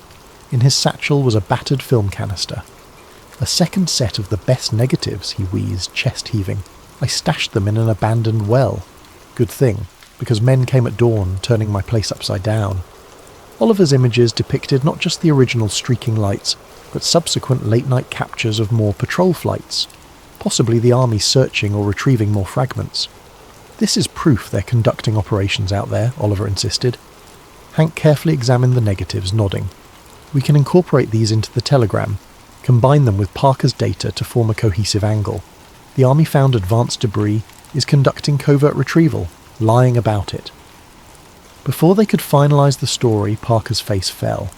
She confided that while analysing the material at the base, she'd overheard rumours of a body, some alleged occupant discovered at the crash site. Officially, it was said to be a test dummy or a small monkey from a high-altitude experiment. Yet whispers suggested something more bizarre. "I can't prove it," she admitted, but the hush surrounding it was intense. Tate seemed fixated on sealing that aspect in particular. This possibility unsettled everyone, even Oliver, who thrived on outlandish theories. If a body, human or otherwise, existed, the cover-up stakes skyrocketed. "Now we're dealing with cosmic-level secrets," Oliver breathed. Betty, however, maintained composure. "We share only what we can verify. The rest remains rumour." They typed up a comprehensive piece, scanning the negatives for partial prints to attach. Hank proposed they physically deliver the story to a bigger city, like Denver, where the newspapers might risk printing it. But travelling was risky. Any attempt to cross the desert roads might result in capture. Meanwhile, the dawn shortwave broadcast had already teased a bombshell revelation from Roswell, setting the stage for a confrontation. "It's a gamble either way," Danny said. "If we stay put, Tate's men might swarm in. If we move, we might get intercepted. We need to outmaneuver them." Oliver suggested a decoy plan. He'd drive his beat-up car in one direction, making it conspicuous. The rest would slip out at dusk in another route, carrying the final story. With luck, the Army or men in suits would chase Oliver's decoy, letting them escape. The group agreed. Time was too short to refine it further. That evening, tension ran thick as Oliver took off, windows down, radio blaring, heading south. About half an hour later, Danny, Betty, Hank and Parker quietly loaded into the truck and turned north. They stuck to back lanes, avoiding main highways. The desert twilight cloaked them. For a while all seemed calm. Then, near a lonely stretch, headlights appeared behind them, quickly closing in. "They found us," Betty muttered, pressing the gas. The pickup rattled dangerously. 2 black sedans flanked them, forcing them onto a dusty side path. Gunshots cracked. Parker ducked, cradling the precious documents. The truck wove between cacti and scrub brush, dust plumes swirling. Betty proved an adept driver, swerving at high speeds. The sedans lost traction in the shifting sand, sliding. The truck seized that gap, bounding over a small ravine. The chassis groaned, but held. In the rearview mirror, Danny saw the sedans come to a halt, one stuck in the gully.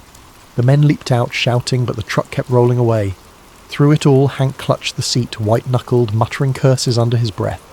At last, they rejoined a firmer dirt road. The headlights behind them had vanished. Each occupant exhaled in relief. They pressed on under starlight, aiming for a safe haven rumoured to be a small printing press in the next county. Somebody who might put out a short-run publication, or at least forward their story to a national wire. The sense of dread lingered, but they had come too far to turn back. With every mile, the major pieces of the puzzle, fragments, photos, testimonies, burned in Danny's mind. If they succeeded, the official narrative might shatter. If they failed, the army would bury this story once and for all. In that moment, Danny realised how razor-thin their advantage was. They had the story that could change everything, but that truth carried a heavy cost. Recalling the crashed object's memory metal and the hush around rumoured occupants, he wondered if the public was truly ready. Yet he believed people deserved to decide for themselves, no matter how extraordinary. "We're nearly there," he thought, gripping the satchel. Soon, they'd stand at a press that might finally echo the real events from the desert sky. But fate still had a few moves left in this dangerous game. Under the faint glow of dawn, the pickup rattled into the modest farm where a small independent press was rumoured to operate. An old barn doubled as a printing workspace. The owner, Miriam Solis, greeted them with wary eyes. She'd heard rumours of mysterious soldiers roaming the countryside, but agreed to help, if it truly was as urgent as they claimed. Dr. Parker, with all the seriousness an aerospace engineer could muster, affirmed they carried evidence of an unprecedented find and an active cover-up. Miriam sighed, sensing their desperation. "I can set type for a short print run," she said, "but distributing it widely might be tricky."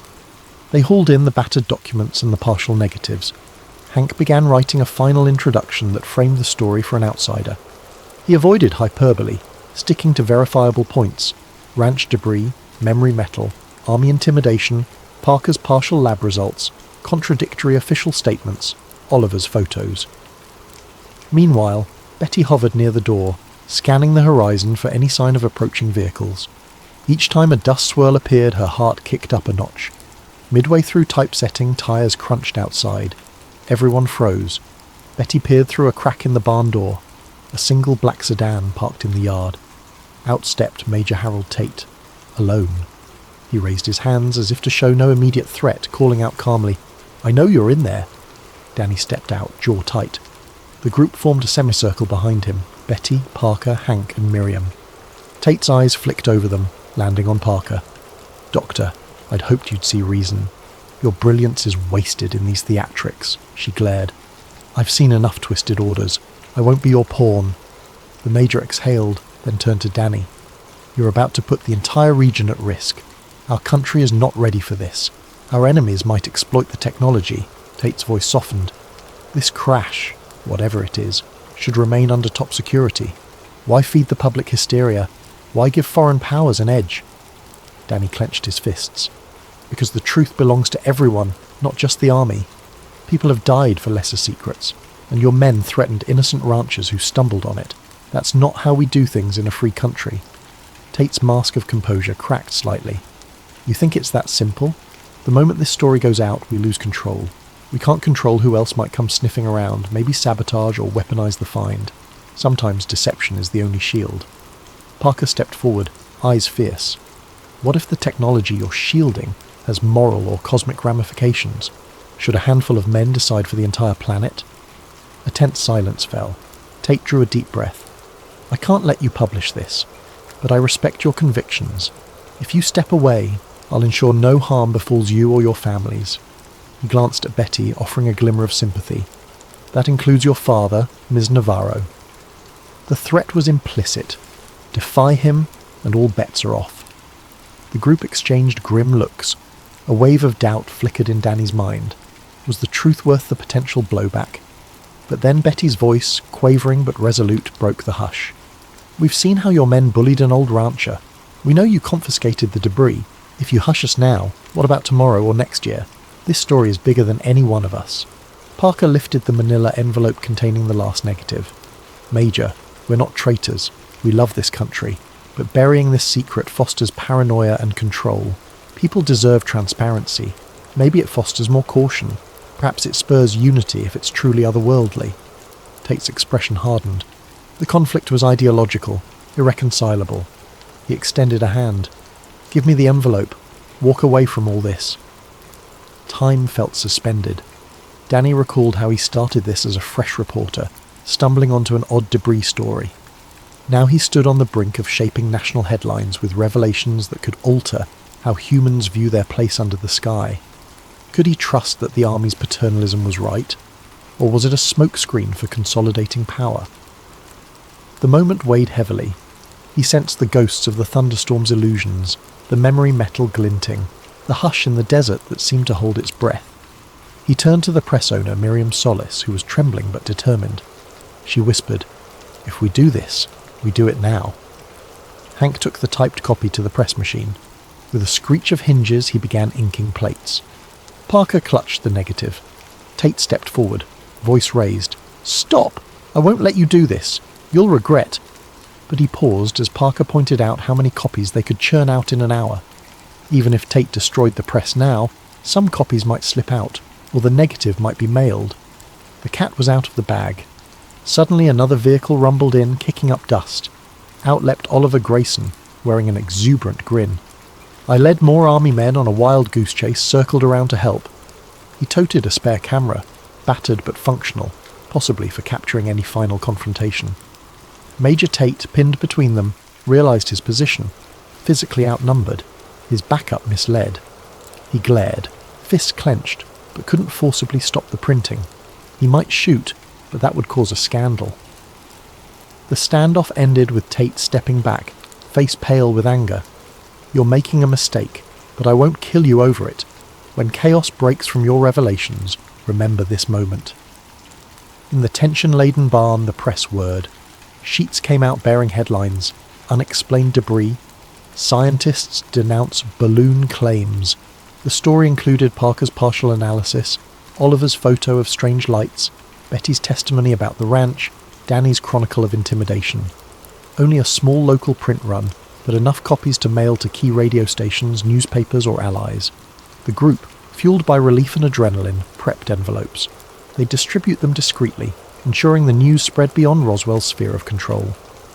Major Tate stared, chest heaving. No bullets flew, no arrests occurred. He simply gave a final glare and turned away. The black sedan roared off. Possibly he'd craft a new strategy or blame incompetent subordinates. But at least for now, the honest story would surface. Danny's chest tightened with both triumph and a pang of worry. The Army might spin fresh narratives, might brand them cranks or seditionists.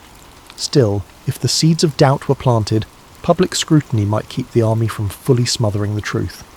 Within days, a handful of radio hosts read excerpts from the newly minted pamphlet on air. A few out-of-state journalists visited, intrigued but cautious. The Army responded with more official statements about advanced weather balloons, Project Mogul, or test dummies. The broader press remained uncertain. Some newspapers printed small pieces referencing contradictory Roswell reports, but larger outlets hesitated. The official line overshadowed the local pamphlet's claims, leaving the general public divided. For some, Roswell became a fleeting curiosity. For others, a symbol of suppressed truth. Nevertheless, the conspirators, Danny, Betty, Parker, Oliver, secured small victories. A few investigators believed them, quietly gathering more evidence. Parker found a new job under an assumed name, continuing to speak out in coded ways. Betty's father improved in health once the ranch was left alone. Oliver dropped out of sight soon after, rumoured to be trekking the deserts in search of hidden crash remains. Danny kept writing, penning long articles about the Roswell affair for any magazine or newspaper that would listen. Reception was lukewarm, but seeds of doubt grew. As months turned into years, the mania died down. The official story grew codified, taught as case closed. Yet in Roswell's dusty corners, whispered recollections persisted. Some nights, old ranchers told grandchildren about the day government trucks hauled away metal that defied logic. Dr. Parker, in an interview decades later, would recall her fleeting contact with that impossible alloy and how it changed her perspective on Earth's place in the cosmos. Danny Cole's battered pamphlet copies would circulate among UFO enthusiasts, fueling endless speculation. One evening, not long after the press run, Danny returned to the Navarro ranch. The storm clouds had rolled in again, thunder echoing across the desert. At the fence line, Betty joined him, each leaning on a post. They remembered that first night, the uncanny flash overhead, the ground shaking. Beneath the star-flecked sky, they wondered if the truth ever fully emerged. Did the exotic debris come from beyond Earth? Or was it some hush-hush tech tested by shadowy labs? Did the occupant rumours hold weight? They might never know, but they had tried. They had pried open a corner of secrecy, leaving a crack for future revelations. In the hush of that desert evening, an odd hush reminiscent of the calm before a storm, they felt the weight of what they'd ignited. The official narrative might stand for decades, but the real story lived on in these few who had touched the impossible. Echoes in the desert sky lingered, beyond disclaimers, and for those who cared to look, the dusty roads near Roswell still whispered that something extraordinary once fell from above, and the effort to hide it was equally extraordinary. In the end, the story's impact was measured less by immediate media frenzy than by the subtle shift in public imagination. The seeds of suspicion and wonder blossomed into modern UFO lore. Others would pick up the thread, investigating anew. Through it all, the desert wind carried the memory of lightning-scorched nights and metals that wouldn't break. A silent testament that sometimes, in the quiet corners of the earth, bigger truths loom than any single cover-up can fully silence. It's about routine lobbying, but the deeper Ethan dug, the more he saw patterns that didn't add up. Names recurred in odd contexts, referencing hush-hush policy summits that no mainstream coverage ever touched. What caught his eye one late night was a recurring symbol in the margins of certain files, a faint watermark shaped like an all-seeing eye perched above stylized wings. Next to that watermark, the name V. Holt appeared again and again. Ethan's heartbeat picked up. He recognized that all-seeing eye from older, more sensational conspiracy lore. People called it an Illuminati emblem, or sometimes a Masonic derivative. He'd rolled his eyes at it in the past. Nobody with common sense took that stuff seriously. But now it was right in front of him, embedded in documents that otherwise looked legitimate. He was seated in his cramped one-bedroom apartment in the outskirts of Philadelphia. At 29, he looked older than his years, with permanent dark circles under his eyes from too many late nights sifting obscure data. A part-time gig at an independent online magazine paid some bills, but his real passion lay in chasing leads on hidden power structures, UFO cover-ups, big pharma conspiracies, hush-hush deals. Once in a while he'd strike gold, but more often people dismissed him as a conspiracy blogger. Tonight, the clock read 2:45 a.m. Thin walls separated Ethan from a neighbour's muffled TV. Outside, a light drizzle pattered on the window. Rubbing his face, he gulped the dregs of cold coffee, determined to keep going. Something about these documents demanded more than his usual casual approach. Scrolling further, he found cryptic references to a global steering meeting, with lines like Media Narrative Alignment, VH, Q3 Planning. Another pointed to a think tank with a bland philanthropic name, listing major news organisations as partners. It made his stomach clench. Were these genuine coordinates for controlling coverage? He hammered out a draft blog post tentatively titled, "Are we being led by hidden hands?" But he hesitated to publish. There were too many unknowns. He needed more concrete proof, or at least a credible second opinion. The next day, stiff from lack of sleep, Ethan rode the subway to a local library, where he'd arranged to meet a friend, Dr. Celia Monroe. She was a visiting historian at Temple University, known for her published research on Renaissance-era secret societies in Italy. They'd become acquaintances after Ethan pestered her for background on some papal conspiracy for an older piece. In the library's hushed reading room, Celia gave him a polite, if tired, smile.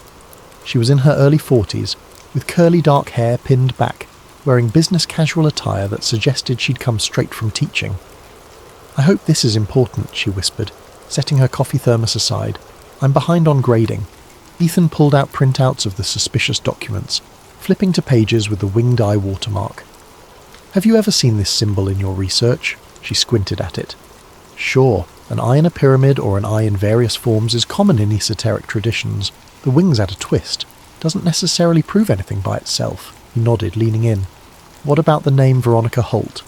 Have you encountered references to a V. Holt in context with modern secret societies?" Celia's eyebrows rose. Veronica Holt is a big name in philanthropic circles, CEO of the Holt Foundation. They do public health initiatives, sponsor educational reforms, that sort of thing. Some revere her as a champion of humanitarian work. "Humanitarian or manipulator?" Ethan murmured. "Check out these lines about media narrative alignment. If the Foundation's philanthropic veneer covers deeper agendas..." Celia carefully read the lines, frowning. "This is suspicious, yes. But do you realise how many conspiracies revolve around wealthy foundations? The Illuminati rumour surfaces every time a billionaire invests in global policy." I know, but this watermark, plus the repeated references to hush-hush summits, I suspect a genuine secret group, not just rumour." Celia sighed.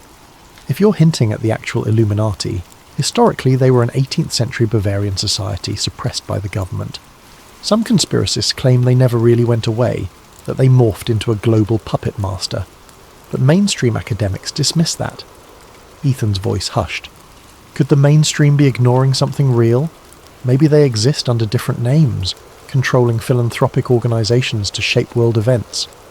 Celia shook her head slowly, but a seed of curiosity gleamed in her eyes. "All right, I can't promise anything, but let me see if I can trace that symbol in archival references." They parted with an air of unresolved tension. Ethan felt a flicker of optimism. Celia's practical approach could yield tangible leads, or confirm he was chasing phantoms.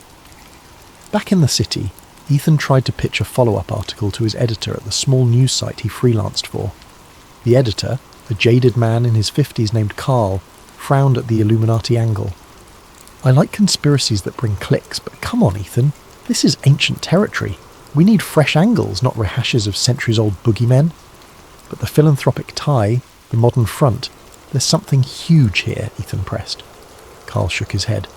"Maybe if you can find ironclad evidence. Otherwise, do a piece on local corruption. That's your strength." The brush-off stung, but Ethan had expected it. He trudged home, a swirl of doubts in his mind. Was he imagining connections? The mainstream scorn for Illuminati talk was near universal. But if a group was truly that powerful, they'd want the public's scorn to remain. A couple of nights later, he got an email from a throwaway account. "Stop rummaging in places you shouldn't. This is your first and final warning." His heart lurched. The subject line read, "The Eye Sees." Attached was a single grainy photo of Ethan outside the library, unmistakably him, looking over his shoulder. He closed the email, pulse pounding. A moment later, the message auto-deleted, leaving no trace. Someone was watching. He realised with a chill that he'd never published anything about the Illuminati or Veronica Holt yet. This threat was about raw research. If real Illuminati agents were monitoring him, he wasn't just chasing a fantasy. Spooked but determined, Ethan called Celia at once. She answered groggily. He'd woken her. He poured out the details of the threat. She was silent for a moment. "That's concerning. I have some references you might find interesting. I discovered a mention of a 19th century text, Ordo Occultus Sumerium, rumoured to have instructions for an international power structure. But the text vanished from university archives in Rome decades ago. Some suspect it ended up in private hands." Ethan's heart beat faster. Could that text link directly to the modern group? It might. The Iron Wings motif apparently appears on page 1 as a master emblem. He exhaled, mind racing. "We need to find that text." Celia let out a soft, resigned laugh. "You make it sound easy. People have tried. It's considered a lost treasure among occult historians. Unless you have resources in black market antiquities, I doubt we can track it." But Ethan was already scribbling notes. ignoring the knot in his stomach from the threat. One clue at a time, Celia. We'll figure it out. Hanging up, he felt a spark of purpose. The fear lingered, but the puzzle beckoned. He'd gleaned from every corner. Old librarians, fringe collectors, who knows?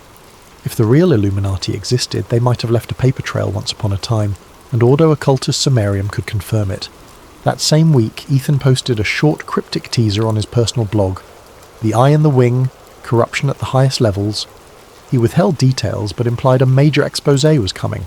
The response was mild. His followers were used to big conspiratorial claims, but one email arrived from a new address. I can help. Luke.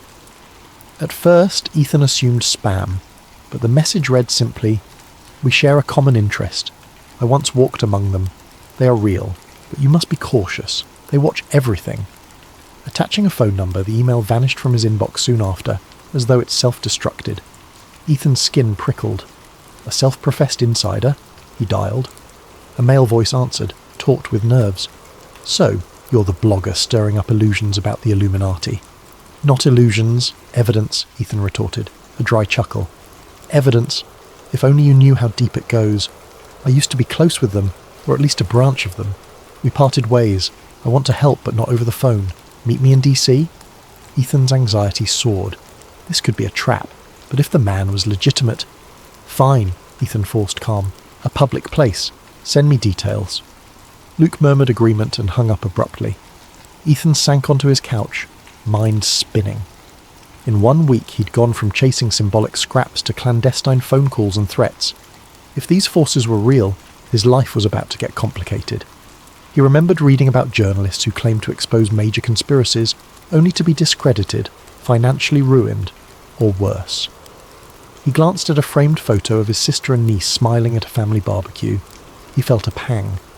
He'd hardly visited them lately, too consumed by the next big story. If the Illuminati was truly after him, they might threaten the people he cared about. Yet turning back now seemed impossible. The puzzle's gravity pulled him forward. He felt an odd sense of destiny, or at least unstoppable curiosity. As dawn's light seeped through the window, he pressed his laptop open one more time, scanning flight prices to Washington, D.C. All the while, that symbol of the winged eye lingered in his thoughts, a silent challenge from the shadows. He murmured aloud, "Let's see how far down the rabbit hole goes." Little did he know, the journey would lead him across continents, into centuries of hidden history, and force him to confront the biggest question of all. Did the world even want the truth, if it might undermine everything they believed?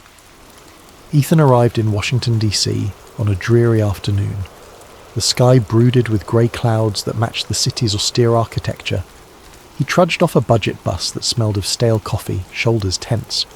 For a moment, he questioned the wisdom of meeting a stranger who claimed, "I once walked among them." But curiosity and the thrill of a potential breakthrough overrode caution. He'd chosen a busy cafe near Capitol Hill for the rendezvous. Public enough to deter violence, but discreet enough for a hushed conversation. Tucked into a corner booth, he ordered an espresso and waited, scanning the faces of patrons for signs of recognition or hidden intent. About 15 minutes in, a middle-aged man with salt and pepper hair approached. He wore a cheap baseball cap and carried a battered briefcase. With a quick glance around, he slid into the booth across from Ethan. "You must be Ethan," the man said in a subdued voice. "I'm Luca Desi." Ethan sized him up. Luke's eyes held a haunted look, like someone who'd known both privilege and betrayal. Fine lines creased his face, and his posture was guarded. "Luke," Ethan began, voice tight. "You said you were close with... them. The Illuminati," Luke grimaced. "They don't call themselves that. Not these days. But yes, it's the same lineage. The group has rebranded, merged with other networks, and infiltrated everything from philanthropic boards to intelligence agencies. I was part of a major think tank. On the surface, we were economists and policy experts. Underneath, we had an unspoken code." Ethan's pulse quickened. "And Veronica Holt? Do you know her?" A flicker of discomfort crossed Luke's face. "I met her once. She was rumoured to be on the Society's inner council. They hide behind philanthropic foundations, using them as a front to sway global policies. They shape narratives, Ethan. The media, the educational systems, even the arts. Always behind the curtain, never letting themselves become the story." Ethan tried to swallow his excitement. He'd never heard such direct confirmation before, but he needed something tangible, something that would hold up under scrutiny. Why come forward now? Luke exhaled. Guilt, mostly. I had a crisis of conscience. The final straw was seeing them destroy a colleague's reputation because she objected to certain manipulations. She wanted the group to be more transparent, to earn public trust. They ousted her, and she ended up in ruin. He paused, glancing around as if expecting watchers. But be warned, if you push too hard, they'll come for you in ways you can't imagine. They can freeze bank accounts, sabotage your credibility, pit law enforcement against you, or worse. Ethan's stomach churned, recalling the threatening email. I've had a taste, but that only proves I'm onto something real. Luke slid a worn envelope across the table. Inside, you'll find partial membership rosters, though heavily coded, and references to certain special gatherings. Pay attention to the location code names. Rome, London, stateside enclaves. They rotate. A major gathering is rumoured soon. Maybe they'll finalise some global reorganisation, monetary policies, digital tracking expansions, things that seem unconnected but yield enormous control. Ethan opened the envelope discreetly. Pages of cryptic columns, code names, some repeated references to OWS, Delta Group, Project Aurora. Then he saw the winged eye symbol scrawled at the top of one sheet. He felt a jolt of validation. This is... thank you. But how do I decode the membership list? Luke offered a thin, pained smile. They use classical ciphers, partial shifts referencing key historical events. My mind's too rattled to recall every detail. But you have an ally, right? The historian, Dr. Monroe? She might crack it if she recognises the references. Ethan nodded, adrenaline coursing. Yes, Celia. She started researching that symbol. Luke's gaze hardened.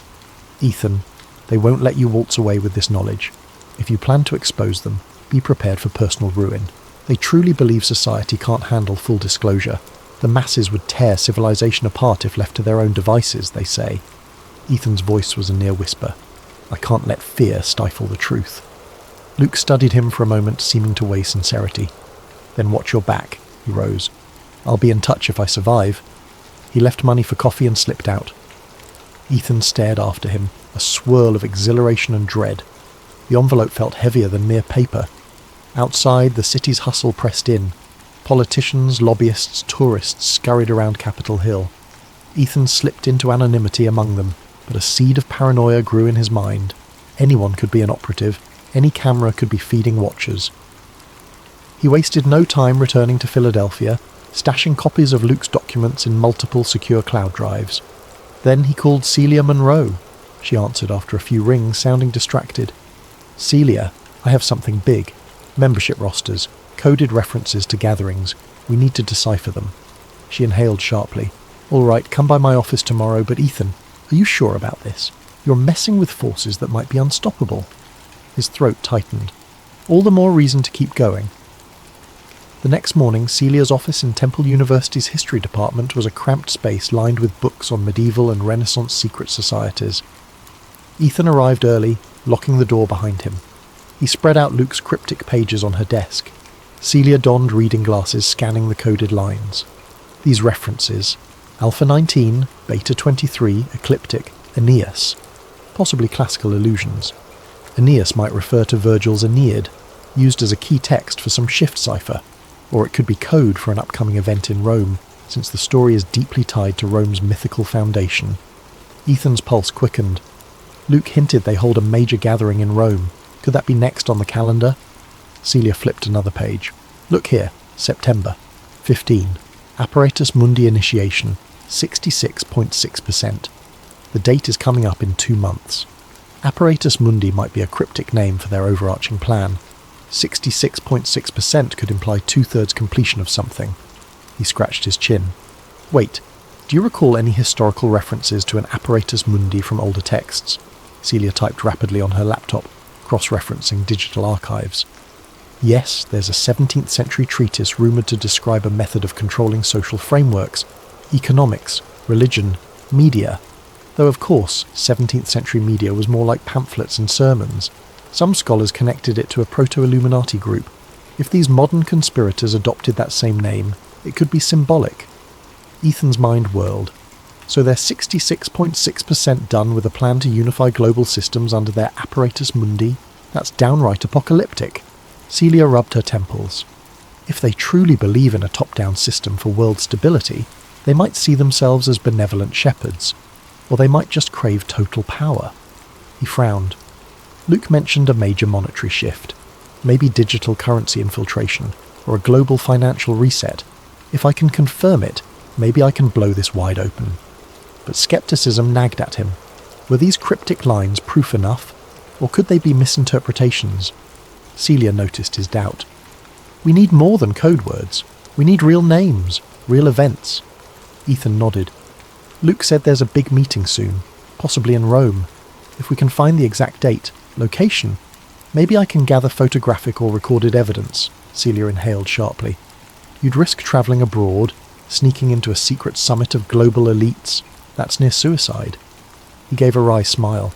In my line of work, we call it an occupational hazard. Will you help me? She hesitated, conflict in her gaze. I can't ignore the moral imperative. If you're right, if they're about to orchestrate something massive, someone has to blow the whistle. But yes, it's dangerous. Let me see what else I can decipher from these references. For the next few hours they pored over the pages.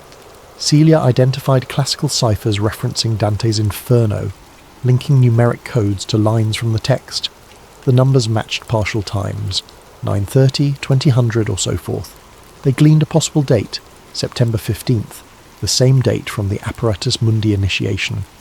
Location hints suggested a historic building near the heart of Rome, maybe something affiliated with a philanthropic group. A few lines read, Holt Foundation, Sala Aurelia, final alignment. Ethan's heart pounded. Veronica Holt was apparently heading a final alignment meeting in a place called Sala Aurelia. He tapped at his phone, searching for the name. There's a Palazzo Aurelia in central Rome, used as a high-end event space. The Holt Foundation is indeed hosting a philanthropic summit there mid-September. Celia's eyes flicked up from the documents. So the official story is a philanthropic gala, but under the surface, it's the Illuminati's big day, he exhaled. We have a time frame, a place, and an event. If I can get inside, maybe I can film or record something. That's unstoppable proof. Celia looked uneasy. I can't see how you'll get in with standard press credentials. They'll sniff you out. He shrugged. I might have to go undercover. You have any academic invitations to that gala? She looked flustered. I was actually invited to a separate symposium in Rome around the same time. A small academic talk on Renaissance manuscripts. The sponsor, the Holt Foundation. Ethan's eyes widened. You're basically on the inside track. This can't be coincidence. They might want you close to keep an eye on your research, or they see you as benign. She swallowed. I could attend, see if I can glean more from the inside, but infiltration, that's something else entirely. Meanwhile, Ethan's phone buzzed, an unknown number. Warily he answered. Graves, a female voice said coldly. This is Veronica Holt. I believe you've been sniffing around my affairs. Ethan's hand trembled. Ms. Holt, She spoke calmly, an undercurrent of menace. Your blog posts, your queries to various organisations, we're aware. I caution you, truth is a fragile commodity. Spread lies or half-truths, and you'll hurt the people you claim to protect. A bead of sweat rolled down his temple. Are you threatening me? I'm offering guidance. You fancy yourself a journalist? Real journalism demands responsibility. Some knowledge is best left undisclosed. You've been warned. The line went dead. Celia stared, eyes wide. That was her? She basically admitted to watching you. That's huge. Ethan's stomach churned. She's brazen. She wouldn't call if she wasn't sure she could neutralise me. We need that proof soon. His mind reeled with possibilities. He could publicise all they had right now, but it was a cryptic puzzle that wouldn't convince the masses. A direct infiltration of the Rome summit might be their only chance to blow it open definitively. But he worried about the danger. Already he pictured an army of well-dressed security with hidden earpieces or watchers in the Roman streets. And if this secret society had centuries of experience, they'd be masters at eliminating threats. He forced a shaky grin. Then again, nobody ever changed the world without risk, right? Celia sighed. You're incorrigible. All right, I have a flight to Rome booked for my talk. I can register you as my research assistant or something, if that helps get you into the broader event.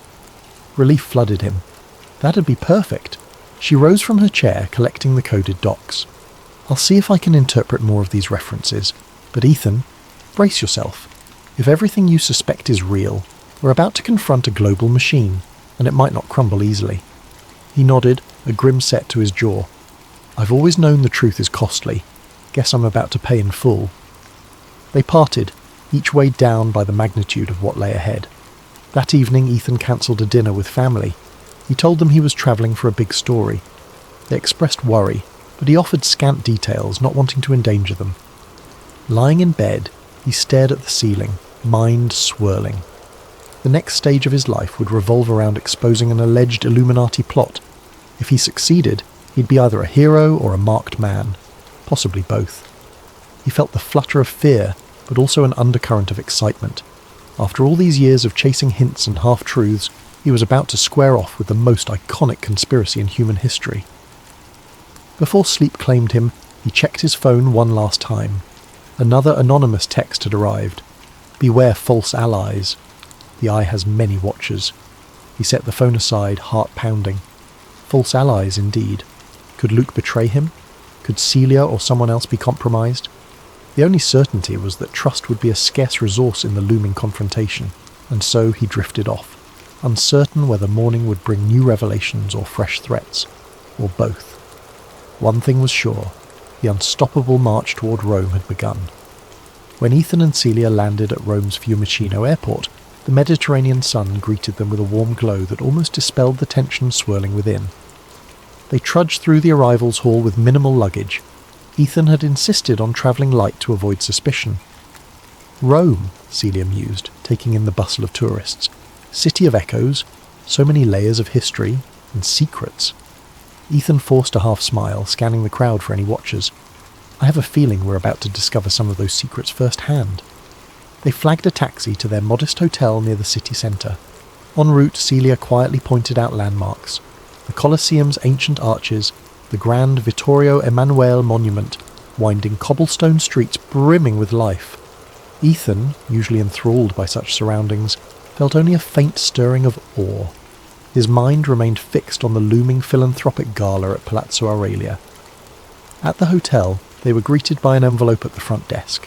Inside, a formal invitation to the Holt Foundation Cultural Preservation Gala, scheduled in 3 days' time, addressed to Dr. Celia Monroe and an unnamed research assistant. Ethan's nerves spiked reading it. This was real. They had a foot in the door. The invitation included instructions for a preliminary orientation the next afternoon at a smaller conference hall. After dumping their bags in their shared suite, a cramped space with a single desk, Celia opened her laptop. I have my academic panel tomorrow, but we can finalise our infiltration plan after that. Maybe we can gather intel during orientation. Ethan nodded, pacing. Right. Let's keep our eyes peeled for any signs of tight security or suspicious individuals. Meanwhile, I'd like to see if we can glean more from local archives. Maybe dig up the Ordo Occultus Summarium or references to it. Celia raised an eyebrow. You realise that text has been lost for decades. But sure, we can try. The National Library or certain church archives might hold clues. He rubbed his hands together. We have 2 or 3 days before the big event. Let's use them. They parted ways the next morning.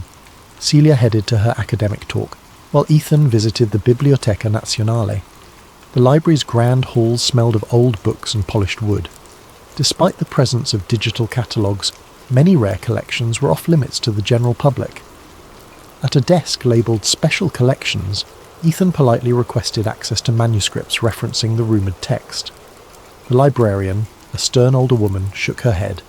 Mi dispiace, signore, but these volumes are restricted. You need special permits from the Ministry of Culture. He attempted his best persuasive smile. Could I see just an index of them, to confirm references for academic research? She regarded him with thinly veiled suspicion. One moment.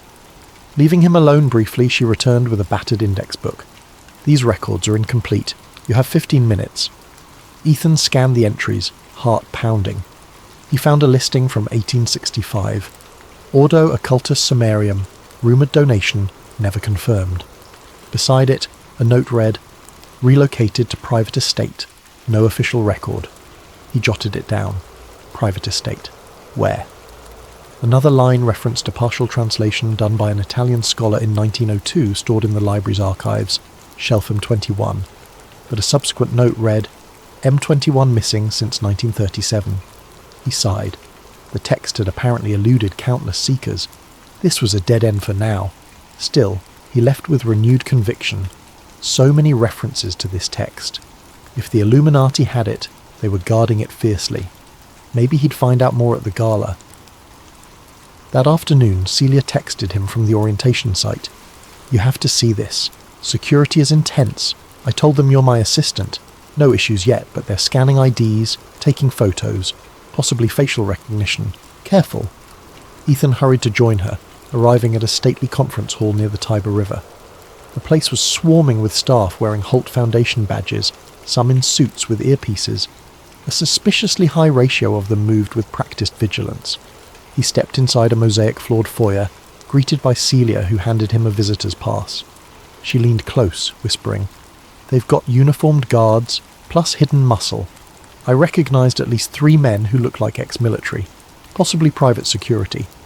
He forced a casual nod, scanning the room. Attendees milled about, discussing heritage restoration, cultural archives. Among them, Ethan spotted 2 well-dressed individuals wearing subtle lapel pins of the winged eye symbol, just like the watermark. A chill shot through him. He approached a refreshment table, feigning interest in pastries, while covertly eavesdropping on these pinned individuals. They spoke in hushed tones, a melodic accent that might be Spanish or Portuguese. He caught a snippet. "The final alignment meeting is strictly invitation only. Ms. Holt arrives tomorrow. We must ensure no infiltration." Ethan's breath caught. They were referencing infiltration. They definitely suspected infiltration was possible. That spelled danger. Celia sidled over, apparently studying a schedule pamphlet. "We got to tread lightly," she murmured. "If they sense we're suspicious, we'll be barred from the main event." He nodded, taking a pastry to appear casual. "What's next on the orientation schedule?" Short keynote about global cultural cooperation, then a guided tour of the Palazzo Aurelia's exhibit halls. You can see the main gala area. Sure enough, a polite hostess announced they'd be going to Palazzo Aurelia next. Celia and Ethan joined a small group of scholars, artists, and foundation staff boarding a luxury shuttle bus. The staff pinned with the eye symbol boarded a separate tinted SUV, no doubt top tier. Palazzo Aurelia stood near the outskirts of central Rome, perched on a gentle hill. The building exuded Renaissance elegance with tall windows, ornate columns, and sprawling gardens. A perfect place for a philanthropic gala, and apparently a clandestine Illuminati conclave. Guides welcomed the group inside, leading them through marble corridors. Busts of Roman emperors dotted the halls. Gilded frames displayed classical paintings. All the while, discreet cameras lined the ceiling corners. At last, they reached the main ballroom, where dozens of workers set up stages, lighting rigs, and plush seating. The hostess explained the gala would feature philanthropic panels, cultural exhibits, and an exclusive dinner for high-level guests. Ethan hung back, capturing mental snapshots of vantage points and possible hidden access doors. He noticed a locked set of double doors guarded by a stern-faced man. A sign in Italian read, "Private, authorized access only." He whispered to Celia, "I'd bet good money that's where the real meeting will happen." She pursed her lips. "We can't just waltz in." "Of course not," he murmured. "We'll need cunning. Maybe slip away during the dinner portion." After the tour concluded, they returned to the shuttle. On the ride back, one of the pinned staffers gave Ethan a lingering stare as if memorizing his face. Ethan kept his expression neutral, but inside tension coiled. They were definitely suspected. That evening, back at their hotel, they strategized in hushed tones. "We have 2 days until the gala," Celia began. "Tomorrow Ms. Holt arrives. The final day is the event. We need to confirm exactly when the hidden conclave meets." Ethan nodded. "One approach. If you're recognized academically, you might get invited to sub-events. I can shadow you. Alternatively, we scout the layout, find a discreet place to hide during the day, then emerge during the meeting." Celia frowned, scanning the gala's printed schedule. "I see references to breakout sessions tomorrow evening, but no detail. That might be it. Or maybe the real meeting is after midnight." He tapped the schedule. "Luke's documents mention a time, 9:30 p.m. That might align with a hush-hush late session, possibly after the official dinner." Celia drummed her fingers. If we do sneak in, can we film or record? We need more than hearsay, but phones might be jammed or confiscated. Ethan revealed a small pen-like camera. I brought a micro camera, local storage. Might slip it in my coat pocket, aim it discreetly. She shook her head, a faint smile. You came prepared. He attempted a grin. I try, but let's be mindful we might only get one shot. If we get caught, who knows what they'll do? They paused, the enormity of the risk pressing down. Then Celia inhaled. All right, we proceed. Tomorrow I'll try to glean info from the staffers or see if any invitations come my way. Meanwhile, you observe and plan entry routes. The next morning, a swirl of tension roused Ethan early. He used a burner phone to call Luke, hoping for last-minute tips. It rang unanswered. Strange. Luke had said he'd remain cautious but available. Had something happened? Midday, Celia texted that she'd been invited to an evening reception at Palazzo Aurelia for VIP guests. She was told to bring one assistant if she wished. They're letting you come, her text read, but keep low. Ethan's gut twisted. Could it be a trap? Still, refusal would blow their cover. He quickly ironed the only decent blazer he owned. By dusk they arrived at the palazzo's main entrance. A string quartet played softly in the courtyard. Candle-lit lanterns lined the walkway. Men and women in formal wear chatted, sipping champagne. Ethan felt out of place among the high society atmosphere. Holt Foundation staff greeted them politely, scanning their invitations. Ethan tried to stay calm under the suspicious gazes. Inside, waiters circulated with hors d'oeuvres. The chatter of polite conversation hung in the air, occasionally punctuated by laughter. Chandeliers cast warm light across frescoed ceilings. Celia glided through the crowd, exchanging pleasantries with fellow academics, while Ethan lingered near the edges. He spotted high-profile attendees, a foreign diplomat, a billionaire tech mogul, a famed neurosurgeon, all presumably enticed by the Foundation's philanthropic facade. Suddenly a hush spread. Veronica Holt entered, flanked by aides. She was taller than Ethan expected, her silver hair swept into a graceful style. She wore a dark, elegant dress, exuding confidence. Applause rippled as she greeted the gathering, praising their dedication to cultural heritage and global unity. Ethan's pulse hammered. So there she was, rumoured Illuminati ringmaster. As she approached a group, he sidled closer to overhear. Holt's voice was rich and assured. Tomorrow's main session will address pressing global issues, inequality, climate change. We hope to unify philanthropic strategies for maximum impact. I trust you'll find it enlightening.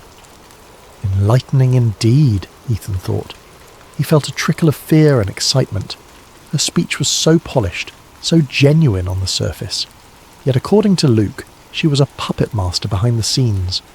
He spotted the pinned staffers again, posted at discreet vantage points. One stared at Ethan with open suspicion. He pretended not to notice, turning to snag a flute of champagne from a passing tray. Celia drifted over, whispering, "We should keep a low profile. I sense we're being watched." Ethan sipped the champagne, scanning for an exit route. "I'll slip around, see if I can find that locked corridor. Cover for me if anyone asks." She nodded, voice tight. "Be careful." He ambled away, weaving past cliques of guests engaged in small talk about art and charity. Eventually he edged down a less crowded hallway. Sure enough, he found the same locked double doors from yesterday, now guarded by 2 staffers. No sign of an easy pass. As he feigned interest in a nearby painting, he heard footsteps behind. A voice. "Lost, Mr. Graves?" He turned to see a tall woman, late 30s, with a refined accent. She wore a subtle brooch featuring the winged eye. Ethan forced a calm grin. "Just exploring the palace. So many beautiful halls," her lips quirked. "Some places are off limits. We prefer guests stay in designated areas. Let me show you back to the reception." He recognized a polite threat. Of course. Reluctantly, he let her guide him away. The hint of intimidation confirmed they weren't messing around. Back in the main hall, Veronica Holt herself was wrapping up a short speech on transformative philanthropy. Applause followed. Then she mingled briefly, drifting within a few feet of Ethan. He felt the hair on the back of his neck stand. She glanced at him, her expression polite but distant. "Dr. Monroe, is this your assistant?" Celia introduced Ethan. Holt's gaze flicked over him, calculating.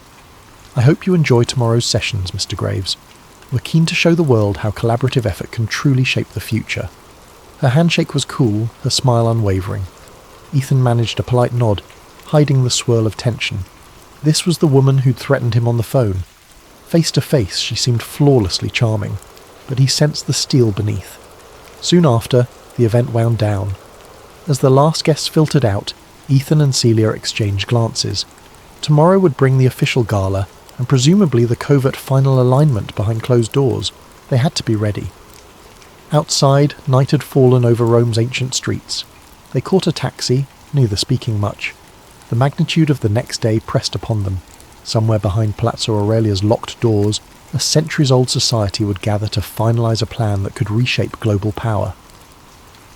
Back at the hotel, Ethan tried calling Luke again. No response. Anxiety gnawed at him. Could Luke have been compromised? Celia laid out a battered notebook. We have to assume tomorrow night is the moment. We'll blend in during the official dinner, then slip away. If we catch them in secret deliberations, we record everything. That's our shot. Ethan exhaled, exhausted yet wired. Yeah, if we vanish, well, at least we tried. She managed a shaky laugh. Encouraging. They turned in for the night, though sleep was elusive. Ethan replayed the day's events in his mind. Veronica Holt's commanding presence, the pinned staffers, the security. He clutched the pen camera he planned to hide in his jacket. If all went right, soon he'd have footage that could expose a global conspiracy older than modern history. But beneath his determination lay a flicker of dread. What if they were 2 steps ahead, luring him into a trap? He set that fear aside. No turning back now. As Roman church bells chimed midnight, he drifted off into uneasy dreams filled with winged eyes, labyrinthine corridors, and faint echoes of the word apparatus mundi. Ethan awoke to the sound of distant church bells tolling in the early Roman morning. A sliver of light peeked through the drapes of the small hotel room, illuminating dust motes dancing in the still air. He stretched, feeling the stiffness in his back from a night spent half awake, haunted by visions of locked doors and winged eye emblems. Across the cramped space, Celia sat at the tiny desk, already poring over documents on her laptop, hair still a mess from sleep. She glanced up with a tired smile. Morning. I've been reading up on the Ordo Occultus Sumerium references again. If it really is tied to the Illuminati's tradition, it could outline their entire philosophy and methods. Ethan rubbed his eyes. And the day of the gala is finally here. We're out of time to do more research. Tonight's our only window to catch them in the act. Celia nodded, then gestured to her screen. I found a nugget. There's a mention in an old scholarly article that Ordo Occultus Sumerium contained elaborate instructions on rituals or initiations that revolve around symbolic gestures, handshakes, coded phrases, that kind of thing. Maybe that's relevant to how they recognise each other. If we spot something at the gala, we'll know. Ethan's nerves fluttered. We can't exactly watch for secret handshakes without drawing attention, but every clue helps, and it might confirm we're seeing the real Illuminati. This event, it's a high-stakes infiltration. Celia closed the laptop. We also have to consider an escape plan in case it goes sideways. That building will be full of security. He exhaled, going over mental checklists. The microcamera pen was ready. He had a digital audio recorder disguised as a key fob. We record everything, then slip out. If we can't get away, we'll upload our evidence from within. I have a script that auto-sends the files to multiple servers once my phone detects a specific keyword. Celia raised an eyebrow. Impressive, but let's hope it doesn't come to an all-out chase in the palazzo corridors. They spent the morning in tense readiness. Around noon, they ventured out for a final reconnaissance walk near Palazzo Aurelia. The city was bustling. Tourists snapped photos of statues and fountains, unaware of the clandestine gathering about to take place behind the majestic palace walls. By early afternoon, they returned to the hotel to rest and prep. At 6 in the evening, they changed into their formal attire, Celia in a sleek black dress that lent her an air of quiet confidence, Ethan in a dark suit borrowed from a friend back home. It was slightly tight in the shoulders, but it would have to do. The pen camera clipped inside his jacket pocket. The key fob recorder slipped in an interior fold. They arrived at the Palazzo Aurelia just as the sun dipped low over the rooftops. The courtyard bustled with black cars delivering VIPs in designer evening wear. A string quartet played softly.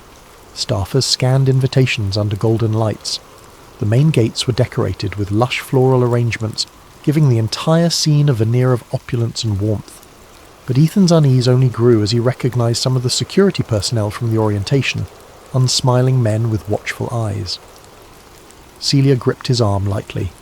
"Steady," she whispered. "We belong here, remember?" They handed over their invites. A polite attendant nodded and waved them inside the grand foyer, where sparkling chandeliers illuminated polished marble floors. Waiters offered champagne flutes. The hum of refined conversation filled the space. Painted ceilings depicted classical gods and angels looking down from swirling clouds. Celia gently steered them near a side corridor, scanning the area. "We should mingle first, not vanish too soon, otherwise they'll suspect we're snooping." Ethan agreed.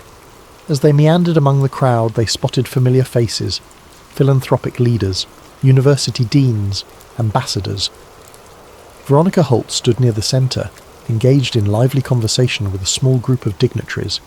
She wore a stunning silver gown, her expression poised, as if nothing could ruffle her calm authority. At one point, Holt's gaze drifted toward Ethan, and their eyes locked for half a second. Her lips curved in an almost imperceptible smirk, acknowledgement that she knew precisely who he was. The moment felt like a minor jolt of electricity. Then she returned to her conversation, dismissing him as if he were of no concern, or so it appeared. Staffers soon ushered attendees to the main ballroom for the official dinner. A sweeping staircase led them to a massive hall decked out with round tables draped in fine linens, ornate centerpieces and flickering candlelight. Soft classical music drifted from an unseen string ensemble. Ethan's stomach churned with anxiety, but he forced a polite smile at the table they were assigned. As the dinner began, course after course of delicate Italian cuisine, Ethan played the part of Celia's mild-mannered assistant. They made small talk with a pair of archaeologists from Spain and a museum director from Berlin. Polite conversation touched on the Foundation's initiatives, but nothing indicated a deep conspiracy.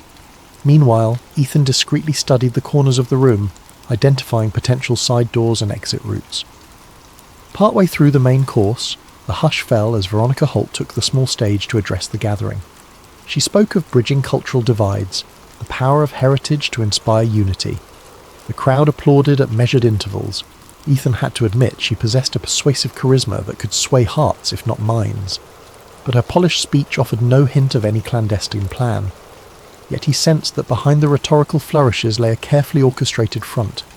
The real meeting would come later, once the uninitiated had left for the night. As the dinner wound down, staff began ushering guests to a post-dinner lounge area. Many were excited about the scheduled opera performance or a special unveiling of newly restored Renaissance art. Celia checked her watch, leaning to Ethan. "It's nearly 9:30. That might be the key time from Luke's notes." Ethan pushed away his plate. "We should slip out soon. Let's pretend we're going to admire something in the next hall." They rose from the table. Outside the ballroom, a corridor branched in multiple directions. Soft lighting and discreet signage guided guests toward the lounge, but Ethan steered Celia down an unmarked hallway. At the far end, he spotted the same double doors from earlier, guarded, of course, by a pair of stoic men in suits. "How do we get past them?" Celia whispered. Ethan's mind raced. He'd anticipated a direct guard scenario. Maybe a distraction would help. "Give me a second," he said, scanning the area.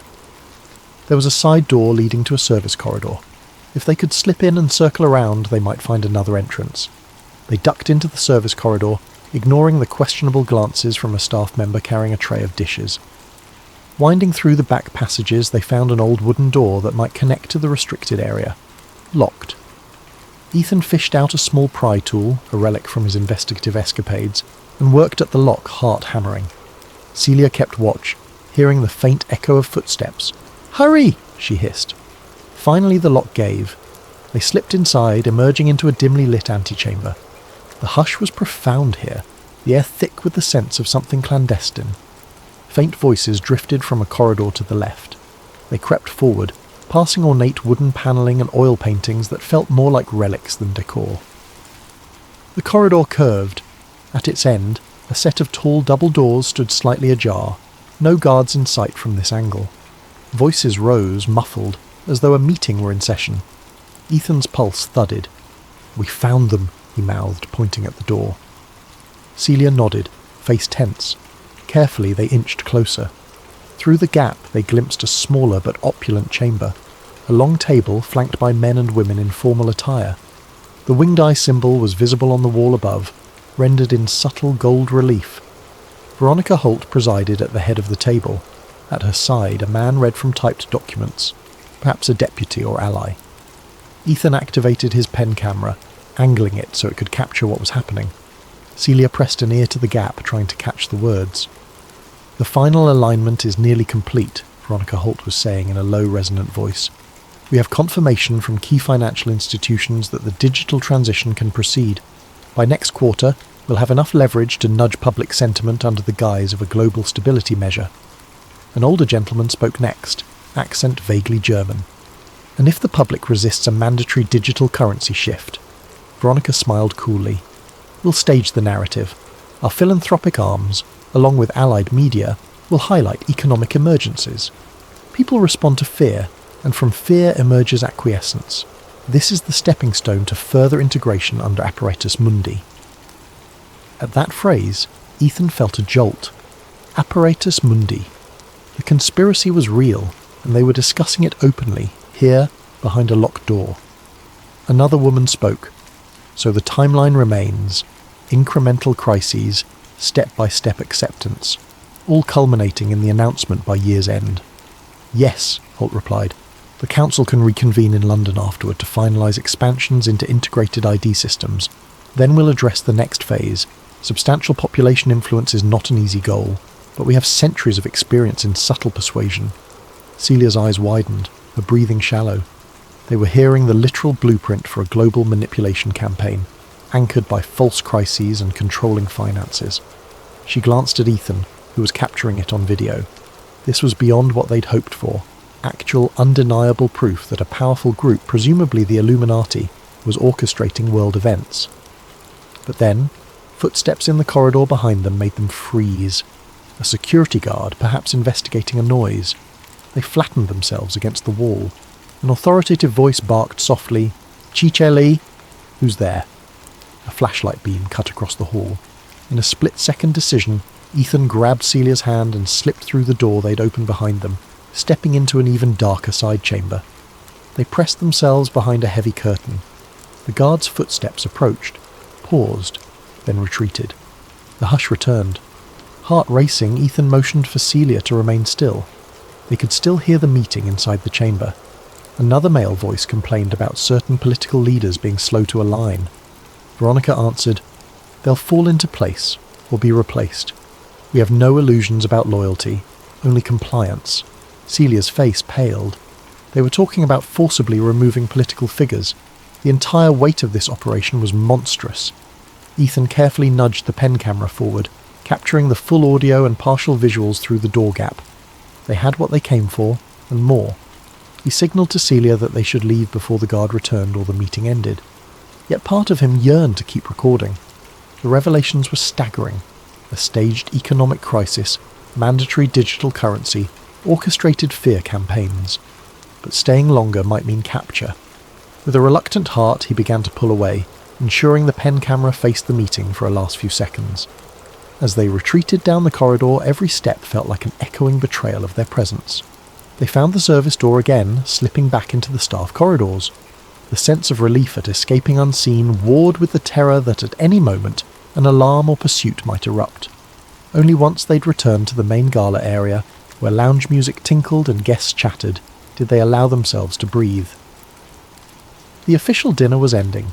People were trickling out, discussing the wonderful philanthropic speeches and upcoming cultural initiatives. None had any clue about the high-level manipulations happening just behind locked doors. Celia clutched Ethan's arm. We got it. You recorded them. We have living proof." Ethan nodded, struggling to keep composure. "It's bigger than I ever imagined. We need to get this out fast before they sense a breach and come after us." But even as the adrenaline surged, a cold fear crept in. Veronica Holt and her cohorts wouldn't let such incriminating evidence slip away easily. The road ahead would be perilous. They had to leave the palazzo discreetly, secure the footage, and brace for the storm that would follow. They made their way to the exit, hearts still pounding. Outside, the Roman night greeted them with a warm breeze. They forced themselves not to hurry or look rattled. Out on the street, they flagged a taxi. As the car pulled away from the palazzo's grand facade, Ethan stared back at the illuminated structure. He'd come to Rome seeking the truth about an ancient conspiracy. Now, he had it. Raw, explosive truth that could shake the world. But unleashing it might bring powerful retaliation. The question was no longer whether the Illuminati existed, but whether he and Celia could survive exposing them.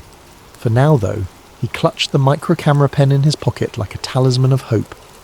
We have them on record. The tide had turned. If they acted quickly, the Illuminati's centuries of secrecy might be one step closer to collapse.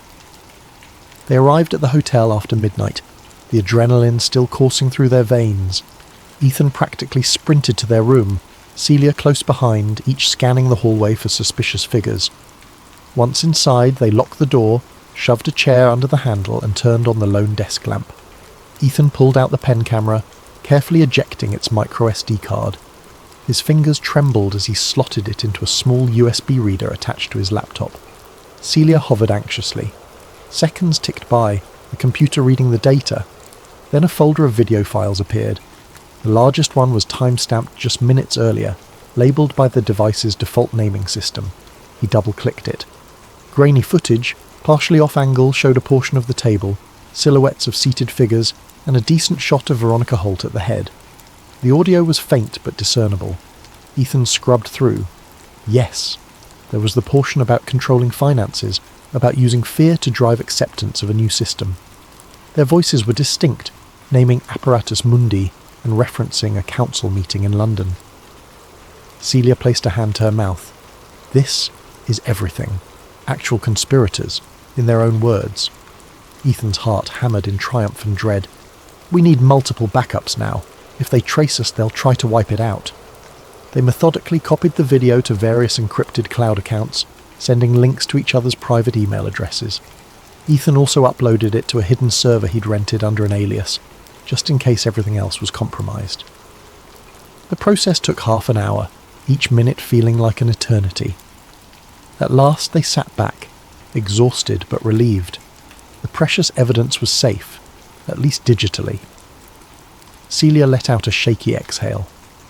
What's our next move? We can't just post it on social media. They'd discredit or bury it. We need a platform that can't be easily attacked. Ethan rubbed his temples. In an ideal world, I'd go mainstream, contact a major journalist or an influential platform, but the Illuminati infiltration runs deep. They might have allies in major media. The video could vanish, or worse, we'd vanish. She nodded grimly. We could attempt a live press conference, but we're nobody. They'd brand us conspiracy nuts. The best approach might be a combination. Push the footage to multiple high-credibility outlets simultaneously, so it's impossible to contain. We can also leak it to smaller independent sites, generating a viral effect. Ethan considered the risk. If we do that from here, we might be cornered. It'd be safer to leave Rome. They probably know where we're staying. Our plane tickets are for tomorrow night, but maybe we should leave earlier. Celia glanced at her phone. We can look for an earlier flight, or a train to another city, then out of the country. Let me check. She began typing furiously. A beep alerted them to an incoming message on Ethan's phone. He picked it up. Another unknown number text. You have something that doesn't belong to you. Surrender it, or the consequences will be dire. VH. He showed Celia, dread pooling in his stomach. Holt's not even pretending anymore. She's aware we have a recording. She must have noticed a break in security or recognized our suspicious behavior, Celia said. We have to assume they'll come for us soon. Ethan scrolled up to confirm if it was truly Holt. The style matched, though it could be an operative using her name. Regardless, the threat was real. Let's get out of here, now, he said. Celia nodded. Earliest flight out is midday tomorrow, but there's a 6 a.m. high-speed train to Milan, and from there we can catch a flight to Frankfurt, then back to the States. It's complicated, but we can move before they intercept us. He grabbed a duffel bag. Let's do it, I'll pack. We can catch a cab to the train station before dawn. They scrambled to gather their belongings, stashing the laptop and ensuring they had all the digital backups safely in cloud storage. Within an hour, they were ready to flee. The tension in the small room felt suffocating. At 3 a.m., They checked out quietly, creeping down the hotel stairs to avoid the elevator and any potential watchers. Outside, the Roman streets were eerily quiet. They dragged their suitcases a few blocks until they found a taxi rank, hopped into the first available cab. "Termini station," Celia said softly, glancing around to ensure nobody followed. The taxi ride was uneventful, but Ethan's nerves remained taut. He kept replaying the infiltration in his mind, the locked door, the hush of the conspirators' voices. One slip, and they'd have been caught. Now they possessed the ultimate blackmail or the ultimate weapon, depending on one's perspective. He prayed they could survive long enough to use it. Termini station bustled even in pre-dawn hours, with travellers dozing on benches or rushing for early trains. Celia purchased tickets for the 6 a.m. bullet train to Milan. They found a spot on the platform, tension thrumming. 5 minutes before departure, Ethan spotted a well-dressed man stepping off an incoming train. The man briefly locked eyes with Ethan. Something about his posture screamed security. The man frowned, tapped his phone, and started walking toward them. Ethan's stomach flipped. "Celia, I think we're made. Let's go, now." They rushed to the train doors. The man broke into a jog. "Scusy," he called out, voice low but urgent. Ethan and Celia shoved onto the train, weaving through passengers. The overhead announcements signalled departure. Just as the doors slid shut, the man reached the platform, face twisting in anger as he realised he was too late. The train lurched forward. Breathing hard, they found seats, hearts pounding. Through the window, they saw the man pacing, phone pressed to his ear. He vanished from view as the train accelerated. Celia let out a shakily triumphant sigh. "We escaped, at least for now." Ethan stared out at the rolling countryside. "They're definitely after us. They know we have evidence. This is bigger than just intimidation. They'll mobilise their entire network if needed." They spent the 3-hour ride in tense silence, occasionally whispering about next steps. Celia scoured flight options from Milan. Meanwhile, Ethan quietly penned an emergency statement on his laptop, a short write-up summarising the videos, the conspirators' explicit mentions of manipulating global finance, naming Veronica Holt.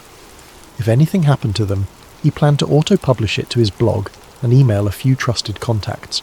Some might dismiss it as wild conspiracy talk, but the actual footage was too damning to ignore. Around 9 a.m. they arrived in Milan. They caught an express bus to the airport, passing sleek modern buildings and bustling streets. By mid-morning, they were through security for a Frankfurt-bound flight scheduled to depart at noon. They grabbed coffee in the terminal, nerves still taut but beginning to hope they might pull off a clean getaway. That hope shattered when Celia noticed a pair of men in suits lingering near the seating area. One was reading a newspaper, but occasionally glancing at them. The other seemed to be fiddling with his phone. Both exuded that same ex-military aura Ethan had become attuned to. "Over there," Celia muttered, nodding discreetly. "I think they're Holt's people." Ethan's gut churned. "They must have flagged our names in the booking system. We can't wait around here or they'll arrest or abduct us." Celia's eyes darted to the departure board. "Our flight board's in an hour, but we can't stay put. They'll corner us. Another option, we buy new tickets under aliases, or we vanish into the city." He considered their limited finances. "If we flee the airport, we might lose our chance to get home quickly. The longer we linger in Europe, the greater the risk." Celia bit her lip. "We could slip past them at the gate, or if we can somehow cause a distraction." Ethan grimaced at the thought of a public scene, but time was running. "I might have a plan. Let's go to a different gate, find a flight leaving sooner, pay last minute. It'll be pricey, but worth it." They rose, trying to act casual. The men in suits noticed, standing as well. Ethan and Celia weaved through the terminal corridors. The men followed at a distance. As they passed a restroom, Ethan nodded to Celia. "Duck in the ladies' room for a minute. I'll loop around, meet you on the other side. We'll see if we can split their attention," she nodded. The men would have to decide whom to follow. Ethan peeled off down a different hallway, heart thumping. He spotted one suit tailing him, the other presumably waiting for Celia. As soon as Ethan turned a corner, he broke into a sprint. The corridors forked. He took random turns, descending stairs, ignoring baffled travellers. Then he found a flight information kiosk. He typed frantically, searching for soonest departures anywhere outside Italy. A flight to Geneva left in 40 minutes from gate B13. That might be just enough time. He caught sight of the suit barrelling down the hallway. Ethan ducked behind a pillar. The man jogged past, scanning the crowds. Once he was out of sight, Ethan darted the other way, heading for gate B13. He prayed Celia could also slip free. If not, this was all pointless. At gate B13, a short queue was boarding. Flight to Geneva. Perfect. He approached the airline counter, short of breath, rummaging for his credit card. 1 ticket, last minute, he panted. The agent typed away, gave him a steep fare. Ethan didn't care. He paid, had his passport scanned, stepped through the gate. The agent handed him a boarding pass with seconds to spare.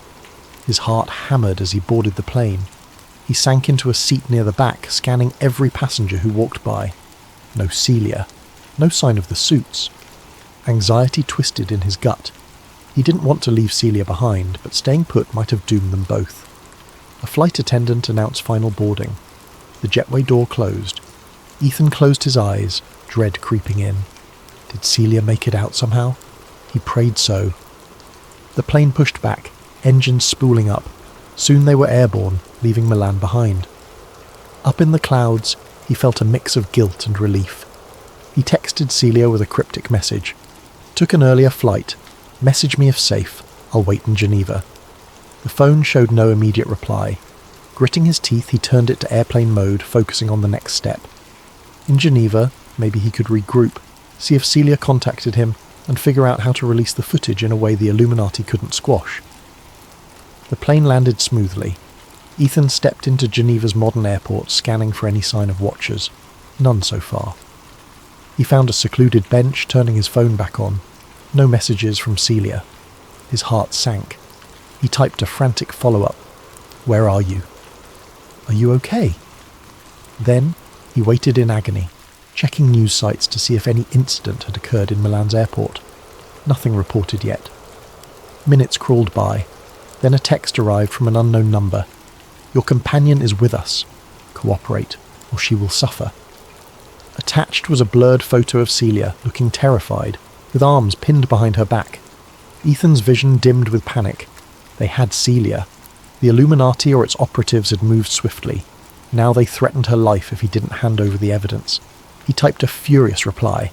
Release her, or the footage goes public now. A response came almost instantly. If you do that, you seal her fate.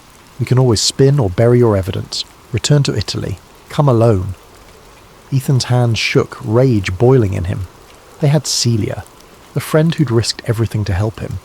He had the footage that could topple the conspiracy, but saving her seemed impossible if he exposed them now. He realized with a cold knot that they were forcing a choice, truth or friend. Another message arrived. You have 48 hours to comply, or we end her life. Staring at the phone, Ethan felt tears sting his eyes. The Illuminati, whatever they called themselves, had centuries of practice in manipulation. Now, they wanted him to trade the precious evidence for Celia's safety, or perhaps walk into a trap that cost him both the evidence and his life. Could he rely on them keeping their word? Yet he couldn't abandon Celia. Anguish tore at him. He typed a single word back. Agreed. Setting the phone aside, he tried to steady his breathing. He'd just committed to returning to the lion's den. The conspirators might kill them both anyway, but he had to try. She'd risked everything to help him. He couldn't let her suffer for his choices. He had 48 hours to plan a rescue or some cunning maneuver. The question was whether he could outsmart an ancient global power. And so, with the precious footage secured in distant clouds, Ethan Graves, armed with fury, desperation, and a flicker of hope, prepared to face the Illuminati on their terms. The price of truth had never felt so high. Ethan slumped on a cold metal bench in Geneva's airport, trembling with rage and fear. The text from Celia's captors repeated in his mind. Return to Italy. Come alone. If they truly held her, he had no choice but to comply. Yet how could he rescue her without losing the footage or his life? Wiping sweat from his brow, he composed himself. They gave him 48 hours. That was a sliver of time. He needed to craft a plan, something that allowed him to keep the evidence safe yet get Celia out. But how to do that against the Illuminati's vast resources? He typed a message to the unknown number. I need a location to meet you. I'll come. The phone buzzed minutes later with coordinates near Lake Como, Italy, along with a time, tomorrow night, 10 p.m. The text ended, no games, Bring all copies.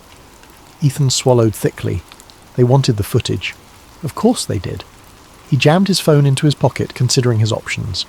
He had backups stored in the cloud. Killing him wouldn't delete the evidence. But maybe the Illuminati believed they could extract the decryption keys from him, or force him to sign disclaimers claiming it was staged. Or, if they possessed advanced infiltration, they might find ways to take down his servers. Still, the risk was real that they could do so if they gained physical access to him. He needed help, someone who could mount a rescue or provide backup. But who? Luca Desi had vanished. His editor Carl was stateside and probably wouldn't believe him.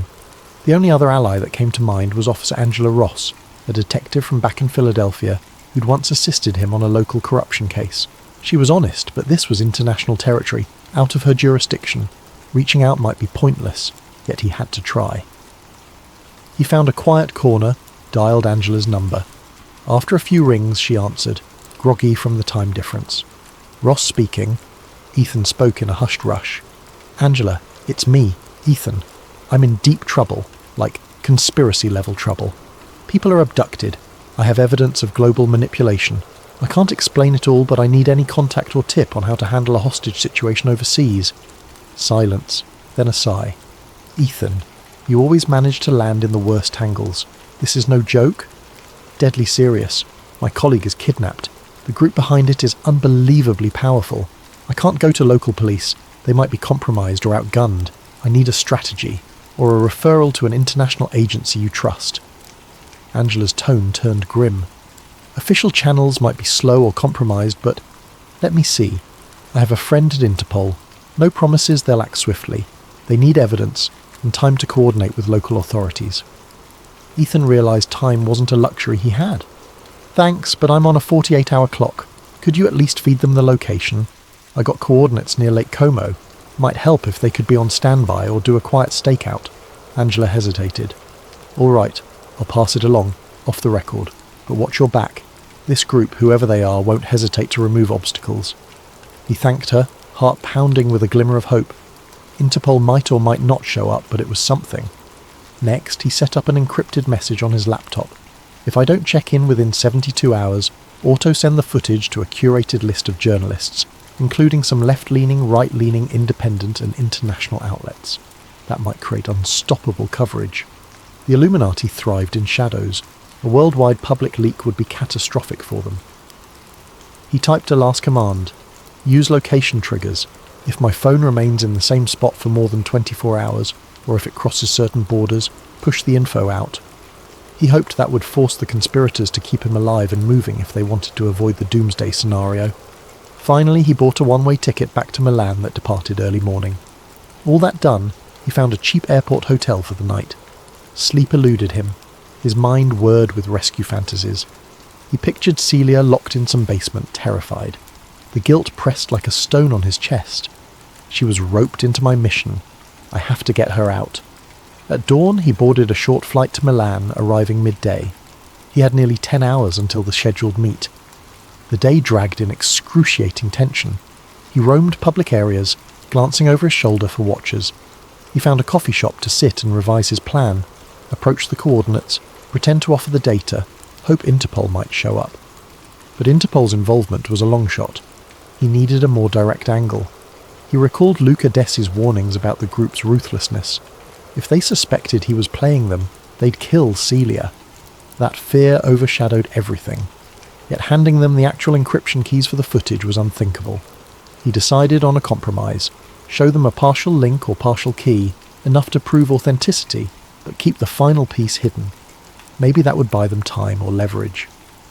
The hours crept by.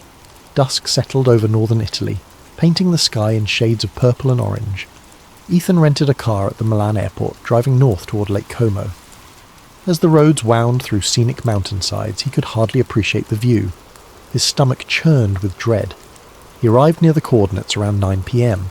The location was a remote villa perched on a hillside overlooking the shimmering lake below. Moonlight glinted off the water's surface. The roads were narrow, lined with tall hedges, perfectly private for clandestine dealings. He parked near a stone gate adorned with elaborate ironwork. No other cars were in sight. The gate was ajar. A single dim light glowed from the villa's windows, the silhouette of a grand structure behind. He half expected armed guards, but the path was eerily quiet. He walked through the gate, crossing a courtyard flanked by manicured bushes.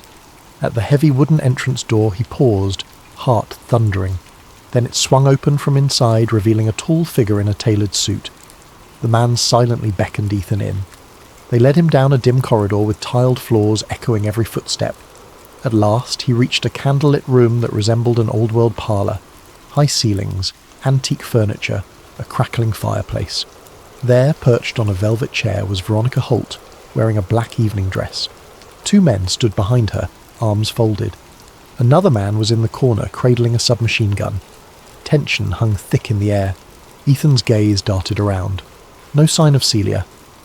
"Where is she?" he demanded, voice trembling with anger. Veronica Holt regarded him coolly. "Mr. Graves, such dramatic flair. You have something of ours. I want it returned. Now." He clenched his fists. "The footage is encrypted. You can't do anything with it. Let Celia go, and I'll give you partial access." One of the men behind Holt stepped forward, expression grim. "We're not negotiating, Graves. You hand over the entire encryption key, then we'll discuss your friend." Ethan forced himself to remain steady. "That's not happening until I see she's alive and well. Bring her here, now." Veronica sighed, turning to the corner. She snapped her fingers. Another door opened. A guard escorted Celia in, her wrists bound, a bruise on her temple. She looked rattled, but her eyes lit with relief upon seeing Ethan.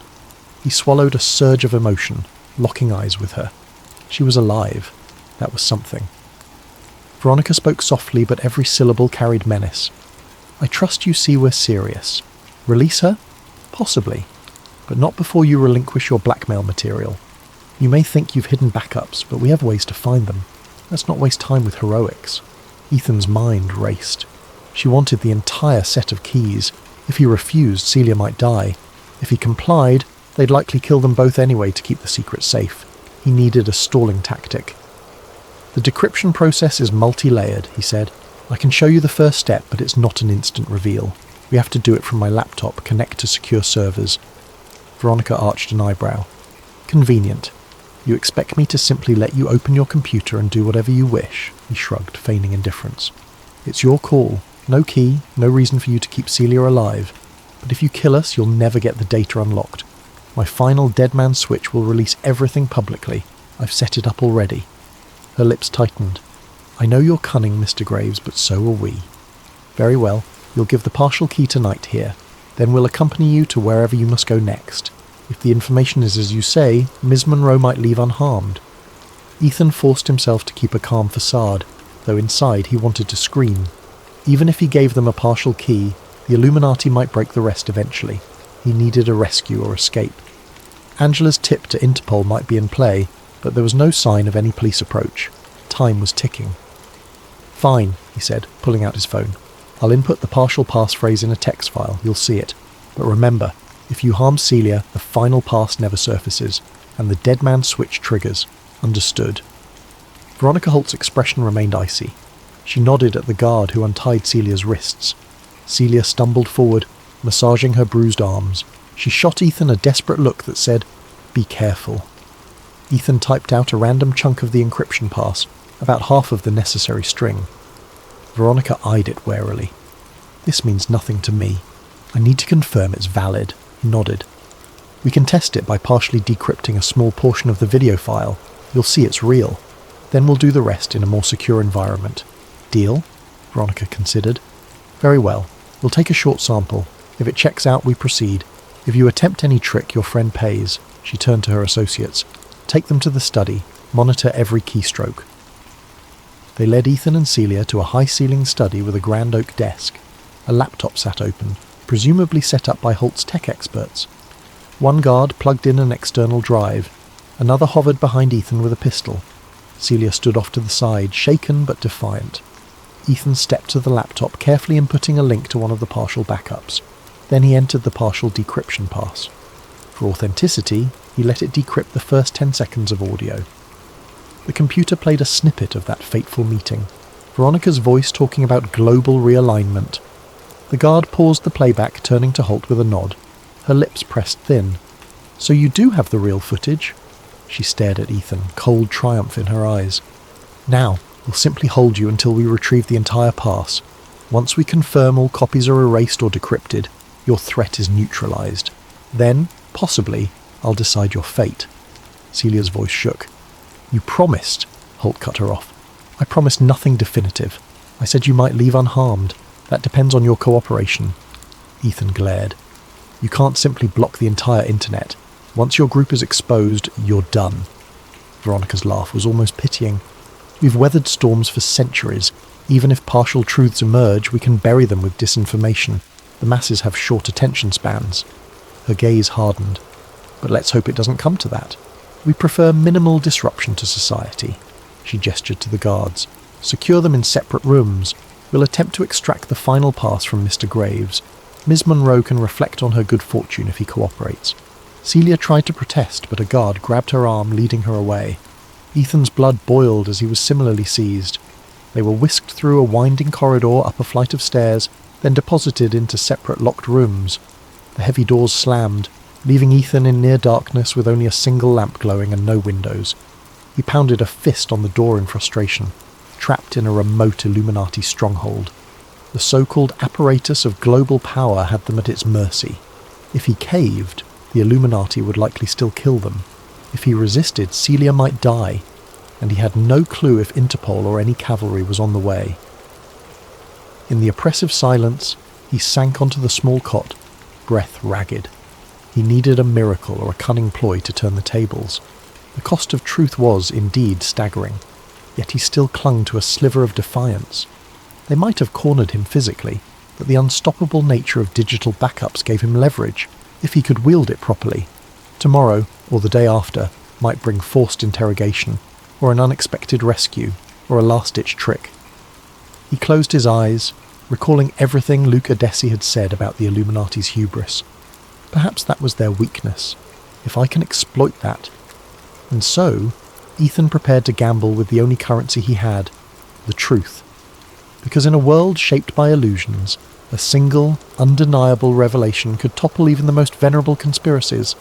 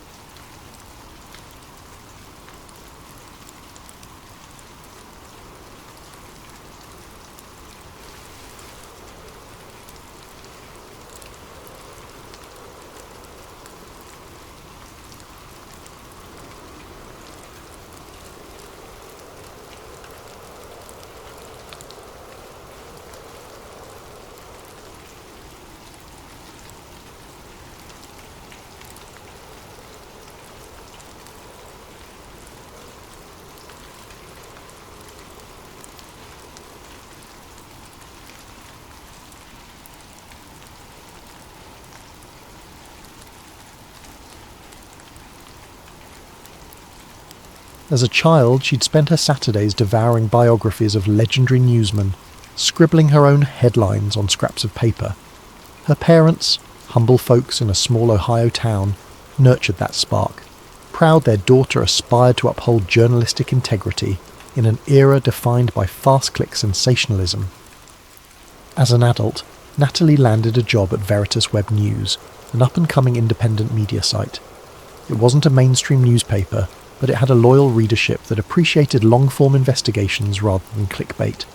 She poured her heart into each story, determined to tell narratives that mattered. But the reality of modern journalism soon tempered some of her starry-eyed dreams. Budget constraints, editorial pressures, and the constant deluge of superficial trending topics pulled attention away from deeper digs. Still, she persisted. Her big break, or so she thought, arrived one brisk fall morning when she was assigned to cover a press conference at the Capitol. A political scandal had erupted around a senator suspected of funneling federal grants to a dubious private contractor. The briefing was standard fare. A gaggle of reporters swarmed a podium, each trying to capture the day's soundbite. But Natalie noticed something peculiar. The questions, posed by journalists from major outlets, were strangely uniform, as if reading from the same script. It struck her as off. After the third nearly identical query, a chill trickled down her spine. Later that evening, as she typed up her piece, an email popped into her inbox. The subject line read, "Mockingbird resurrected." It came from a burner account with a string of random letters and numbers. At first she assumed it was spam, but curiosity piqued. She opened it. The message was brief. "If you care about real journalism, look into the history." Operation Mockingbird never died, only changed its feathers. Don't trust the silence. Operation Mockingbird? Natalie had a vague recollection of that term from college, an alleged CIA campaign in the mid-20th century to recruit journalists, shape narratives, and manipulate public opinion. Officially, the story went that it was either overblown rumour, or, if it did exist, it had been shut down decades ago. Intrigued, she pressed further, reading late into the night. She discovered how, in the 1970s, congressional hearings hinted at CIA payoffs to media figures. Documents exposed a clandestine program that placed agency-friendly reporters in key newsrooms. The rumour was it continued in some form, steering coverage on sensitive topics. Most historians dismissed the modern version as pure conspiracy fodder.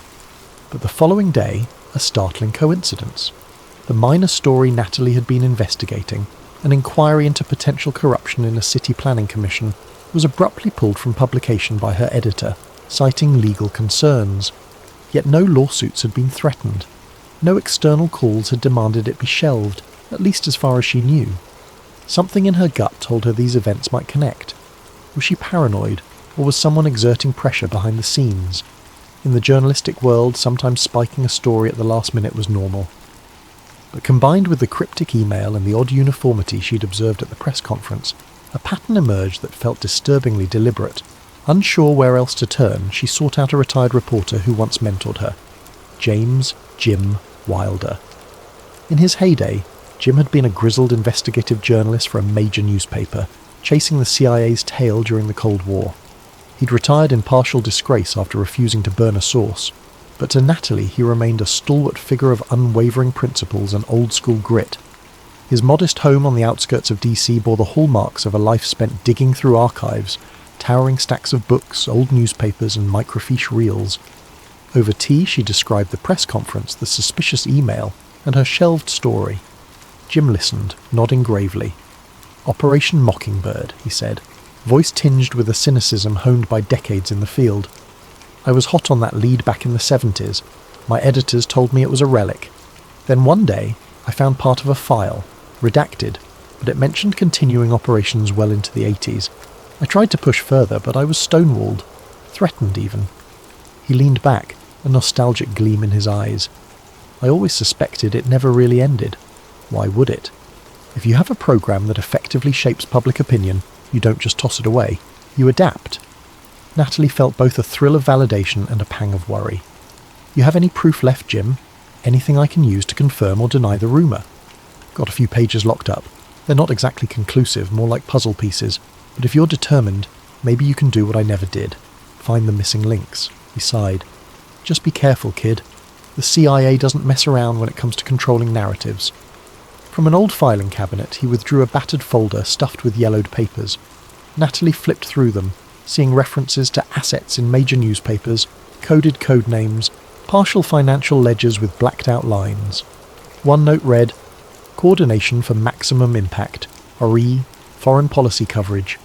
Another referenced journalists receiving monthly retainer fees from front organisations. The cryptic nature made it tough to pinpoint exact individuals or time frames. She left Jim's house with the folder tucked under her arm, mind buzzing. If Operation Mockingbird had indeed gone underground, who was running it now, and how widespread was it? The next day she approached her editor, a pragmatic, overworked woman named Roslyn. Cautiously, Natalie broached the topic of her cancelled story, asking why it was shot down so abruptly. Roslyn offered a vague explanation about concerns from higher-ups, which was odd because their publication was independently funded. Higher-ups? Who exactly? As Natalie pressed, Roslyn snapped, We can't fight every battle, Natalie. We've got a lawsuit on our hands if we're not careful. And that was that. The conversation ended with a finality that unsettled Natalie. She could practically smell the unspoken fear. That evening, unable to let it go, she typed out a summary of her Operation Mockingbird suspicions, intending to pitch it as her next investigation. She laid out the facts, historical background, the bizarre press conference uniformity, Jim's half-buried leads, her own cancelled story. But she hesitated before sending it. The risk of being branded a conspiracy theorist was high. She decided first to poke around quietly, test the waters. Her next step was to track digital breadcrumbs. That's when she called in a favour from her friend Alison Wu, a cybersecurity specialist with a reputation for finding invisible connections in massive data sets. Alison worked freelance for non-profits and had a soft spot for Natalie's dogged pursuit of truth. She agreed to help, intrigued by the challenge. Within hours, Alison sent a cryptic text. I found something. Let's talk in person. They met at a quiet cafe, away from the usual DC journalist hangouts. Over a latte, Alison explained, I scanned social media posts, news site logs and press releases from multiple outlets. The pattern is subtle, but there's cross-referencing of language. Key phrases appear simultaneously on major networks within hours, not days, and it's too consistent to be coincidence. It's like someone's feeding the same script to multiple anchors and columnists. Natalie's skin prickled. She recalled the press conference's identical questions. Could be PR agencies, right? Politicians sometimes push talking points. Alison leaned forward. Sure, but typically each channel still has a unique spin. Here, the exact wording is repeated. I also found that certain journalists who used to have varied viewpoints on foreign policy issues started echoing the same hawkish lines around the same time, about 6 months ago. Very abrupt shift. 6 months ago, a national security flare-up involving a rival nation had dominated headlines. Could that have been the impetus for some clandestine operation ramp-up? The possibility made Natalie's heart race. Before they parted, Alison advised caution. If there's a hidden entity actively shaping coverage, they'll notice if someone's snooping. Tread lightly. That night, the intangible sense of being watched crept in.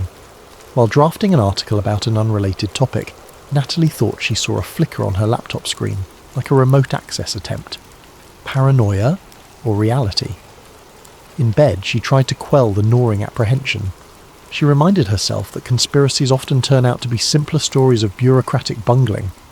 But Jim's fearful recollection and Alison's data analysis kept returning to her mind. A question loomed. If Operation Mockingbird is still alive, how far does it reach now? And what lines will its guardians cross to keep it secret? Unknown to her, the chain reaction had already begun.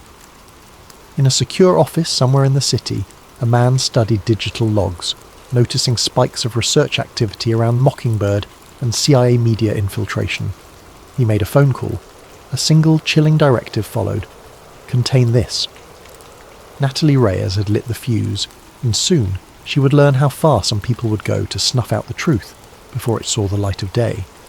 At sunrise, the city awakened to another day of politics, hustle, and orchestrated spin. Ethan Park walked briskly through the marble halls of a secure building in Langley, Virginia. A polished intelligence officer in his early 40s, he exuded composure. His suit was immaculate, and his impeccable posture seemed to say, "I hold secrets you wouldn't believe." Park oversaw what the agency officially dubbed information coordination, a benign phrase that, in reality, masked an entire department's mission to guide media narratives beneficial to US interests. In his neatly organised office, a wall-mounted screen flickered with rotating news feeds from major networks. He took pride in how seamlessly synchronised these channels often were, thanks to carefully placed assets and manipulated talking points. But now there was a snag, an overly curious reporter named Natalie Reyes. Park read the internal memo. She'd triggered certain digital tripwires by searching for Operation Mockingbird, a mundane relic to most, but to Park's department, it was a code word that still carried weight. He frowned. The program's official moniker had been retired decades ago, replaced with new code names, but the old ghost remained. Park typed a few commands, pulling up a dossier on Natalie. She was young, relentless, with ties to a retired journalist rumoured to hold partial evidence of continued CIA involvement in media circles. This warranted caution, perhaps a gentle nudge to redirect her. If that failed, sterner measures. He placed a call to a contact at a large national newspaper, a journalist rumoured to be on a quiet retainer. "I need you to run some negative coverage on this Natalie Reyes. Cast doubt on her credibility. She's dabbling in conspiracy. Use subtle language, though. Nothing overt." The conversation ended with a curt acceptance. Park leaned back, satisfied. Often, simply tarnishing a reporter's reputation could forestall deeper scrutiny. If that didn't work, well, the CIA had more tools in its arsenal than just a media smear. Meanwhile, Natalie met her old mentor Jim Wilder again in a secluded corner of a public library. With hushed voices, they flipped through the battered folder he'd given her. One particular memo from 1984 grabbed her attention. It outlined a continuation plan if mainstream media infiltration ever risked exposure. Terms like asset relocation, front organisations, and intelligence-owned wire services were used. Chilling in its matter-of-fact tone, it suggested a blueprint for infiltration well beyond the 1970s. "See," Jim murmured, "this is what I was afraid to publish back then. People would call me insane. I almost lost my job just for possessing these documents. My editor told me, stop chasing ghosts. But a source inside the agency confirmed it was real. Next day, that source disappeared." His voice trembled at the memory. Natalie placed a reassuring hand on his shoulder. She could sense the old terror creeping back into his eyes. "We won't let them silence us," she promised, though her heart raced. Later, she and Alison Wu convened in a cramped windowless room at the Veritas Web News office. A TV on the wall showed breaking news about a foreign policy crisis, a spike in tensions with a Middle Eastern nation. The newscaster rattled off stark accusations in a near-unanimous chorus repeated across multiple channels. Alison paused the screen. "Look at the phrases. Immediate threat to American security. Urgent necessity of a firm response. Across different networks. Same phrasing, same emphasis." Natalie's pulse quickened. "This is exactly the pattern you noticed. Coordinated messaging, as if from a single script." She felt a rush of determination. People deserved to know their news might be shaped by something far deeper than standard PR. But how to prove it in a way that no one could dismiss as tinfoil hat conspiracy? She needed a living source, someone on the inside, or at least someone who had direct knowledge. Jim's documents were partial. They needed more. Alison typed furiously at her laptop, searching for any trace of ex-CIA staffers who once oversaw Operation Mockingbird. Most were dead, retired, or seemingly off the grid. Then she froze. "Natalie, check this out." She showed Natalie an obscure online post referencing a company man who'd come forward in the 90s, claiming Mockingbird was rebranded and expanded to new mediums. The post mentioned a name, William Grayson, ex-CIA. He gave a handful of interviews to small alt-media outlets, and then vanished. Could he still be alive, Natalie wondered aloud, and if so, could we track him down? It was a long shot, but no other leads looked promising. They rummaged through old digital archives, scouring references to Grayson. Eventually they uncovered a half-baked clue. A user on a conspiracy forum claimed to have spotted him living under an alias in rural Pennsylvania. No verification, though. The search consumed hours. Their editor, Roslyn, passed by frowning. Are you two focusing on anything we can actually publish soon? We're behind on clicks this week. Natalie feigned a polite smile. We're working on an important investigative piece. Trust me, it'll be worth it. Rosalind sighed. Just remember, we can't run ghost stories without proof. Then she left them to it. That evening, a wave of weariness hit Natalie. She decided to step away from her desk, stretch her legs, maybe pick up coffee. Stepping out of the office, she almost collided with a tall man in a crisp suit. He flashed a warm grin that didn't reach his eyes. Natalie Reyes, Ethan Park, CIA Public Affairs Liaison. I'd love a moment of your time. She blinked, instantly on guard. How did you find me? He chuckled, ignoring the question. We keep track of who's writing what about the intelligence community. Part of my job is to address misconceptions before they get out of hand.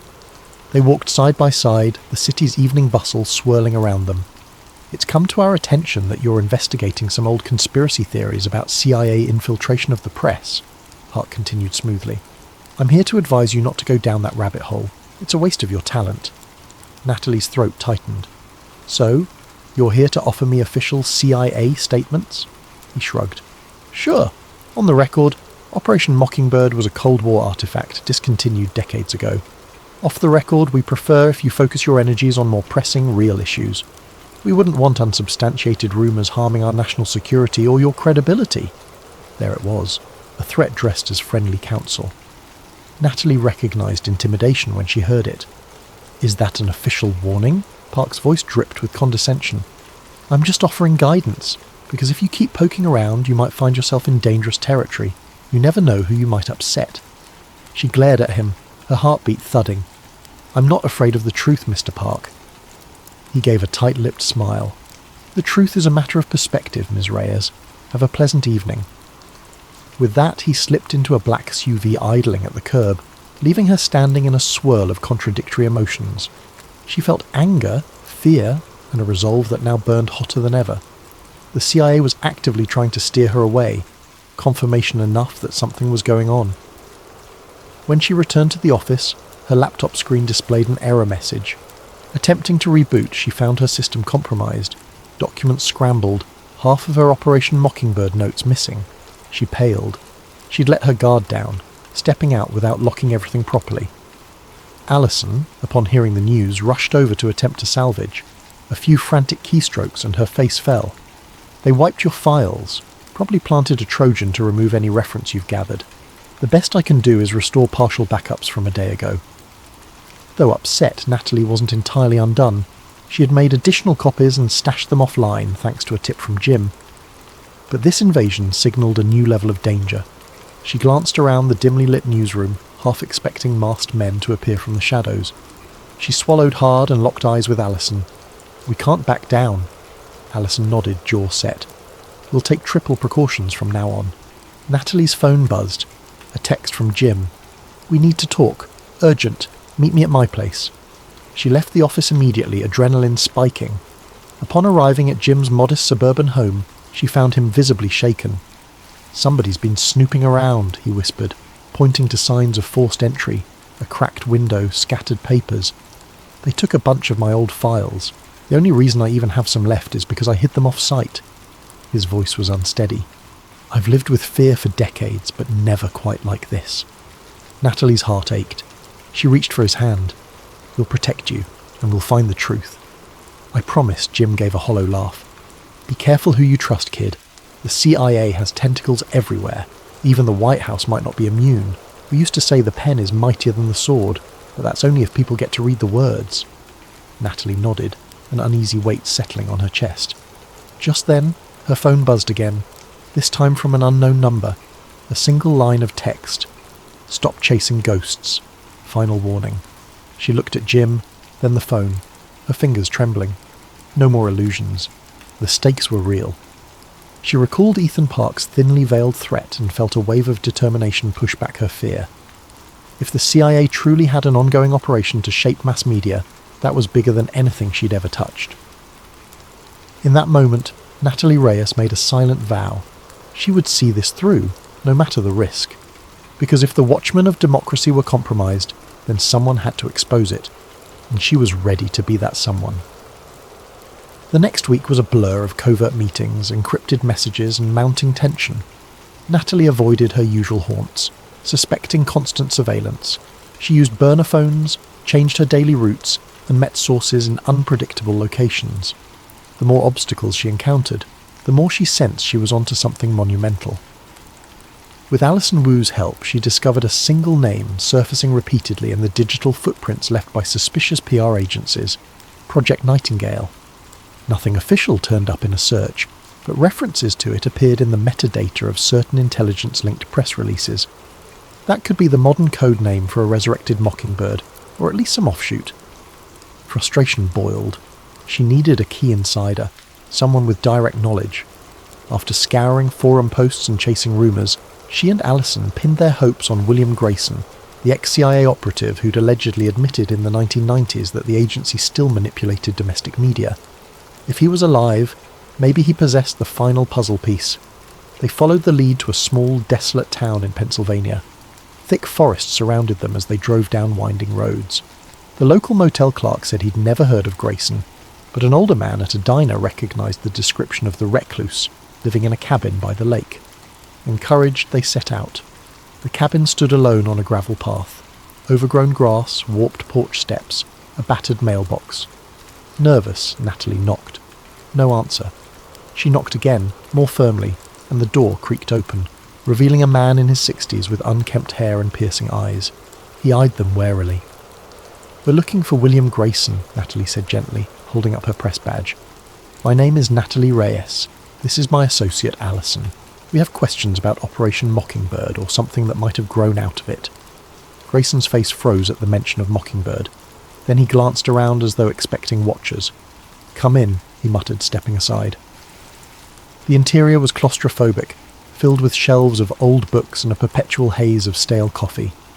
Once they settled, Grayson sank into a wooden chair, wariness etched into every line of his face. "I left the agency over moral objections," he began haltingly.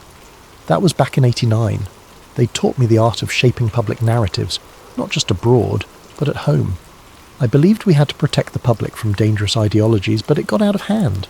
We were shaping everything: wars, elections, even economic policy coverage. So I blew the whistle in a half-hearted way. No mainstream outlet would believe me. The smaller media that did, they were smeared, or I was labelled a crank, so I vanished." He paused, taking a shaky breath. But it never ended. They repackaged it. I've seen glimpses of the new directives: infiltration of digital platforms, sponsorship of influential voices on social media, expert pundits on cable news. They can craft illusions that become reality for millions.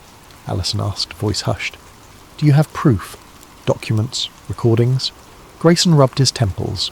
"Over time, I compiled a hidden archive. It's not all here. I keep it distributed in multiple places, but I can show you enough to confirm your suspicions." He stood, rummaging through a trunk in the corner. He pulled out a file marked with a symbol, a stylized nightingale. Natalie's eyes flickered with recognition. "Project Nightingale," he nodded. "It's the modern iteration. The branding is deliberate, a sweet voice singing in the dark, unremarkable but comforting. They've established entire shell NGOs that funnel money to journalists, social media influencers, even think tanks. That's how they maintain plausible deniability. The money looks like legitimate grants or philanthropic donations." Before Natalie could ask more, headlights swept across the window, a car approaching. Grayson stiffened, his face contorted with alarm. "No one ever comes here at this hour," he hissed. Alison peered out the window. A black SUV, could be locals, or not. Grayson's eyes blazed. "We need to leave. Now they must have tracked you." He shoved the file into Natalie's arms. "Take this. It's partial but damning. I'll hold them off." Natalie opened her mouth to protest, but Grayson urged them urgently. "Go out the back. There's a path through the woods. Don't look back." The next moments were a scramble. They slipped out a rear door, hearts pounding. Behind them they heard loud knocking, a muffled confrontation, then Grayson's raised voice. Natalie's stomach twisted with guilt leaving him there, but she sensed he wanted them to protect the evidence at all costs. She and Alison fled into the forest, stumbling through moonlit undergrowth until they reached their car. They sped away, hands trembling on the wheel. Hours later, back in DC, they combed through the file. Even half intact, it was explosive. internal memos naming corporate media partners, bullet point strategies for amplifying particular foreign policy lines, lists of favoured journalists with coded references to monthly payments. The date stamps were recent, some less than a year old. They had exactly what they needed to blow the lid off a modern-day Mockingbird scheme, but they also feared immediate retaliation. Natalie's phone soon confirmed that fear. A barrage of missed calls from Jim Wilder, each more frantic. She called him back but only got his voicemail. Then a single text arrived from an unknown number. "Grayson is gone. Next is Wilder. Surrender the files." Terror and rage roared in her chest. She had to protect Jim. She tried calling him repeatedly. No answer. She rushed to his home with Alison. When they arrived, the front door was ajar and the living room a ransacked mess. Jim was nowhere to be found. Police arrived shortly after, summoned by a neighbour who heard suspicious noises, but there was little for them to do except file a missing persons report. Natalie insisted Jim was abducted, but the sceptical officer only nodded politely. "No sign of forced entry," he observed. "He might have left voluntarily." The subtle condescension in his tone stung. Reeling from the loss, Natalie recognised the gravity of the situation. If they had the gall to abduct Jim, they wouldn't hesitate to come after her or Alison next. But if they hid, who would expose the truth? In the hush of her battered office at Veritas, she laid out the dire facts. "They have Jim, and we have evidence. Our only leverage is going public. If we sit on this, they'll pick us off. If we release it with no plan, it'll be spun as fake. We need maximum impact, an unstoppable wave of coverage." Alison nodded. "We can set up a secure live stream. Once it's broadcast widely, it becomes nearly impossible for them to scrub." Natalie pictured Jim's face, remembering how he once told her, "We can't let fear bury the truth. We either fight or fold." She inhaled shakily. "Okay, let's do it. We'll gather everything. Grayson's docs, Jim's old memos, your data analysis. Then we'll call out the CIA by name and present the evidence." It was a bold, borderline reckless plan. They faced smear campaigns, hacking, or worse. But enough was enough. Too many good people had been silenced, and the manipulative machine would keep turning unless someone jammed a wrench into its gears. That night, as they prepared, the building's power cut out, plunging the newsroom into darkness. Footsteps echoed in the corridor. Alison grabbed her laptop, adrenaline surging. Natalie's heart hammered. They locked the door, hearing men's voices outside, possibly CIA ops, possibly mercenaries on their payroll. Scrambling, they uploaded files to multiple cloud storages, setting timed social media posts. If the men outside broke in, at least their progress wouldn't vanish. With each passing second, the footsteps drew closer. A crash in the hallway signalled forced entry, curses in hushed tones. Alison typed a final command, then turned to Natalie. "We're out of time." A battering ram slammed against the door, splitting the frame. The door burst open. Two men in dark clothing rushed in, weapons drawn. "Don't move!" one snarled. Natalie and Alison stared at them, braced for the worst. The man advanced, seizing Natalie's laptop. He ripped cables from the server. "Where are the documents?" he demanded. She thought of Jim's abduction, of Grayson's cabin. Her voice shook with defiance. Too late. They're already out. Which wasn't entirely true, yet. But the partial uploads might buy them seconds. Suddenly a shout from behind. Veritas's security guard had returned from his rounds. "Freeze!" he yelled, brandishing a flashlight. The intruders turned just for a moment. It was enough for Alison to slam the enter key on her phone, triggering a mass upload. The men lunged, but the digital die was cast. In the confusion, Natalie and Alison dove past the intruders, sprinting down the corridor. Another crash of footsteps, shouts, confusion. They spilled onto the street, gasping for air, and flagged a passing car for help. Miraculously, the driver recognised Natalie from her bylines. He sped them away into the night. Breathless, they realised the final, crucial step remained. The public reveal. Sure, they had begun the upload, but it needed an accompanying explanation. A moment in front of the world's eyes. The only question was, how do they announce it without being immediately discredited or cut off? Alison clutched a small flash drive, the fallback plan. "We need a secure platform for a live broadcast, not just a file dump, something unstoppable." Natalie nodded, tears in her eyes. "And we have to do it soon. They might still track us." In the swirling neon lights of city streets, they huddled in the car's back seat. forging a last-ditch plan. Tomorrow they'd attempt the biggest exposé of their careers. They'd go live, on camera with proof in hand, naming names. If that meant risking everything, so be it. Because if no one else would blow the whistle on a resurrected Operation Mockingbird, then Natalie Reyes would. And she would do it with the entire world watching, or die trying. Morning dawned on a tense Washington, D.C. The sky was grey, promising rain. Natalie Reyes and Alison Wu had scarcely slept, huddled in a borrowed loft courtesy of an old college friend. Their enemies had advanced on them so forcefully that they couldn't risk returning home. They needed a new vantage, a chance to strike back. Over lukewarm coffee, they finalised the plan, a live-streamed press conference via multiple platforms. Social media would be the engine: Twitter, YouTube, independent streaming sites. Once the feed went live, viewers could download and mirror it faster than any entity could scrub it. They would drop everything: Grayson's documents, digital footprints, references to the CIA's direct meddling in mainstream media. They had no illusions about what might happen afterward, but the world would see. Natalie's heart thundered. She quietly hoped the revelations might force the release of Jim Wilder if the CIA had him. Public attention could be the best shield.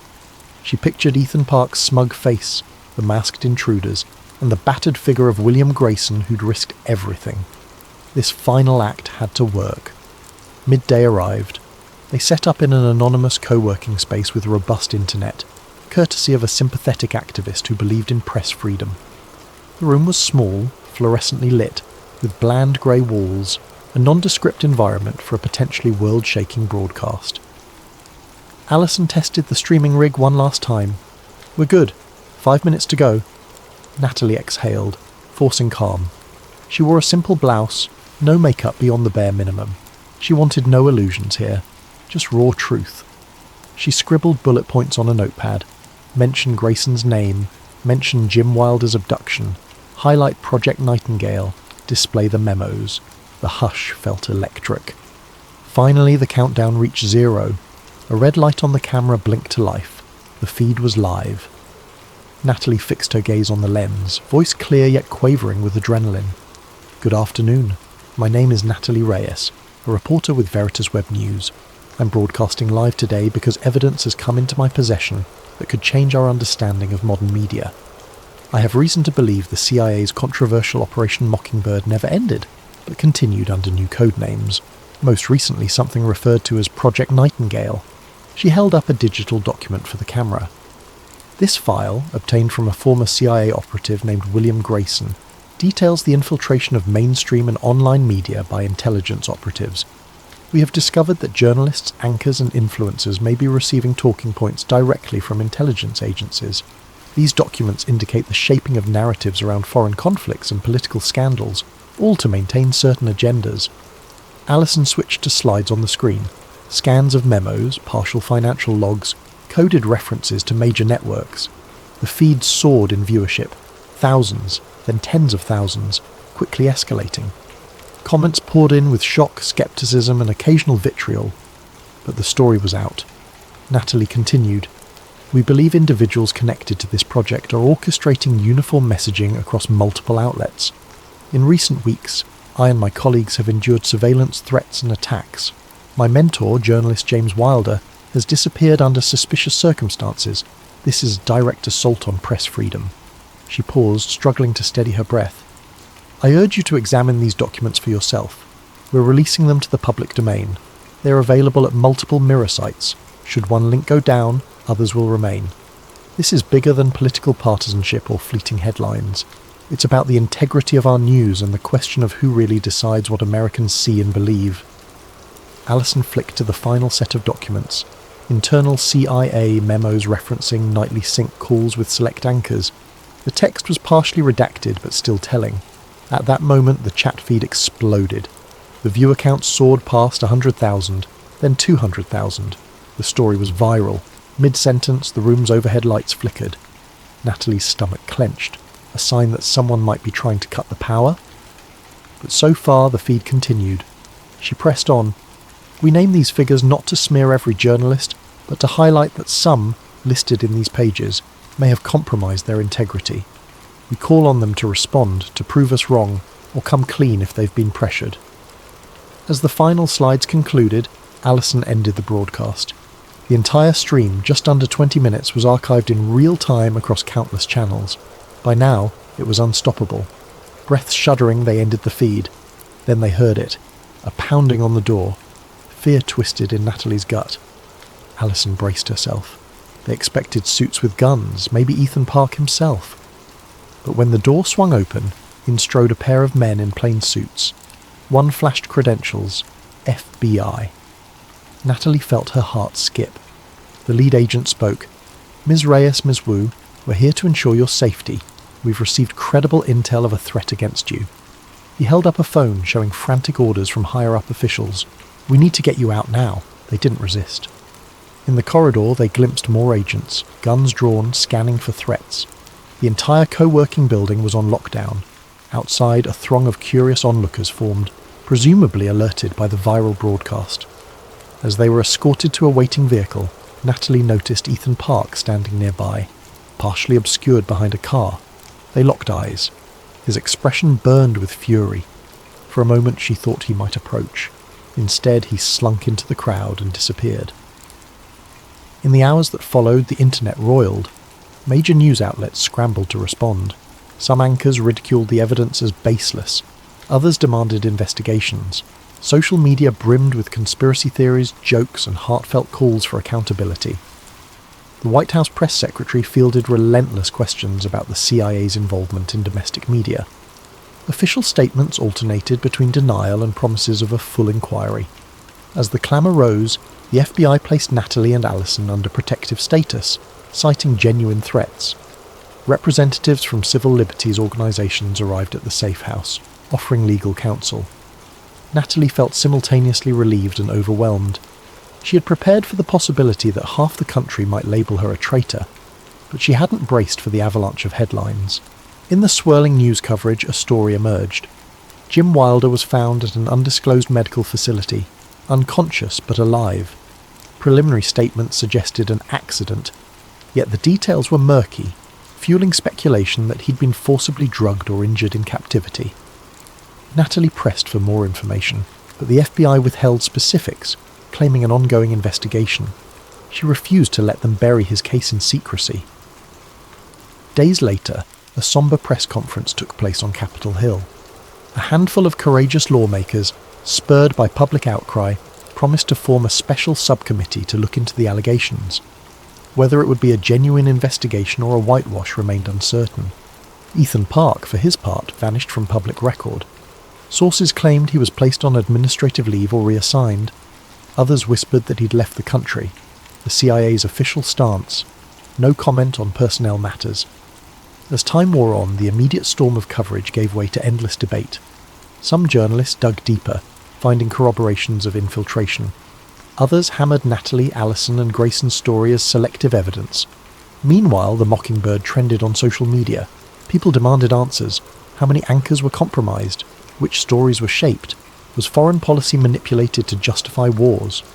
For Natalie Reyes, a bittersweet triumph lingered. She had sacrificed her normal life to reveal what she believed was a crucial truth. She'd lost her sense of personal safety, and yet she'd ignited a national conversation about press integrity and the invisible hands shaping public discourse. The next steps, congressional hearings, investigations, potential trials, would be slow and rife with political manoeuvring. But at least the taboo was broken. Weeks later, as the chaos settled into a new normal, Natalie found a quiet moment to visit Jim Wilder at a rehab centre. He was awake but frail, still fuzzy about what happened to him. She held his hand, recapping the fallout from her exposé. He smiled weakly. "I always knew you'd take the story further than I ever could. Wish it didn't cost so much." His voice cracked. Natalie's throat tightened. "I'm sorry you got hurt. But the world knows now, Jim. They can't unknow it. That's worth something." He squeezed her hand. "They'll try to bury it or spin it. Keep fighting." And she would. She was no longer the wide-eyed reporter hoping for a byline. She was a journalist who had stared down one of the most powerful institutions on earth, and the fight was far from over. In her final reflection, she considered the public's reaction. Some outraged, some apathetic, some cynically believing nothing would change. The deeper question remained: Even if the CIA was forced to back off, who else might pick up the same tactics? Corporations, foreign powers, hidden alliances. The intangible power to shape reality was too tempting, too valuable to remain dormant. She realized her mission might continue for the rest of her career, or her life. For now, though, she'd done all she could, shining a spotlight on the hidden corridors of power. The blueprint for media manipulation had been laid bare, forcing society to confront an uncomfortable truth, that illusions can become real if repeated often enough, and that the guardians of democracy must remain vigilant. Above all, the journalists who refuse to let fear silence their pens.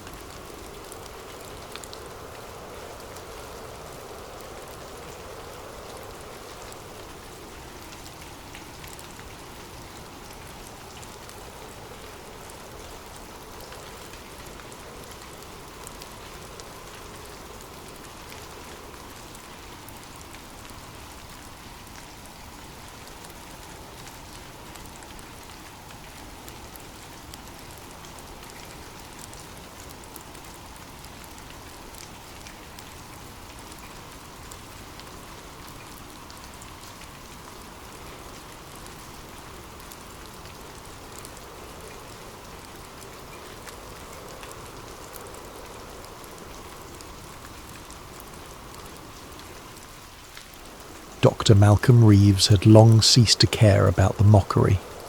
The skeptical headlines, "Crackpot archaeologist claims Atlantis in Antarctica," no longer stung. Nor did the countless rejections from universities, museums, and potential sponsors who refused to fund his expeditions. His once admired career had vanished beneath a mountain of ridicule, and yet Here he was in a small, cluttered office in Buenos Aires, standing across from a man who actually wanted to make his delusions a reality. "I've read your papers," said the man, voice smooth with confidence. "I don't think you're delusional at all." He extended a well-manicured hand. "Victor Langley." Malcolm recognized the name immediately. Victor Langley was a self-made billionaire, known for pioneering breakthroughs in biotech, communications, and renewable energy. Yet in the last few years, rumour hinted he had grown obsessed with the idea of lost civilizations, funneling private money into obscure archaeological pursuits. The media portrayed him as half visionary, half eccentric. Perfect, Malcolm thought. At last, someone who might be just crazy enough to believe me. "Dr. Reeves," Malcolm said, shaking the billionaire's hand. I'm surprised you reached out." Langley smiled, eyes glinting. "There's a reason, Doctor.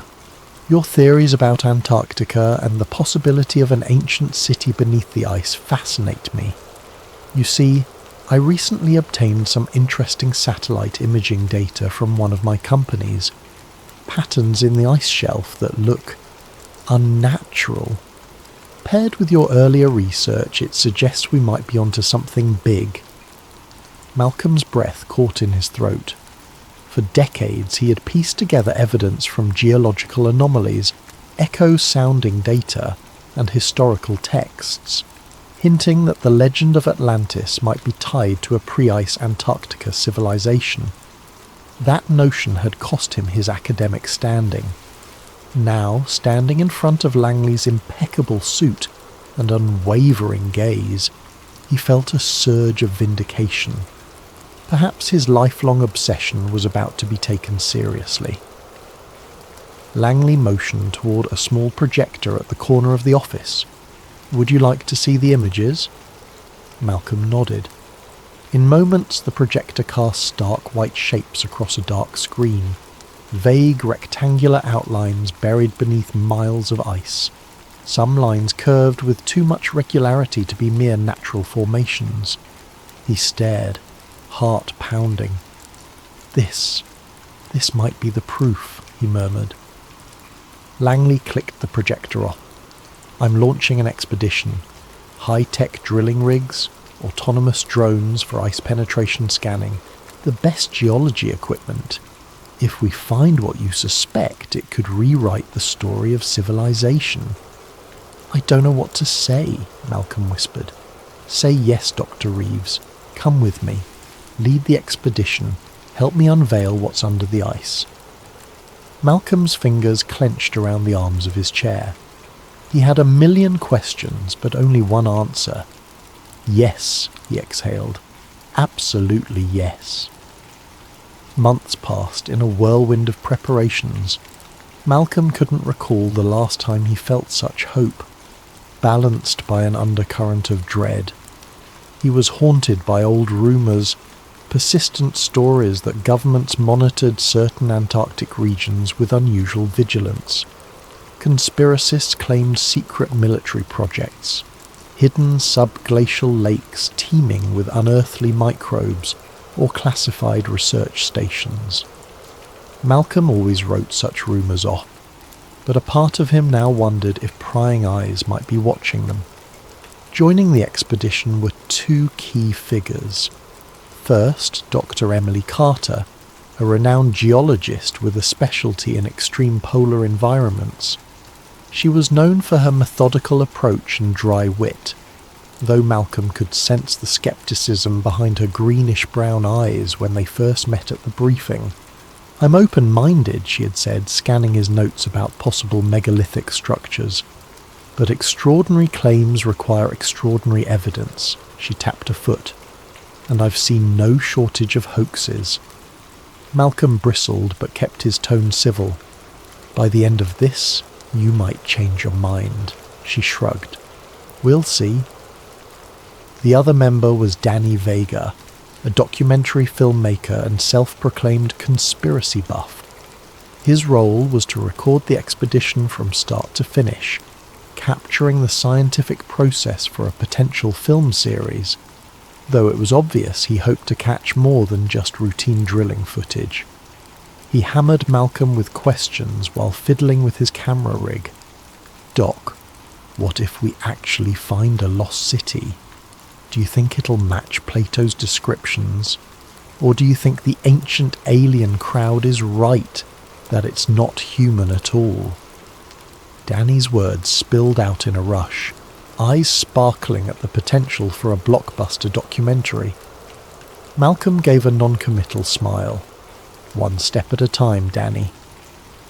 For transport and logistics, Langley spared no expense. They boarded a specialised icebreaker ship bristling with advanced mapping systems.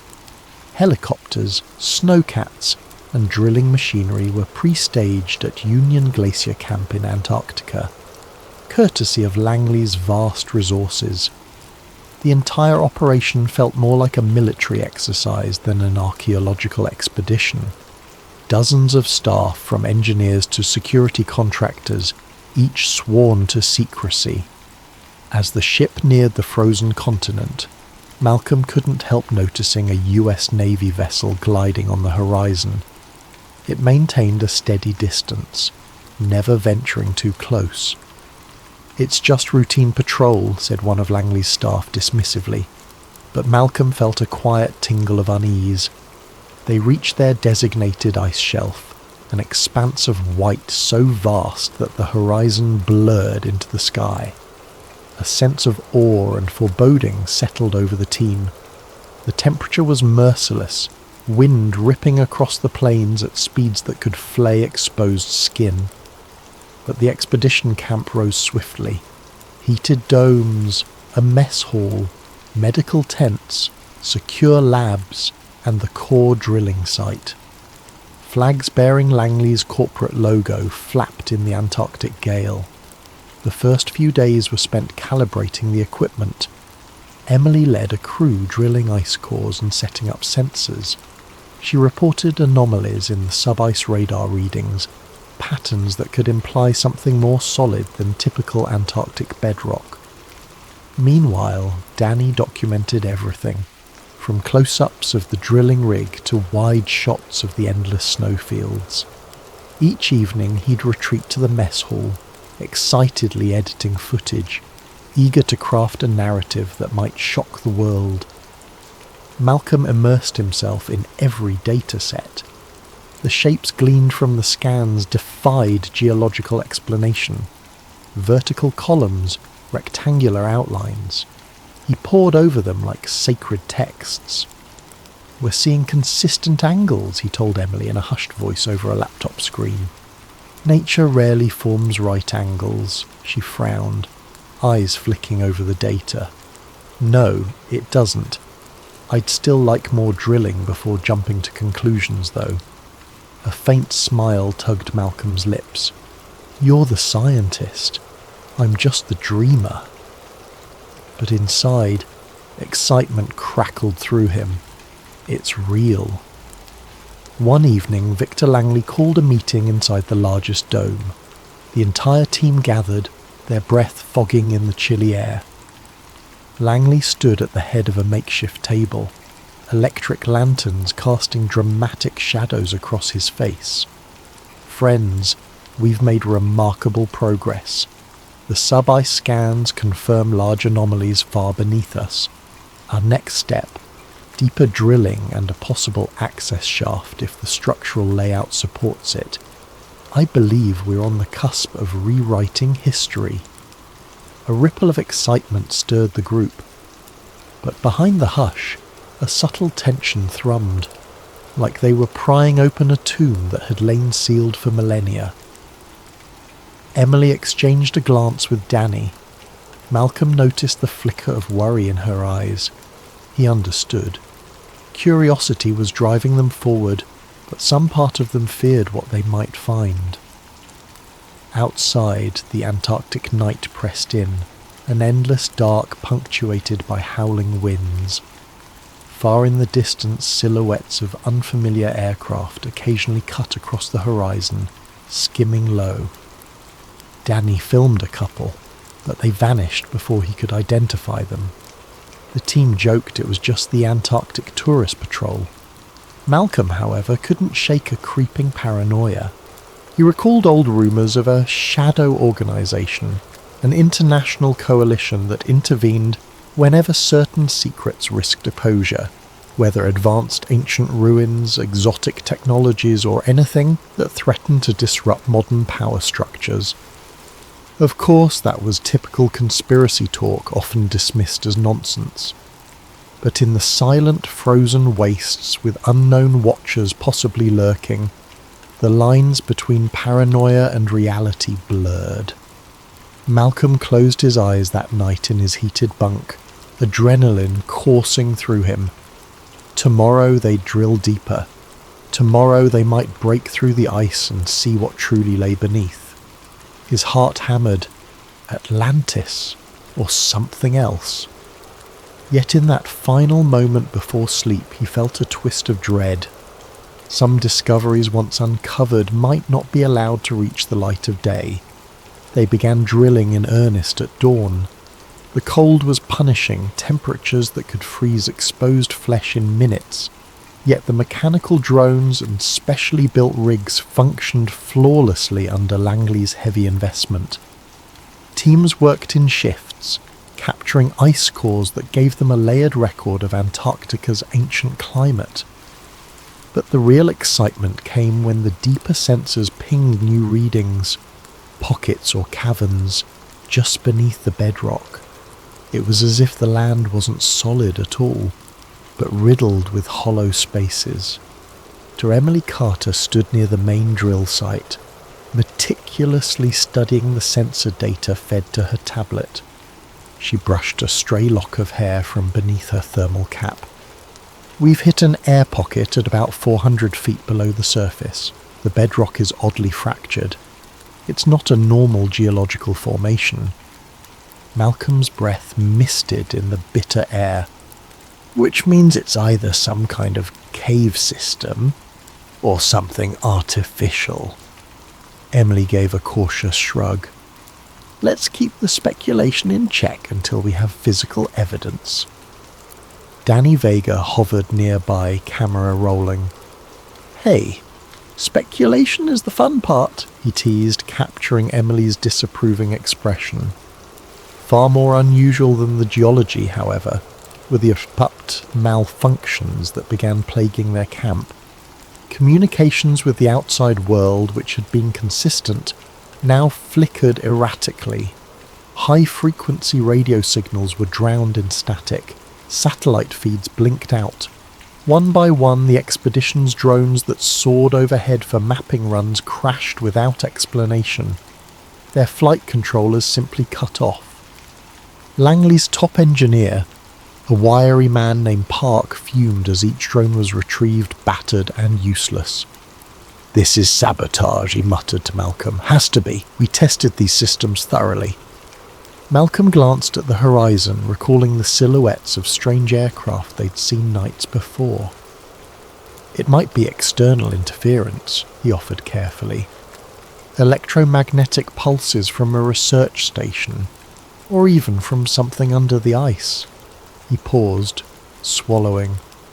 "Or from someone who doesn't want us here." Park didn't reply, but the tension in his jaw spoke volumes. That afternoon, a hush fell across the camp as the main drill rig broke through into open space. The rig operator shouted, voice crackling over the intercom, "We've breached a void beneath the ice, confirming a subterranean cavity." Cheers erupted among the crew. Malcolm's heart soared. For decades he'd been mocked for daring to believe in an advanced civilization under the ice, but now raw data was proving there was something beneath them. "Prep the cameras and harness gear," Langley barked, striding across the ice with resolute steps. "We'll send a reconnaissance drone down the borehole to see what we're dealing with." Inside the control dome they huddled around monitors. The newly deployed reconnaissance drone, a small sphere-like machine equipped with lights and a camera, descended through the shaft the rig had created. The screen showed ice walls for several seconds, Then a sudden drop into an open chamber. The drone's floodlights flickered, revealing what looked like carefully hewn stone, perfectly cut edges, bizarre inscription carved into surfaces, clearly artificial and clearly ancient. Gasps rippled through the group. Emily's jaw dropped. That's impossible. No known civilization was advanced enough to carve something like that here. Malcolm let out a ragged breath. We need to explore it in person. This might be the greatest find of our age. Victor Langley's expression was unreadable, an odd mixture of triumph and something else. Hunger, perhaps. We descend tomorrow, he declared. Get the gear ready. They wasted no time. By early morning, a specialized elevator cage was rigged inside the borehole, allowing a small team to safely lower themselves into the depths. Malcolm insisted on being part of the first group, along with Emily, Danny, and 2 additional support staff. Carter, an athletic young mountaineer, and Dr. Vega, whom Danny jokingly called my older cousin, though they weren't relate. Lanterns clipped to their harnesses provided meagre pools of light, revealing ancient stone beneath layers of ice. The deeper they went, the more the world above seemed to vanish. Only the scraping of the elevator cables and their own anxious breathing reminded them they weren't entombed. Finally, the elevator cage lurched to a stop. They stepped out onto a rough stone floor. It was colder than the surface, if that was even possible, and eerily still. Emily clicked on a high-powered flashlight, sweeping it across walls carved with strange symbols. Some looked geometric, while others depicted tall figures standing beside smaller humans, almost as if they were guiding or ruling them. "Look at this," Malcolm whispered, stepping carefully toward a slab of what appeared to be smooth black rock set into the wall. The surface shone in the flashlight beam, faintly reflective, inscribed with lines that reminded him of cuneiform but with an otherworldly flair. Danny filmed everything in stunned silence. "Are we—" "This is Earth," he muttered under his breath. Emily knelt down, brushing at a half-buried tile beneath her feet. "This craftsmanship, it's not just advance for the Ice Age, it's advance for any age. The level of precision is unreal." Malcolm's mind raced. Could these be remnants of a civilization that thrived before the world's known history? A city that sank not into the Atlantic but under shifting ice sheets over tens of thousands of years? The notion buckled his knees. "I knew we'd find something," he said, voice trembling. "But this, it surpasses all my dreams." They explored deeper into the corridors. Some passages were partially collapsed, filled with centuries of accumulated ice and rubble. Others led to chambers whose original purpose they could only guess. Vast halls with pillars shaped like stylized humanoid statues, side rooms with large stone tables, and angled archways reminiscent of ancient temples. Yet everything felt grander, more precise, as though the architects possessed engineering principles beyond those of early civilizations. In one adjoining chamber, they discovered massive stone tablets etched with scenes of a cataclysmic flood, towering waves engulfing pyramids and cities. Oddly, some scenes showed desert-like landscapes, others seemed lush. The timeline was unclear, but the narrative of destruction was unmistakable. This could rewrite human prehistory, Emily breathed, scanning the images. These tablets alone, if carbon dated, or if we can decipher them, might prove an entire advanced society existed millennia before recorded history. Malcolm nodded, tears in his eyes. "And it looks like what we'd call Atlantis is only part of the story." Then they found the first artifact that truly defied explanation, a metallic object embedded in a carved stone alcove. Though blackened by time, it had smooth edges and ridges reminiscent of modern electronics. When Carter and Dr. Vega tried to pry it loose, a faint hum resonated through the corridor, making the hair on the back of their necks stand on end. Danny filmed as Emily carefully wrapped the artifact in protective material. "Whatever this is made of, it's not normal steel or iron. Feels lighter. Some alloy?" Malcolm stared, heart pounding. If this object does what I suspect, some kind of power source or device, then we're looking at a technology that predates everything we know by tens of thousands of years. By the time they returned to the surface, it was late evening. Tired but exhilarated, they presented their initial findings to Victor Langley and the rest of the team. Langley listened intently, eyes gleaming with excitement. "We go deeper," he pronounced. "We must find any evidence of advanced machinery, written records, anything that could show what this civilization was capable of." Emily tried to voice caution. "We should thoroughly document each step. The entire environment down there is fragile. We could easily destroy valuable information if we push too fast." Langley gave a tight smile.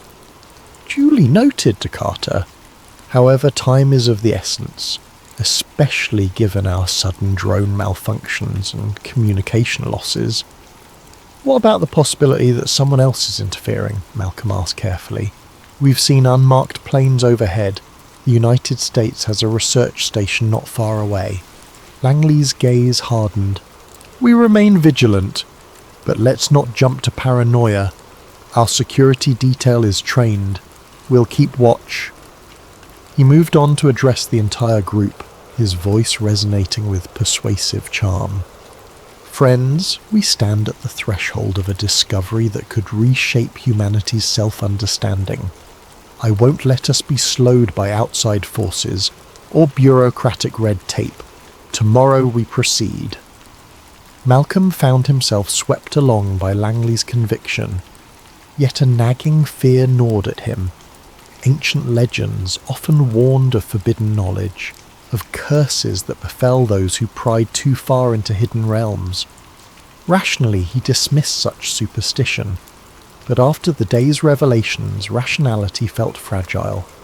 That night, as the team tried to rest, the wind outside howled louder than ever.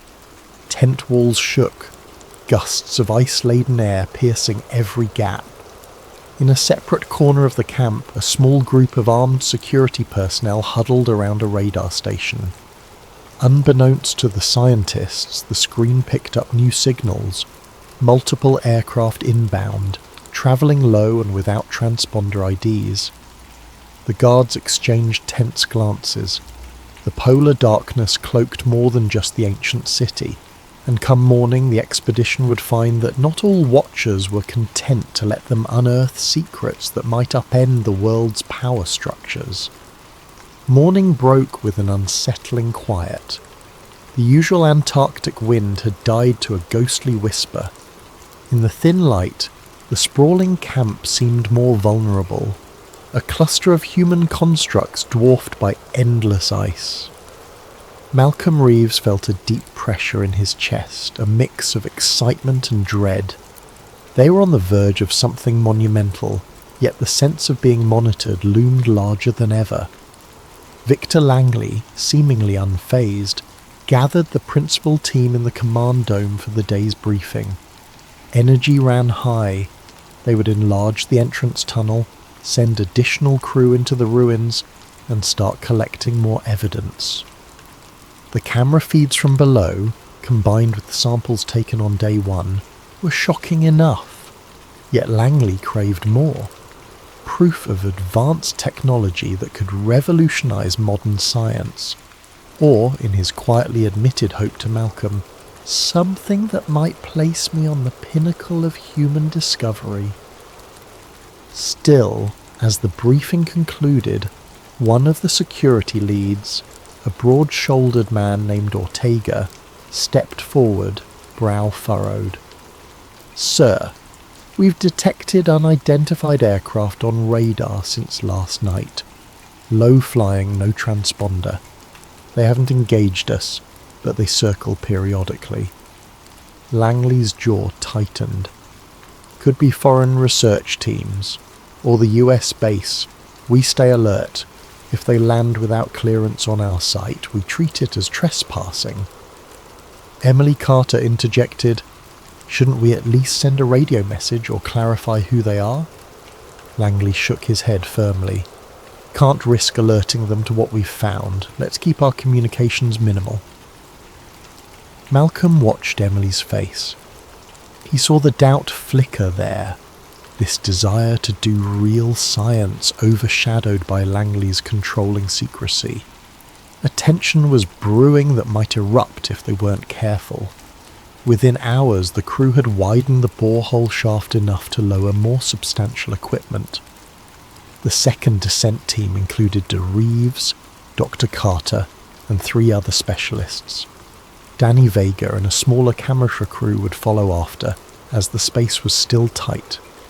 Langley chose to remain topside initially, overseeing the operation from the control dome. "I want an unfiltered feed of whatever you see down there," he told Malcolm. "Keep me updated in real time." Strapped with harnesses and wearing thick thermal suits, the group descended. Emily's eyes gleamed with cautious wonder. Malcolm felt an almost childlike giddiness. Could they truly be walking among structures older than any known civilization? Each second felt surreal. The elevator reached the ancient corridor once more, but this time they had brought stronger lighting rigs. Illumination spilled across the carved walls, revealing intricate patterns that had been hidden in shadows before. The lines told stories, towering waves, cities of spired architecture, humanoid forms in conflict with bizarre serpent-like creatures. Interspersed were mysterious symbols reminiscent of an unknown script. "It's some form of proto-writing," said a linguist named Hayden, who had joined the second descent. He carefully traced one symbol with a gloved finger. "But I can't even guess at its meaning. We'll need high-resolution images." Moving onward, they found new passages blocked by ice, requiring their portable heaters and the manual labour to chip away at the frozen barrier. After an hour of painstaking work, the team broke through into what looked like a vast underground atrium. Pillars soared overhead, each carved with abstract shapes reminiscent of an advanced aesthetic. The ceiling was so high it disappeared into darkness, even with the floodlights. At the atrium's centre stood something that made Emily's breath catch. An enormous stone statue, at least 20 feet tall, depicting a humanoid figure with elongated limbs, swirling robes, and an ornate headpiece. It was flanked by 2 smaller statues, each one equally alien in style. "That's definitely not typical Atlantean lore," Malcolm murmured in awe. "If it's representing an actual race, they were different from us. Either that or it's highly stylized." Hayden swallowed. "We might be dealing with an entirely unknown culture that predates all recorded civilizations. It's bigger than the pyramids, bigger than anything." As they crept closer, their footsteps echoed eerily in the chamber. The statue's eyes seemed to follow them, carved from some reflective gemstone that caught the beam of flashlights and refracted it like small suns. Malcolm suppressed a shiver, recalling half-remembered myths of watchers or guardians in fabled lost cities. "Just stone," he told himself, but a chill prickled his spine. At the statue's base they found a large circular platform made of a metallic alloy. Although discoloured with age, it resonated with a faint hum when struck. Emily knelt down with a portable sensor. It's giving off a low-level electromagnetic field. This shouldn't be possible for inert metal, unless there's a power source somewhere. Malcolm's heart hammered. A lost city with a functioning power source after millennia? The notion defied all logic, yet here they were. He felt a swirl of excitement and dread, fearful of what else might be hidden beyond their understanding.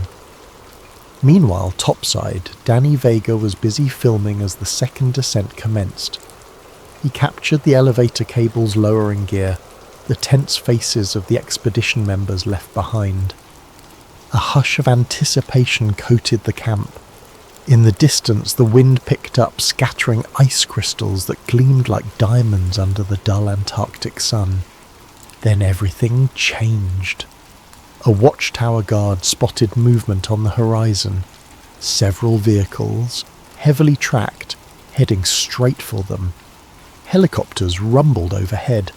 Zrenia, black silhouettes slicing through the pale sky. The guard shouted into his walkie-talkie, "Inbound approach, military vehicles, unknown affiliation." Danny spun his camera in time to see armed men pouring out of the helicopters as they touched down. They wore no overt insignias, save for subdued patches that might have been some covert division. Leading them was a tall, stern-faced figure with close-cropped hair and a fixed glare. Agent Elias Grant. Victor Langley burst from the command dome, hands raised. "This is private property. We have all necessary permits for scientific research." Grant cut him off with a curt gesture, flanked by a line of armed soldiers. "By order of the United States Special Division, this area is under federal quarantine. Cease operations immediately." Langley's eyes blazed with anger. "Special Division? I've never heard of..." Grant's expression remained rigid. "I don't care what you've heard. We have authority here. You and your people will stand down or face detainment." Around them, the camp erupted in confusion. Langley's security detail moved to intervene, but quickly found themselves outmatched. The newcomers carried advanced weaponry and had arrived in overwhelming force. Danny ducked behind a supply crate, filming the entire confrontation. His heart pounded. This is what we were afraid of. They want to shut us down. Langley attempted to stand his ground. "I invested millions in this legitimate expedition. We've discovered historical relics that belong to no single nation." He tried to speak in a calm but firm tone. "If you're claiming jurisdiction, you must have a reason. Let's see your legal documents." Agent Grant gave a thin smile. "This is not a debate. Gather your team. Stop the drilling. We'll discuss the details in private." He snapped his fingers, and soldiers advanced, pointing rifles at the drilling machinery, the data stations, everything. A soldier smashed the camera on a tripod with the butt of his rifle. Rage twisted Langley's features, but before he could retort, Grant continued, "We have no interest in harming you, but I strongly recommend you comply if you value your safety." Below the ice, Malcolm and the second group remained oblivious to the chaos above. They pressed deeper into the grand atrium, marvelling at each new discovery. Emily's voice carried over the comlink to the surface, describing the environment, but only static crackled back. She frowned. "We've lost contact. Could be the interference again." Malcolm nodded. "We'll head back up soon to relay everything in person." He turned to examine a corridor branching off from the atrium. Even from several feet away, he sensed a faint vibration underfoot, like a hidden heartbeat. Could it be subterranean geothermal activity? Or was it something else powering the metallic platforms? Suddenly, the overhead lights flickered. One by one, the portable floodlights they'd set up began to fail, plunging the chamber into a gloom lit only by their headlamps. Hayden cursed under his breath. tapping at a device clipped to his belt. EM readings just spiked again. Something's interfering with our power sources. A low rumble shuddered through the ground, causing ancient dust to drift from the ceiling. Emily shot Malcolm a concerned look. We should go. This place might be unstable. Before they could leave, a small portion of the floor near the statue's base cracked. The centre of the metallic platform sank half an inch, as if triggered by an unseen mechanism. A swirl of air rose from the gap, carrying an earthy, acrid odour. The rumble intensified, reverberating through the corridor. Malcolm's eyes widened. We must have triggered a trap, or some kind of defence system. Emily grabbed his arm. Let's move. Their radios crackled with a sudden burst of static. Then Agent Elias Grant's cold voice filtered through. Dr. Reeves, Dr. Carter, this is the United States Special Division. You will return to the surface immediately. Malcolm froze, exchanging alarmed glances with Emily. Special Division? That's not our people. Who? Grant's tone brooked no argument. We have secured your camp. Cease all activity and ascend now, or we will forcibly remove you. A retrieval team is en route. Malcolm's stomach sank. The discovery they dreamed of was about to be snatched away by a faceless authority. Emily's brow furrowed with desperation. We can't just abandon this place. The world needs to know. But the corridor shook again. Chunks of ice fell. Hayden shouted from behind them, urging everyone to hurry back. They had no choice. The entire structure threatened to collapse further, and if a heavily armed retrieval team was descending to extract them, staying put was suicide. Malcolm clenched his fists, heart hammering with helpless fury. We came so close. They hurried for the elevator shaft, the relics and secrets of the lost city receding into darkness behind them. In the end, it wasn't the ancient guardians or curses that threatened to keep this discovery buried. It was the modern world and its relentless machinery of silence. A tense silence gripped the surface camp when Malcolm and his team returned, their hearts still pounding from the subterranean tremors. Armed soldiers in black tactical gear patrolled every inch of the area, confiscating equipment, smashing drones, and escorting expedition personnel into containment zones. The air crackled with hostility. Victor Langley rushed forward, face contorted with anger. Malcolm, are you all right? He gestured at Agent Grant, who stood at a short distance, issuing orders to subordinates. This man is shutting us down, says it's a matter of national security. Malcolm's gut twisted. We found extraordinary evidence down there, Victor. We can't let them just... Grant strode over, cutting him off. You will speak only when spoken to, Doctor. Reeves. This entire operation is suspended. The artifacts and data belong to the US government. Effective immediately, Emily, stepping forward, tried to keep her tone measured. You have no right. This is an international territory. Antarctica is governed by international treaty. Grant's cold gaze swept over her. Your treaty doesn't apply to technologies or phenomena that threaten global stability. This is classified beyond your pay grade, Doctor.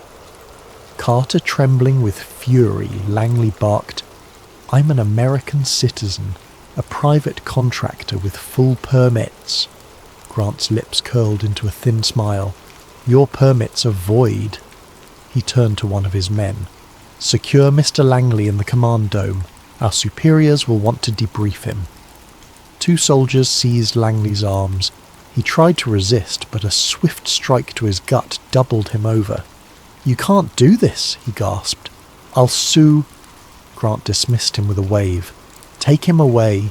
The rest of you, drop your gear. Move to the containment tents. Now. The group looked at each other uncertain. Fear coiled in Malcolm's belly. He could see the lethal glint in the soldiers' eyes. They weren't bluffing. One by one, the expedition members complied, relinquishing cameras, laptops, protective cases holding artifacts. Danny Vega, carefully cradling his camera, tried to slip away unnoticed, but a soldier yanked it from his grip and smashed the lens underfoot. "No!" Danny howled, lurching forward.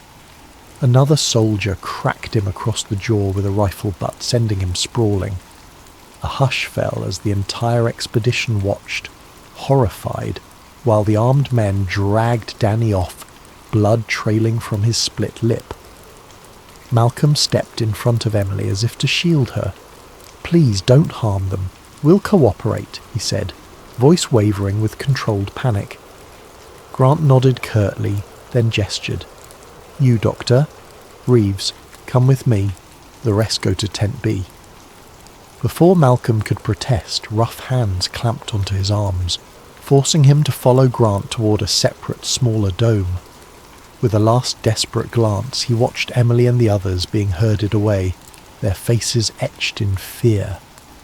Inside the small dome, a single metal table and 2 chairs awaited, reminiscent of an interrogation room. The air was thick with tension.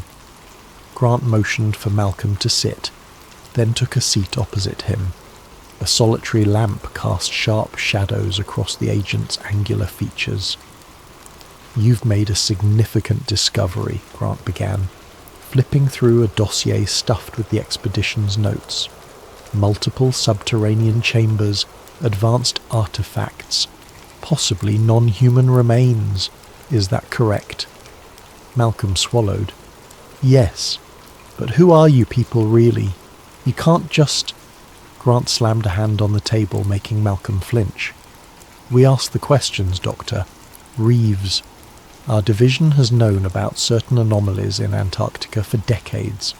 We've allowed limited scientific presence to monitor them, but your expedition pushed too far, threatened to reveal data that would cause complications for global security."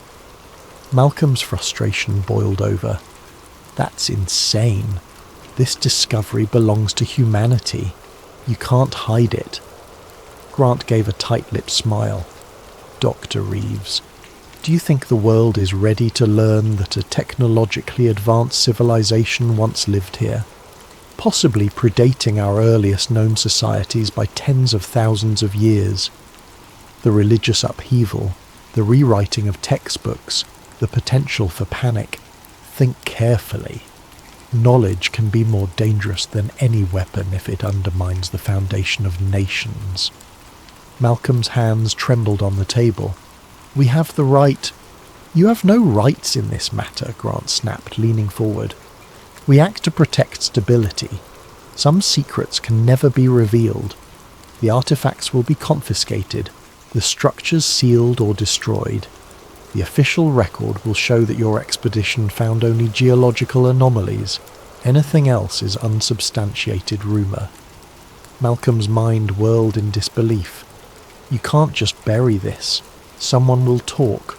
We have footage, samples." Grant raised an eyebrow. "Footage can be erased, samples lost, or people can be made to vanish if they threaten certain delicate balances. We're not monsters, Doctor. Reeves. We offer a choice. Cooperate, sign binding NDAs, allow us to manage the narrative. You walk away alive, or fight us, and your entire team disappears." A heavy silence fell. Malcolm's pulse pounded in his ears. This was exactly the scenario that conspiracy theorists had whispered about for ages.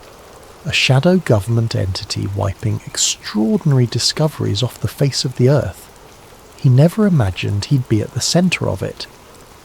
"Think about it carefully," Grant said, rising.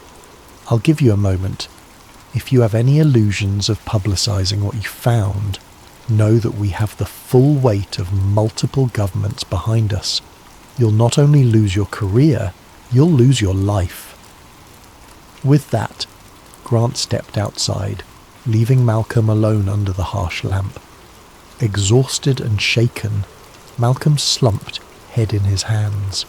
He pictured the breathtaking corridors beneath the ice, the silent grandeur of the statues, the unexplained technology, an entire lost world erased by men in black with guns. His heart ached. He thought of Emily's determined gaze, Danny's excitement, Langley's unstoppable ambition. They'd staked everything on this expedition, and in a matter of hours it had turned to ashes. Am I willing to consign us all to imprisonment or death for the sake of the truth? Time stretched agonizingly. Finally the tent flap rustled. Grant returned, smoothing his jacket. "Made your decision?"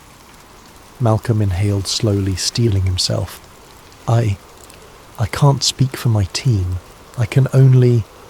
"Your team will follow your example," Grant interrupted. "They respect you." Malcolm's voice shook. "And if I sign your damned forms, you'll let us live? Let them go free?" A flicker of triumph shone in Grant's eyes. "Yes, under the condition you never speak about the ruins or the artifacts. We'll secure the site. This conversation, your entire expedition, will be classified. Officially, you discovered nothing." The words stung, but the thought of Emily and Danny being harmed was worse. Malcolm clenched his fists. "Let me see them. Let me confirm they're safe."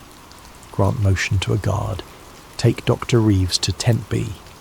Then, to Malcolm, he added quietly, "You'll find them unharmed, provided they remain cooperative." They led Malcolm through the camp. He caught glimpses of soldiers loading crates, likely containing relics, his team's research equipment, everything. A cargo helicopter loomed overhead, rotors thundering. This was a full-scale erasure. He spotted charred remains of documents in a burn pit. The entire record of their discovery was being systematically destroyed. In Tent B he found Emily, Danny, with a bandage on his swollen lip, and the others huddled on cots. Relief flooded their faces at the sight of him. Emily rushed forward, gripping his arms. "Are you okay? What's happening?" Malcolm forced a thin smile. "They want us to sign NDAs, surrender the evidence, then they'll let us go." "They confiscated my footage," Danny muttered, eyes blazing. "Destroyed my backups, but I hid one micro SD card," he added in a lower tone, glancing around nervously. "If I can get it out of here..." "Don't," Malcolm whispered urgently. "It's too dangerous. They're searching everything. If they find contraband, we could all vanish." Emily's eyes darkened. "So that's it? We just walk away? Let them bury the biggest archaeological discovery in human history?" Malcolm stared at her, sorrow and helplessness warring in his gaze. "I don't see another way. These people, they'll kill us, Emily. They've likely done it before." Silence settled. No one wanted to yield, but the stark reality was undeniable. "If we're alive, maybe we can find another way," Emily said finally, voice trembling. Before they could discuss further, a soldier entered, brandishing a clipboard. "You have 2 minutes to sign the documents. Then you'll be escorted off the continent." Malcolm gently took the pen. His hand shook as he scrawled his signature, an act that felt like betrayal of everything he stood for. One by one, the others followed suit, some with tears of frustration. In that moment, the dream they had all shared was extinguished under the iron boot of secrecy. Outside, the howling wind picked up, throwing a swirl of snow across the camp. Black helicopters awaited, engines droning. Soldiers hustled the scientists aboard, offering no chance for parting glances. Danny's camera, once his prized tool, lay crushed in the frozen mud. Emily, hugging her arms, cast a final haunted look at the white horizon. Malcolm forced himself not to cry. High above, Agent Elias Grant watched impassively as the helicopters lifted off, carrying the expedition members away like prisoners. His mission wasn't over yet. He turned, barking orders to demolish the main borehole entrance. The entire site needed to be sanitized. The lost city below would remain a myth, its secrets sealed once more beneath the ice. Grant knew that some truths had to stay hidden, and if that meant burying entire civilizations and the dreamers who dared to uncover them, so be it. 3 days later, the battered remains of the expedition team arrived at a remote US outpost in southern Chile. Shorn of their passports, equipment, and nearly every physical trace of their quest, they were left in a sterile debriefing room under heavy guard. Finally, in a bizarrely anticlimactic gesture, men in suits returned to distribute newly printed passports, each marked with an exit stamp. Their official travel route had been fabricated. All mention of Antarctica was conspicuously absent. "You're free to go," one of the men stated, handing out the documents. "Return to your countries. Do not speak of what happened. You have been warned." The group exchanged hollow glances. They were free in name only. Each carried a silent weight, knowing the truth about something that the powers that be had decided must remain buried. Malcolm Reeves rode a shuttle bus to Santiago, flanked by Emily and Danny. All three stared at the passing landscape with vacant expressions. It seemed impossible that just a week ago they'd been standing on the brink of the greatest discovery in history. Now it felt like a dream, one they were forbidden to share. Eventually Danny broke the silence. "I'm sorry. About the camera. The footage, he rubbed the bruise on his jaw. They took everything." Malcolm swallowed, forcing a weak smile. "You did your best. They had an entire operation to silence us." Emily gazed out the window, her voice distant. "What if we talk to the press anyway, anonymously? Leak our story online?" Malcolm sighed. "With no evidence, we'll just sound like lunatics, and they'll come after us if we try. You know that."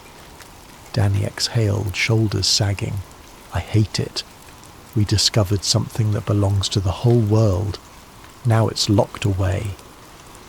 Silence returned, each of them lost in the swirl of regret. The bus rattled on, delivering them to a world that would never know the truth, at least not from them. Days turned into weeks. The expedition team scattered, each coping in their own way. Some tried to slip back into academic or corporate jobs, haunted by nightmares of the lost city they had glimpsed. Others broke down emotionally, battered by guilt and fear. A few vanished outright, rumoured to have changed their identities to evade potential watchers. Dr. Emily Carter took a leave of absence from her research institution. She couldn't face her colleagues, not after witnessing wonders that defied all geological understanding, only to have them stolen away. Late at night, she'd dream of that silent subterranean atrium, the statues, the metallic platform humming with ancient energy. Each time she awoke drenched in sweat, feeling the phantom rumble beneath her feet. Danny Vega drifted aimlessly, sleeping on friends' couches, depressed at the thought of returning to mundane filming gigs. The memory of his camera being smashed, the lifelong dream to capture the greatest documentary of all time, undone in seconds. He couldn't let it go. He scoured conspiracy forums, trying to see if any hint of their discovery had leaked. It hadn't. The black helicopters had done their job well. As for Victor Langley, he retreated to his corporate empire, or what remained of it. Rumours spread that large portions of his assets were frozen or tied up in legal complications. Shareholders demanded explanations for the ill-fated Antarctic project, which publicly was described as a failed geothermal exploration. Quietly, Langley tried to call in favours among powerful connections, but phone lines went dead. Old allies turned their backs. The man who once orchestrated philanthropic wonders now found himself a pariah in certain corridors of power. Malcolm Reeves, the aging archaeologist, tried to pick up the fragments of his old life. He returned to his dingy apartment in London, a place littered with manuscripts and half-packed boxes from years of neglected rent. The ridicule that had hounded him before felt trivial now. If the academic world still laughed at his theories, so be it. He had seen, with his own eyes, that something grand lay beneath Antarctica's ice, and that knowledge was both a blessing and a curse. One rainy evening, Malcolm sat alone at his kitchen table, a single flickering bulb illuminating a stack of books about Atlantis myths, subglacial topography, and suppressed archaeology. A knock at the door startled him out of his reverie. He froze. He'd been half expecting an ominous visitor for days, a silhouette from the special division ready to silence him. Heart pounding, he inched to the door. Peering through the peephole, he glimpsed a familiar face. Emily Carter, soaked from the rain. He let out a trembling sigh of relief and unlatched the door. "Emily, what are you—" She slipped inside, water dripping from her coat. Her eyes were intense. Without a word, she held up a small, battered object, a micro SD card. "Danny managed to hide it," she said quietly. "He gave it to me for safekeeping." Malcolm's heart lurched. But they searched everything. How? It was hidden in the lining of his coat. He discovered it after we parted ways. She bit her lip. It doesn't have all the footage, but maybe it's enough to prove we're not insane. A spark of hope ignited in Malcolm's chest. "Does it show the corridors? The inscriptions?" She nodded. "Some. The resolution's not great, but you can see the carvings. Possibly enough to raise questions." Malcolm carefully took the SD card, as though it were a precious artifact. "If we leak this, we risk drawing their attention again." "They threatened?" Emily's voice shook with emotion. "I know what they threatened, but we can't live in silence forever. Maybe if we distribute it widely and anonymously, let it go viral. They can't kill every rumour, can't chase every link." His mind whirled.